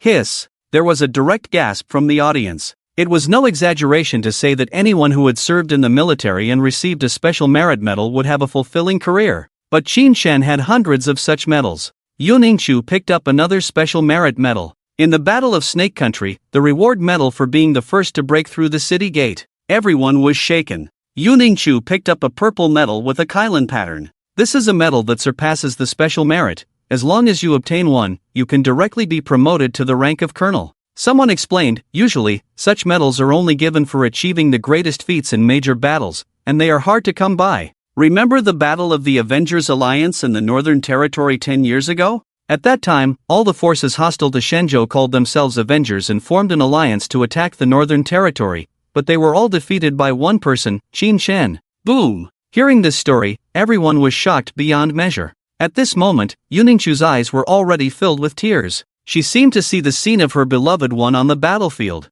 She picked up a shiny, extremely heavy gold medal. The surface of the medal was surrounded by a lifelike golden dragon. This is also the totem of the Shenzhou land. This kind of medal, even Yuning-chu had never heard of or seen before. Since the beginning of the new era in Shenzhou, this is the only dragon medal. Zhang Baixue spoke softly, revealing the origin of this golden dragon medal. 18 countries overseas formed a united front and jointly attacked Shenzhou. Qin Shen single-handedly defeated the coalition forces of 18 countries, laying the foundation for the eternal prosperity of Shenzhou, unprecedented in the past and unparalleled in the future. You may not know, but it is because of this dragon medal that the 5-star commander also has another title, the Guardian Dragon God. The 5-star commander also has another title, the Guardian Dragon God. Jiang Baishua's words were light, but to everyone's ears, they were incredibly heavy, like a thunderous explosion. The 4 words Guardian Dragon God were like a brand, deeply engraved in the silent hearts of everyone, awakening the long-dormant passion within them. The name is very fitting. Qin Shen, isn't he the one who has silently guarded this sacred and vast country all along? Even if he is slandered, even if he is criticized by thousands, he has never retreated. Everyone was in tears. A box full of merits, carrying the glory of Qin Shen's journey through a path filled with thorns and brilliance. Fortunately, Yuningshu went to the storage room and opened this dusty box, allowing these medals that should have been shining brightly to see the light of day again. Salute to the commander. Salute to the hero. On the scene, Jiang Baishue shouted first. She used to be a soldier, and the soul and blood of a soldier never dried up. Salute to the commander. Salute to the hero. Others also responded one after another, shouting along. Each person's eyes were filled with tears, and their bodies trembled slightly. The stories behind each of these medals were enough to touch the heart and soul. At this moment, everyone felt a sense of gratitude for being born in this era and witnessing the brilliance of the 5-star commander. This man stands tall and firm, carrying the entire Shenzhou land on his shoulders. With him, the land of Shenzhou can be peaceful and prosperous. Most of the people present had never served in the military, but at this moment, they felt the passion of being a soldier, so fiery and boiling. It's all thanks to Miss Yun for discovering this box of relics left by Qin Shen. These medals can see the light of day again. The host Bing Bing specifically checked the information and said with a smile, now these medals are all treasured in the Tianjin Museum for people to admire. In the picture, Yuningshu was already in tears as she held the box full of medals. You used to be my pride, but why did you do this? Why? A hysterical shout came from the picture, and the atmosphere in the room instantly became heavy again. In the picture, Yuningshu's eyes were red, crying so much that her eyes were swollen. The hope and glory that once filled her eyes were gone, replaced by a blank, bewildered look. Her teeth were tightly biting her lips, as if to the point of breaking the skin, but the blood flowing from the corner of her mouth seemed to have no effect on her. Everyone was stunned. This was definitely the most embarrassed moment for Yuningshu.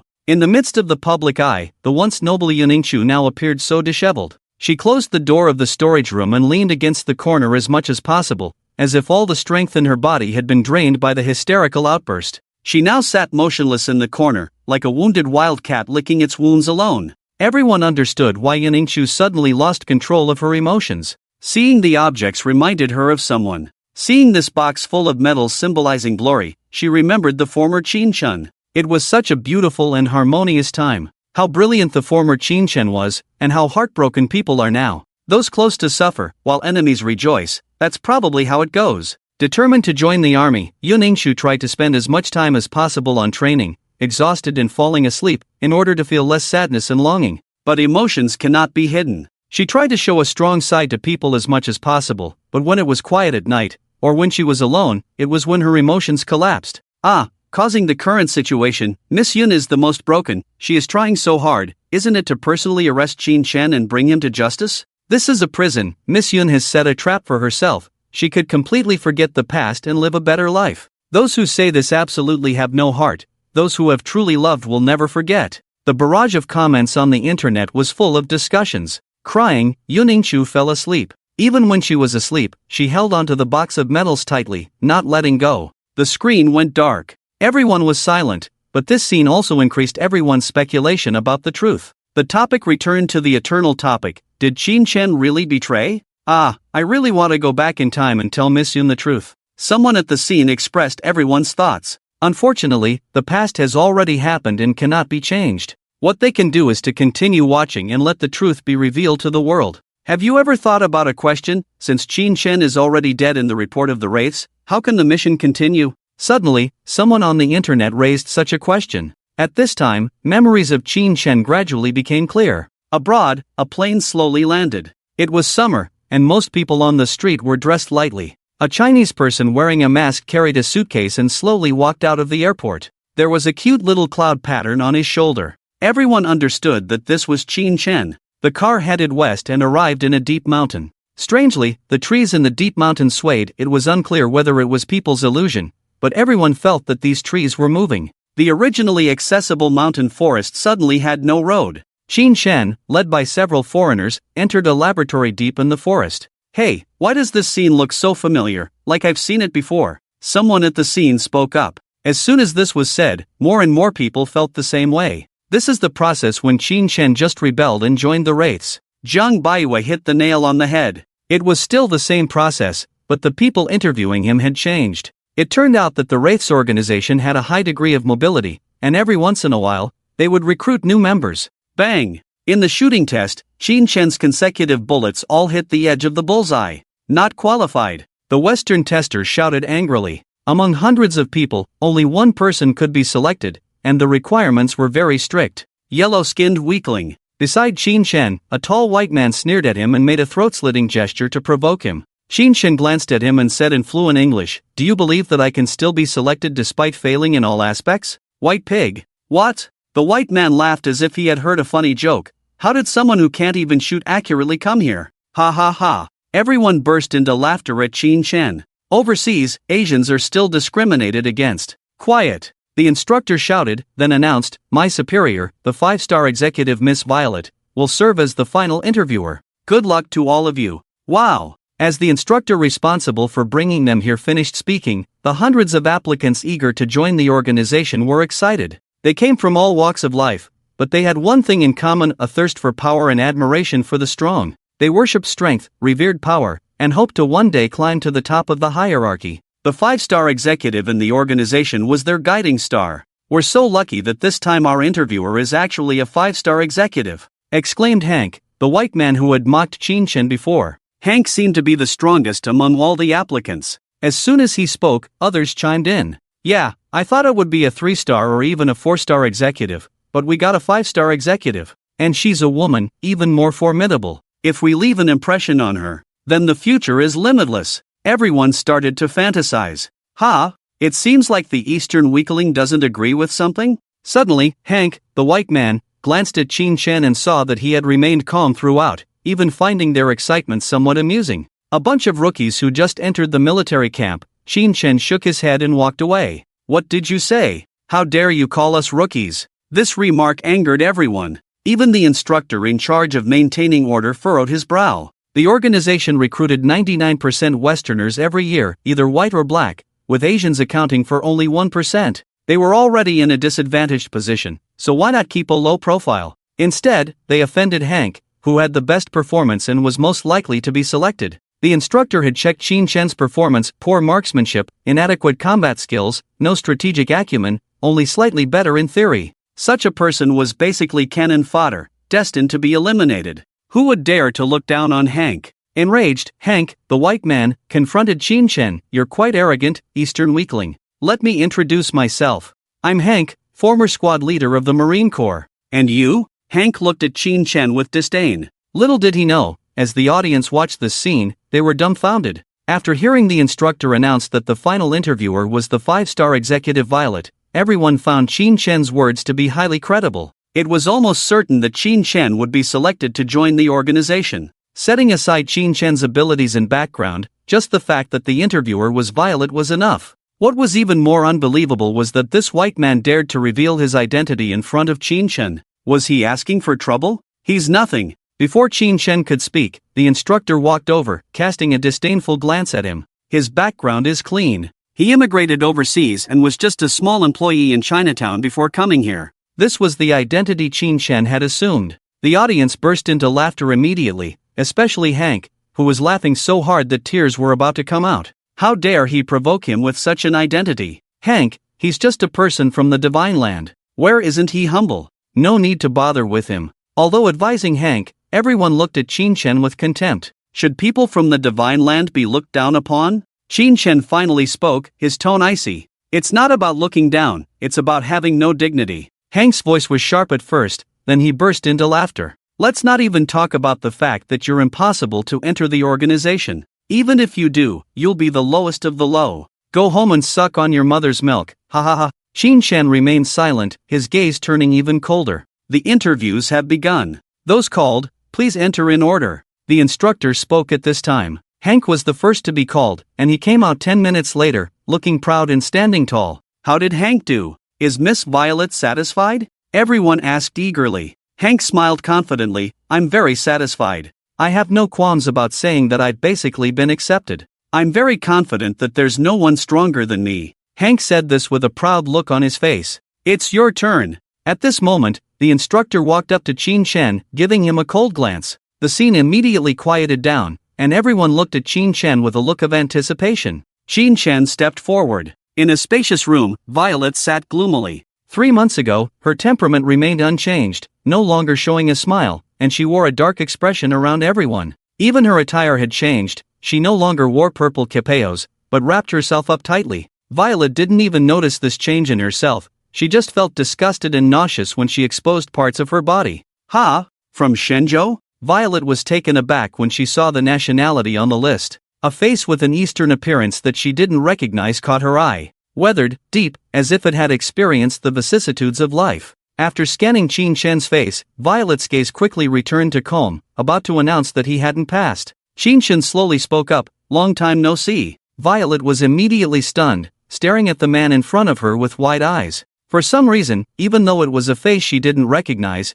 she felt a sense of familiarity. You. Violet was about to speak, but Qin Shen interrupted her. It's me. Violet's eyes widened even more in astonishment. Qin Shen glanced at the camera, not speaking directly, but asked her a question. What is the cruelest punishment you have suffered? Boom! With these words, Violet suddenly reacted, her face turning pale. Her eyes trembled, as if she had seen a ghost, as she looked at Qin Shen. Is it you? You're not dead? Qin Shen nodded with a smile. I just changed my face and identity. Qin Shen's interview was the shortest of all, less than 2 minutes. Ha ha ha. Outside, there was uproarious laughter. Everyone shook their heads. Truly a weakling from East Asia, coming out so quickly. Miss Violet even began to doubt the level of the interviewees. Hank mocked openly. The results are out. The instructor rushed out in a hurry. The final person to enter the organization is, Looking at the list, the instructor couldn't believe his eyes. Who is the person selected in the end? Instructor, please tell us. Everyone was impatient. Hank had already walked out of the crowd, ready to receive applause. A person with the code name Yen Jun? The instructor was dumbfounded. What? Hank stopped in his tracks, his face full of disbelief. The scene was in an uproar. Yen Jun? Who is Yen Jun? Amidst everyone's exclamations, Qin Shen slowly walked out. When the name Yen Jun was announced, Qin Shen silently stood up, and the audience couldn't help but cheer. Bing Bing smiled. For the audience who pays attention to the program, this name should not be unfamiliar, because this was the code name Qin Shen used before becoming the 5-star commander, codename Yen Jun. In the Battle of the Terror King, Qin Shen faked his death to make the Demons organization understand that the 5-star commander Qin Shen was dead, causing their plan to fail. Afterwards, he welcomed a new life with the name Yen Jun, changed his face, changed his identity, and continued the Dark Knight plan. And this time, after changing his identity, Qin Shen has become much more low-key, no longer as conspicuous as before. Yes, during the shooting phase, he deliberately missed. It was too obvious. In fact, at this stage of Qin Shen's development, many abilities have become muscle memory, especially in shooting. It's very difficult to deliberately miss. In the live broadcast room, as they watched Qin Shen silently stand up, the barrage erupted. Qin Shen from the past is indeed dead. The current Qin Shen appears weathered and subdued, with a low presence. Even in the face of ridicule, he just smiles calmly. He has become indifferent. There are not many things that can truly stir his heart. The instructor called you Yen Jun. Why did you stand up? White man Hank, with a face full of annoyance, blocked Qin Shen and asked, Are you Yen Jun? Yes, I am Yen Jun. Qin Shen nodded and smiled. Ha ha ha. As soon as Qin Shen finished speaking, the people around burst into laughter. Especially Hank, who laughed until tears came out. Clown. This man from the Divine Land is a clown. This Yen Jun, chosen by the demons and able to overpower Hank, should be a person with strong comprehensive abilities, not someone who can go unnoticed. Yes, if he is the chosen Yen Jun, then I seriously doubt that Miss Violet has 2,000 degrees of myopia. Everyone started discussing, and the conversation reached the audience's ears, sounding extremely harsh. Everyone began to anticipate the expressions of these people when they found out that Qin Shen is indeed Yen Jun. Who just said I have 2,000 degrees of myopia? Suddenly, a cold and sharp female voice came from behind. It was not loud, but it exploded in everyone's ears like thunder. Ah! Everyone was frightened. even the instructor was trembling. The person who said that Violet had 2,000 degrees of myopia screamed and collapsed to the ground, scared to death. Madame Sophia. Everyone knelt down, not daring to look into Violet's eyes. All they saw was a pair of red-soled high heels stepping fiercely in front of them, the sharp heels piercing through their hearts like a sharp cone. Hank's breathing almost stopped. Violet's indifferent gaze swept across the room and said, "He's right, he is Yen Jun. Do you all have objections to my decision?" Boom. When Violet said this, it was as if 100 nuclear bombs exploded on the scene, leaving everyone stunned. Especially Hank, who looked at Qin-chan in disbelief. Completely dumbfounded. Is he really Yen Jun? Madame Sophia, but his performance in various aspects is not outstanding. How? The instructor was about to say that Qin-chan's various values were not good, that he was just a waste, but Violet's sharp gaze looked over, almost scaring him to death. Let me tell you, even if his performance in all aspects is 0, he is still much better than all of you. As long as he stands here, the spot belongs to him. Puff. Upon hearing this, everyone almost spat blood. Hank almost fainted, because they all remembered that Qin-chan had said similar things before. Even if he was not good in all aspects, he was still the one chosen in the end. It turns out he has connections. What they couldn't accept was that even the assessment to join the demons had connections. Yes, no one believed that Qin-chan truly had the ability. It was generally believed that he had connections. He got in through the back door. But Violet knew that Qin-chan was deliberately pretending to be incompetent. "You are not convinced, are you?" she said. His performance in various aspects is because these assessments are all child's play. If he were to take them seriously, none of you would be his match. But who would believe these words? If it weren't for the audience and netizens having a god's eye view, they wouldn't believe it either. By the way, what did you just say about me? Sick man of East Asia? Suddenly, Qin-chan's gaze turned towards them. The people he stared at felt as if they were in an ice cave, sweating profusely. And nothing. Hank and the others all lowered their heads, grinding their teeth. They were using connections to settle personal grudges. Violet's eyes turned cold and she said, "Who said that people from the Divine Land are sick men of East Asia? I was once tormented to the point of being unable to walk by a man from the Divine Land. I couldn't even walk the next day." Schwa. Her words were shocking and relentless. Everyone was shocked by Violet's amazing speech. Including Qin-chan, he almost stumbled. This woman, she really dares to say anything. Slap, 200 times for each person. After saying this, Violet left. Qin-chan also left with her. Pa, pa, pa. The sound of slaps echoed in the woods. Back in the office, Violet locked the door. Then she unexpectedly hugged Qin-chan and passionately kissed him. "What are you doing?" Qin-chan pushed Violet away roughly, looking at her with cold eyes. Violet was not angry, she licked her lips and smiled. "Wasn't what you did that night not cruel enough?" She emphasized the word cruel. "It's been so long, don't you want to ravage me again?" Violet said in a different tone. But Qin-chan remained indifferent. "Was that just a punishment for you? I have someone I like. Who wants to be your beloved? Love and affection are the most useless things in this world, only physical collision is eternal." Violet's profound words kept coming. "Let's talk business," Qin-chan said impatiently. Seeing that Qin-chan really had no such thoughts, Violet did not insist, but her eyes showed an indescribable sense of grievance. "You are too much, disappearing without a word for 3 months, even deceiving me." Violet wanted to say more, but seeing Qin-chan's increasingly cold gaze, she got to the point. "Since you faked your death, you could have returned to a normal life,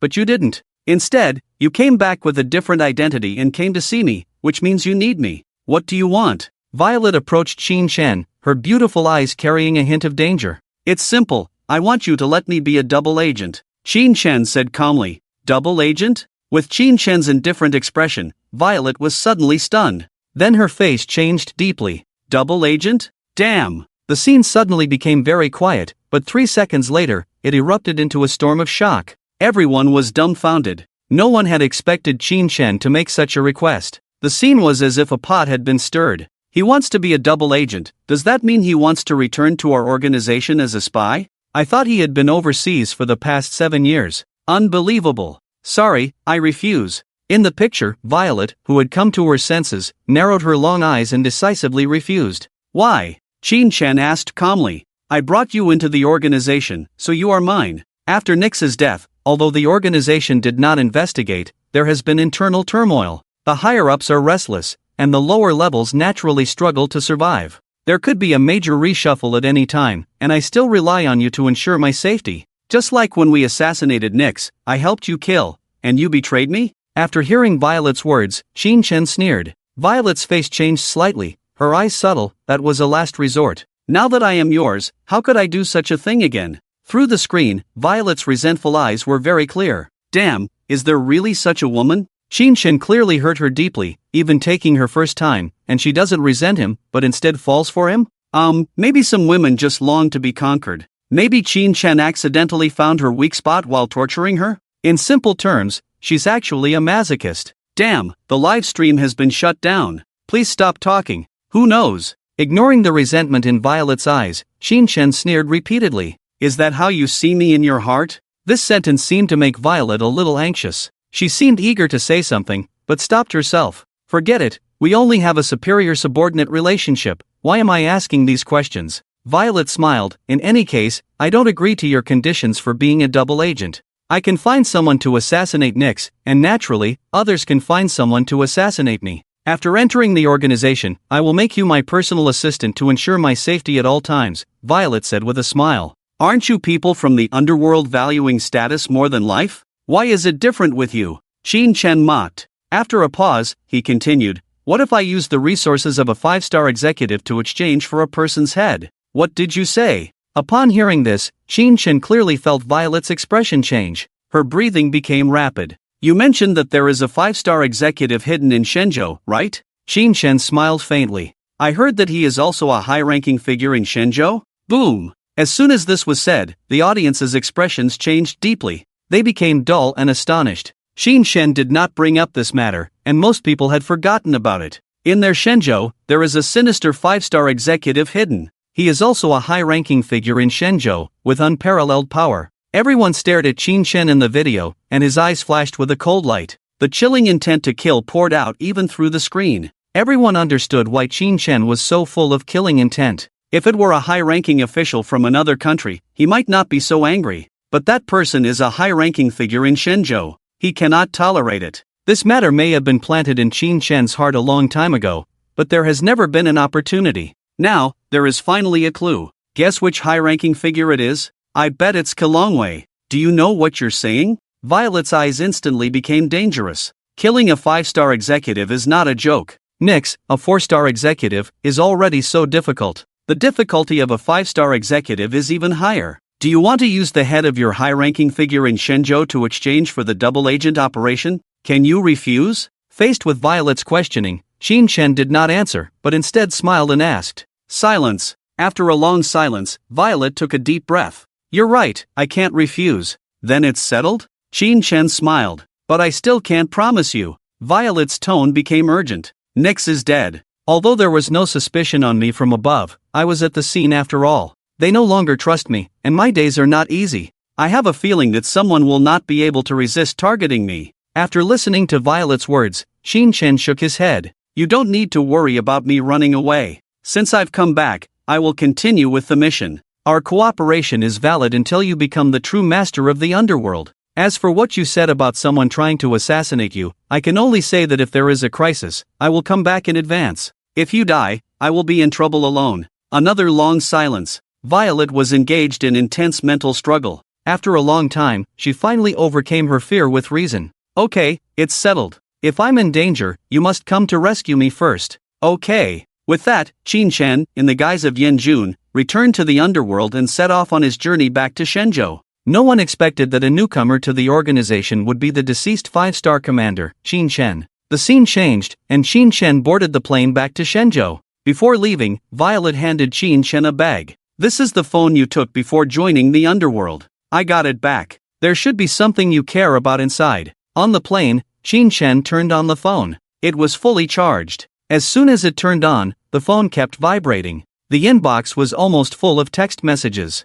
The main senders of the messages were two people. One was Yuning Chu, and the other was his sister, Qin Xier. Qin Chen's eyes changed slightly. Due to their professions, one joined the military, and the other entered the Jiuzhou Research Institute. He and Qin Xier rarely saw each other. Before deciding to defect, he had tried to contact Qin Xier, but the phone was unreachable. After that, it seemed like Qin Xier had disappeared without a trace. However, his old phone received hundreds of text messages from his younger sister. Brother, did you really defect? No, I don't believe it. There must be a reason, right? Can you tell me? The phone is unreachable. Brother, did something happen to you? The news of your defection is known to the whole country. They all curse and hate you. I spoke up for you and they hit me. They even said they would kill me. I dare not go out now. What should I do? Brother, can you please answer the phone? I'm really worried. No matter what, brother, I won't believe that you defected. I will find a way to clear your name. I don't believe the night will be long. Brother, I have resigned from the Institute of Kyushu and am officially gathering evidence to clear your name. Brother, I have already gathered some evidence. Brother, save me.